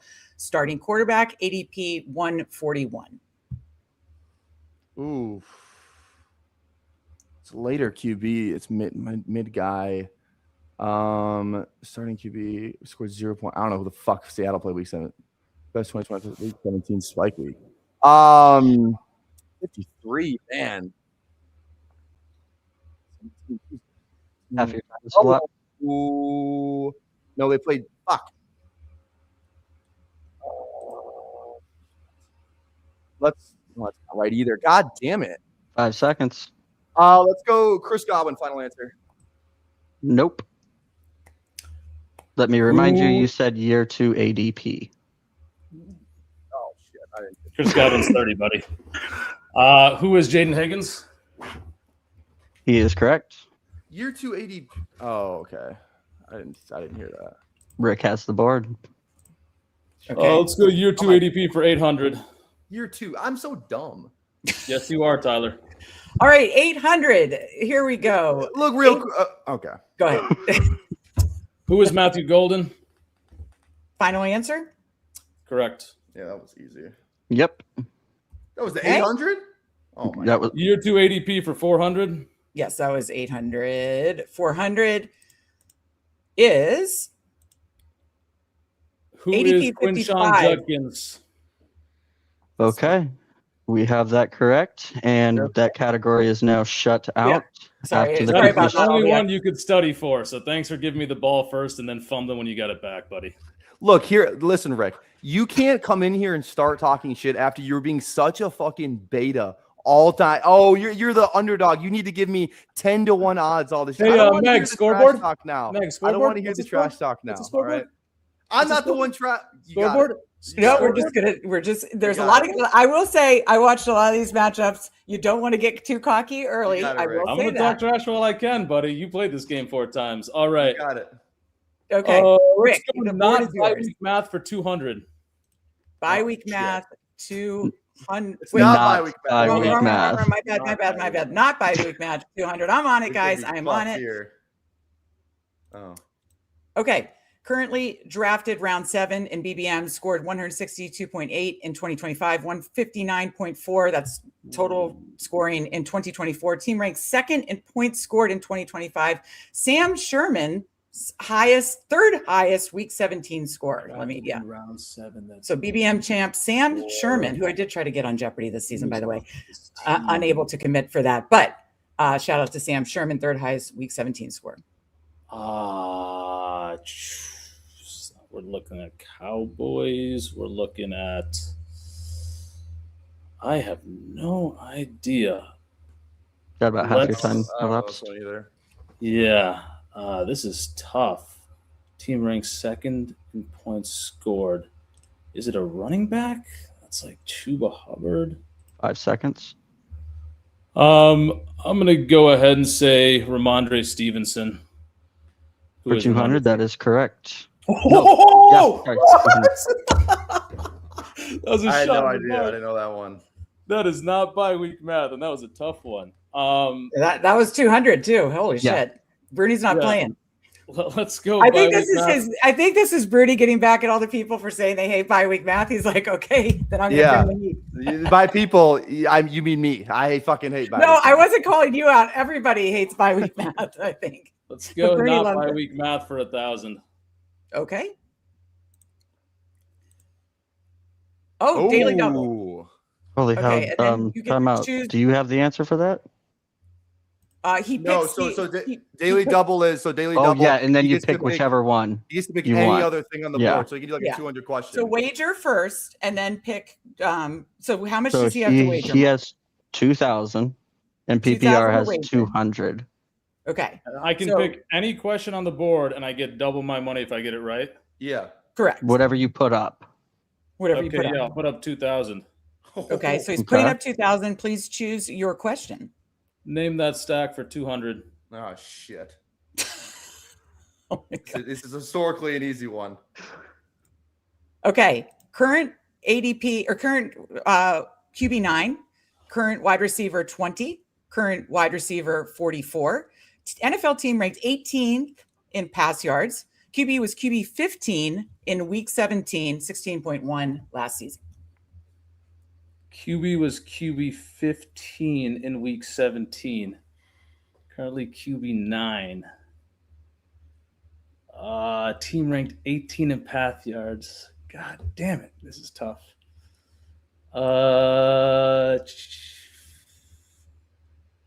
Currently wide receiver 20 is their wide receiver 1. I don't think you get that information.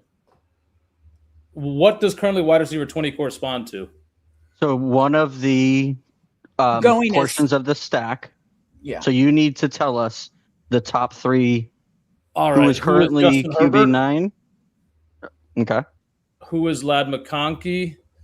Who is Quentin Johnston? I knew that one. That is correct. Okay. So we're up to 4,000. Are we looking on the minus 5,000 line, PPR? The true daily double does hit. Rick, where do you want to go next on the board? Give me the ball back. You'll find out. You're not getting the ball, buddy. Let's go name that stack for 400. Okay. Name that stack 400. We have current wide quarterback 6, current wide receiver 21, current wide receiver 28. NFL team ranked 10th in pass yards. QB was QB 7 in week 17 with 23 points. Who is Caleb Williams? Who is Luther Burden? Who is Roma Dunze? That is correct. Okay, so that was for 400. Okay, go ahead. 600, name that stack. Okay, current quarterback 19, current wide receiver 14, wide receiver 31. Starting tight end was tight end 10 in 2025, weeks 1 through 17, so entire season. QB was QB 9 in week 17, specifically 21.9 points. Got it. 30, 29, 28, 27. Who is Tyler Shoup? Who is Chris Olave? Who is Jordan Tyson? Who is Juwan Johnson? I know all of these too. This is fucked. Yeah, you don't have the ball, bro. Sit down. I know. You didn't even need Juwan Johnson. That was just the. Oh, that was rather helpful information. Juwan Johnson's what got it for me. Because I was like. Well, Bruni does leave some Easter eggs to help for sure. And again, shout out to Bruni. Let's all take a moment. Shout out to Bruni. Having baby number 2. Mike and I are stepping in. Shout out to his wife. Yeah, he's having the baby. Shout out to his wife. Exactly. Good call, Mike. Thank you. All right. Name that stack for 800. I'm on a roll. Let's see if it continues. Okay. Current QB 5, current wide receiver 12, current wide receiver 13. Currently. Who is Jalen Hurts? Who is AJ Brown? Who is. Oh, did I mess this up? I think I'm going to mess this up. Who is Devonta Smith? And who is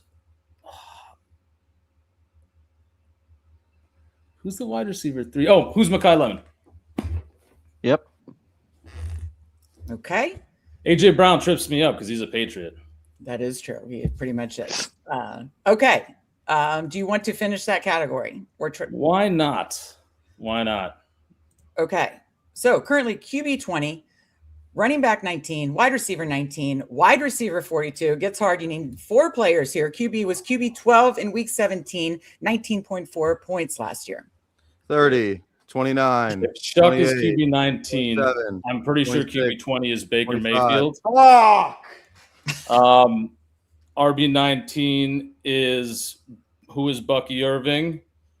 Who is Emeka Egbuka? Who is Chris Godwin? Damn, I know all these too. This is fucked. Yep. Well, guess what? You don't have the ball. Go sit in the corner and pout like you did last night, PPR. Yeah. Okay, so where do you want to take the board? Let's go with not bi-week math for 800. Not bi-week math, 800. Oops, sorry. Currently drafted round 9, scored 241. Scored 241.1 UD points in 2025, 244.9 in 2024. God damn it.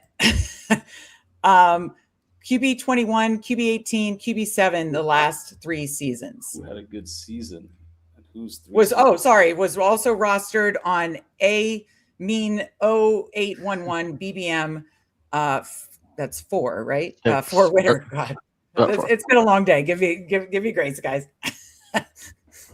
This isn't good because this is what I don't know this one. It was Matthew Stafford. That's your answer? Yes. Okay, that is incorrect. Fuck, I don't know this one too. Oh my god. Shit. 10 seconds. So QB21, QB18, QB7 was on the BBM 4 winner. This does. I don't think this is right. Give me a name. Let's go. Oh, Dak I know Prescott. who it is now. I know who it is. Nope, not Dak Prescott. The answer was Mahomes. Jordan. Nope, wrong again. No. Jordan Love. Yeah, Jordan Love. Yeah, last year? I remember he was. That was on his. He had the Jordan Love, Jaden Reed stack. And I don't know these. I don't know the rosters of who was on the winning. Yeah, team. he'll throw those Easter eggs in. Right. Okay, so then it stays with Rick. Not by week math for 600. Okay. Feels like the Chris one all over again. Currently drafted round 3. Currently 182. Scored 182.1. Oh, come on. You got this one, Rick. Scored 185.6 in 24. Attended University of Clemson. Was rostered on LeGrew's BBM 5. I got that numeral right. Damn it. Fucking I'll get the college ones. Is that correct? This is for 600 and not by week math, right? Yeah. Okay, then that is incorrect. PPR Tyler, your 15 seconds starts now, even though you obviously have no clue. Round 3. Shit. Clemson. Like got to be a couple of Clemson players in round 3. It's not. Oh, I know it now. Oh. T. Higgins, final answer. There you go. Huge. I thought for sure it was ET. Yeah, no. That was your question. Huge. All right, let the comeback begin. All right. Okay, so 600 there. Okay, PPR Tyler, where do you want to go? Name the stack was what I prepared for. I memorized all QBs 1 through 26. I don't remember what the rest of. Let's go. I'm impressed with how dedicated you are to fuck them kids. Like, I'm going to study these things. I was literally on my way. I was on my way home in the car today. I was like, all right, Josh Allen, Lamar Jackson, Joe Burrow. I'm just in order.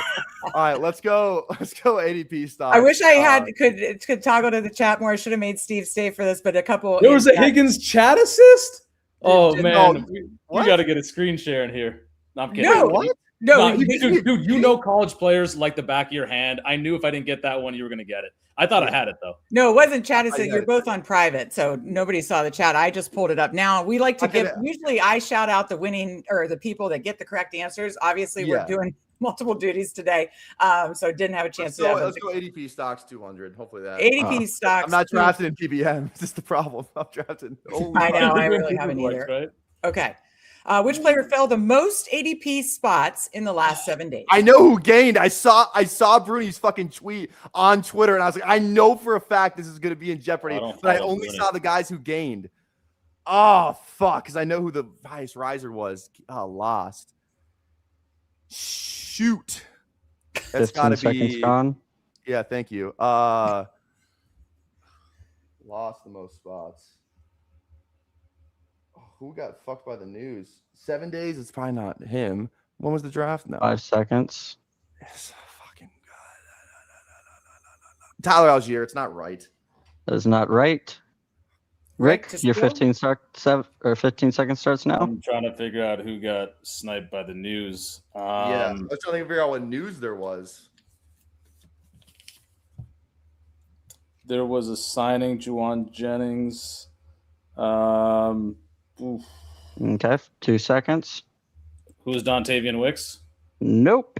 Oronde Gadsden. Like that was easy, dude. Fuck, that was so easy. We both. That was dumb. Okay. Oh shit. Let's stay in the same category. 400. You're staying with the category? Yeah, stay in the same category. Okay. Because that was so easy, I should have got it. Okay, got it. Okay. Which player rose the most in the last 7 days? I saw his tweet. I saw Bruni's tweet, and the correct answer was I'm almost positive it was Alvin Kamara. I'm almost positive. That's what I saw on his tweet. I remember I have to make a mental note of that. So I'm going to say Alvin Kamara, final answer. And just so I am doing the right thing, BBM 7 ADP stocks is our guess, because that was the other answer. No, you are wrong, sir. So he tweeted it. Okay, so Rick to steal. You can't trust Bruni. Love your Twitter, Bruni. Twitter Bruni's a liar. Okay, I'm looking up his Twitter, but only because I want to see if I was right, if I got the wrong player. I promise you. I got 5 seconds. Juwan Jennings? It's not him. You say Juwan Jennings? That is also incorrect. Meg, what old man do you love more than your father, or almost Rodgers. as much as your father? It's Aaron Rodgers. Yes. Oh, that was my answer. Then I switched to Juwan Jennings. I was like, nah, he probably was. When did he tweet this shit? I swear. Yeah, let's remember the 24 to 48 hour rule. Right. Yeah, I'll put it away. Let's remember that one. Yeah. He's kind of busy man right now, but yes. Somehow I still on you, Tyler. I don't know if there's 5,000 I can't let him board right now. I'm down. What's the score again? I gotta play strategy here. I have 200. It's 6,800 to 800. Okay, I need 1,000. I need 1,000. So let's get the 1,000. We kind of got to start getting some right for points because we've Let missed me get 3 another straight. beer. I'll be back when he fails. Give me ADP stocks for 1,000. Okay, ADP. Okay. Stocks. I have because he can't get the thousands. I have to get these. Okay, which 2 tight ends rose the most ADP spots in the last 7 days? Which 2 tight ends rose the most ADP spots? 7 days. We're going to bump this to 45 seconds just because it's 2 tight ends. And then Rick, same thing, 30 seconds for the. Okay, yeah. That's good. 2 tight ends. Because he got fancy with a couple of these. I don't even know if I have to answer another question right. I just have to wait for PPR to inevitably blow it. I don't think I'm going to get that. I don't know this one. You have 15 seconds. Okay, let's go him and I got one.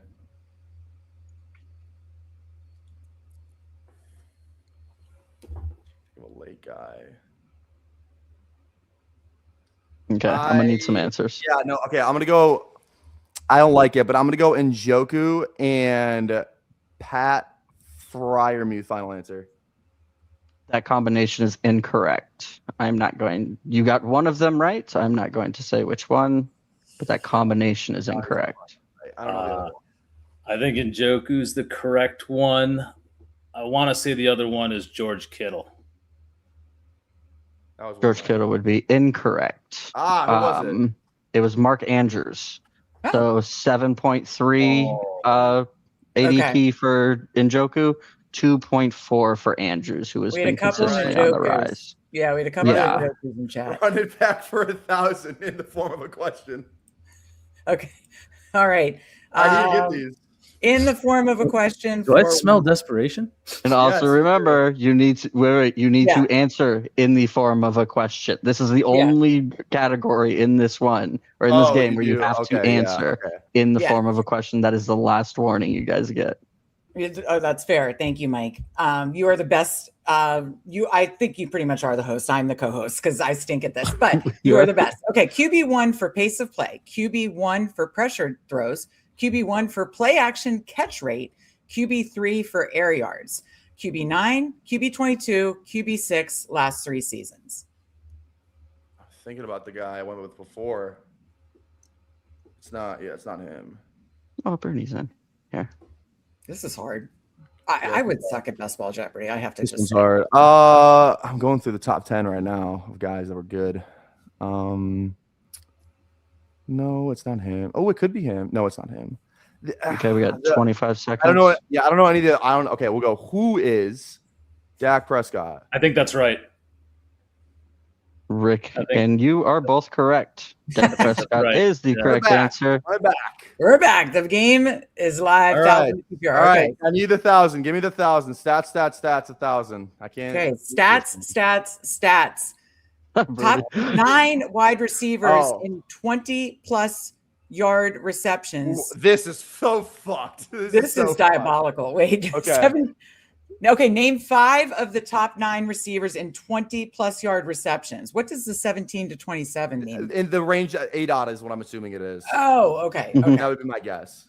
Okay. We should get more time for this one. This is definitely a more time. You are fine. We will go minute and 15. Okay. Got one. Because I need 5. Oh, can somebody check the chat and see if all the Tower Boys have left yet?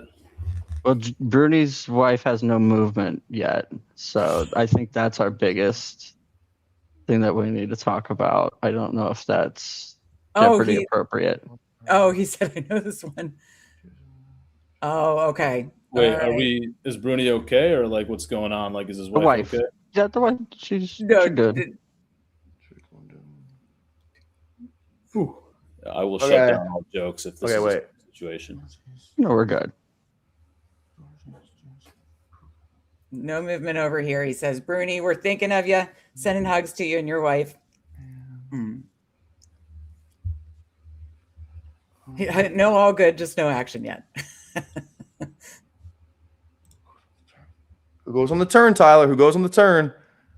Okay, I'm going to answer Purple Yosha's question. So Best Ball Jeopardy, which will be every Wednesday night, starting in 2 weeks, goes make it, take it. And if the person misses it while they're making it, then, and the other person does not steal, then they keep going. So that's why you're seeing that. Okay, let's get all right, here we go. Yeah, here we go. All right, let's go.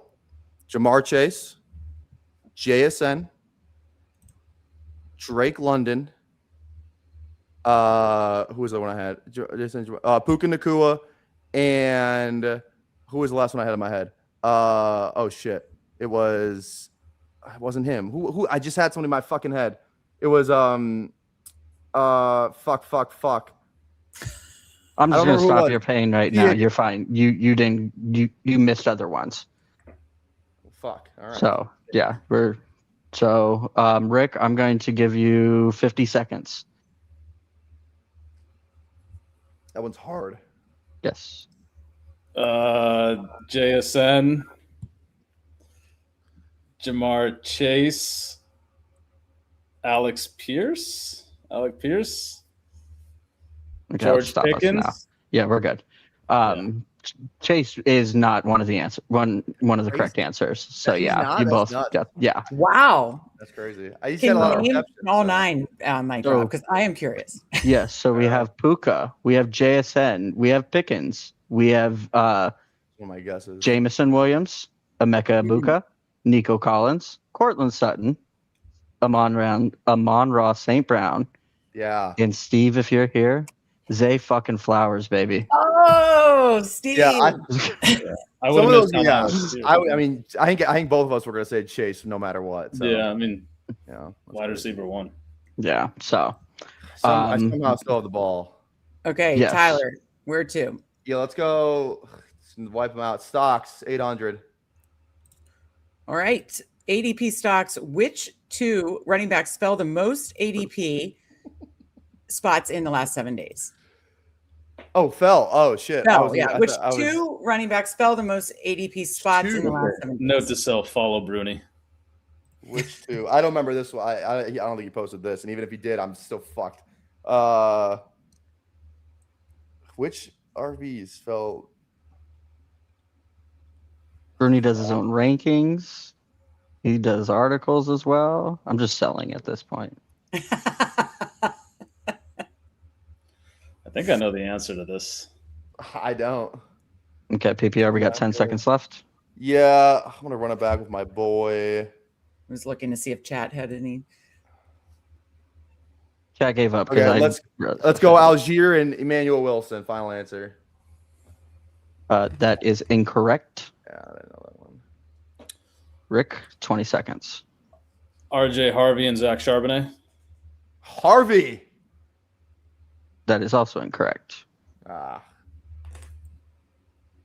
What was it? I have no idea. None of you guys need to know.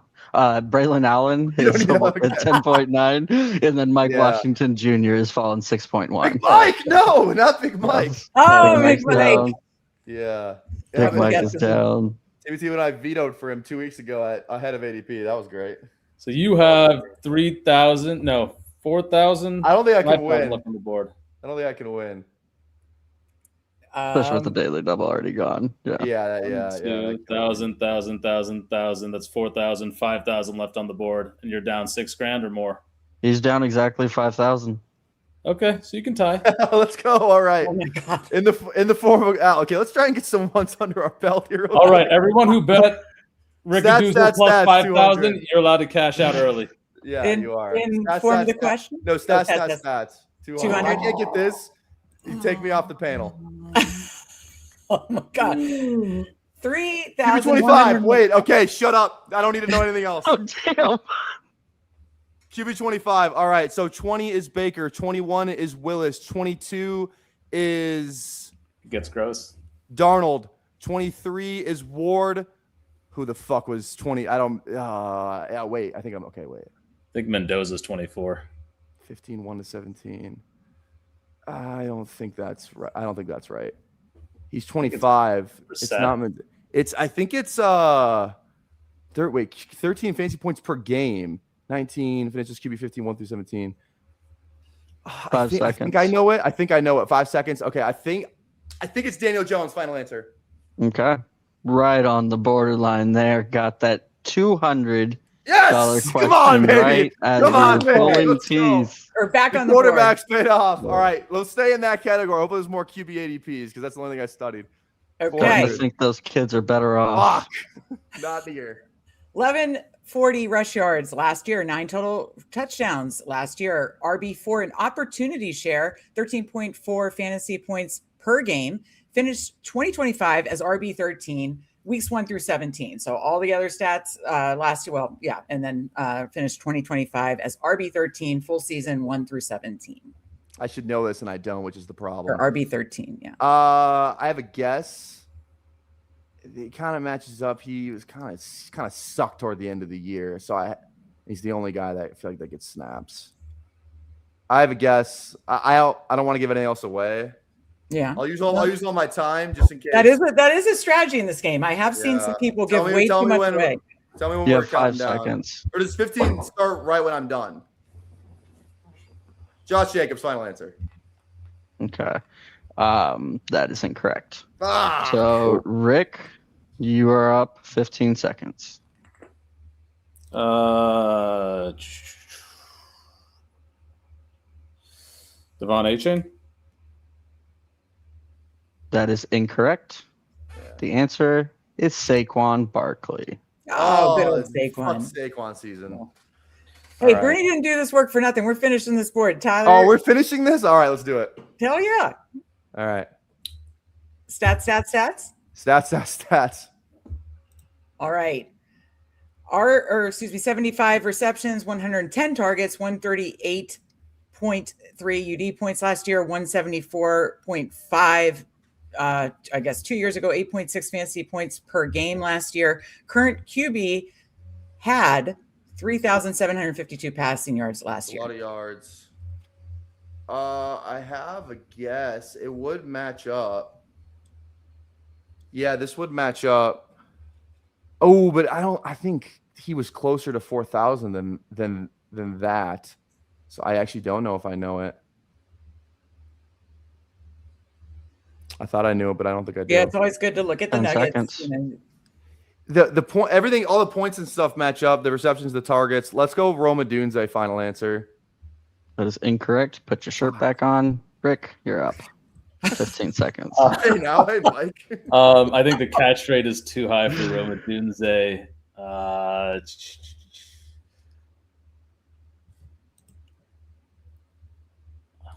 I honestly have no idea, but I'm gonna say Christian Watson.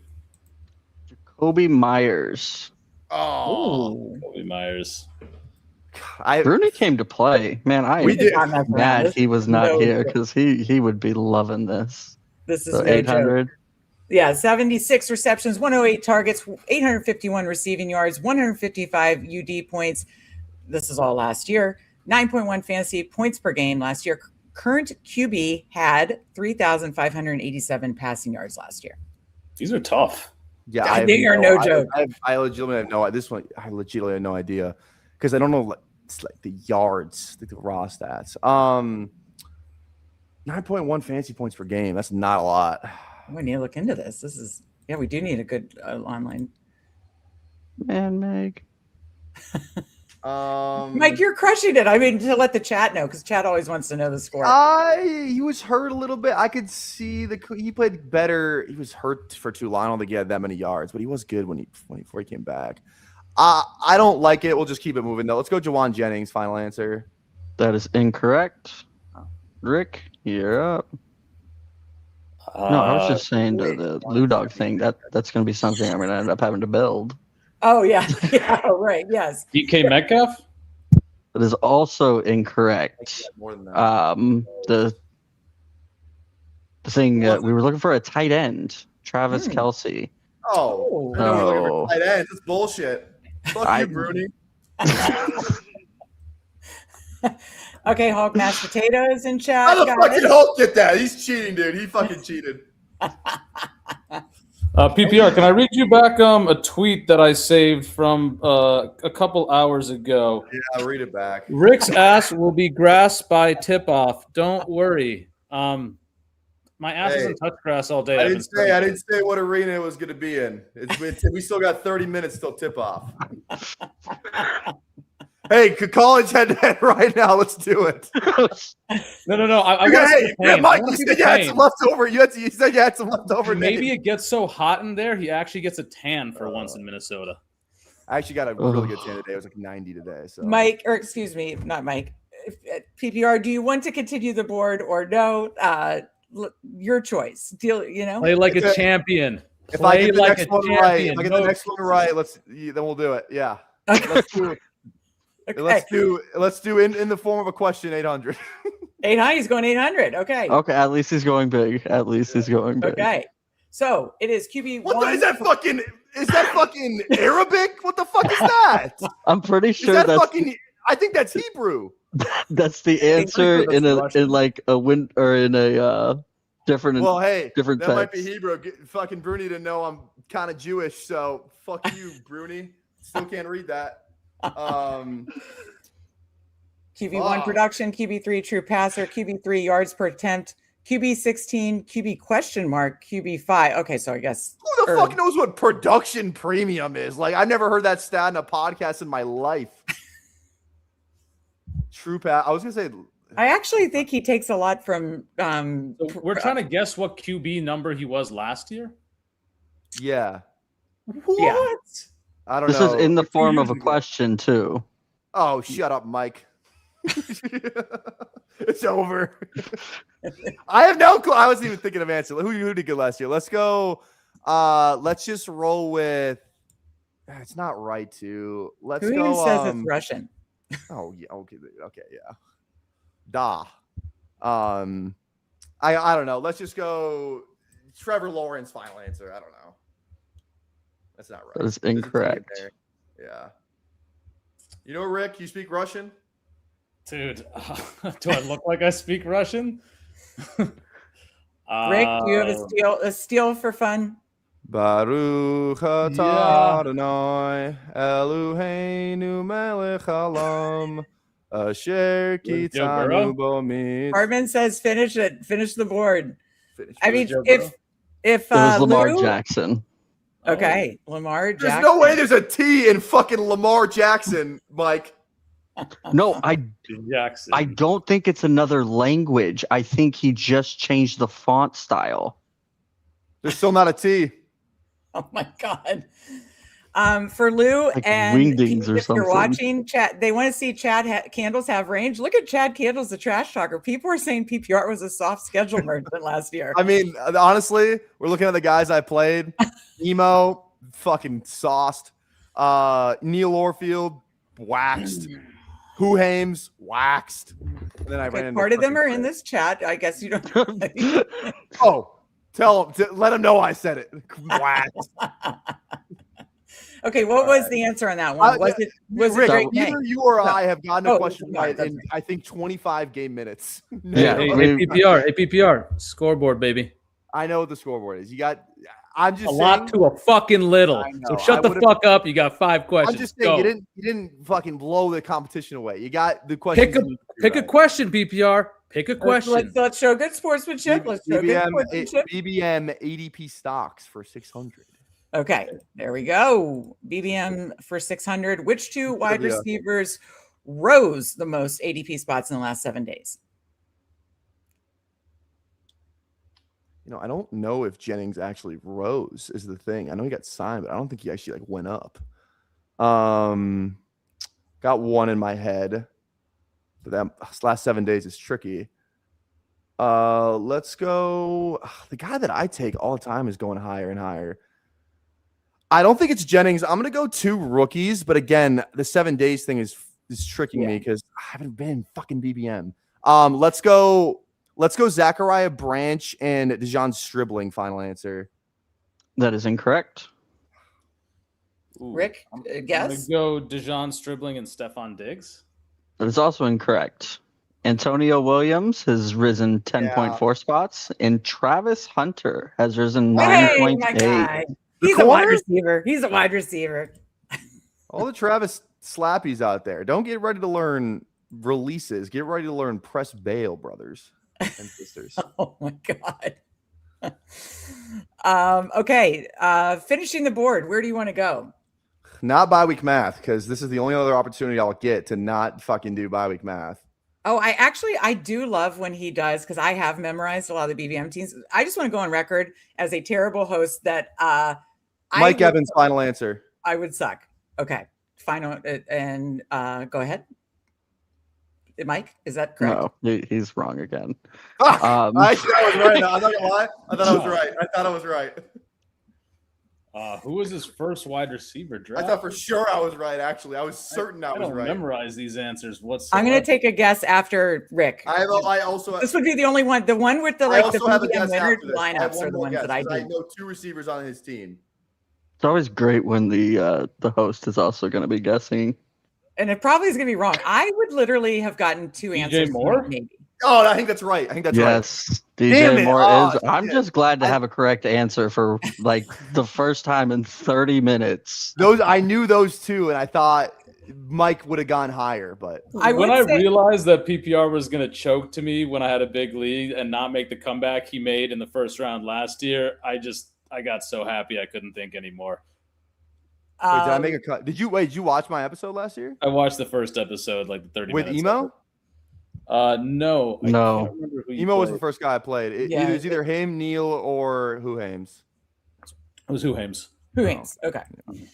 All right, 3 more guys, because we're waiting for Andrew to take over. Give me a little break to take care of the pupperoonie and take a little break. Just a little programming. In the form of a question for 200. You got it. All right. We're going to work these boards here. Okay. Team was first in total yards plus points. Team was first in pass yards plus touchdowns. Team was 7th in rush yards. Current QB ranks QB 15 in BBM, and it is definitely a different font. That is definitely not QB 15. I know it. I know this one too. I know this one. Can I just say and give him the answers because I can prove that I know it? Matthew Stafford. It's the Rams. That's all I can think of. Is the correct answer Matthew Stafford? Yes, it is. We're back on in the form of a question, right? Yeah. I said, who was Matthew Stafford? Oh, shit. No, he didn't. He said Matthew Stafford. Either way, he's wrong. Oh, what? Okay. Wait, no, that's not. No, that's by my fucking calculations today. That is right. Wait, because QB 10 is Lawrence, then it goes Dart, Mahomes, Purdy. So and then it goes. Luckily, this game, this one really doesn't count. What we were looking for is we didn't emphasize this correctly when we read it. Team. Oh, the team. Team. Who is Los Angeles Rams? Who is Los Angeles Rams? Yeah. Let's go. So gotta read the fine print, Ricky. Both were correct, but this is how, if we were playing the real tournament, both would be wrong. Then because Bruni's a stickler. I will say, I didn't answer. But Bruni really brought the heat. He wanted to just rip into us. I feel bad that he couldn't be here, man. It would have been really good entertainment to see us struggle and Bruni just hammer away. He does like to see people squirm. But I will say, as people are more in the streets because I know BBG had the first game last year. As people are more in the streets, it just not becomes easier. It's just maybe more palatable is the word. Would you agree, Mike? It does seem harder earlier because we're just learning the ADPs. Just, I don't know. Do you agree, Mike? Yeah, and then you get a grip of the quickness, the timing. Yes. Because that's the first thing everybody says right afterwards. Be like, oh my gosh, that 20. There he goes. First, I can do this. He's at the hospital. First episode is always super hard. Yeah. All right. And Hoohames is right. You're just more in the zone later because you're familiar with the format. You're familiar with the style of questions. You're familiar with the Easter eggs that Bruni leaves, and you're more in the streets, so are more familiar with the ADP changes. Okay, 2 more on the board, guys. Let's finish this off. Finish strong. Who's taking this one? Tyler's got it. You got the last one It's right. fine. Yeah, give me 400. Yeah. There we go. Okay. Rookie wide receiver that was rostered on Liam Murphy's BBM2 team, giving the build a late season smash, selected in round 15. I think I know this if the guys don't get it. The only Liam stream I watched this year, he took who the fuck what? It was like he took like Jamar Chase over Bijan Robinson. I immediately turned it off. Okay, so think BBM2, that was the 2021 season. I don't remember who his I was in the BBM3 finals. I lost. I was terrible. Wait, so rookie wide receiver that was rostered on Liam's winning team, given that it's selected in round 15, on that team. Okay. On that team in BBM2, the 2021 season, BBM2, rookie 2021. it was round 15, a smash. Garrett Wilson, final answer. You went with the right Easter egg with the rookie, but no. Oh, sorry. It's not right, Mike? Yeah, I was letting you roll, Rick. Okay. Oh yeah, okay. I'll answer it if Rick misses. I can Rick? tell you. Yeah, really... I really hope Liam's not a judge on So You Can Tell, because I literally watched 0 of his content. I even looked at his BBM winning team. He won because he's a Oh, 2022 is Garrett Wilson too. That's not even the right draft class. Fuck. Corey Coleman? Nope. Can I answer? It's Amon-Ra St. Brown, right? You read the chat. Yeah. I did not read the chat. I was in the wrong draft. I was in the wrong. Yes, I wouldn't have even guessed he got drafted in round 15. So shout out Liam. Yeah. How about well, I guess he was drafted so late. He was like a 4th round pick. He was I was gonna say it shows you how far rookies went back then, but the Lions suck. That he was like a 4th round. That's true. Yeah. Shout out Liam. Oh yeah, because we made the whole thing where he's like, yeah, out of your BBM rosters. He's like, I was week 17. What the fuck is this? What the fuck is this? Hopefully Bruni is enjoying this at the hospital. QB1 for catchable rate versus man. QB2 for catchable rate versus zone. Team recorded 2 most pass plays last year. QB15, QB3, QB27 last 3 seasons. So we are looking for the QB. I'm just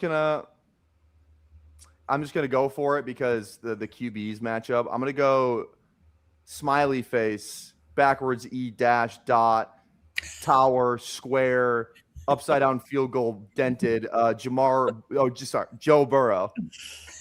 Who was Joe Burrow? Oh my God, he fucking got one right. Yeah, man. Yeah. You like that shit? You like that shit, Mikey? Look at that. We ended strong. We're going to go into the real tournament with some actual pride behind us now. Exactly. And I just want to throw up, I am going to do a post-game interview still, but I just want to throw this up for those watching. Best Ball Jeopardy, the tournament, starts in approximately 2 weeks. It'll be every Wednesday night. This is the cast of characters you will see and some more. It'll be a fun single elimination tournament this summer. Fun to break up the content with some good old-fashioned Best Ball Jeopardy. Shout out to Bruni. I swear it does get easier to both play and watch because you're more in the streets, you're more familiar, but hopefully you guys enjoyed this post-game interview. I'll go to you first, PPR Tyler. You're 1-1 on the night. I know this is probably the one you wanted more, but how are you feeling post? And does this prime you for the Best Ball Jeopardy tournament? I think it's a good appetizer for the tournament. Chad. I'm not even just saying this because I lost. I really wanted to win the college one because that's like my brand. That's like I feel like I would challenge anyone. So I will say I did want that one a little more because Steve and I have been talking about that for about a year. But no, props to Rick. I came in talking a little shit. He came in and played with it. So props to him. A little? Yeah, it was. Well, for me, it's a little. But you took your shirt off, man. Well, that was for the bit. It was. I had to. That was a. I would do that going in. I didn't He's do that. He's an entertainer. He's like you said. Yeah, exactly. The people wanted to see. That was just good entertainment. Rick, it was either me or him. Let's be real. We got the better option. Yeah. So props to Rick. He did a lot better than I thought he was going to, and yeah, I'm just ready to hop back in the streets, and I'll see Ricky. I'll see you in the tout competition, baby. That's right. We got a long way to go this summer. And again, you will see PPR Tyler in the Best Ball Jeopardy tournament. He got second last year, going for Candyman's title. Rick, post-game interview for you. You know, you delivered, you got there. How are you feeling right now? Yeah, so really my strategy was I knew PPR Tyler's in the Superflex streets, but he's also staring at boards the whole time. So I basically said, I'm a massive underdog in this. If I got a chance, I got to get the ball first. I got to run a column that I actually think I can memorize, which was year 2 ADPs. When I got, the first one wrong on Trevin Henderson versus Cam Scatabo, I was like, one, that's bullshit because the ADP of Cam Scatabo looked at it 30 minutes ago is 46. 2, I was like, all right, okay, this is going to be an avalanche. So he had the board open. DQ. I did not have the board open, buddy, but I have been studying. I don't make the rules. Bruni, need a ruling now. I'm going to say if either one of you were cheating, you suck. It's obvious I wasn't cheating. Very obvious. You can actually see my screen on my reflection back there, too. The whole point is, like, I needed to run 2 columns. The fact that I ran into a daily double that early when I had nothing to lose up 2,000 to whatever, 800, like, that was the leverage point. I could have either played back from that or lost that, but that gave me a huge bonus. And last thing I got to say is Emo Cowboy, you got bodied on After Dark. PPR Tyler himself said it. PPR Tyler, you got bodied on Best Ball Jeopardy. Honestly, BBG, wish the best for you, man. Like, please take care, but you're next, buddy. Toxic Tower, come at me, buddy. Well, let's focus on the competition. Dude, this is we're 2 legs have been swept off from under us. There's one leg left on the tower. BBG, honestly, he's our biggest boomer bust guy, though. He's our biggest boomer bust guy. You don't want to catch BBG on his best day. Oh, Sensei says, sweep the leg. I'll say that. Well, yeah, hey. Thanks fun, for having me on. It was super fun. Honestly, get Rick on the show. He did as soon as he snapped, when he had the ball first and he snap called Scatabo. I'm not gonna lie, I knew I was in trouble. You got scared. I said this guy came to play. So props to Rick for that. He beat me fair and square, but the strategy was good because honestly, like you won't believe me, but I knew all the ones that you got right on that name the stack, and then neither of us could get anything fucking right on that other ones. But it was hard. Bruni came to roast us. Yeah, like he was just gonna like put us over the Spitfire and just like, Mike, you did a great job filling in and like taking shots here and there. But I just want to see his script, right? His script must have just been brutal, taking shots. He likes to see people squirm, so hopefully he enjoyed watching this. From the hospital room. We appreciate you, Bruni. He's the best. Again, Best Ball Jeopardy every Wednesday, and thank you guys for both. Just supporting the Fanspeak Network by having a little fun in the So You Think You Can Tout, tout streets. This is what this is all about. You guys are in a summer-long competition reality show that we all are enjoying watching on Pete's channel. So shout out to Pete's, shout out to So You Think You Can Tout, and shout out to both Rick and PPR Tyler. We appreciate both of you. This was fun. So I'll leave to both of you. Rick, what are you going to be doing in the content streets? And then I'll go to PPR Tyler. So I'm putting up little videos. I'm trying to keep them short. Land the Plane Fridays, how to draft on the weekend, part of the Best Ball playbook, just kind of helping people navigate the summer through Best Ball. Haven't had much traction yet, but the Twitter following is growing. Follow me at Rickadoozle on Twitter. My DMs are open on Discord, and at Rickadoozle on YouTube as well. And yes, and congratulations. And Brett said that was awesome to both of you. Some good fun and appreciate supporting Fanspeak Network and celebrating 1K subs. PPR Tyler, I know where I can find you, your channel and Toxic Tower, but tell the people. Yeah, guys. subscribe to Fanspeak. They're putting out awesome content. I literally, Thank you. I had a date planned today. I canceled the last second because I said I need to watch the 24-hour live stream that Fanspeak is doing. On the other screen, I will have the Wolves on, but you guys will be on the big screen. Wolves do not deserve to be on the big screen at the moment, but it is at home, so we'll see. This was super fun. Thank you guys. This was a blast. I've been waiting for Best Ball Jeopardy. I need this is an exhibition match. I now have, I have more ammo under my belt on more than any other contestant right now. So that's all I'm looking at this as. This is a moral victory. Moral victory. This one does not go on the scorecard. So that's all that matters. Well, thank you both for the support for Fanspeak Network, and follow Rick, follow PPR Tyler, obviously Toxic Tower, and links are in the description. So check that out. Appreciate both of you guys. And again, reminder for Best Ball Jeopardy Wednesday nights. Mike, Rob, can you hang out with me until we can draft something until our good friend Andrew gets here? But and I mean, if you guys want to stay and do a 4-person draft, I'm literally, we can get crazy here. I don't care. It's on me. But no, I kind of want to read the comments now. I don't know if you want to read all of them, but I didn't read anything. I was just scrolling through quickly. Oh, Purple Yosh had it with Sun God. Absolutely. Nick nailing it with Amon-Ra Brown. So like when Bruni's there, when Bruni's hosting, I'll be able to help Meg with the chat. I was not able to help very much it is like a 3-person job or a 2-person job, because Bruni's usually hosting. We have fun with the chat, answering questions, and have a lot of fun with that.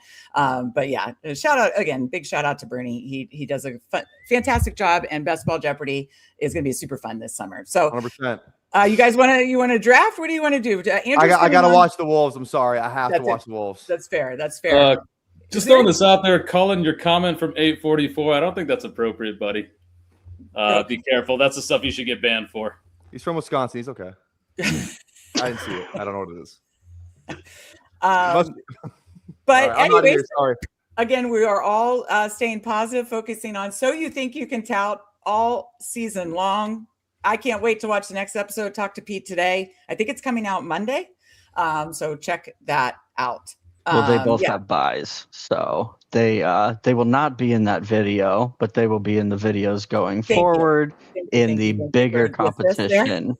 Thank you for the assist there, Mike. I totally forgot that they both. Is that right, Rick? You seem so I can talk about that a little bit. I've been following it pretty closely. Pete's really excited to see how some people that were really kind of reserved in the video really came out of their shell, and similarly people that maybe were a little bit less reserved, found out that touting isn't just making a 90-second video. I think they're going to produce some really good content. And from Lock Island, I just want to say that we really have a lot of respect for all you contenders. I'd love to see you guys grow.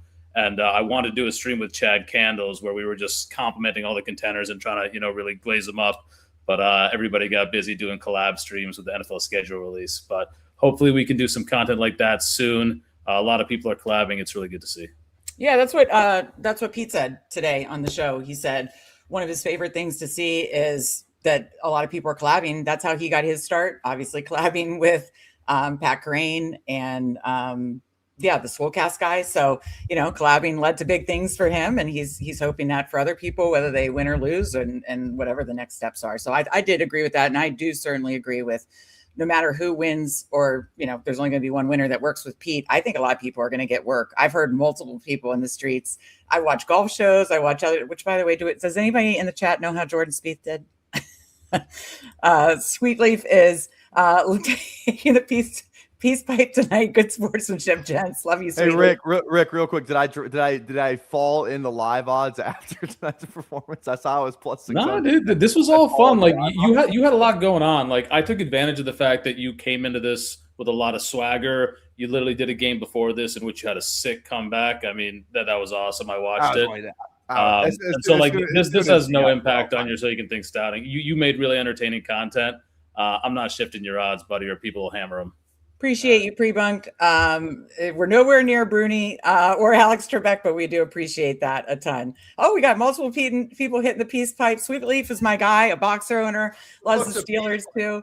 Okay, so Spieth is shot +2. So he's he was +2 today. So +1 for the tourney. At +1, so he made the cut. One over 2.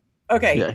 Oh, by the way, and speaking, if you are in the Golf Streets, Fantasy Football Garage, Whoa. this is the schedule moving forward.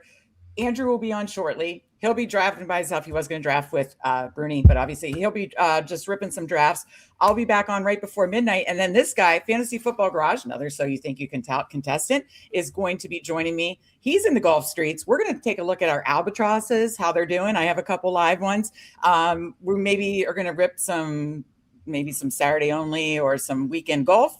So Fantasy Football Garage at midnight. And then I will be posting the schedule of everything we have from midnight to noon. I cannot believe there is. One more thing. Yes, I'm please. going live with Brian Hartman tomorrow on my channel. So You Think You Can Tout member. He's Okay. going to come on. We're going to draft the basketball team. So be there for that 3 p.m. Central. That's gonna Thank be fun. you. Again, we're looking for you guys to share your stuff. That's where we're all collabing here and sharing, and we appreciate that. So yeah, check out Brian Hartman. And yes, I remember him from the video. I'm trying to remember who's who. Yes, let's go. Let's draft a winner for the weekend because my DK lineups have been trash. Yeah, and thank you guys for doing Bruni's game right. So thank you both for, you guys had your fun. You respected the area. You respected Meg, and you respected Bruni. So that's very, very, very good. Love This it. is our PPR, chat lord, read Mike the- Raub, and he also is always in the chat. Can be found in the chat, the Toxic Tower as well, of course. My favorite part was when you read the Korean symbols and you tried to make names for all of them. I'm pretty sure they were Korean. That bit was amazing. I don't And know then if the that sweep was the Korean. leg, man. There's no way that was Korean. Good entertainment. But guys, I got to jump off. Thank you so much for having me. Maybe I'll hear from you again. We'll see. Yeah, best of luck in the competition. Best of luck to both of you in the competition. But yes, we will all be talking soon, I'm sure. Go Wolves, Tyler. And yes, Sir. have a great weekend. Wemby, you're dead to me, boy. All right, take it easy, Rick. All right, and then there was two waiting for our guy Andrew. What does Underdog have for us? Boy, that made me sweat. Bruni is so good at this. You know how people say, Mike, when they do live streams, wow, that, speaking of So You Think You Can Tout, it's hard to draft and talk and do this all at the same time. I give so much credit to Bruni because it's like, well, I know I wasn't used to it, but it's hard to, he's so smooth with it too. He's so good. Yeah. He truly is an excellent host. And he knows the answers. That's the nice part about it for him. He could do the two jobs all at once. I will say, going back to the Discord, because you need to get in the Discord. Yes, some please. complete idiot suggested Maverick McNeely. Or the other day, and he leading, is right? currently leading right now. You are not an idiot. You were the one that suggested Maverick McNeely, right? Yes. I did not listen, and I absolutely regret that. If Andrew needs me, I am here for my boy. Oh, Andrew, look at this. Mike Robb is just the freaking GOAT. Jeremy, I apologize that I didn't realize you were a Fanspeak fan, but please get in the Discord, drop your team. I'll review it after I get some sleep. Because we had so many fun guests, which, by the way, just shout out to our guests so far. It was one right after another, and then game after game. I get to take a little break here, check on the pup, get something to eat, get refreshed. And then I, again, will be back on at before midnight because we're going to switch streams. You can't go over 12 hours. So we want to make sure we get everybody over to the second stream. And that's where I'll get started with Candyman, talking some golf. And then it's Candyman. It's Cody from Off the Schneid. Felix. Former DraftKings Millie Maker winner. Maybe I'll get in the DraftKings streets. I don't really often, if I'm being honest. And then Hartman. Steve takes back over. Hartman, Hoohames, Steve in the middle of the night.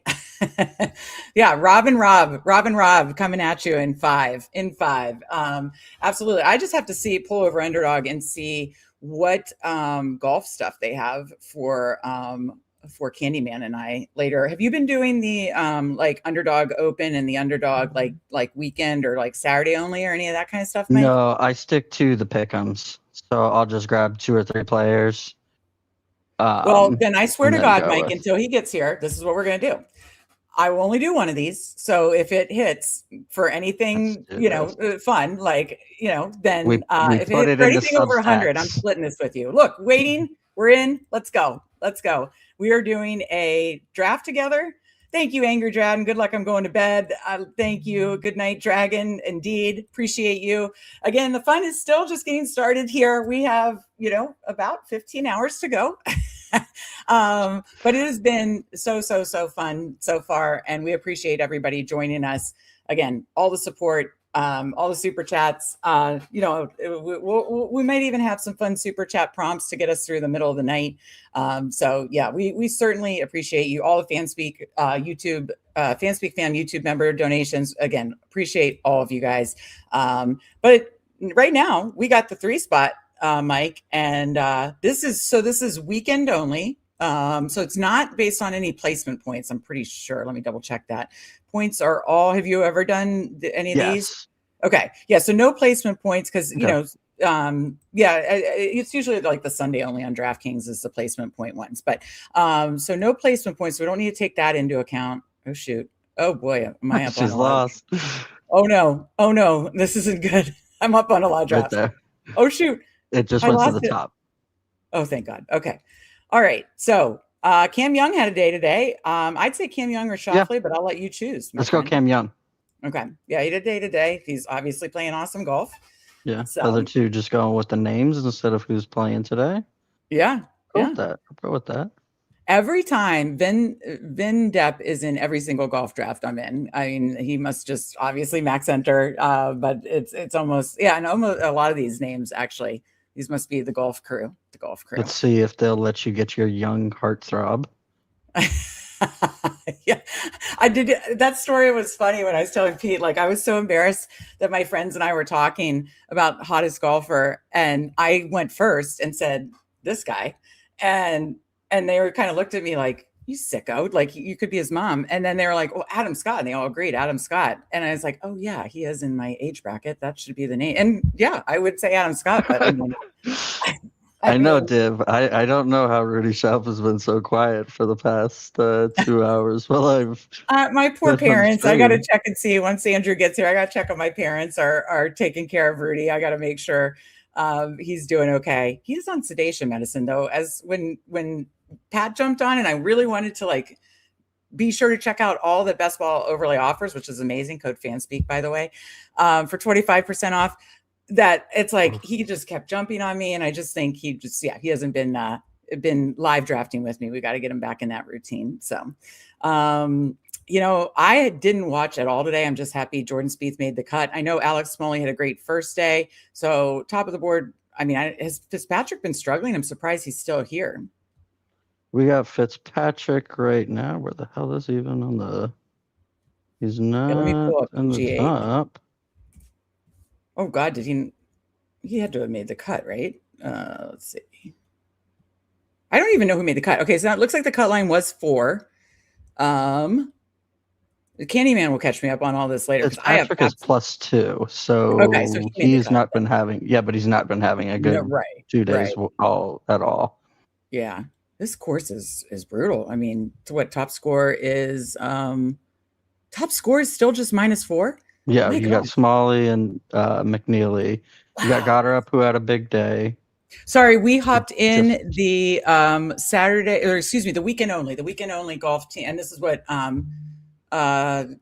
okay, so Smalley is went leading right now. We have Smalley, Goddard, Smalley's tied for 1, Goddard's 2. So whichever one you want to go with there. I mean, both are playing well. Smalley has been playing well. I don't have Goddard had a -5 today. Smalley did or Goddard did? Goddard did. Let's go him. When I looked at data, when I looked at the data yesterday or for last night coming into today, Smalley got a lot with the putter, and they say usually in golf you want to, that's the one that could regress more, All right, so maybe we get him back. If not, oh my gosh, oh yeah, we do. Let's go. Yeah, all right. I mean, let's see if they can keep it up. We've got Cam Young, Goddard, Smalley to start. So I lied, Mike. I am going to do these drafts with Candyman, but I will literally write down which one is what. I'm only going to do this one and then however many I do with Candyman. Clearly, my other energy will not be going to ripping underdog drafts by myself. Obviously. Oh no! If something wins here, we just bring it back to like the Substack. Now It's been our goal, Meg. It's been That's our right. goal.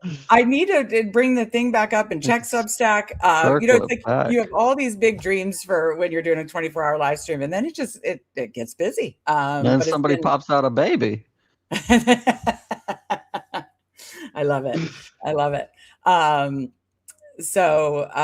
yeah, I know you and Steve, when I was working on the games and stuff like that, that you were talking through the best ball guide. I mean, I need to make some tweaks still to it, but I absolutely love it. I mean, I just think I'm going to try to have it up for all streams to refer to if anybody wants to like ask about Spike Week charts, ask about advanced stats, that kind of stuff. Because I think a lot of people in chat earlier today when we were going through it made great points that like there's so much perception. Like I think and that's why I think Steve brought up Cortland Sutton. I think, people perceive that like Cortland Sutton is going to just take this huge backseat to Waddle. And he was like the red zone guy, so I just think it's interesting to be able to just look at the hard data player by player comparisons. And I absolutely love the guide. And again, it wouldn't have come to life without Bruni and Mike Raub. And again, it's only for paid Substack. So link in the description, check out our paid Substack. If you hate it, ask me for a refund. I'm nice. I will, I'll give it to you, but only if you ask in the first, few days, but I don't think you're going to hate it. It's freaking awesome for $34.99. Not much in this world is $34.99 these days. So that's my You guys are about to be pissed off because you're about to have me for like 3 hours or something.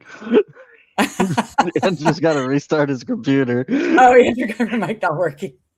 Thank you, Steve. Steve is a loyal Substack member. The guide looks fantastic. Again, shout out to this guy and Bruni for helping make that come to life.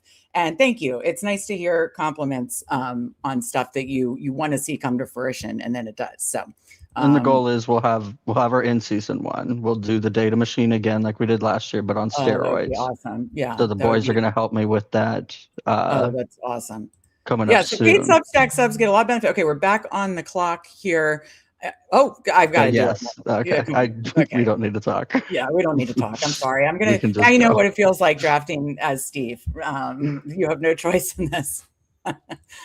or it's. I mean, it could be worse. Like it could be. Spieth is an acceptable golfer to be all in on. Yes, exactly. But Mike, did you feel like Steve like this? I'm not even asking you. So. Did you feel like that, basically? A little. Okay. So, pot guider Alex Fitzpatrick. I don't even know who in this range made the cut. I know Corey Connors was doing well. What do you think? Yeah, we can go Connors. I'm just double checking. Let me just search. I assume he made the cut. He had a good day yesterday. Yeah. Oh, he was bad today, but he still made the cut. So. Yeah. It looks like a lot of people. He's right by Spieth. Scotty was +2 today, I think, or something. And so because he came into the round leading, and then he was like minus, I think like plus 360 to win the rest of it. Yeah. And it was just like, okay, this is just okay. Sorry, he was he was +1 today, but yeah, he lost a stroke, and so now he's it seemed like it was going to be like one of those Tiger things. Yeah. Where by the end of the third round, like why show up for the fourth round? He's up by 12 strokes. Did Alex that's been a fun story. Did Alex Fitzpatrick make the cut? Yes. He did. Yeah. Okay. Good to know. And maybe I could be. I honestly do more of like the one day ones, like Friday only or Sunday only. I don't do many of the weekend ones. So by Saturday night, I obviously know who made the cut. Any golfers you like down in this area, which would be our sixth and final pick? I mean, who we got are probably available. I mean, is the Puig guys available? So He's Fitzpatrick, Pockeider, Day, Histuane, I believe is how you pronounce Cam Smith, Thigala. To me, Thigala is my Spieth. Oh, why? I don't know. Oh my God, you and Steve are meant to be. This is like the Raiders Raiders schedule release. Did we just become best friends? It's Thigala and Connors are Steve's guy, and hopefully we can draft both. And what did Thigala shoot today? I'm looking now. He was everybody. It looks like everybody was +3 today. God, the course must have been brutal. I am not a golfer, never have been, probably never will be, but I do really enjoy watching it. Or have you ever gotten into golf, Mike? No, I was broke growing up. So I have the white thing down, but not the money thing down. So I was only 50% there. So I just never got there. And yeah, I'm the big dog with little bite, or little bite. I bark loud. Bark loud. Yeah. You got it. Yeah. Bark loud. Couldn't play baseball because I was like, "You're throwing balls at me? Hell no, man." Yeah, Hartman, roll the clip. Absolutely. Okay, Yosh is with you. Yes. I love the gala too. Scotty said it was the hardest pin locations he's ever seen on tour. Holy shit. I mean, obviously, it's like, it just seems like, I mean, there were some under rounds. Oh my God, Ludwig was. They took our guy. So. I just like the Alex Fitzpatrick story, but I have no strong leans player take perspective at all. And yeah, let's go there. I was just waiting to agree to make sure. Okay. I didn't want to give in again and have the universe take it away. Okay. Yeah, I'm bummed we didn't get to the gala, so we got your guy, my guy. Okay, so he's your Spieth. So we go Cam Young, Goddard, Smalley, Spieth, Connors, Fitzpatrick. And I will try to label tomorrow. I'll be able to remember. I think they're in order. I'm gonna be in your guys' DMs. I need all the boards. You guys were going way too quick earlier. Oh shit, that's right. Since you had the guess, I wasn't trying to interrupt. So I figured we can regroup, Sunday night or something. Hello, there he is. One part of Best Ball Buttheads is here. The other part is at the hospital having his second child. Andrew, how are you doing? I did text him and ask him if baby boy Bruni has appeared yet, and he said no. Kid is being stubborn, does not want to come out, so he's currently just at the hospital waiting with his wife. So we're waiting in the wings for baby boy Bruni to be brought into the world.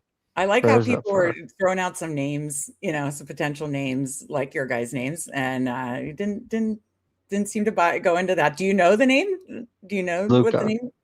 He said earlier. I'm pretty sure he said that earlier. Okay, missed that. Oh, I love that name. That's I didn't even offer my name. He just shut me down before I could even do anything. Like, it's just like, no, we're not even going that route. Don't get any ideas. I like the name Luca. That's cute. But he was in chat during Jeopardy the whole time, pretty much. Just at the hospital, I guess. Hey, as a husband of a wonderful woman who has popped out 2 kids for him, there ain't much you can do. I was in the ship chasing or YouTube chat for one of them. Yeah, because it's just like, you're just sitting there, you're not trying to get in the way. Like, you can only say so many good things, and then they're just like, you're just saying shit. Stop talking. You're just talking. Oh my God! Didn't you tell Pete that story? Yes, I remember it was that. with Pete. Yeah, you were watching ship chasing. Yeah, that's absolutely epic. Greg says a big Pockguider weekend. I've never played Pockguider in God. Oh, that you can pronounce. I know, right? Where did that come from? Yeah, really. Yeah, I think Brooks. That's what I read yesterday. That like it was just really the putting that's been off. So if he went like a major, if the putting got right, that he could. I mean, he has already 3 PGA championships. Bruni must be a Lakers fan. No, that's me. Oh, that's you? You're a Lakers fan? I didn't even realize that. Why Lakers?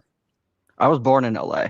So Lakers and Dodgers. And then since they didn't have a team at the time, I picked a team when I was 8. The Ravens were a brand new team. They were purple. I liked purple. Fair. So, totally fair. Yeah. As an 8-year-old, everything aligned.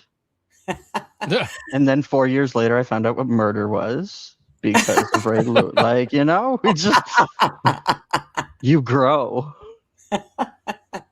Oh my God, Mike! I'm so glad we not just have you in the chat, that we have you on stream with us. This is absolutely epic. You're our, our chat lord, our OG, and we appreciate you. We're celebrating 1K. You have to be on with us. You probably didn't think you'd be on this long with us, but we appreciate you being on with us. Oh yeah. Monday, I think you were like, oh yeah, let's do the game. And then it was just like, yeah, let's have some fun, baby. But like I told you earlier, this is a celebration for you guys. Oh, I'm just here to make sure that everything goes right. People in the chat have some fun, and we enjoy ourselves. And now we get to the man, the myth, the legend, the Andrew Raub. Yeah, Andrew, how are you doing tonight? Before I jump off and take a quick little break, how are you doing, friend? Good. Yeah, I just got home from coaching another our last baseball game for the season. There's the All-Star game, which my son did make. So there will be another one in the next week. But yeah, it was it's good. I'm feeling good. Ready to get in here. I have yet to actually draft a BBM myself.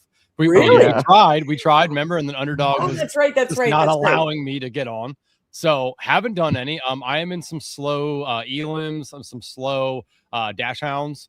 So I do have some slows going, but have not actually done a BBM. So BBM Voyage is about. Have you logged on, or do I need to get my Underdog ready? I did get Underdog to fix it. I haven't actually done it on the computer. You know me, I'm a mobile guy, so I've been drafting on my phone. But I'm sure that we can actually get in and have the board up now. But yeah, Underdog was like, "We're sorry, like that this is happening." I wasn't the only one. It was a technical difficulty. I was gonna say it sounded like they fixed stuff. We just renewed our contract, so shout out to Underdog.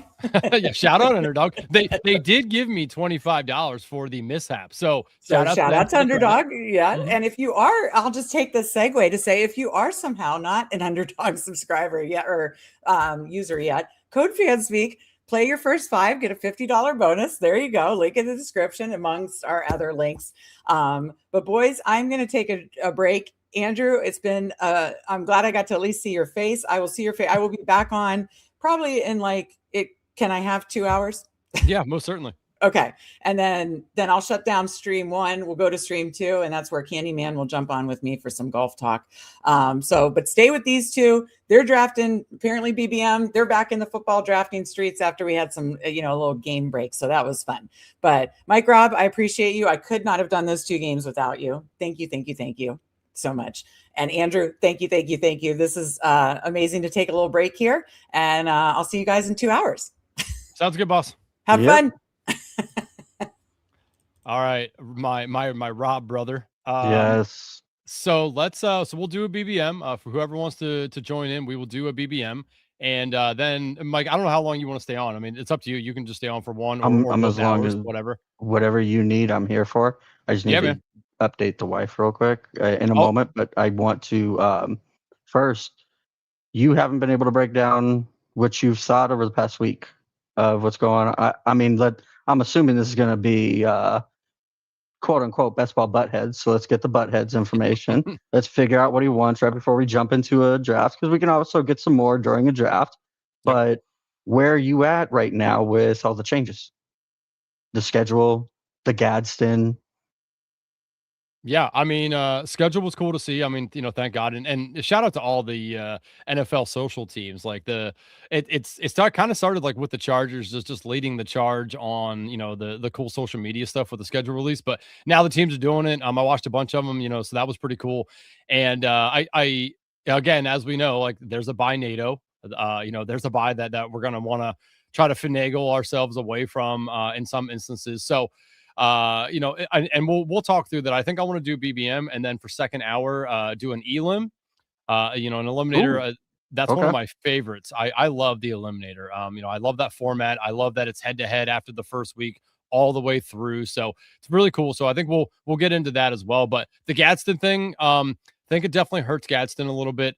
David Njoku now has become a nice little target, for yourself at the end of draft, especially if you want to get a nice little stack with Herbert. So I do like that. And Herbert, I mean, this is a big jump for him. I like this a lot for Herbert, especially around the goal line. Like, I know that they're, going to want to ground and pound the ball, but it's a nice big target. We saw David Njoku for years now be a nice target for Cleveland. And I think that this just automatically goes over to what the Chargers want to do with him around the goal line. So I think for Underdog, it's nice. I think we're going to get some nice touchdown equity with David Njoku. It does kind of suck for Gadsden, but I'm wondering, will they run 2 tight end sets? And if they will, what's the percentage of, on field, 2 tight end sets? So what in your mind, are they running that probably more than we may give them credit for? In my mind, they're probably running it at minimum 40%. And I even put in about 5 to 10% 3 tight end builds. When you got Kohler, when you got Gadsden, and you got Njoku, there's a chance where you pull everybody off the field. Especially if it's going to be like a a play action play where they want everybody to think they put those three on. They'll put Trey Harris on. It looks like a run play because you got all your run blockers in there. Yep. You know, the fake, you either got Keaton in the backfield. So, like, it's going to, I think, open up their offense for a lot. Like, again, the best, Herbert.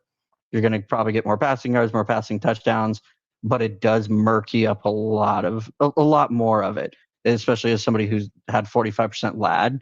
It's just like, yeah, it doesn't fully affect him, but it really does. Because like you said, that red zone, you know, that's an extra touchdown or two that he may not get. Yeah, it's an extra, you know, maybe trick play that Mike McDaniel doesn't run for him because he can just go to a big Njoku in the corner or right over the middle. Yeah. And I think I don't know what their thoughts are on Gadsden, but it kind of signaled to me that he's not exactly what they want. You know, if he was, right, like they wouldn't have brought in another guy. So I think, and maybe it is just the touchdown equity that they're looking for Njoku since he has done it, you know, for years now. I do think still Gadsden between the 20s is probably going to be their primary target, but around the goal line, I think that's a lot of Njoku that we're going to see. So it's pretty interesting. But let's hop into a BBM a while. Do you just want to draft it with me? Oh yeah. Oh man, I can't. I'm so excited. I'm going to the first one on stream, first one at all for me in 2026 here, and it's going to be a Rob Brother Unite. That's going to be the labeling of this. So for anyone who wants to jump in with us, I'm going to enter in on my phone just because it's easier. So I'm going to count it down for anyone who wants to get in.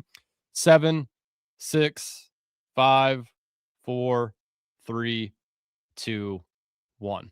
Entering now. We only have one more to start, so I'm going to hop up and pull this up here for the good people. I don't know who's in chat, so they may not all be good. Okay, so let's see. Do we have anybody that we know here? Do you see anybody that you know? No, I think we actively rug pulled everybody.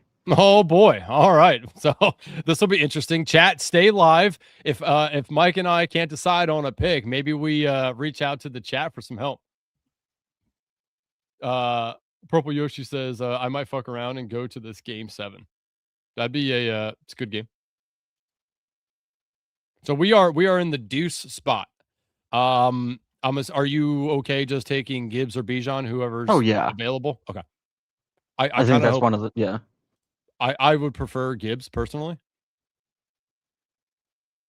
Oh man, damn it. Huckleberry says I missed it. Paul overflowed it. Straight up rug pull. Man, it just, if you guys are ever in Bruni and I stuff, you'll know I'm famous for the old rug pulls. All right, Gibbs, it is. Most of the time, it's also a rug pull into a bad draft.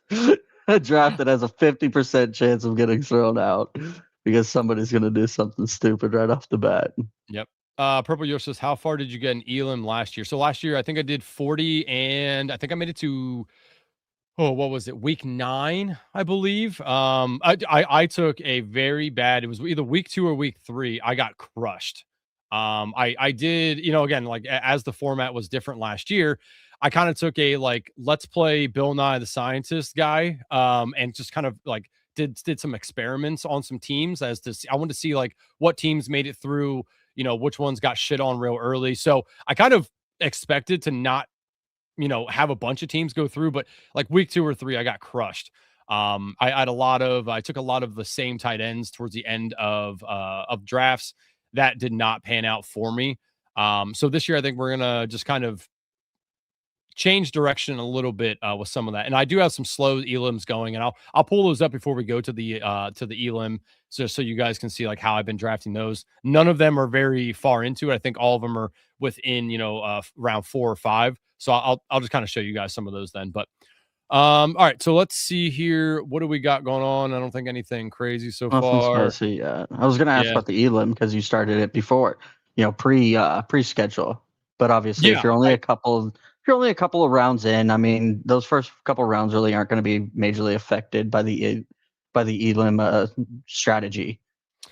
Yeah, and I didn't want to like Wiles and I were talking about this a few weeks back about getting in some elims, and we both kind of decided we're like, well, like what's the point of doing that without bye weeks? Because you can get yourself in a real pickle not knowing what those bye weeks are. So I started mine like I think on Monday or Tuesday is when I started them, and I've let the time almost click down to 0 before I've made my picks in them, just so that we didn't get too far into them before the schedule release was brought out. And so far I think I have 2 in right now. I have not gotten myself in any trouble for the prior picks I made before the schedule release happened. So I'm pretty lucky there. I am in a couple of dash hounds on the slow side, and both of them, the first 2 picks I made were running backs, and they're both on the same buys. So not as killer. It's not like it's an elim, but I have to kind of maneuver that and navigate that throughout the rest of the draft. That's the fun of now of all the slows you're looking at, especially the ones that are close. You're 3/4 done. You're just like, some of these teams are just like, well, do I try to force something to save it? Because like, what's the point? Or do I just continue on the path I was going and just say, screw it. Hopefully it works.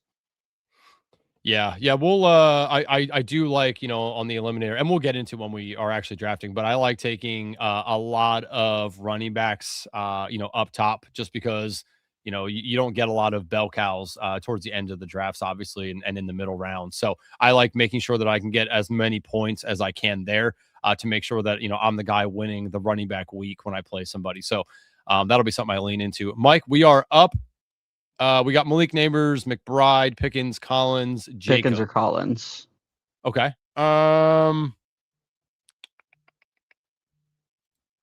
You know what? I've taken Collins a decent amount, so let's take Pickens. Okay. Yeah. How are you feeling about the Neighbors? Because obviously the news of the second surgery coming out. Yeah, I don't mind taking him out of fall, but I want the fall to be like around. Like if he makes it 12 picks past where he normally goes, I'll start to take him there. But I mean, honestly, like I would prefer him if I can get him like early round 4, late round 3. That's ideal for me. But until I know what's up with the knee, like that's a thing that you don't really want to mess around with too much. So I'll let Neighbors go, a little bit past that. So coming up here, like I don't mind taking Jacobs, or I'm okay. Obviously, if we want to grab Collins too, if this guy doesn't take Collins. Yeah, I think it's that order you just said. Okay, so Jacobs before Collins. Yeah. Okay. Because like you said, let's solidify that running back room. Yep. There's a lot of wide receivers in that 4, 5, 6 range that look a lot nicer on your lineup than those running backs in that range. Yep. Chat, just out of curiosity, those picks back there, how do you guys prioritize the running backs and the wide receivers here? Like the Drake London, the Jeremiah Love, the Pickens, Neighbors, Jacobs. Like, do you prefer to take running backs or wide receivers there? That's an interesting spot as your either second RB or probably second wide receiver at that point. So I'm curious to see how you guys are playing that. UD was quick to update the T-Law picture. Oh, did I sideswipe Scatabo with my comment? I guess I did. Yes, they did. I know you guys can't see it, but she's sleeping. She's fine. That's hilarious. So when we are back up, we're going to be roughly here. Would you pair JMO with Gibbs? Is that okay for you? I don't have a problem with it. Okay. That is a high-powered offense. It's an offense that everybody loves, everybody wants. I mean, like, there should be. I mean, if JMO's hitting, the game's going off, so Gibbs is going to go there, and then Gibbs doesn't need anybody else to be going off to go off. Right. Yeah, I don't mind doing that. I've also taken a decent amount of Evans as well. I know he's old. I know he's on a new offense. I understand all that, but I mean, the dude is just a baller. Like I have a hard time passing on Evans just because of, again, touchdown equity. Now he does have CMC. That's something that he hasn't ever really had in an offense. Mm-hmm. So that does kind of lower that a little bit, but he's still a guy that, they're going to target. I mean, he had Leonard Fournette. He had playoff Lenny. What are you talking about? Okay. I mean, that's he played with CMC. Fair. He played with CMC for 4 games. All in the playoffs.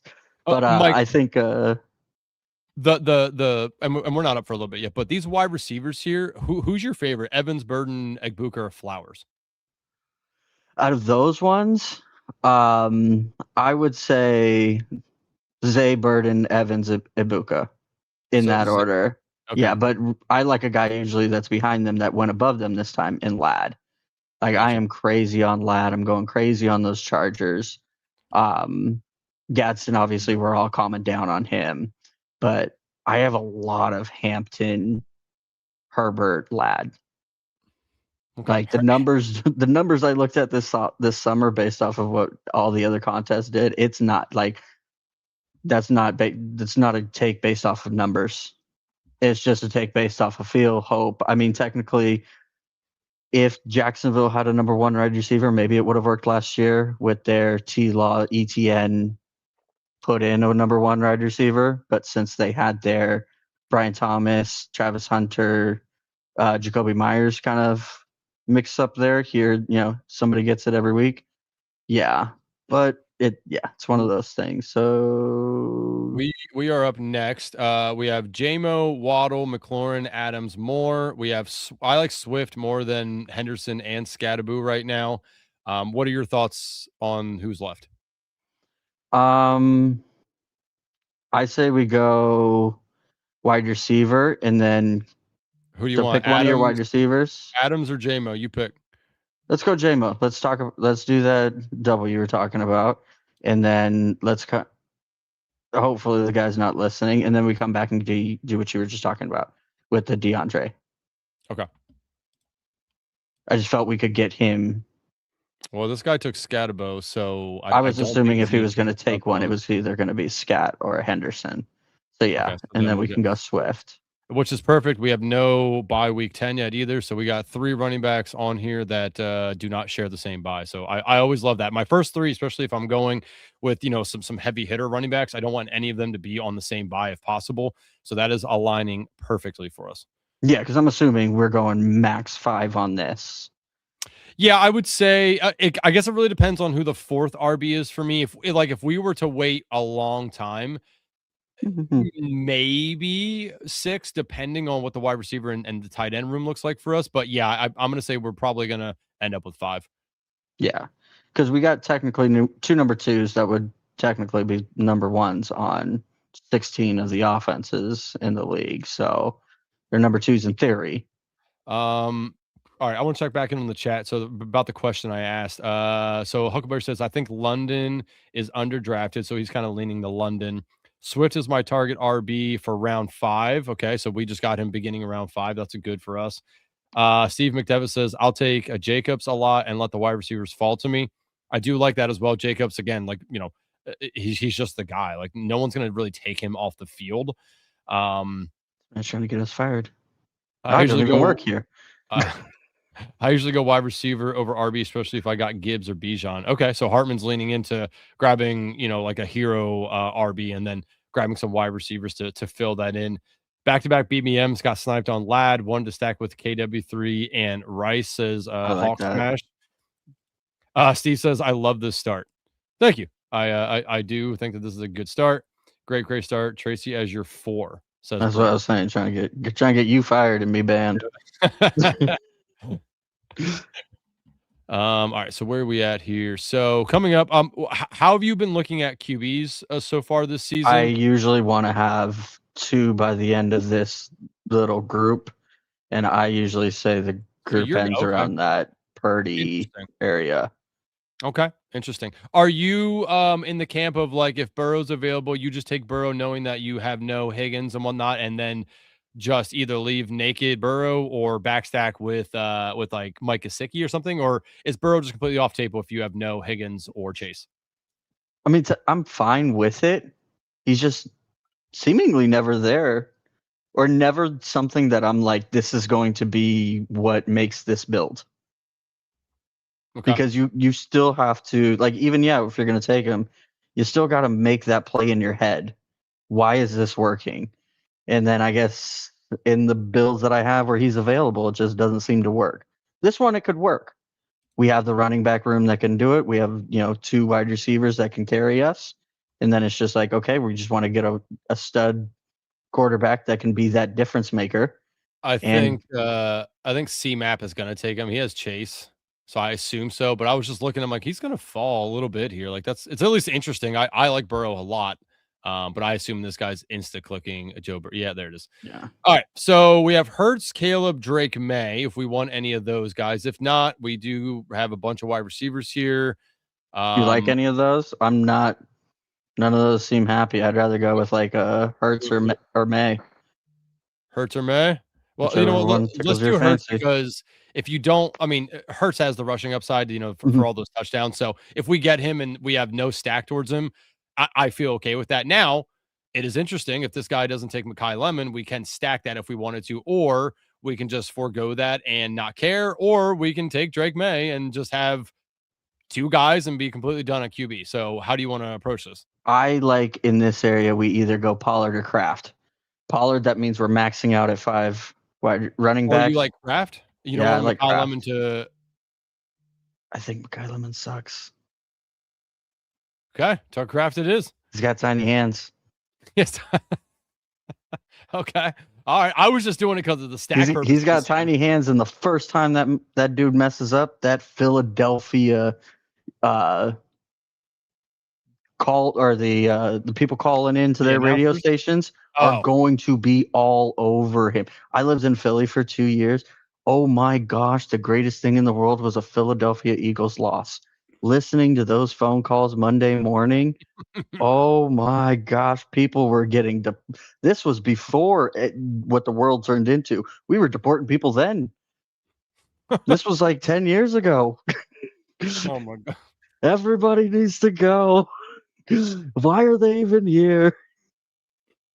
So Brett likes the Kraft play. Says can stack Kraft cheaper. That is true. Can definitely do that. Wait, what's his buy? 11. Oh yeah, so we'd be fine there with Love. Because like I like doing like a Kraft Andrews, and just like okay, I have a solid tight end room. It only cost me 2 picks, and not 2 make or break killed my stack or killed my build picks to where I can still build 5 solid running back / wide receivers, a quarterback, and then go. Yeah, I love that you brought up Andrews. Andrews is a nice target of mine. He's like, besides Zay Flowers, nobody else in that offense scares me about taking targets away from him. I mean, obviously Derrick Henry is not that guy. Like they have some other guys there, but nobody that really takes it away from Mark Andrews. No Isaiah Likely anymore, which really helps Andrews. No Kohler. Yeah, like he was still picking up a couple of touchdowns here or there. Like you ever play that showdown slate with the man, that man will score a random touchdown when you don't need it. It's just like it's wheels up for Mark Andrews. I mean, the downside for Andrews is that yes, he gets touchdowns, but honestly, the Ravens need to live and die by Derrick Henry around the goal line. That is just, you got the big dog for a reason. You shouldn't be trying to force it into Mark Andrews. Let Derrick Henry just new coaching staff seeing from afar those flaws and knowing those flaws, you come in sitting there being like, that's a mistake I can't make. Yeah. Like, that's probably something that was talked about in the interview and, was a plus for any coach, was just like, would you have done what they did last year in these, certain positions? Well, no, I would have had Derrick Henry. He's still on your team, right? Yeah, I would have had him out there. Question for you. If we go Love at some point, are you okay with just 2, Love and Hurts? Yeah. Okay. We're gonna have we can't take Monunga, that'd be dumb. Dowdle, and then we can take another QB if we don't want to do the Love stack, or we can take I don't mind Josh Downs. I like Josh Downs, Golden, or Dowdle. Golden, what do you want to do? Golden? No, I don't think we can go Golden. I'd say go Downs. Yeah, I like Josh Downs. Because we're already making a bet on Jacobs and Kraft. That bet is pretty much saying we're not thinking a wide receiver is going to come out. We think it's going to be Kraft taking the Yeah, I hate to see. I just I can't force myself to take Love over like Mahomes and Knicks and that. I don't think he goes before we're back up. So we could take Dowdle. We could reach down if you like, Pittman or Worthy or any of those guys. I like Dowdle. I waited until like there was Dowdle? 8 seconds left. Yeah, on that We'll dude's see if thing. this, So he couldn't do anything. Oh, he's gonna auto select Dowdle, isn't he? Son of a bitch. All right. I mean, if we want to watch, like, we could take Bill. I know we're reaching. Or Pearsall. I mean, if we're going all the way down there, wouldn't we just go to the quarterback? Like, if we're going all the way down to Bill, why wouldn't we just at that point, right? Okay. If we were gonna go all the way down there, we want more love for this build than JCM. Yeah, it's so if we're funny. Gonna be reaching, let's reach. If we weren't drafting together, no way would I take Love there. Just because I look at, like, do I like Love more than Mahomes?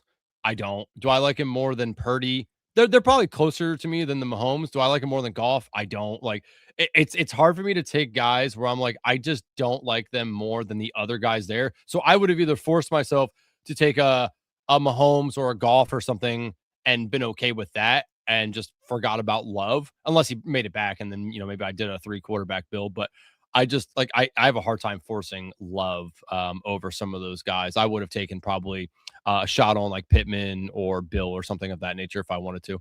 Yeah, but I think the way we built this lineup so far is saying Love is going to be up there with those guys. Yeah. In this specific lineup, in this world that we are drafting this exact team in. But I think, we both agree that not if we play the season 10 times, 9 times, those other guys are beating him. Yeah, but Brett said to take Monungai and be done at RB. Ambiguous backfield and tight end is the way this year. I can't not for my 3 and 4. I don't like doing that. You're lowering your ceiling at that point because like if one of those guys gets hurt, you have the auto next guy, which I understand. And sure, can Monungai and Swift share? Yeah, but then you're just getting middled numbers. You're really not getting like 2 higher end guys that are going to score a bunch. It's not like it was Montgomery and Gibbs, like I can't force myself to do that. Do you do that ever? Which one? Like if Monungai? Yeah, or like, and it doesn't have to be Swift and Monungai, but do you take 2 of the same running backs? No. Like I ran data on it that I'm pretty sure will come out in a different article. Like Meg glanced over it a little bit in one of her articles for stacking, but like we have numbers for stacking of like with your first quarterback and your wide receiver, and then I also looked at your running back 1 and your running back 2. And it doesn't work. And then something else that definitely doesn't work. Don't force the stack with your running back 1 in your or the quarterback 1 that you have on the team and grabbing their RB2. Like you're forcing a square into a circle. It's just I get what you're doing. You're trying to get that correlation. You think, but that's not correlation. If that RB2 is going off, something's probably wrong with the quarterback or the offense. Yeah. We're going to be up next here. Okay, so we're up. I like Wandale or Higgins. God, man, you're speaking my language. Dude, okay, so executive decision. I love Higgins. I mean, if CJ Stroud can just not suck, Higgins has such a nice opportunity in that offense. I know he's a copy and paste of Nico Collins, but I just like I really like Higgins, man. There's a lot to like about that guy, and like I like Montgomery now in the system, and I like Woody Marks, but I definitely feel like if CJ Stroud can just take a nice little leap forward again, Higgins is in such a good spot. All right. So Aaron Jones, Jordan Mason, Rashad White, Jonathan Brooks, Tracy. Do you want to take or we can just take Ferguson, Kelsey, or Andrews? Do you think Andrews would come back or no? If he doesn't, probably not. Okay, then maybe grab him because I know he's right there. Yep, I'm just doing it on my phone because it's a season. I realized, yeah. Okay, good. I saw what you were doing and nothing was moving on the screen, so I was like, okay, yeah. I know that view. I do it all the time. All All right, so yeah, so that leaves us Kraft and Andrews. Now that I think that also leaves us the opportunity to not draft a third tight end if we don't want to, depending on how this build plays out. I'm still okay taking a third tight end because I do think again Hurts and Love fine 2 QB combo, but we are really open to either taking a third QB if we want, a third tight end if we want, or we just absolutely fill in running back and wide receiver. we pepper the shit out of the middle ones, and if something falls to us, then we can take it. But if not, we don't have to.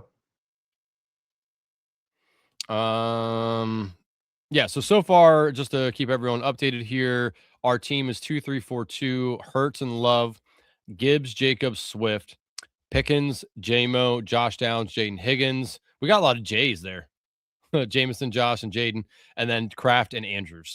So far, I really like the team. It's a pretty good build. We have a nice complementary of picks here. Not overweight on any position currently. I just like how I forced myself into being able to draft on this stream because I was so far going to be the only person that was on the stream that was just like, nah, we're going to keep you away from the drafts, blood. Well, it was funny. Like I was coaching baseball, so I haven't been on for the past couple hours. But when I got home and I quickly got on to see like where you guys were at, I thought it was just gonna be Meg, and I was like, oh, okay, and I'll hop on, and here you are. So I was like, does he want to hang out with me for a little bit? Because Bruni has prior engagements. So I was just gonna be filibustering on the stream by myself. I wouldn't let you do that by yourself, man. I got you. I would have really relied on the chat to keep me in this. And I again, would have been there anyways. I feel like I'm just, I'm an AI real person. I have done 2 streams, 24 hours, where I was on the entire time with another representative. So I have done it, for 24 hours. Where in the middle of the night, chat's not very lively. You really got to just kind of talk and filibuster a little bit. Kind of gets interesting, but I could have survived, I think. But it is much nicer having somebody to actually chat with. Yeah. Those Giants fans you spend 24 hours with. Yeah. It's good knowing the lore of your background. It is. Yeah. Say I didn't even have to say the name, and all right, we're gonna be up here in a couple picks. So if we want to take another running back, we do have Jonah Coleman. How are you liking him? You know what, dude? Like, I don't really have enough data to be like, I think he could definitely be the 2 and potentially maybe get to the 1. I'd rather take a Woody Marks. It also fits with Higgins. I do like Marks. I take a lot of Coleman. I wasn't saying specifically on this team. I just wanted to know what your take on that was, because that's all. If you go back and look at his college profile, and again, we are here. So, are you okay with Marks? Yeah, that 100% fits. Yeah. Okay. I don't. You know what? Hold on. Let's make our next pick, and I'll talk about Coleman a little bit because I do like his college profile. So we have Diggs, Omar Cooper, and Jennings at wide receiver. Naylor, Trey Tucker down here as well. Denzel Boston, Antonio Williams. So we got a couple guys here. We could take Jonah Coleman and just be absolutely done at RB, and then we're just going to have to really fill in wide receiver here. I feel like Jonah Coleman's not the 5th that makes that comfortable. I say we go Diggs. Okay, so you want to take a Diggs? Yeah. Hold on, he's cleared of all charges. Yeah, and honestly, I don't know if you saw, he came out and said that going to the Commanders makes sense for him. He's from the DMV area. He played college ball at Maryland.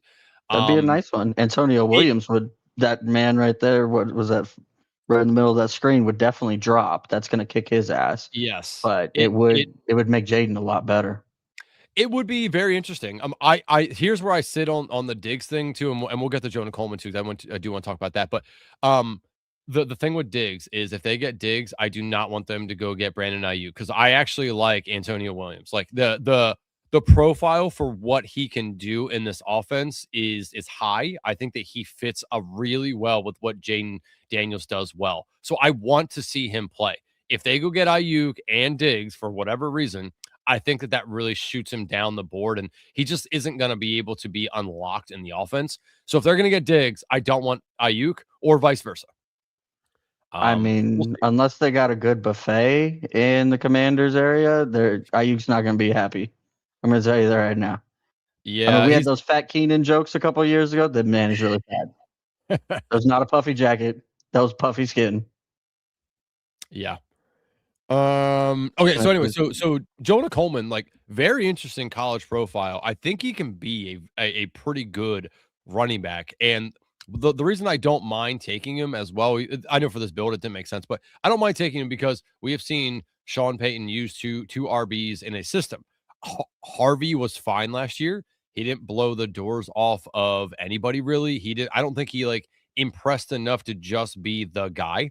So I do think like Coleman can come in here and do that. You believe Dobbins is not going to be back with the team? No, I do. I think Coleman can end up winning it potentially because Dobbins could get injured again, and then RJ Harvey is just not. He's not what we thought he was.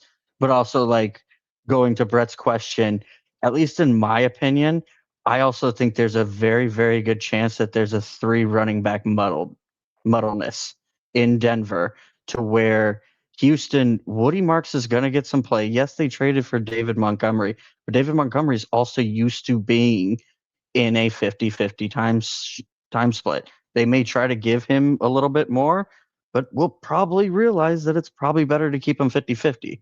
So I think Marks has more potential to get consistent run, which, yes, his projection doesn't show that from UD or wherever they get it. But at least that's, Brett, at least in my opinion, that's why I said that. It could be 100% wrong, but that's just my thought process. Oh, Marks instead of Monungai. My bad. Well, the Marksman Monungai thing is It's just Monungai we Swift. have Swift. Yeah. Yeah. Like Marks, we don't have Monty, or else I would have thought the same thing. I would have went Jonah Coleman over Woody Marks there if we had Montgomery. Picking Swift kind of just says that we think he's going to make Monungai just what he was last year and nothing more. Yep, correct. So coming up here, Tajay Spears, we got a slew of wide receivers. Tucker, I don't mind Trey Tucker just because they got, oh fuck, that guy just took him. Antonio Williams, fuck. I mean, we could take like Calvin Ridley. You want to take Calvin Ridley? Is he not dead? I mean, who isn't dead over here? I would say no Antonio Williams just because of what we just talked about with Diggs. Okay. Sorry. I mean, I'll take Calvin Ridley. I mean, I'll tell you what, if I have more 5% Calvin Williams this year, I'm going to stop drafting best ball. I don't want more than 5% Calvin Ridley. I think he's just dead. Like the dude, unless he gets traded into a good, I think him going to a number 2 is good for him. Could be, but like, Where do you want to look at running back right here? Yeah. So we can take Spears, Singleton, Bigsby, Johnson or Kamara. I mean, you know what? Emmett or Kamara? Just because, yeah, like I think Kamara still has. What did you say? I said we could have gone K-Tron. I didn't see him right under Kamara. I got blinded dude. by the Kamara. I've taken so much K-Tron Allen. I know you have.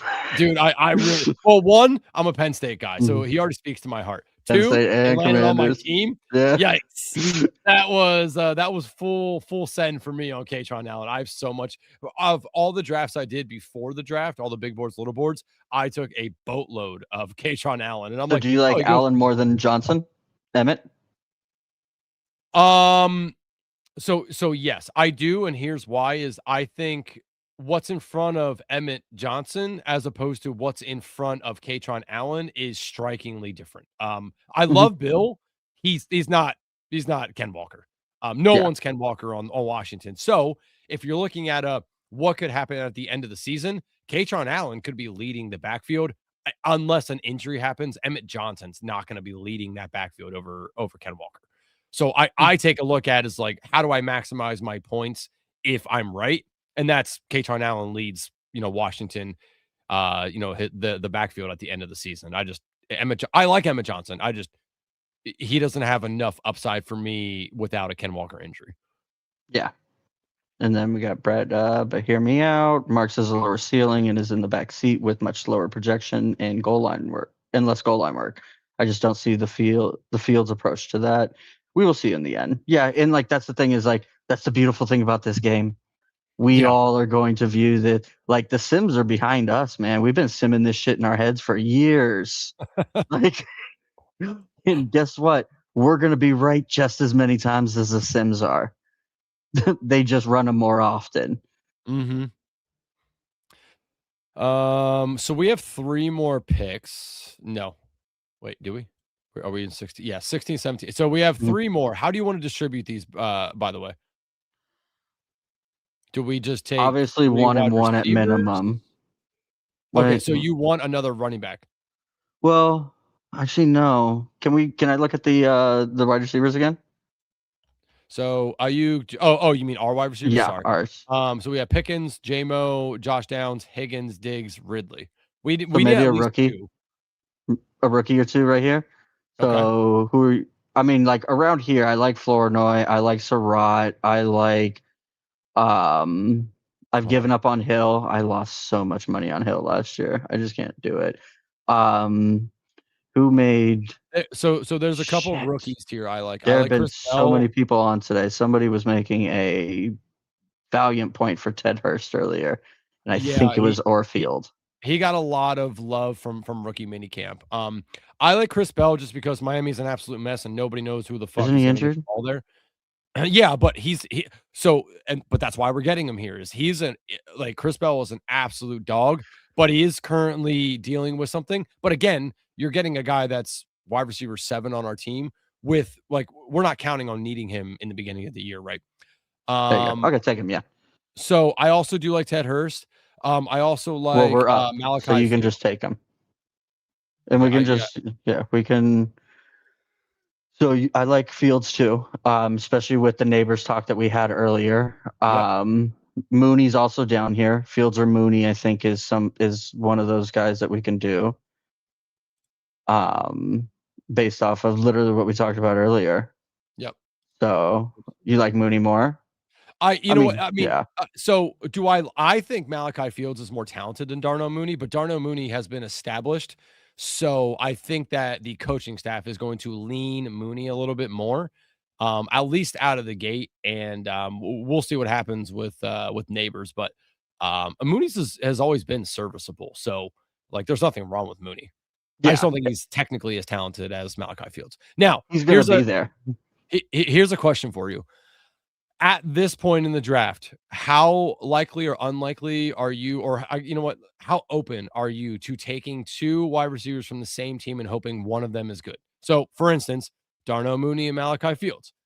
Does that strike you as something that you are open to, or do you not like that because we've talked about, taking 2 of the same guys? I've done this for years, and it has worked more times than it hasn't. Denver, like 3 years, or Troy Franklin's rookie year, I was taking Troy Franklin and there was another guy there. But it works because it's the end of the draft and you're hoping one of those guys hits for you. So I wouldn't do it at the beginning, but is that something that you ever do? I think it needs to be, you need to be able to tell a very good story and have a reasoning behind it. I think the neighbors thought a neighbor's injury where, we could luck into, okay, well, he's gone now. But in that particular term, you could luck into the 1 and 2 all of a sudden there. Yeah. And then brick hands on a scale of no to Diana receives Geni's marriage agreement. How open are you? Gilbert says, am I doubling down on Javonte sucks? I do it with SF with Krusty Kirk. I mean, yeah, and that's the thing is like right now we all have our different 18 rounds. There's nobody this year that is popping, and I don't think it's going to come. There is no, big drumbeat on anybody that like Caleb Douglas is here hitting. Hartman was asking, do we take Caleb Douglas? I don't mind Caleb Douglas because again, Miami's an absolute mess. We do have Chris Bell, so we'd kind of be doing that if we want to go that route. Jack Besh is interesting just because Las Vegas again doesn't really have like an established one. Trey Tucker is that guy, but anybody could really emerge there outside of Brock Bowers. So I don't hate those clicks either. I'll tell you what, I like your boy Jacoby Lane. I liked him coming out of college even before the Baltimore thing. I know he's rough. He's rough around the edges. That is literally to me a hit or miss pick. You are either going to be very happy about that, or guess what you're getting? You're getting 17 weeks of zeros. Yeah. I would say since we went Chris Bell, I wouldn't go Malik Washington. I would break it down to these 2 if we're gonna, or I mean Troy Franklin. Dontavian Wicks is there, and we have Jalen Hurts. There's Marquise Brown. True. All right. Well, what do you want to do? Wicks was getting a lot of steam when he got picked up. I say we go Wicks. Just do Wicks? Yeah, I say we go Wicks. We get that. that's we not get a bad that stack pick, in there. Yeah. All right, let's do it. AJ Brown's still gonna go. They don't, and that correlates with me wanting to pass on Lemon. Good to see a law from Raub. Yeah, I heard you read that. I was like, where did he see him? That's hilarious. Yeah, I was trying to keep up with the check. We gotta get Bruni to put both of our faces on like lawyers' bodies and have that graphic. That's awesome. Douglas could be a zero. Yeah, I mean, like all these guys right now could be zeros. I mean, I just sat there and made my excuse for Dontavian Wicks, and he could be a zero.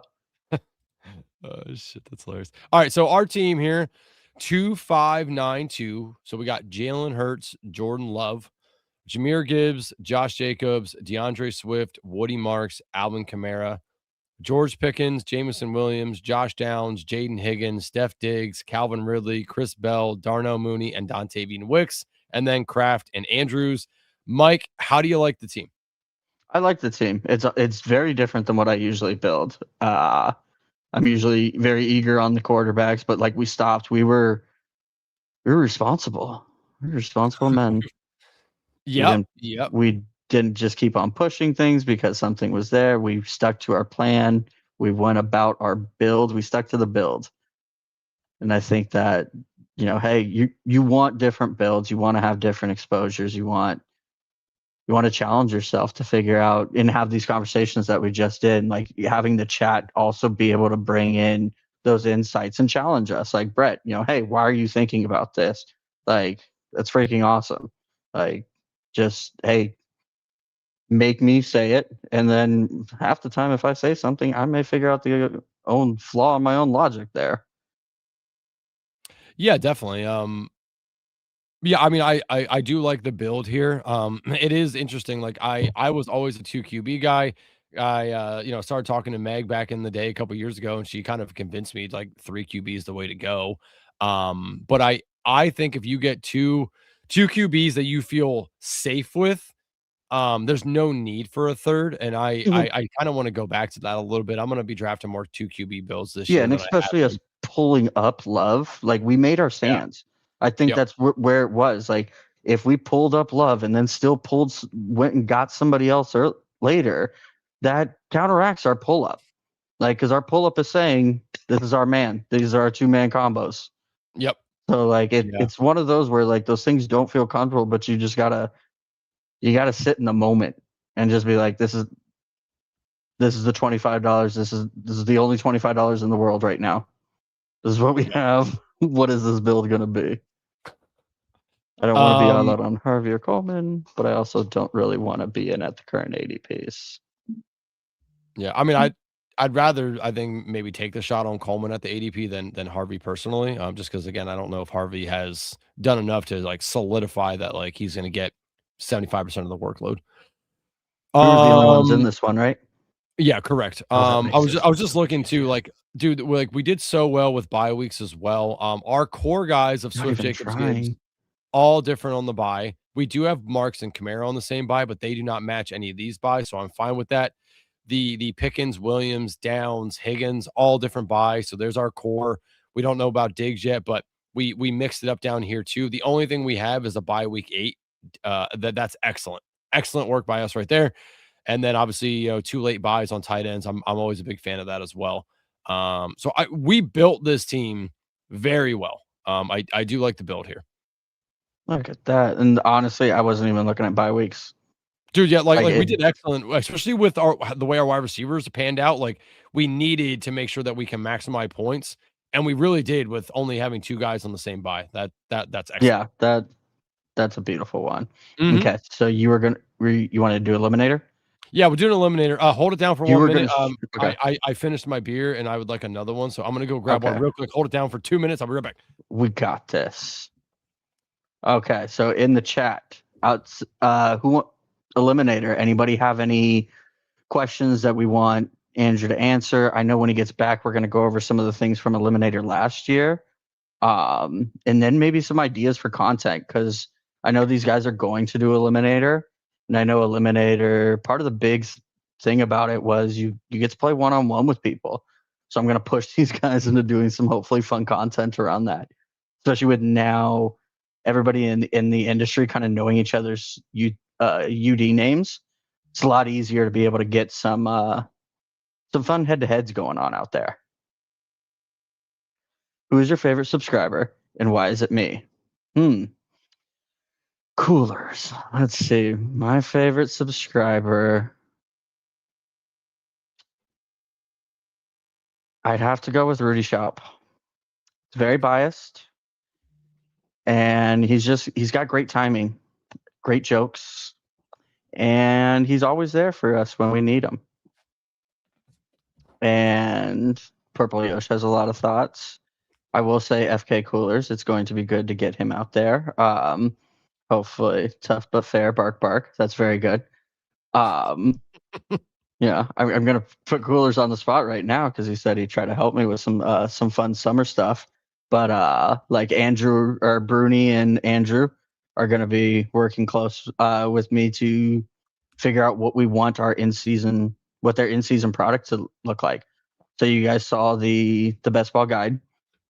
We're gonna kind of have a version not as pretty as that because Bruni does the prettiness, but we're gonna have a version of that for kind of every week, where it shows you some stats. It's gonna hopefully tie in some of the guys' thoughts, some of their top picks for the week. Hey, I like this stack, I like this, and I like this, and especially with the DGen dad, or you're gonna bring back DGen dads, right? For sure, brother. So yeah, once that comes back, we're gonna be having a lot of parlay stuff. I've got some stuff that I'm gonna run by the boys to bring in some chat, some chat things, get chat some more opportunities to win some money, win some stuff. Sia, you just missed Meg. She was here for the first part of it. She's taking a quick break. She has mentioned you are her mentor, I think 3 times. So we are almost at the 5 that was promised in the contract that was signed to be her mentor. So we're gonna make sure she gets there though. Sia is a legend. If you guys haven't checked out Sia, you definitely should. Sia, as a fellow Commanders fan, can I get a quick prediction on their record now that we have the schedule out and you got to see the beautifulness? My man is quick. What's the prediction? I mean, I think we get to 10 wins. When I looked at it, that feels realistic for me. Are you around that or over under? Oh, you are definitely. Sia has made some really sick PGA calls in the short time I followed. Yes, Sia has been electric in the PGA streets. Very good listen to if you guys are into into PGA at all. And as a fellow golfer, I obviously love the PGA. I hate the schedule so much. I'm in my studio. If you want me to jump on and respond live, yeah. But by all means, if you, I don't know if Meg sent you the thing, but yeah, if you'd like to, you are more than welcome to hop on. Do you have the link? I assume she probably sent that to you already. Are you talking to me or Sia? Because no, Sia. I don't know if he has it. If not, hold on. I know she tried to get him on. Oh, he's got it. Oh, awesome. All right, nice. Cool. So yeah, you and him can break down some Commander stuff for a couple minutes, and then we'll do the Eliminator after that. Yep. I want to talk about that'd be awesome if he'd want to join us. But yeah, I gotta go. Or once he gets here, I gotta go make sure I'm still married. You're. So yeah. Today happened quick. What was funny is I made a joke about it like a week and a half ago to my wife. I was like, Bruni's wife is gonna pop. I was like, and I'm gonna be tapped. I was like, and none of us are gonna actually prepare when we should for his wife actually being pregnant. Yeah. So, but hey, the man got everything done like he needed. Meg did a championing job at Best Ball Jeopardy. Yep. Rick and PPR brought it. They respected the game enough, and they didn't scare Meg off. So that's all I'm really worried about. See, I sent you the link. I don't know because I think you're going to be on into the second half, so she might have sent you a link for the wrong one. So I just sent you a link on Twitter if you need that. Look at you, friends with Sia. Look at you, big man. So what week 17 were you? Oh, there he is. Sia, how we doing? Well, I'm happy. So I thought I was interrupting, but then I heard your friend say, "Oh, wait, I got to check on my marriage." So I'm like, okay, I'm saving Mike a little bit here. Thank you. Right? I appreciate that. You I are. don't wanna be I'm the guy going that to like interrupts. I'm going to pop for a moment. I'll be right back. Sia, thank you for joining. It's a pleasure having you on. I've followed you for quite some time now, and it's nice to finally have you on. As a fellow Commanders fan, I never got to tell you this, but I absolutely respect the Santana Moss picture behind you. That was when I was younger. Santana Moss was like my favorite player behind Sean Taylor until obviously he was taken from us, but love Santana Moss. Well, so the reason that's up there is actually because of Sean Taylor. He's holding up the 21, and I couldn't find like a good Sean Taylor picture. So I was like, all right, I'll find the Santana Moss picture of him holding up the 21, and it's the best of both worlds. So the spirit of that thing behind me is more Sean Taylor than it is Santana. Of course, I love them both. Yeah, that's awesome. Sean Taylor was, man, just taken too soon. What he could have done for us was absolutely incredible, and it was just fun to watch him while we could. But yeah, Santana Moss might be one of the best route runners I ever got to see. That dude was absolutely electric for us, and the whole Clinton Portis, Santana Moss, Sean Taylor combo that we had back in the day was fun to watch as a kid. It was. I mean, we weren't that great back then, but we were still like a force. And that's all that mattered. After Sean Taylor, I mean, we were pretty much bad for 20 years. So. No, I know. It's funny. Like my wife is an Eagles fan. So, twice a year we get to combat, one another. But when we had our first son, she was like, well, we're going to let him choose. And I was like, first off, that's not how this works. He's going to be a Commanders fan, Redskins at the time.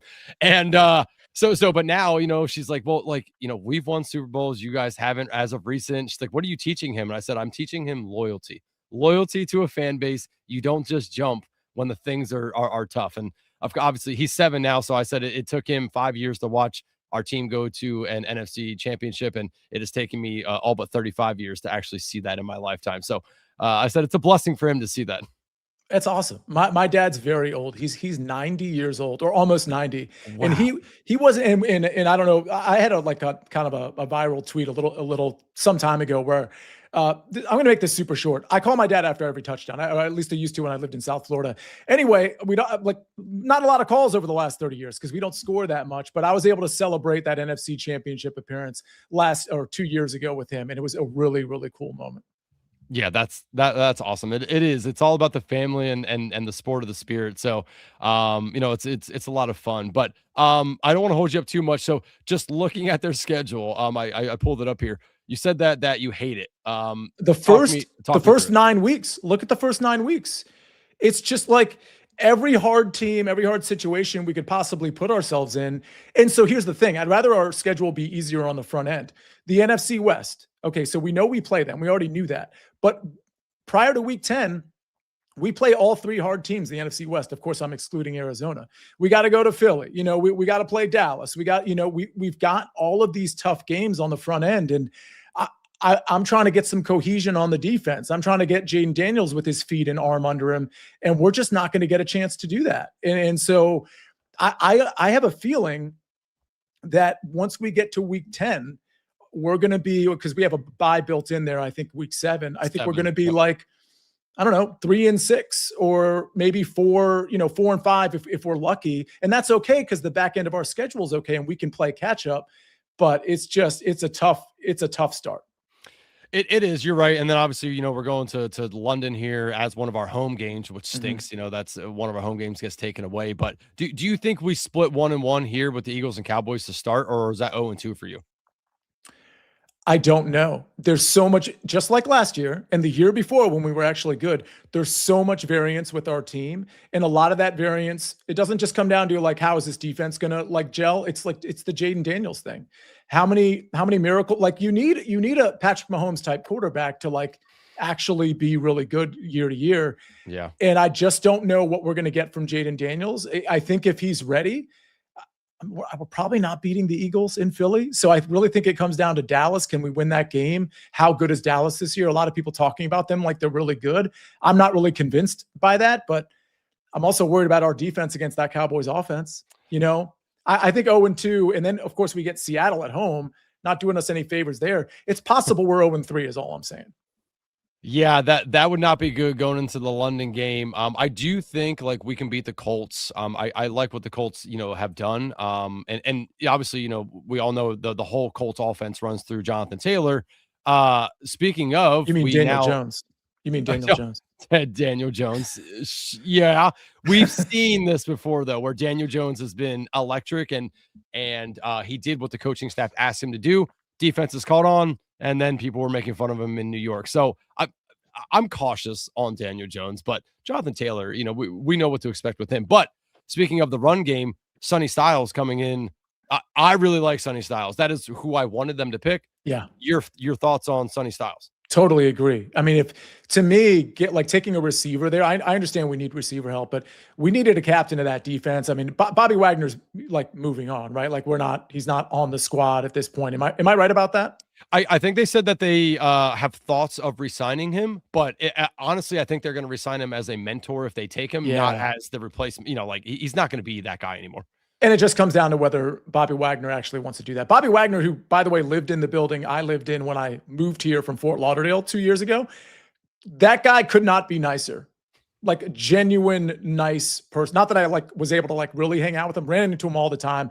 Guy couldn't have been nicer. But I love the Sonny Styles thing. I love captain of the defense situation. We've got a face of our defense in Sonny Styles. We got a face of our offense in Jane Daniels. Of course, Terry McLaurin was that guy. But I mean, I just love that we have two guys captaining the ship on both sides of the ball. Yeah, I'm hoping London Fletcher can get down there and help Sonny Styles. Obviously Sonny Styles' dad played in the NFL, so he already has that mentorship, that someone to coach him through what the NFL looks like. But London Fletcher, the Iron Man, was absolutely, a really important part of what the defenses was back then. I'm hoping that he can also talk to Sonny Styles and kind of, get all that implemented, because Sonny Styles has all the ability in the world. It's just, keeping the mental focus in the NFL, as we know. So that'll be a lot of fun. But so what's the prediction? Do you think we have a shot at a wild card? Yes. Okay. So if you scroll to the back half of the schedule, like the last 6 or 7 games. Now, the problem when you go to the last half of anybody's schedule is okay, what's our injury situation? Because every team's going to have injuries, and you got to get lucky in that regard. But look, they play the Cardinals, then they play the Titans. Now they get the Texans at home, and the Texans are awesome on defense. I don't exactly know what that offense is going to look like with CJ Stroud. I think the jury is still out on CJ Stroud, but it ain't looking great. You know what I mean? They're deliberating, and it's not looking great for CJ Stroud. So it's possible at home that's a winnable game. Then we get the Falcons at home. What position are the Falcons in? Maybe they're a little bit better this year. Maybe they're not. What's the quarterback situation look like? Then we go to the Vikings. Speaking of quarterback situations, what does that look like? Kyler Murray? I mean, how good is that? JJ McCarthy? How good is that? Then we go to the Jags. I think the Jags are going to regress. I'm not a big Jags guy. I'm not a big Trevor Lawrence guy. So we might be getting these teams at the right time. And oh, by the way, they're bad teams too. So if we can just be relatively healthy going into this stretch, even with a losing record after week 10, I think we can play catch up in a big way and catch a wild card spot. Well, I like to hear that. I mean, and any playoffs is good, and again, in my span of being a Redskins football team Commanders fan, any playoffs is good playoffs for us, because we lived through years with Sexy Rexy and Jason Campbell and those guys. And yeah, it's nice to at least know that there are, there's hope in the building, with the team that we have. And I do think that the additions that they made on defense are very good. This year, I think we're going to see more sacks, more pressures to the quarterbacks we're playing, which is going to play a big part in what Sonny Styles can do for the defense. So I'm hopeful, and you were crushing me there for a little bit, but with some wild card hope, I'm okay with it. Unfortunately, when it comes to the NFL, unless you're just an elite team, like a really truly elite team, I think a lot of this does come down to injuries. And it's specifically when we had Jaden Daniels out for most of the year last year, Jaden Daniels is kind of the key to this whole thing. He has to be healthy. And I think if that's the case, for most of the season and we get to the back half of the schedule, I think we start rattling off some wins. It's just we got to get there. Yep. I know. We will see. But I appreciate you, hopping on and talking through some Commander stuff with me. And again, if nobody has followed you, why don't you let everyone know where they can do that? Because I am a golfer. I love watching you guys talk about golf because it just speaks to my heart. So the reason I was able to just jump on just on a total whim was because I was recording something for some of my CBS stuff, just like a quick social media hit, which I don't generally do, but it's the PGA Championship. And so I recorded something. So I was next to my computer. I've got some outrights in play, but I will say I'm pretty cold lately. I just have to have full disclosure there. Where people can find me is on Twitter. I pretty much retweet everything. I will say this though, because Andrew, you have called out some of the non-sports stuff I do. Yes. So while I have your attention, of course, I want people to follow me on Twitter. I want people to watch my Early Ed show on the Sportsline YouTube channel every day at 10 o'clock and all that stuff. But if people are into something that's not just sports and not just betting, I do this interview series on my Positive Works YouTube channel. You literally just type in my name and then type the words Positive Works, it'll pop up. If people could subscribe to that, because I do think sometimes people need to get recentered a little bit and just take themselves outside the gravitational pull of sports and betting and all of those things. That whole channel is me asking questions, like short interviews about how people got to where they wanted to go. And the whole point in doing the interview is to have people watch it and be like, oh, I can pull some things from that and apply it to my life. Not everything from it. We can't just take somebody's experience and apply it to our own. Everybody's different. But if people want to find me on the Positive Works YouTube channel, Sia Nejad Positive Works, I'd appreciate that, because frankly, I just think there's not enough attention paid to mental health and career building and stuff like that. And I think it's super helpful, frankly. Yeah, no, I do love, what you do, with that. Mental health is definitely something that it's hit my family, which is why I like that you talk about that stuff. You use your platform for positive and good stuff. And it's funny, I've told you, and I've donated every year since you've been on. You were on with Meg one time when she was doing the series where you guys did bets against each other, and then you had to, donate. Rachel's Bears every single year have donated to them. They send me a Christmas card. It's because of what you said. And I went and looked up what Rachel's Bears did, what it means. And every year they send me a Christmas card, and it reminds me of they care and I care. And it was because of, what you said. I wouldn't have known about that, but every year I've donated to them. And again, the Christmas card is a nice touch by them that it shows that they actually genuinely, they totally care. Yeah, it's awesome. They're so genuine. They created that charity from scratch. I think one of their friends had passed away. It's such a good thing for kids who are cancer patients in hospitals to get these books and these teddy bears that they honestly, it's the type of thing that'll choke you up if you hear about it. And a $25 donation gets a kid one of those kits. We raised over $1,000 on that Positive Works YouTube channel just doing one of the interviews. Me and John Eimer Buckets, we were able to raise over $1,000 just for that. A lot of these interviews are tied to charitable stuff, but I'm glad you brought up Rachel's Bears. They're I'm going to tell them, you should tell them yourself, because I'm friends with the guy and his wife, so I'll let them know you just brought them up. That's really cool. Thanks for bringing it up. Of course. Yeah, no, I appreciate, you bring that to the limelight, because I wouldn't have known about it, but you just speaking on it, made me, kind of want to go in there and do a little research on it, because I'm a charitable guy. I like, not-for-profits. I my backstory is I'm a banker. So I do a lot of not-for-profit stuff and government banking. And when you brought that up, I get to see behind the scenes what some of these nonprofits do and where money actually is donated to and how it works. And so I'm all in on non-for-profits, and I love that you brought that up, because it's a really cool thing. So if anybody wants to go check that out, Rachel's Bears, you can obviously just Google that and it'll take you to the website and you can read about their story and their mission. So it's a really cool thing. So I appreciate that. Yeah, and Andrew, by the way, I'll be back here on this show, I think with Meg, at 9:30 tomorrow morning, just so everybody knows if you want to. Oh, I'll be tuning in. You guys talking some golf, and that's my language. The course is eating up the fellows this week, and I absolutely love it.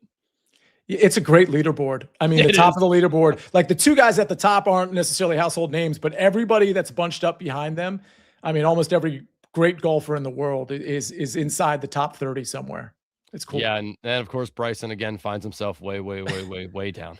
Bryson. Oh, I'd say poor guy, but like he's got his own thing going. He'll be fine. Yes, he does. YouTube golf has maybe destroyed him, but we'll see. Maybe. But hey, I appreciate you hopping on. We've taken enough of your time. Again, everyone, follow Sia, and we'll see you back here at 9:30 in the morning. Thanks. Appreciate you, man. Appreciate Have it. a great Thank you. show. Appreciate it. Mike Raub. Aha! I'm back. Welcome back For in. you Welcome people. back in. Oh man, that was I know it. That was awesome. It may not seem like a lot to a lot of people, but I really respect Sia and what he does for, like he said, for like mental health. He talks about like some of those topics that people just don't really talk about a whole lot when they're in the limelight. So I really appreciate Sia as a fellow Commanders fan, as a fellow golfer, and just a guy that does a lot with nonprofits. What he talks about is really cool. So please, everyone, go follow Sia. Subscribe to the pod and everything that he has going on over at YouTube. That was a really cool moment for me. So Meg, if you're watching, I appreciate you allowing me to have moments like that on this network. That's pretty cool. So all right, hey Mike. I tried to put his YouTube in the chat. I suck at this, dude. No, it's okay. I mean, everyone can just copy and paste that if they want to go in there. Yeah. So I appreciate that. But yeah, that was awesome. That's super cool that like she's got those connections where he was just like, yeah, we'll hop on real quick. Yeah, that's that just shows the character and the kind of guy Sia is that he was unprompted, willing to come on and talk to us. I mean, he's he's a guy that's it doesn't strike me that odd that he did that, but it's really cool that he was willing to hop on here. So I appreciate Sia a lot, and I'll be tuning in at 9:30 tomorrow morning with him and Meg. But we got about probably 45 to an hour until Meg hops back on. So let's get into an eliminator. Let me get my screen shared again here so we can get Underdog back up here. But all right, let's see here. So we're gonna get like one of your kids' friends popping in. No, but mid Fortnite game to check in and see how we're doing. No, but I obviously I know the story of that of when I was coaching basketball. The one basketball other coach came in and was like, started talking to me. He's like, oh, you're on a pod. He's like, dude, I saw you. He's like, you popped up on my YouTube page. I'm like, how does that even possible? Like, well, we're just over here talking ball, and next thing you know, this guy's coming up to me. He's like, I saw you on YouTube, right? He's like, you're on a football podcast. I'm like, I am. And just so random. Like, it kind of made me feel cool, but at the same time, I'm like, so did you like it, or did you think we sucked? Like, was it cool or no? Yeah, because then it's real. Yeah, then it's like I can't hide behind the camera. We're just all internet friends. You don't have to deal with us in your government job. You don't have to deal with us, when you go take your son somewhere. Yes. Oh wait, he said, Alboogie said, can you type in the chat, Andrew, what Sia said? Do you still have it up, Mike? Which his the pod he was talking about. Oh yeah, it's Positive Works. It's even got a Discord. Yeah, Positive Works. It's his name. It's just if you type in Positive Works or just Sia Nejad. Yeah, just type in. You will get. It's his thing. Yep. Was that you or is it her? Like no, that was me. That was me. Positive Works. So so if you guys want to go follow it, I just subscribed to it. It's great. I see one of his top videos has Pat Mayo on it, so that's pretty cool. But yeah, if you guys want to go follow that'd be awesome if we can just get an influx of people to follow that. So appreciate you guys if you go do that. But yeah, Positive Works, it's just his name as well on there. But thank you, Coolers, for educating the uneducated. Oh, yep, there you go. My bad. Okay, cool. So let's we're gonna pop into an eliminator. If anybody wants to join in with us, again, I'll count it down here real quick. Start at 10. Start at 10. Starting at 10, everybody. 10, 9, 8, 7, 6, 5, 4, 3, 2, 1. Entering now. 5 more to start. My fellow companions, you can hop in with us if you would like. Oh yeah. While we do that, let me go back to where is it? Live. You had a couple elims you wanted to look at, right? Yeah, I was gonna say, it's like, am I dumb here? Active. So here's an eliminator I'm in right now. We are in about to be at end of round 4. So I have Jonathan Taylor, Chase Brown, Travis Etienne. So 13, 6, 8. This is what you want. You don't want to do too many where you're having a lot of the same buys. We also have Devontae Adams. So that's that one. Oh, actually, the other draft is starting here. And the other one I have, right here. The other one I have going right now, again, in round 4, James Cook, Derrick Henry, 7 and 13.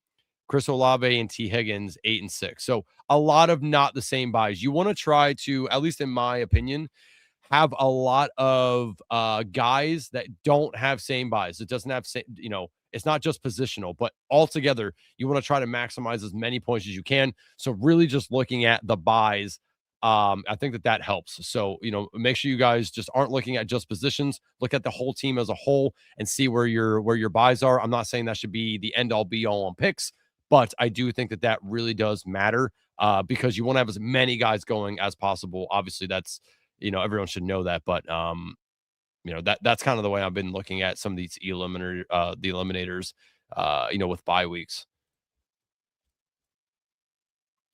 Okay, so we have Losimo in the 1, took B Rob, Vaporware in the 2, Jay Gibbs. I don't think Vaporware's in here, but I know Vaporware. He was in here earlier. Oh, okay. The matchup. Is Legion still in here? Is this Legion? Legion is always here. No. Because I've been tracking all the drafts. So like tonight, tomorrow, I'm probably gonna message you asking you for the board for this one and the other one.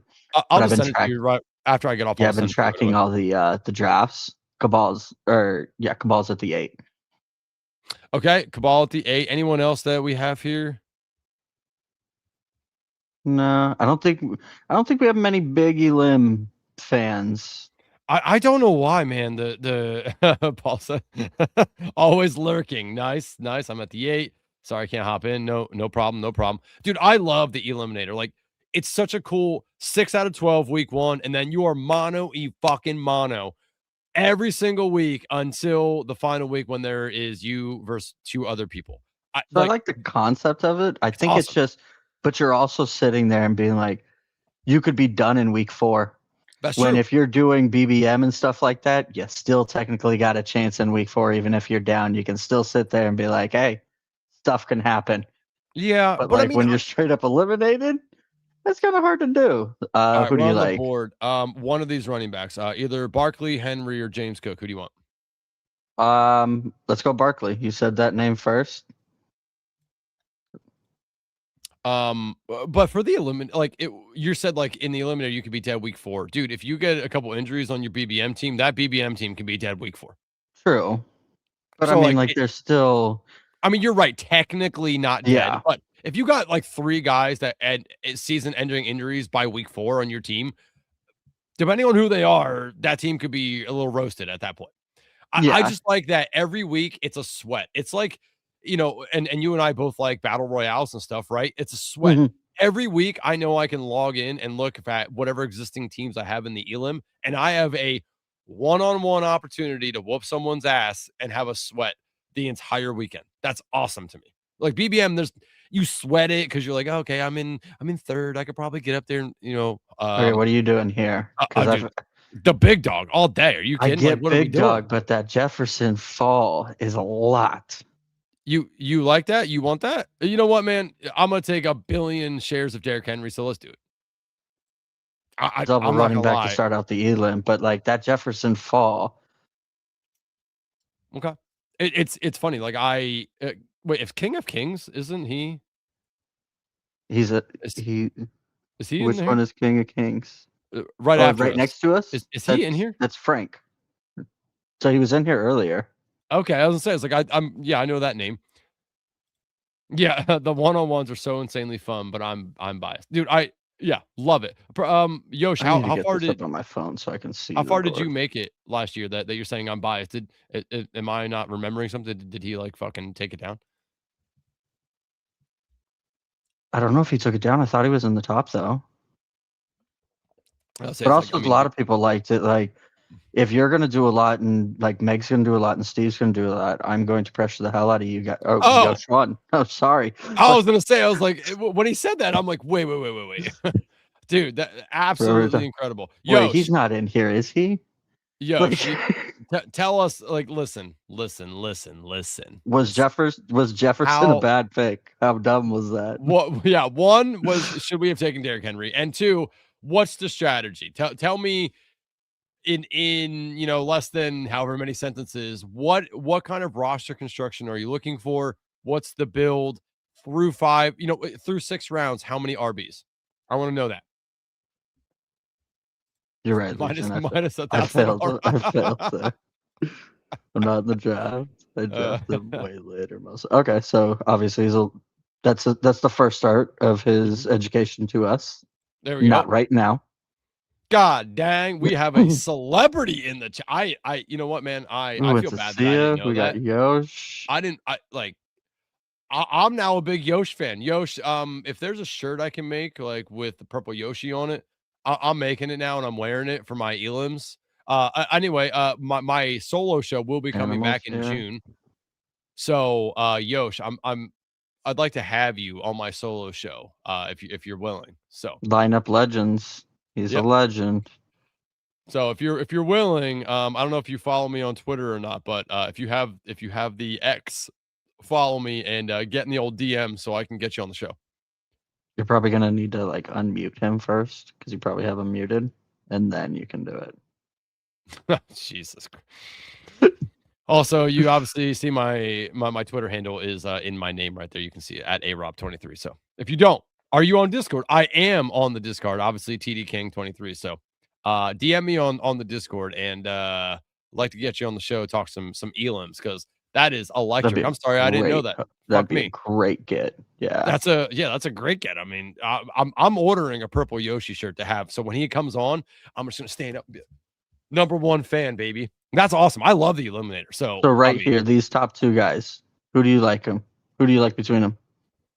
God, dude. No, they'll be on separate teams. But I mean, we can answer that later. Do you want to go with one of these wide receivers? It is Barkley and Smith if we're doing that. Is that a lot in an elim? I mean, no, but yeah, you know what, man? Let's do it. Just because I think he's gonna get good target share, but and obviously Jefferson and Higgins have the same bye. I'm not gonna lie, if Jefferson and Higgins didn't have the same bye, I was taking Higgins.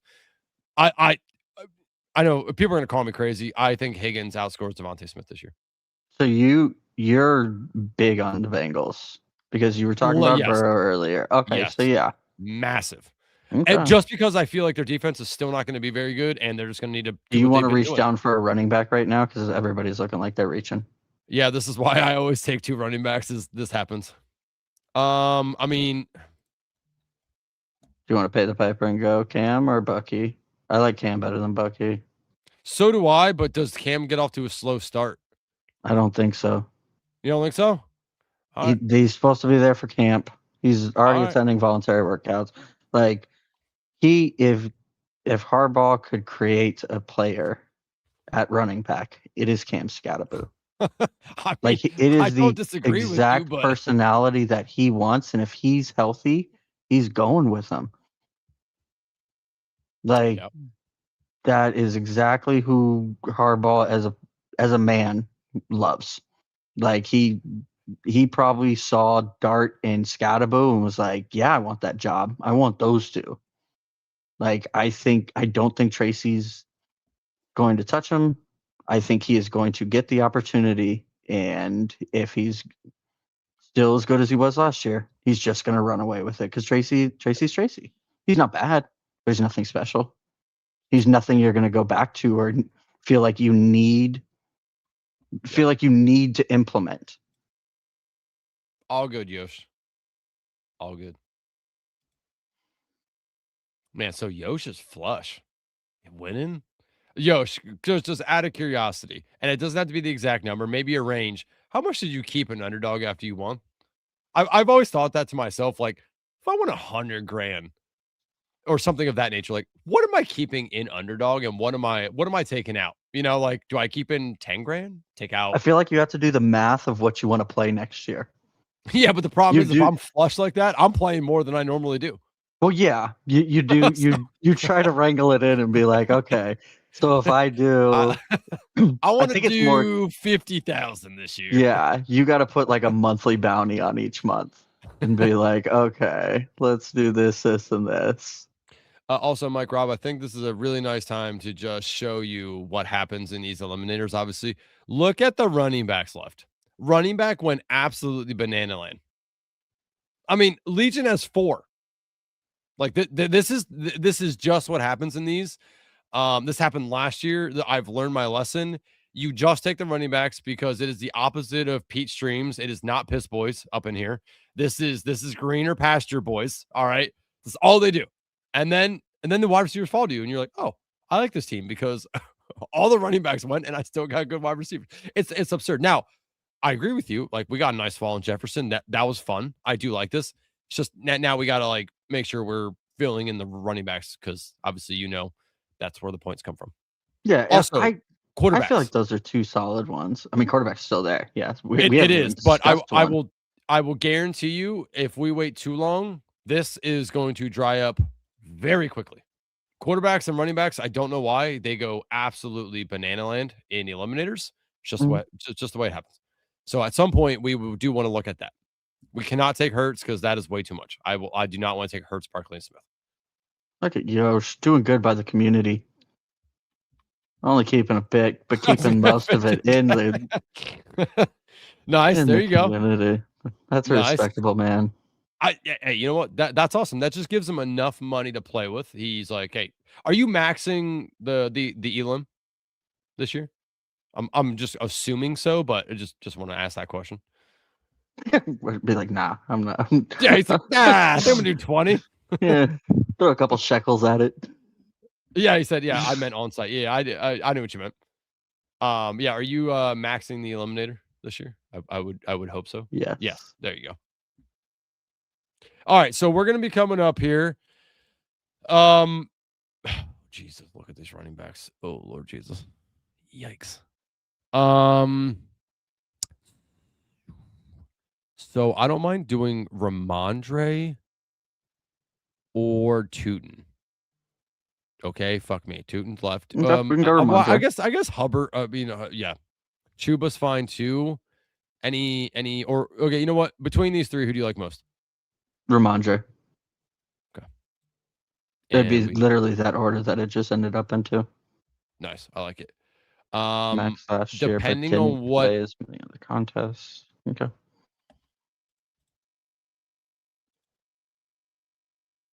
And then, did you want to hit another one right now? Well, or did you want to look at the quarterbacks? So quarterback is interesting. Like Burrow, and I know we don't have the Higgins thing, but in Elam's, I don't really think that matters. Let's go Burrow. Let's do it. Oh, man. Yeah. What do we got? Odunze. All right. Out of these 3, who do you like most? I'd rather go Burrow. I really hate Warren. You could have just said that. I would have took him out of the queue. Well, just like in this area, like I just think he shouldn't be above Rico. Oh, I love that. And I know you're a Ravens. Do you just not like Warren because you're a Ravens fan? No, like I like Rico. I'll admit that's why I really don't like Devontae Smith over like T. Higgins. Is that I'm a Commanders fan and fuck the Birds. No, like it's not that. It's just like, I mean, how many? Warren's been there for a while, right? What has he done? I mean, last year he was actually pretty solid overall. So solid that like Gainwell kept on getting more run and stuff like this. And I just don't think Rodgers likes him very much. And I think if something else is going to come around. Okay. I mean, I listen, I'm not like a stan on Jaylen Warren. I just think that like if they really liked Kenny Gainwell so much, why'd they let him walk? Because he got some money. I understand. He got more money than they deserve. Because I mean, that's true. Rodgers made that man a lot of money last year. Yeah. So like I don't think that they expected him to get as much, and I think they expected everybody was going to realize, oh, he was kind of a product of the situation. Because like I he's got opportunity in Tampa, but I don't see it going down the same way. And he's going around the area where we're saying it's going to happen again. Yeah. And I think he was kind of made by Rodgers. And I don't like Rodgers, but Rodgers was great for him. Yep. No, I mean, and you're not wrong. Again, like, I'm not a big stan on Warren. I see that there's like, I think that they are fine with him. And I don't think Rico Dowdle like pushes to take Warren's job, really. I mean, like, Dowdle was fine too, but why the hell did they let him go? Yeah, and like most of my thoughts come just off of like the guide. I looked at all the stats, like, and then you just go through players and you're going through like all the running backs at a time, and then you get to Warren and you're like, well, this isn't impressive. This is kind of just bland. You're not wrong. You're not wrong. I understand. You can get in the Substack for $34.99, and you can get 425 pages of some dope ass stuff that Bruni made, and it looks awesome. It does, and it will be continually updated throughout the summer with new shit, with the stuff that I'm pressuring these guys to do. So if you have any ideas, put them in chat, send them to me via DM. I will pressure these people to do a whole bunch of crap. Frank at the 6th. Look, say King of Kings right beside us. What's up, Frank? How we doing? I wonder if he just noticed, also, or if he just started talking. I wanted to go back. If I win the Eliminator this year, I'm getting that tattooed on me. I love me some me, 100%. Yosh, just out of curiosity, I wanted to ask him a question. How much do you value stacking in this? Do you more or less than regular contest, or does it not matter? And are we going Metcalf, Washington, Godwin? I'd rather, dude, you know what? Let's go Parker and then see if T-Law falls back. Okay, I'm cool with that. And then would you maybe want to try to grab Hunter later? Or how do you feel about Hunter? Yeah, you know what, man? Like, as I was like one of our last like wide receiver picks, I'm fine with it because like we still don't really know like what is happening there. Come on, don't do it, Masterful. This is the guy that's gonna bone us. Don't you do it, you sick son of a bitch. Oh, thank God. Oh my God. Don't do it. Don't double. Okay, don't do it, S-Dot. Don't do it. Okay, you're whispering to him. There we go. Let's go. Baby. Oh man, that you have no idea how much that tickles my fancy. I love that. I'm literally gonna end up doing a full work day of streams this week because I did 3 hours with the other night. The man who won it says way less important and borderline bad because of buy overlap, but my winning team did have some small stacks. Yeah, I think that's the key is what he's hitting on, like small stacks. T-Law and Parker Washington, a Devontae Smith and a Barkley. Like we don't need to go let's not, more than those. You know what I mean? Like unless I'm not going to prioritize getting Brent Strange now. Okay, yeah. So unless Hunter drops. Also, Mike, I know you don't pay. I don't even think you're paying attention to it. I am, but look at the buys. Okay, not the same. Not the same. Yeah, I was watching with the running backs and the wide receivers. Yeah. Yep. Now here's the thing, though, in Eliminator that you have to watch. Bye week 6. We have bye week 6 down here. 7. Like we need to 10 and 10. Like we just need to make sure we don't have too many on one, or else you can obviously bone yourself. Yeah. What if Bruni's kid was born yet? I doubt it. Hopefully, he would have texted me by now, probably. He said kid was just being stubborn, and which I also went through.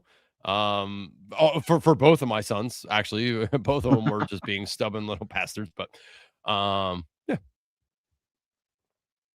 Mike, how many kids you have? 2? 2. Yes, 2. Are you done? Yeah, I got the good old you American got the old dream. thing, the snip. Okay, 10. Oh no, not that yet. But I got the boy first, and then I got the girl. I got the house. I got the wife. Like just without the picket fence. You're looking, dude. You're just living the dream. Absolutely incredible. I suck at fantasy because I rolled all my luck into life. I suck at fantasy. Oh my God. I keep donating here so the rest can go well. All right. So on the next pick here, we're good at QB for a while. I don't mind yeah. maybe taking a third and potentially see how this goes. I do want to look at running back. So we got Bill is probably one of the only guys down here that's an actual quote unquote starting RB. Aaron Jones is too, but I'm not fully sold on Aaron Jones versus Jordan Mason. Any love down here for any of these guys? Like, I'd like to get another one in one of these two picks. I like Rachaad White. You like White over Bill? I do. Why? Is it because of the Daniels connection? I think he'll make Daniels feel more comfortable, which the coaching staff will just be like, yeah, you want that? There's not much difference between White and Merritt. White can kind of do everything Merritt does, just at a little bit slower speed. And just allow them. Okay.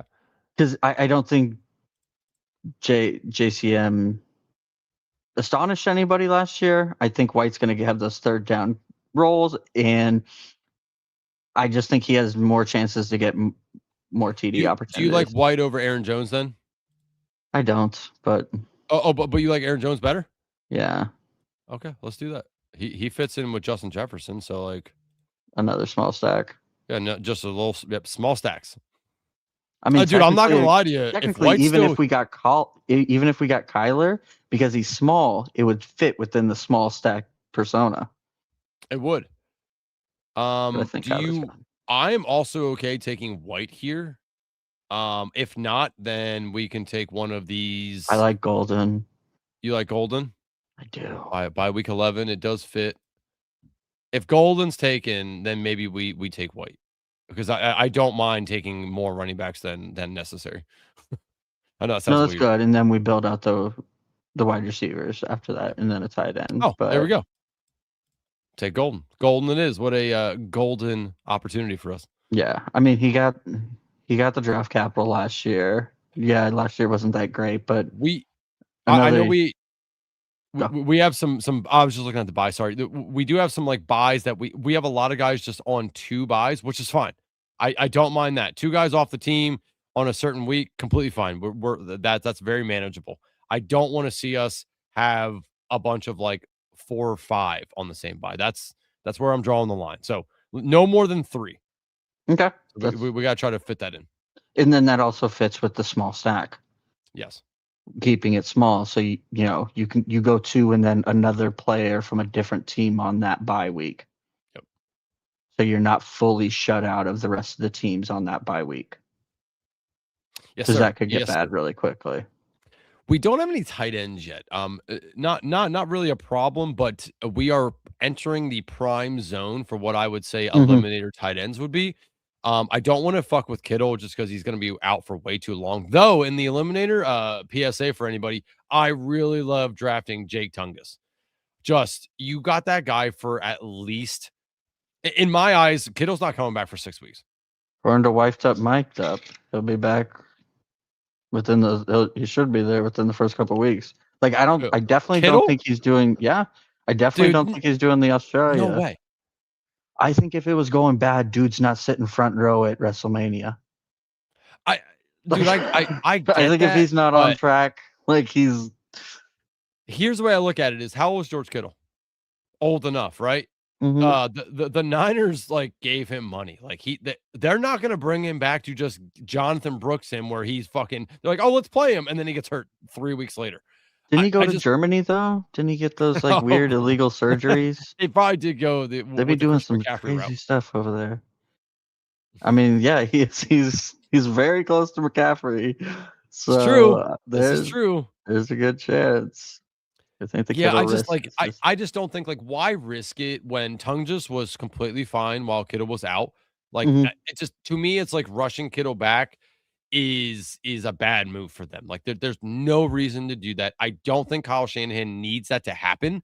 He has enough weapons there. You bring in Mike Evans. Like I don't see a scenario where they're like, like we'd love to have Kittle back by 4, like, dude, they're going to want him 100%, which I don't see for the first 6 weeks. I like Tungus as like a third tight end here, especially if you get like a Kraft who's coming off injury or, like one of those guys. Like if you take Gadsden and you're like, Do I know what's going to happen with Gaston yet? No. Or even Njoku. Pairing a Tungsten with somebody of that nature, to me, makes a lot of sense in these eliminators. Because we know he's going to play at least 3 or 4 weeks. He's the guy, in my eyes. Yeah. Let's see here. There's about to be a run on tight ends because nobody has them.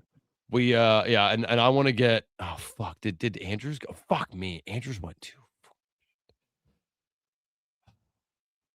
What about your boy Likely? How you feeling? He's not my boy anymore. You know how much money he lost me? You Andrews, still how many times did I put in chat Likely TD? And how many times was I wrong because of that every time? Okay, like I like okay Likely here. Goddard. Oh fuck, no, we can't do Goddard. That's 3. No, we I don't can't. like that. Yeah. What is like go scroll back up? Like, oh damn. What? Scroll back up to. Well, I was looking at the 8 because again we were trying to stay away from. Oh, 8. Oh, we have Cam Scatterboo, so that's still only 2. Oh, dude, I didn't even realize that. Oh my god, I forgot about Scatterboo. All right, here. Yeah, now the Giants are off the board. I think we need to take a wide receiver. I don't mind Shakir if we wanted to. Coker's okay. Like I don't like taking a ton of rookies because if they start out really slow, that blows. So what are your thoughts? I mean, there's Coker. There's Shakir. Which one? Yeah, dude, Shahid. Like, you like Coker or Shakir? Let's go Shakir. We at least know he's going to get opportunities. That's a 7. We have a Parker Washington 7 and T Law. Like, I don't mind this. I wouldn't want to take another 7. No, yeah. Into wide receivers. And they're both battling for that 3. So that week, Golden's are 3, and battling with whoever the hell else we. If pick Golden doesn't have an established role by week 7, I think Golden is dead in the water. Oh God, yeah. I mean, if we don't see it within the first couple of weeks, it's probably not happening. It just means that we're probably ready for our wide receiver carousel in Green Bay again. Yeah, Coolers was talking about Kittle. He said that if anything, where's it here? I think the Kittle risk is that he just never looks the same again, rather than can't get on the field early in the season, age plus re-injury risk, etc. Which I agree with. I just don't think like the Niners want to rush him back. Hartman says, I'm not sure being at WrestleMania is enough to convince me. He did look impressive chugging those beers, though. Dude was impressive with the beer chugs, by the way. Kittle. Yeah, and I know I've told the story. I sat beside his sister. She has pictures. Like, I've loved George Kittle for a long time because I'm like, oh, that's cool. I sat beside his sister. But him chugging the beers, I absolutely love that. I love David Bakhtiari when he did that with Aaron Rodgers at the Bucs game. That's all-timer stuff for me. Tungus, pass whatever you're smoking. Shit. It is all Microsoft's fault. He's a bad person. It's bad influence, bad person. Giants have a great playoff schedule. Yeah, like I don't really look at that stuff too much in the Elam because every week it's one-on-one. I just kind of look at like maximizing points per se, but it is a good note. All right, so Mike Rob, we are currently at 2-4-5-1, big dog. I would like to look at running back here again. I feel like running back and tight ends have to be. We cannot do Charbonnet. Nope. Not at this point. Anybody down here like Dylan Sampson's interesting. I know he's a week 11 and we have Ramondre, but like he could have some early play because you know what I mean. Like that's not bad. Tyler Algier as well, like might get some early play until J Love is really and that's a week 14, so that's a man on his own island there. Yep. So I don't mind that as well. Both those guys are cool in my book. What do we got tight end wise left? I'm kind of cool. No, I'm not. Fuck you. Oh fuck. All right. Well, I like those two. Just taking these two. Who do you want first? Two. Samson first, probably because he's probably the only other one that gets like early play. Yeah. All right. Yeah, same as Ramondre, but by week 11, Samson might just be dead, and we don't really need to worry about that point. And then we're still probably going to get one more running back, right? So as long as it's not a week 11 bye, then especially if it's a rookie, we're just hoping they play into God. Who is that?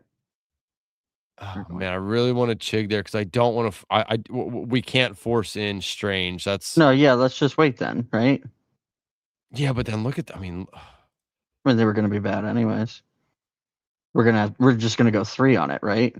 We're gonna have to, yeah. What do we got? 8. Okay. All right. So probably a wide receiver here. Do you want to take Trey Tucker just because he's kind of Trey like Tucker's, established? Yeah, I think that's a good pick for this one. That's like this is how I kind of look, and he's by week 13 And, too, yeah. which is nice. This is how I kind of look at some of these guys for the elims is like you want some, especially week 1. You want to get out of the 6 out of 12. Then you go 101, and it's kind of all helter skelter after that. You get out of the 6 of 12 with some established guys, and just pray that your team just like if Yosh is in here, he'll probably agree. You just got to get lucky sometimes. Just go up against opponents that maybe are down some players, and I would say there's strategy to it, but you definitely got to get lucky. You got to make sure you have established guys in here, not a ton of rookies, as opposed to like how you're drafting BBMs and puppies and stuff. I would say some rookies, but more back end guys that like later on down the road might help. Not a lot out of the gate until they get established, in my opinion. So do you have a late round dart running back that you like? You mean beside Katron Allen? Like I don't mind Nick. Like for Eliminator though, it's like different in my eyes. Like Kamara, I like here more because he's established. Mm-hmm. The like Jordan James. No, I can't even say Jordan James. So, like, here's the guys I would be willing to take some play on. Okay, Alvin Kamara, fuck me. Man, like Emmanuel Wilson's interesting in Eliminator just because of what is going to go on there. They have a rookie coming in, and Zach Charbonnet's not available, but he's by week 11, so we can't really do that for our running backs. Like that's bad for us. Katron Allen, again, like fine. Like I don't think we really need him. If he establishes himself, he might get there by the time that we need him with the like Barkley and Ramondre. So I don't mind that. Dude, we're in like Eliminator wasteland down here right now. Like this is tough. BBM, I have. It's funny how like you just view it totally different because you're just like I'm just looking for that 1 week. In here, you're just like, who can actually help me? Like honestly, like the we can't do that. Like these are probably the 3. You know what? Maybe these are probably the 4 guys left that I like even remotely. No Sean Tucker. No, like I guess not even with the Bucky news, the shoulder stuff with Bucky. Damon Claiborne would be, but not for this team because we went Aaron Jones. Because like I was literally thinking about Claiborne before we went Aaron Jones. 7, 9. Like actually, dude, all these dudes. Sean Tucker has 10, so does Barkley, but that's first and last. Like okay, you pick our last guy in here. I want to take him before everyone else does. Who do you want? Katron Allen has the most chance of having play, especially in that week 11. Like by week 11, he should be established, and that's what we're looking for. Yeah, based off of this build. I mean, I agree. That's what we're looking for. We're looking for somebody to make sure that week 11 is solidified, technically. Yep. So now we just hit that 6, tight 1, end. by the way. Yeah, so we need either. So you want to go tight end or wide receiver here? I kind of want to take a tight end. I like Gunner. Yeah, say Gunner, Pat, either one of those guys. She's in the back, isn't she? Do you see her back there? Who? Meg. Is she in the background? Or would she just pop up? Okay. I think Washington has a good chance of beating Firemouth. Oh, dude, Gunner Helm just went. What do you want to do? Shit. I don't know. Take a tight end. All right. Well, I mean, at least. Damn it. Yeah, dude. I mean, I don't know what to do. What do you? I mean, hopefully I'm wrong. Hopefully I'm wrong. That's what we need hope for.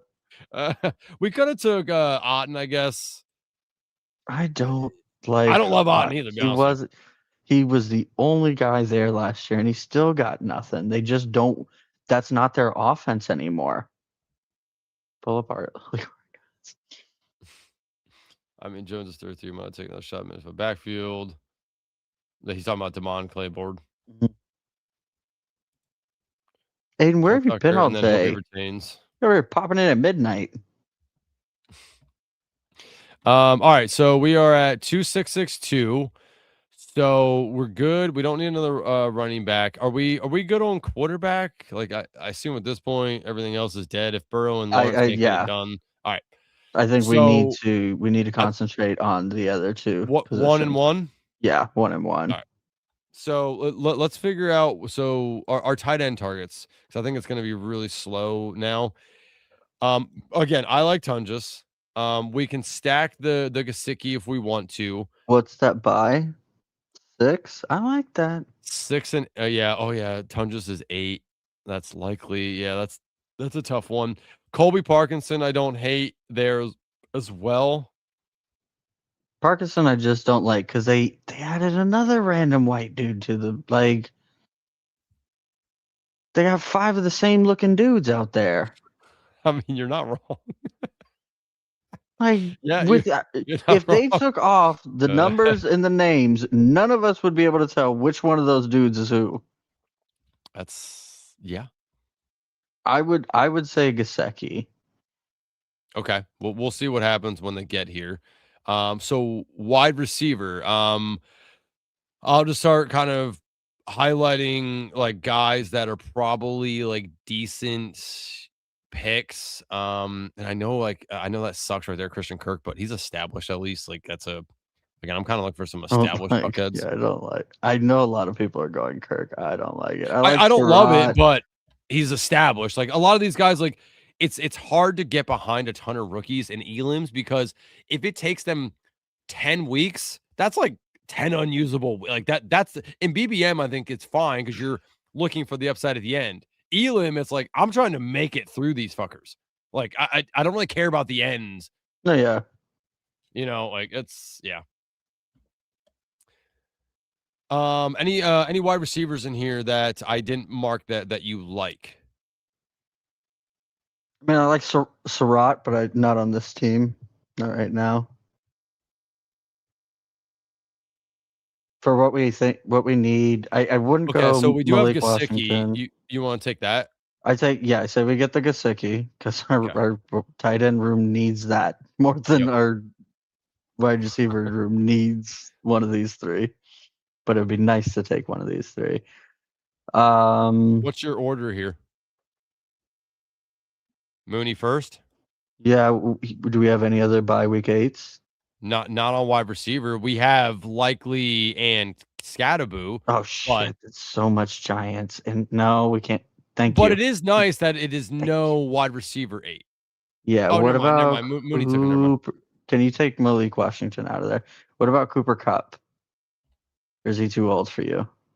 No, I mean he's established. We only have Golden on 11, so if you feel okay with Kupp, you're sounding like Bruni right now, but I'm okay with it. I mean, he's at least it was just born. Yeah, it's probably what it was. I get it. By week 11, so he doesn't, other than Golden, it doesn't really kill us there, and we only have Dylan Sampson and Ramon. So we do have 4 on 11. You know what's really funny? The first draft we did, we didn't think about bye weeks at all, and it just went so easily. Mm-hmm. We were so thinking about bye weeks this time, and it became the hardest effing thing in the world. Well, that's because in this one you kind of have to think about them. No, right? I know, but it was just like the first one just fell into place. That's true. In this one, we're trying to do it, but it was just like catching falling knives, like by the point. So we went 2, 6, 7, 3. We Joe Burrow and the newly freshly cut Trevor Lawrence. Shout out Saquon, Penn State, Barkley, Cam Scattaboo. Shout out Meg and Steve. Ramondre Stevenson, Aaron Jones, Dylan Sampson, and Katron Allen. So I don't mind the running back room. We have some nice established guys in here. The Scattaboo hopefully is fine, good to go. And then I think we got early play with Dylan Sampson, which if Scattaboo is not right to go, Dylan Sampson might just fall into there, which I like. And then Katron is like the dart throw of could lead the backfield. Fall on Justin Jefferson, which again is nice. I do like that. Smith, Parker Washington, Matthew Golden, Shakir, Trey Tucker, Cooper Kupp, and then Isaiah Likely, Pat Freiermuth, and Mike Gesicki. Let me ask you, do you like this team how it started or how it finished, or would you have rather had Derrick Henry instead of Justin Jefferson? Because we probably would have, if we would have took Henry here, we may not have taken Scadaboo, and we probably would have taken a wide receiver at that point. Do you like that better or no? Just to pull up the board for you. Pull up the board. Let's see. If we took Henry here, we probably would have taken something of this nature: the Flowers, Wilson, Higgins. So we would have ended up with the Higgins, Burrow, probably. Potentially. Yeah. I mean, I guess I would rather go. So what's our 2v2? Henry and Higgins versus Jefferson and Scadaboo? Yeah, it would have been like the Barkley Henry top picks, and then with probably Higgins and Burrow, as opposed to Barkley, Jefferson, Scadaboo, Burrow. Yeah. Like dude, like look at the board in the top 4 rounds. The green is just, it's just fucking everywhere. I actually don't mind what we did, because I don't typically do this, where I would have taken Barkley, Henry just all the time. Like I'll take that over the Barkley, Jefferson 9 times out of 10. But I'm glad we did it, because one, that showed me that, okay, I do really just like Henry Barkley more. And 2, I'm not going to have a lot of this build. So mixing it up, we don't know that we're right. Justin Jefferson could have a fantastic year, and that just means that we picked a guy that typically doesn't go here, in these drafts. So I do like that we did that. It kind of showed me a little bit and mixed it up. Yeah, they group together a lot more than they do in like a normal BBM or anything like that. That just goes back to like, that's why these shows these guys are going to do, the columns these guys are going to do, the stuff that's going to be put in this big ass guide that we have, or you guys have, that like I'm adopted into. That's a you and Bruni brainchild. Don't lump me in. He showed me a few weeks ago, and I was like, this is dope. Like, this is nice. It's my gosh, like I had an idea of what it could be, the stuff that dude created, and it's just like, he's going to hopefully take me to school, teach me how to do some of these things, so we can get like I said, some of these things out for during the year. Yep. We'll come back next year even crazier. And yeah, just hopefully using information that, like, tell us what you guys want to see. Tell us what you guys want to see in these things that make it worth it. Legion. Yeah. Legion. Yeah, I want to go to his team. So Legion went Hurt 3573. I just saw a vaporware said opposite of pissing yellow. So he was here. That's exactly right. Yeah, this is what happens. So Jalen Hurts, Sam Darnold, Kirk Cousins, McCaffrey, Jeremiah Love, Kyron Williams, Bucky Irving, Jordan Mason. That's a nice running back room. Wide receiver, Jameson Williams, Sutton, Jacoby Myers, Coker, Flournoy, Adonai Mitchell, and Jalen Knoll. So he said, what did he say? He wished he grabbed an anchor wide receiver. So it would have been probably the non-Love pick to take him there. I guess Kyron. Maybe. Yeah, that's true too. Because like you can get Ladd, right? Kyron would have been Nico Brown Smith. Yeah, oh yeah, you could have definitely still traded him, or even then you come back, you don't take Bucky, you get Igbuka, Evans, or Burden. Yeah. Or even the lad, the DJ. So yeah, I get where he's talking about. And like Legion, how many of these have you done?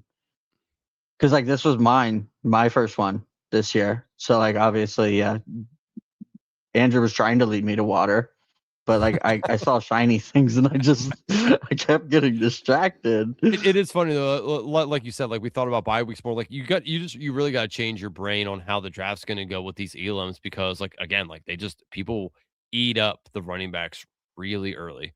Yeah, and then not being able to like remember the exact bye week, right? 24 hours after.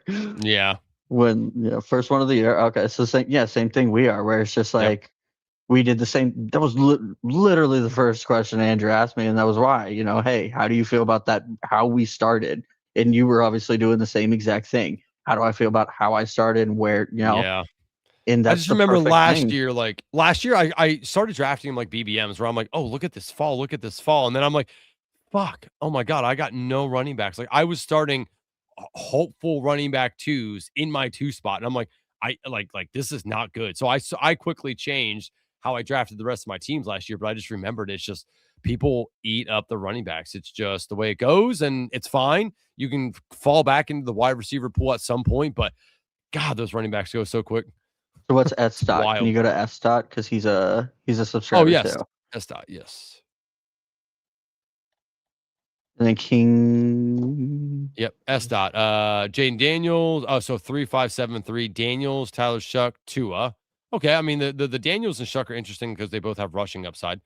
Bye week 70-11. Genty, Ken Walker, Chuba, Tyrone Tracy, Keaton Mitchell. I don't like that Chuba and Walker on the same because then in week 5 already he's relying on Genty and Tyrone Tracy. If Scataboo's back, that could be a problem. Chris Olave, Tet McMillan, Malachi Lemon, Johnston, McMillan, Naylor, Antonio Williams, and then Tucker Kraft, Gunnar Helm, Eli Stowers. Like again, like I don't love the Stowers. I'd rather have like seen him take somebody else different in front of Helm and then have Helm as the 3. I mean, he doesn't need Stowers for 9 weeks. So I guess it's okay. Bye weeks though overall, like not bad. Like I mean, he got hit where we were too, because he was looking for a tight end right when we were as well, and I think if we go back at it, I think Chig went right before both of us were able to go. Yeah, I think so. I think we were both trying to hold off on him. Yeah, not bad. Like I don't hate the team. He has some good solid players in there. Who else do I need to look at here? Guys, I have a surprise for you. I want to order hats and I want to get your feedback. Hold on. I got to put my thing into max view here. Yes. Woo-wee. I like. Okay, but I don't know if my dad even said, he was like, I think the front, it's like too high. Meg, what the fucking Santa Claus are you wearing? This is my, what do we call it? The Carmela, the Sopranos. It's my most coziest like jacket. I'm so cozy. Tracksuit Mafia. Okay, all right. It looked like Santa Claus there for a second. I was like, Meg's about to give out some sweet giveaways. Actually, thank you. I forgot to do any giveaways. We are going to be Santa Claus when we go. Distracted by Pete. I did. I got just distracted by Pete, all the amazing guests we had, and forgot to be Santa Claus and do giveaways. Well, so, Mike, before we get off this, anybody else I want to do our due diligence. Anybody else that we need to look at for subscribers? I just checked and I didn't see anybody else that was a current subscriber. There's some people here. I just want to make sure that we weren't about to. Oh, that's awesome. Okay. Yeah, Losimo, right? Did you do? Is Losimo a subscriber? I think so, but Losimo went 3573. Nix, Gino, Aaron Rodgers. Again, Meg, this is a eliminator. I don't know if you've been watching or not, but it's an Elam. So that'll be tough. Bo Nix coming back from injury, Gino establishing himself, and Aaron Rodgers. Rodgers is gonna Roger. I love Rodgers, but sometimes he just. He had a big week one last year. He did. That is true.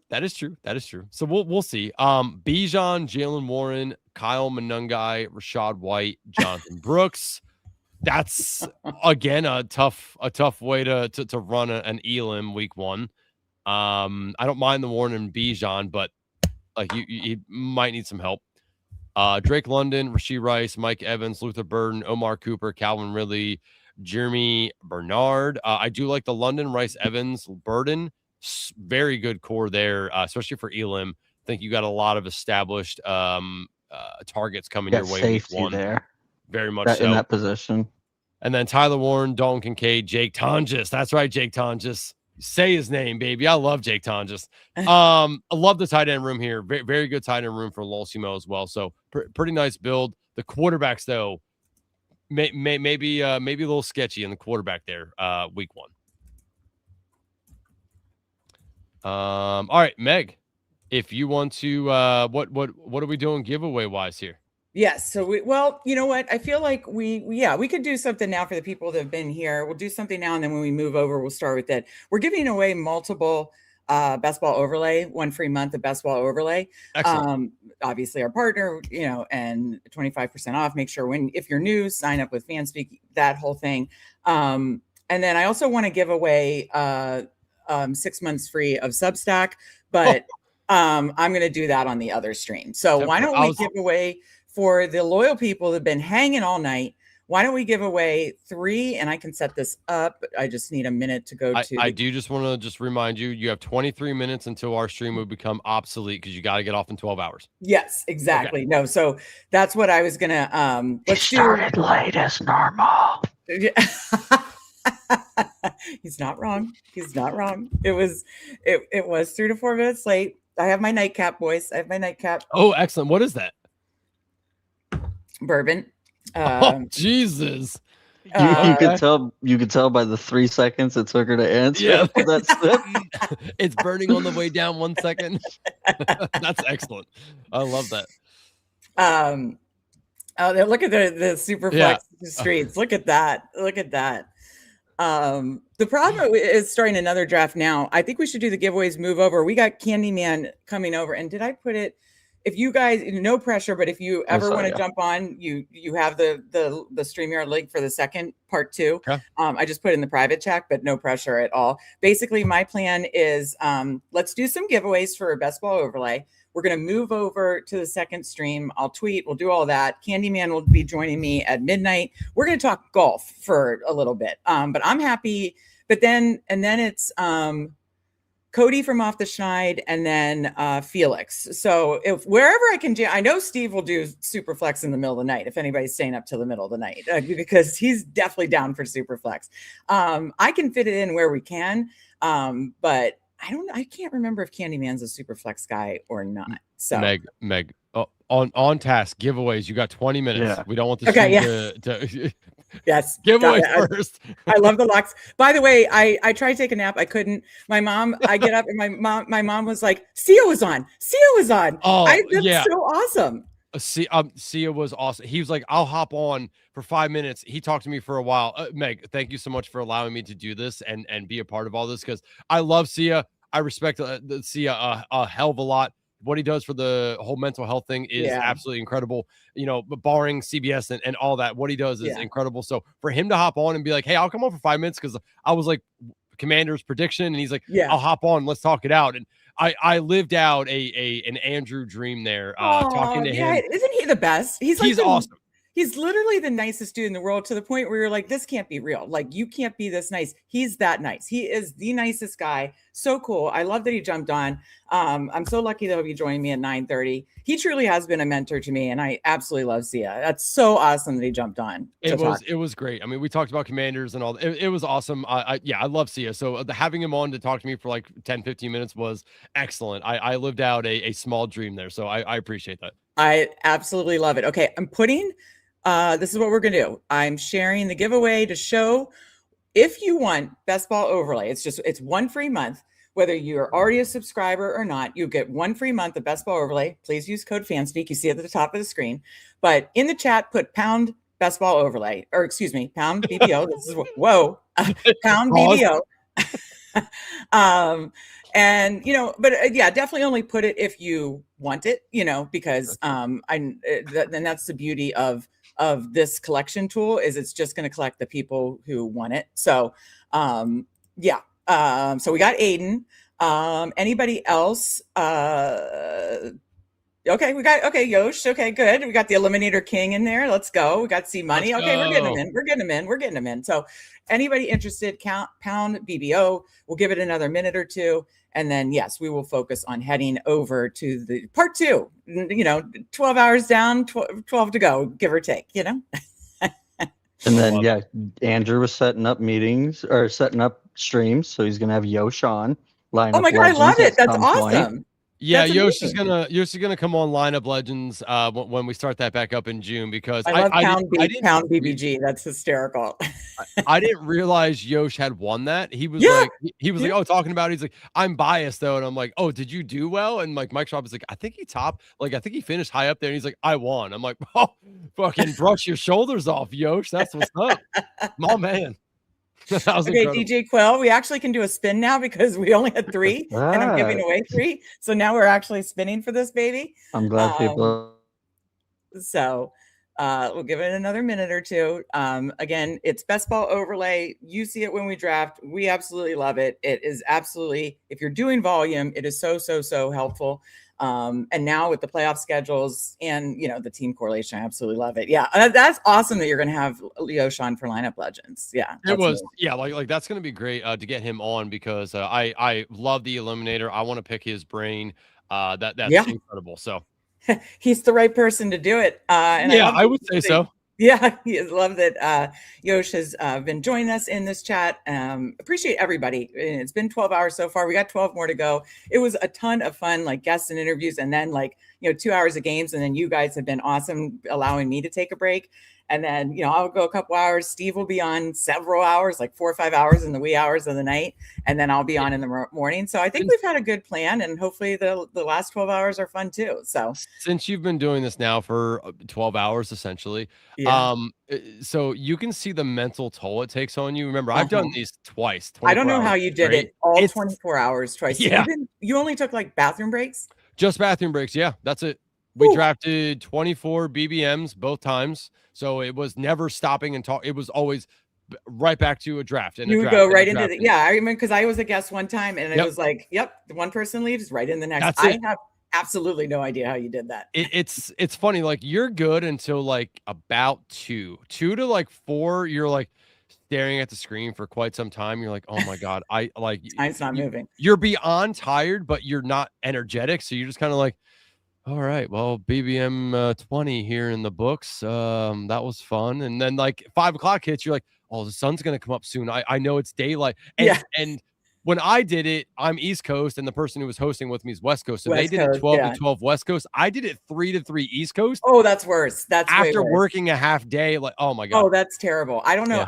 3 to 3. I have no idea how you pulled off 3 to 3. Okay, yeah. Aiden said, I can't believe I'm gonna be watching YouTube stream at 4 a.m. drafting Superflex. Yeah, hashtag goals. You know. All right, it's time to spin. We have enough people in. Number 1 goes to. It's gonna be Yosh. I can feel it. Yeah, you're running pure. I can feel it in my Kelsey plums. Oh, it was complaints. Oh, Aiden won last time, so this will be a second month free for our guy. Are we comparing complaints? Okay, so Aiden. Emo came back. Thank you, Emo. 2. Who gets the second BBO here? Are you still calling Yosh? It feels like it. Yeah. Oh, let's go. I mean, it was a small, you know, he had a high percentage chance. Max we got a late. His name's in there. I saw it. Yep. Late edition. Nice. And the win. Mac. Oh, potatoes. Nice. Aiden says bang 2 straight months. Let's go. Yeah, that's what I'm talking about. Nobody runs better. I mean, nobody runs better. When you got it, you got it. You know, go and brush your shoulders off. Exactly. So I'm gonna, because the last time we did a giveaway for the cards, I was only able to track down 3. I felt like I was like trying to like hunt people down, and so yeah, if you guys could find it, either message me on Discord or message me on Twitter, Megs08 DFS on Twitter, and of course Discord. You know, most of you are probably in it, so in our Discord. So please message me on either. But if not, just in case, I'm writing them down. So it was Aiden, Hulk, and Yosh. Of course Yosh, Purple Yosh. Respect, Emo. Respect. That's a hell of a Holy day. A hell of shit. 2 days actually. Was awake 40 hours after waking up early, working a full day, going to a spin class with Pete for UD Cardi Club, partying all night, staying up to fly out. Oh my God. And you worked out when you landed? I definitely would have been like, oh no. No. Yeah. That's Emo. How old were you? Were you like early 20? No, if you were doing it with Pete, that was probably within the last 4 or 5 years. Yeah, it had to be a couple years ago. I think the spin class for cardio club the shit I could pull off in my 20s is like just legendary to me now. Now I'm like, it's like I would tell the tale and it's like this version of Vegas Megan could pull it off, but the 40-something-year-old Megan can't pull off shit. I mean, I'm surprised I can pull off this, but that is incredibly impressive, Emo. Meg, we okay, got 13 minutes. Okay, I got it. Okay, we're gonna land this plane. Don't you worry. Mac Nova, this is Best Ball Overlay. Just message me in Discord or DM me on Twitter, and I will send you all the details. Sign up, get you the money for the free link, all the things. So we will set that up. So Best Ball Overlay, but yeah, message me and I will set up with all the. Just got off time. Perfect. We've got 12 more hours to go. So okay, here's what I'm gonna do. Let me first put the link in chat for them to follow us over. So that's pretty important. So as I always say to Steve, talk about something fun so I can make sure I don't accidentally have the speakers on. You guys talk amongst yourselves. All right, Mike Rob, I know I just introduced you to the first eliminator, but do you feel like that is something that you're going to do more of, or is that like I'll do 5 and it's not for me? I like the fact that it's different. Like it's going to challenge you differently, especially when you do so many of these straight up just regular drafts where you're doing the same draft, same shit half the time, same people in them. Because you're usually drafting around the same time as other people, so you're getting the same things, and it's going to challenge you. It's going to make you think of getting different exposures. It's going to allow you to get those exposures that you may not want to get in those bigger contests. Yeah. But I really like the idea. Like I said, like if you guys are in content, like as somebody with content or trying to be in it, I think the Eliminator is like the perfect contest. It is week by week, fun, different sweat equity. Yeah, different conversations you can have. You can have, a portion of your guys' stream where it's just you're looking at the Elim team and you're talking crap about the one you're about to face. And then you're going to go to your next Elim team. It's about to have half the team that you just crapped on, but it's awesome over there, and you're going to crap on the other team. It's a cool way to combat battle royales too, because you have your Elim team's already set. So like you're looking at him and you're like, all right, like I got a bunch of this guy going into Elim this week. Maybe I don't do that in battle royale and I look for something else. So it's a nice way to, kind of ping pong off of the dailies as well. But it's a fun. I mean, it's a daily that you may have all year long. It's awesome. If you like the weekly winners thing, but you actually want a sweat every week, a full sweat, that's the way you want to go. Yeah. I am so bad at weekly winners. I don't know why I have never had success at weekly winners. I stink at weekly winners. Mm-hmm. But I'm down for every other underdog contest. Putt Daddy, I love this. Lazy Boy Popcorn, San Antonio Mini Fanspeak, living the dream. Absolutely. Yeah, Emo was in his late 20s, but I still give that a ton of credit. That's absolutely amazing. And this is the link, folks. So we are gonna shut this thing down in like 1 minute. And I'm going to head straight over to StreamYard and open up the other one, and we will get that started. So head over there, because in 6 minutes, Chris, the Candyman, is joining me, talk golf. Again, you guys, be welcome to come and go as you please. I did send you the StreamYard link, but absolutely no pressure, because it's late, and I'm just grateful that you guys, Mike, you were the absolute GOAT, helping me with 2 games. That was awesome. Couldn't have done it without you. And Mike and Andrew, Rob team was absolutely amazing. So thank you guys. And I'm so glad you got to stream with Sia for even just 5 minutes. Incredible. Yeah. I was away, so you don't need to worry. You don't have to go back and be like, shit, did Mike say anything? Mike was away at the moment. Mike came back on the moment Sia left. It was awesome. Yeah. Okay, and then guys, next time we talk, we'll talk about hats. I think we need a DGen Dad's hats for you guys. Yes. But then is this too high? I need thoughts. This is literally just a test hat. And I got Steve one, but let's be honest, he won't wear it. You know what I mean? He doesn't put anything in his background. He doesn't care what he wears. It's like, he's probably not going to wear it. So I need feedback on the hats. We'll work on that. But I do like that. Okay. You do like it. Okay. Yes. All right. We'll talk about that and the DGen Dad hats next time. But anyways, guys, both of you, I love you. Thank you. I am ending this stream in about 10 seconds. And everybody who wants to join us, meet us over on the link in chat, and of course on YouTube. So thank you for the first 12 hours. Let's go start the second 12 hours right now.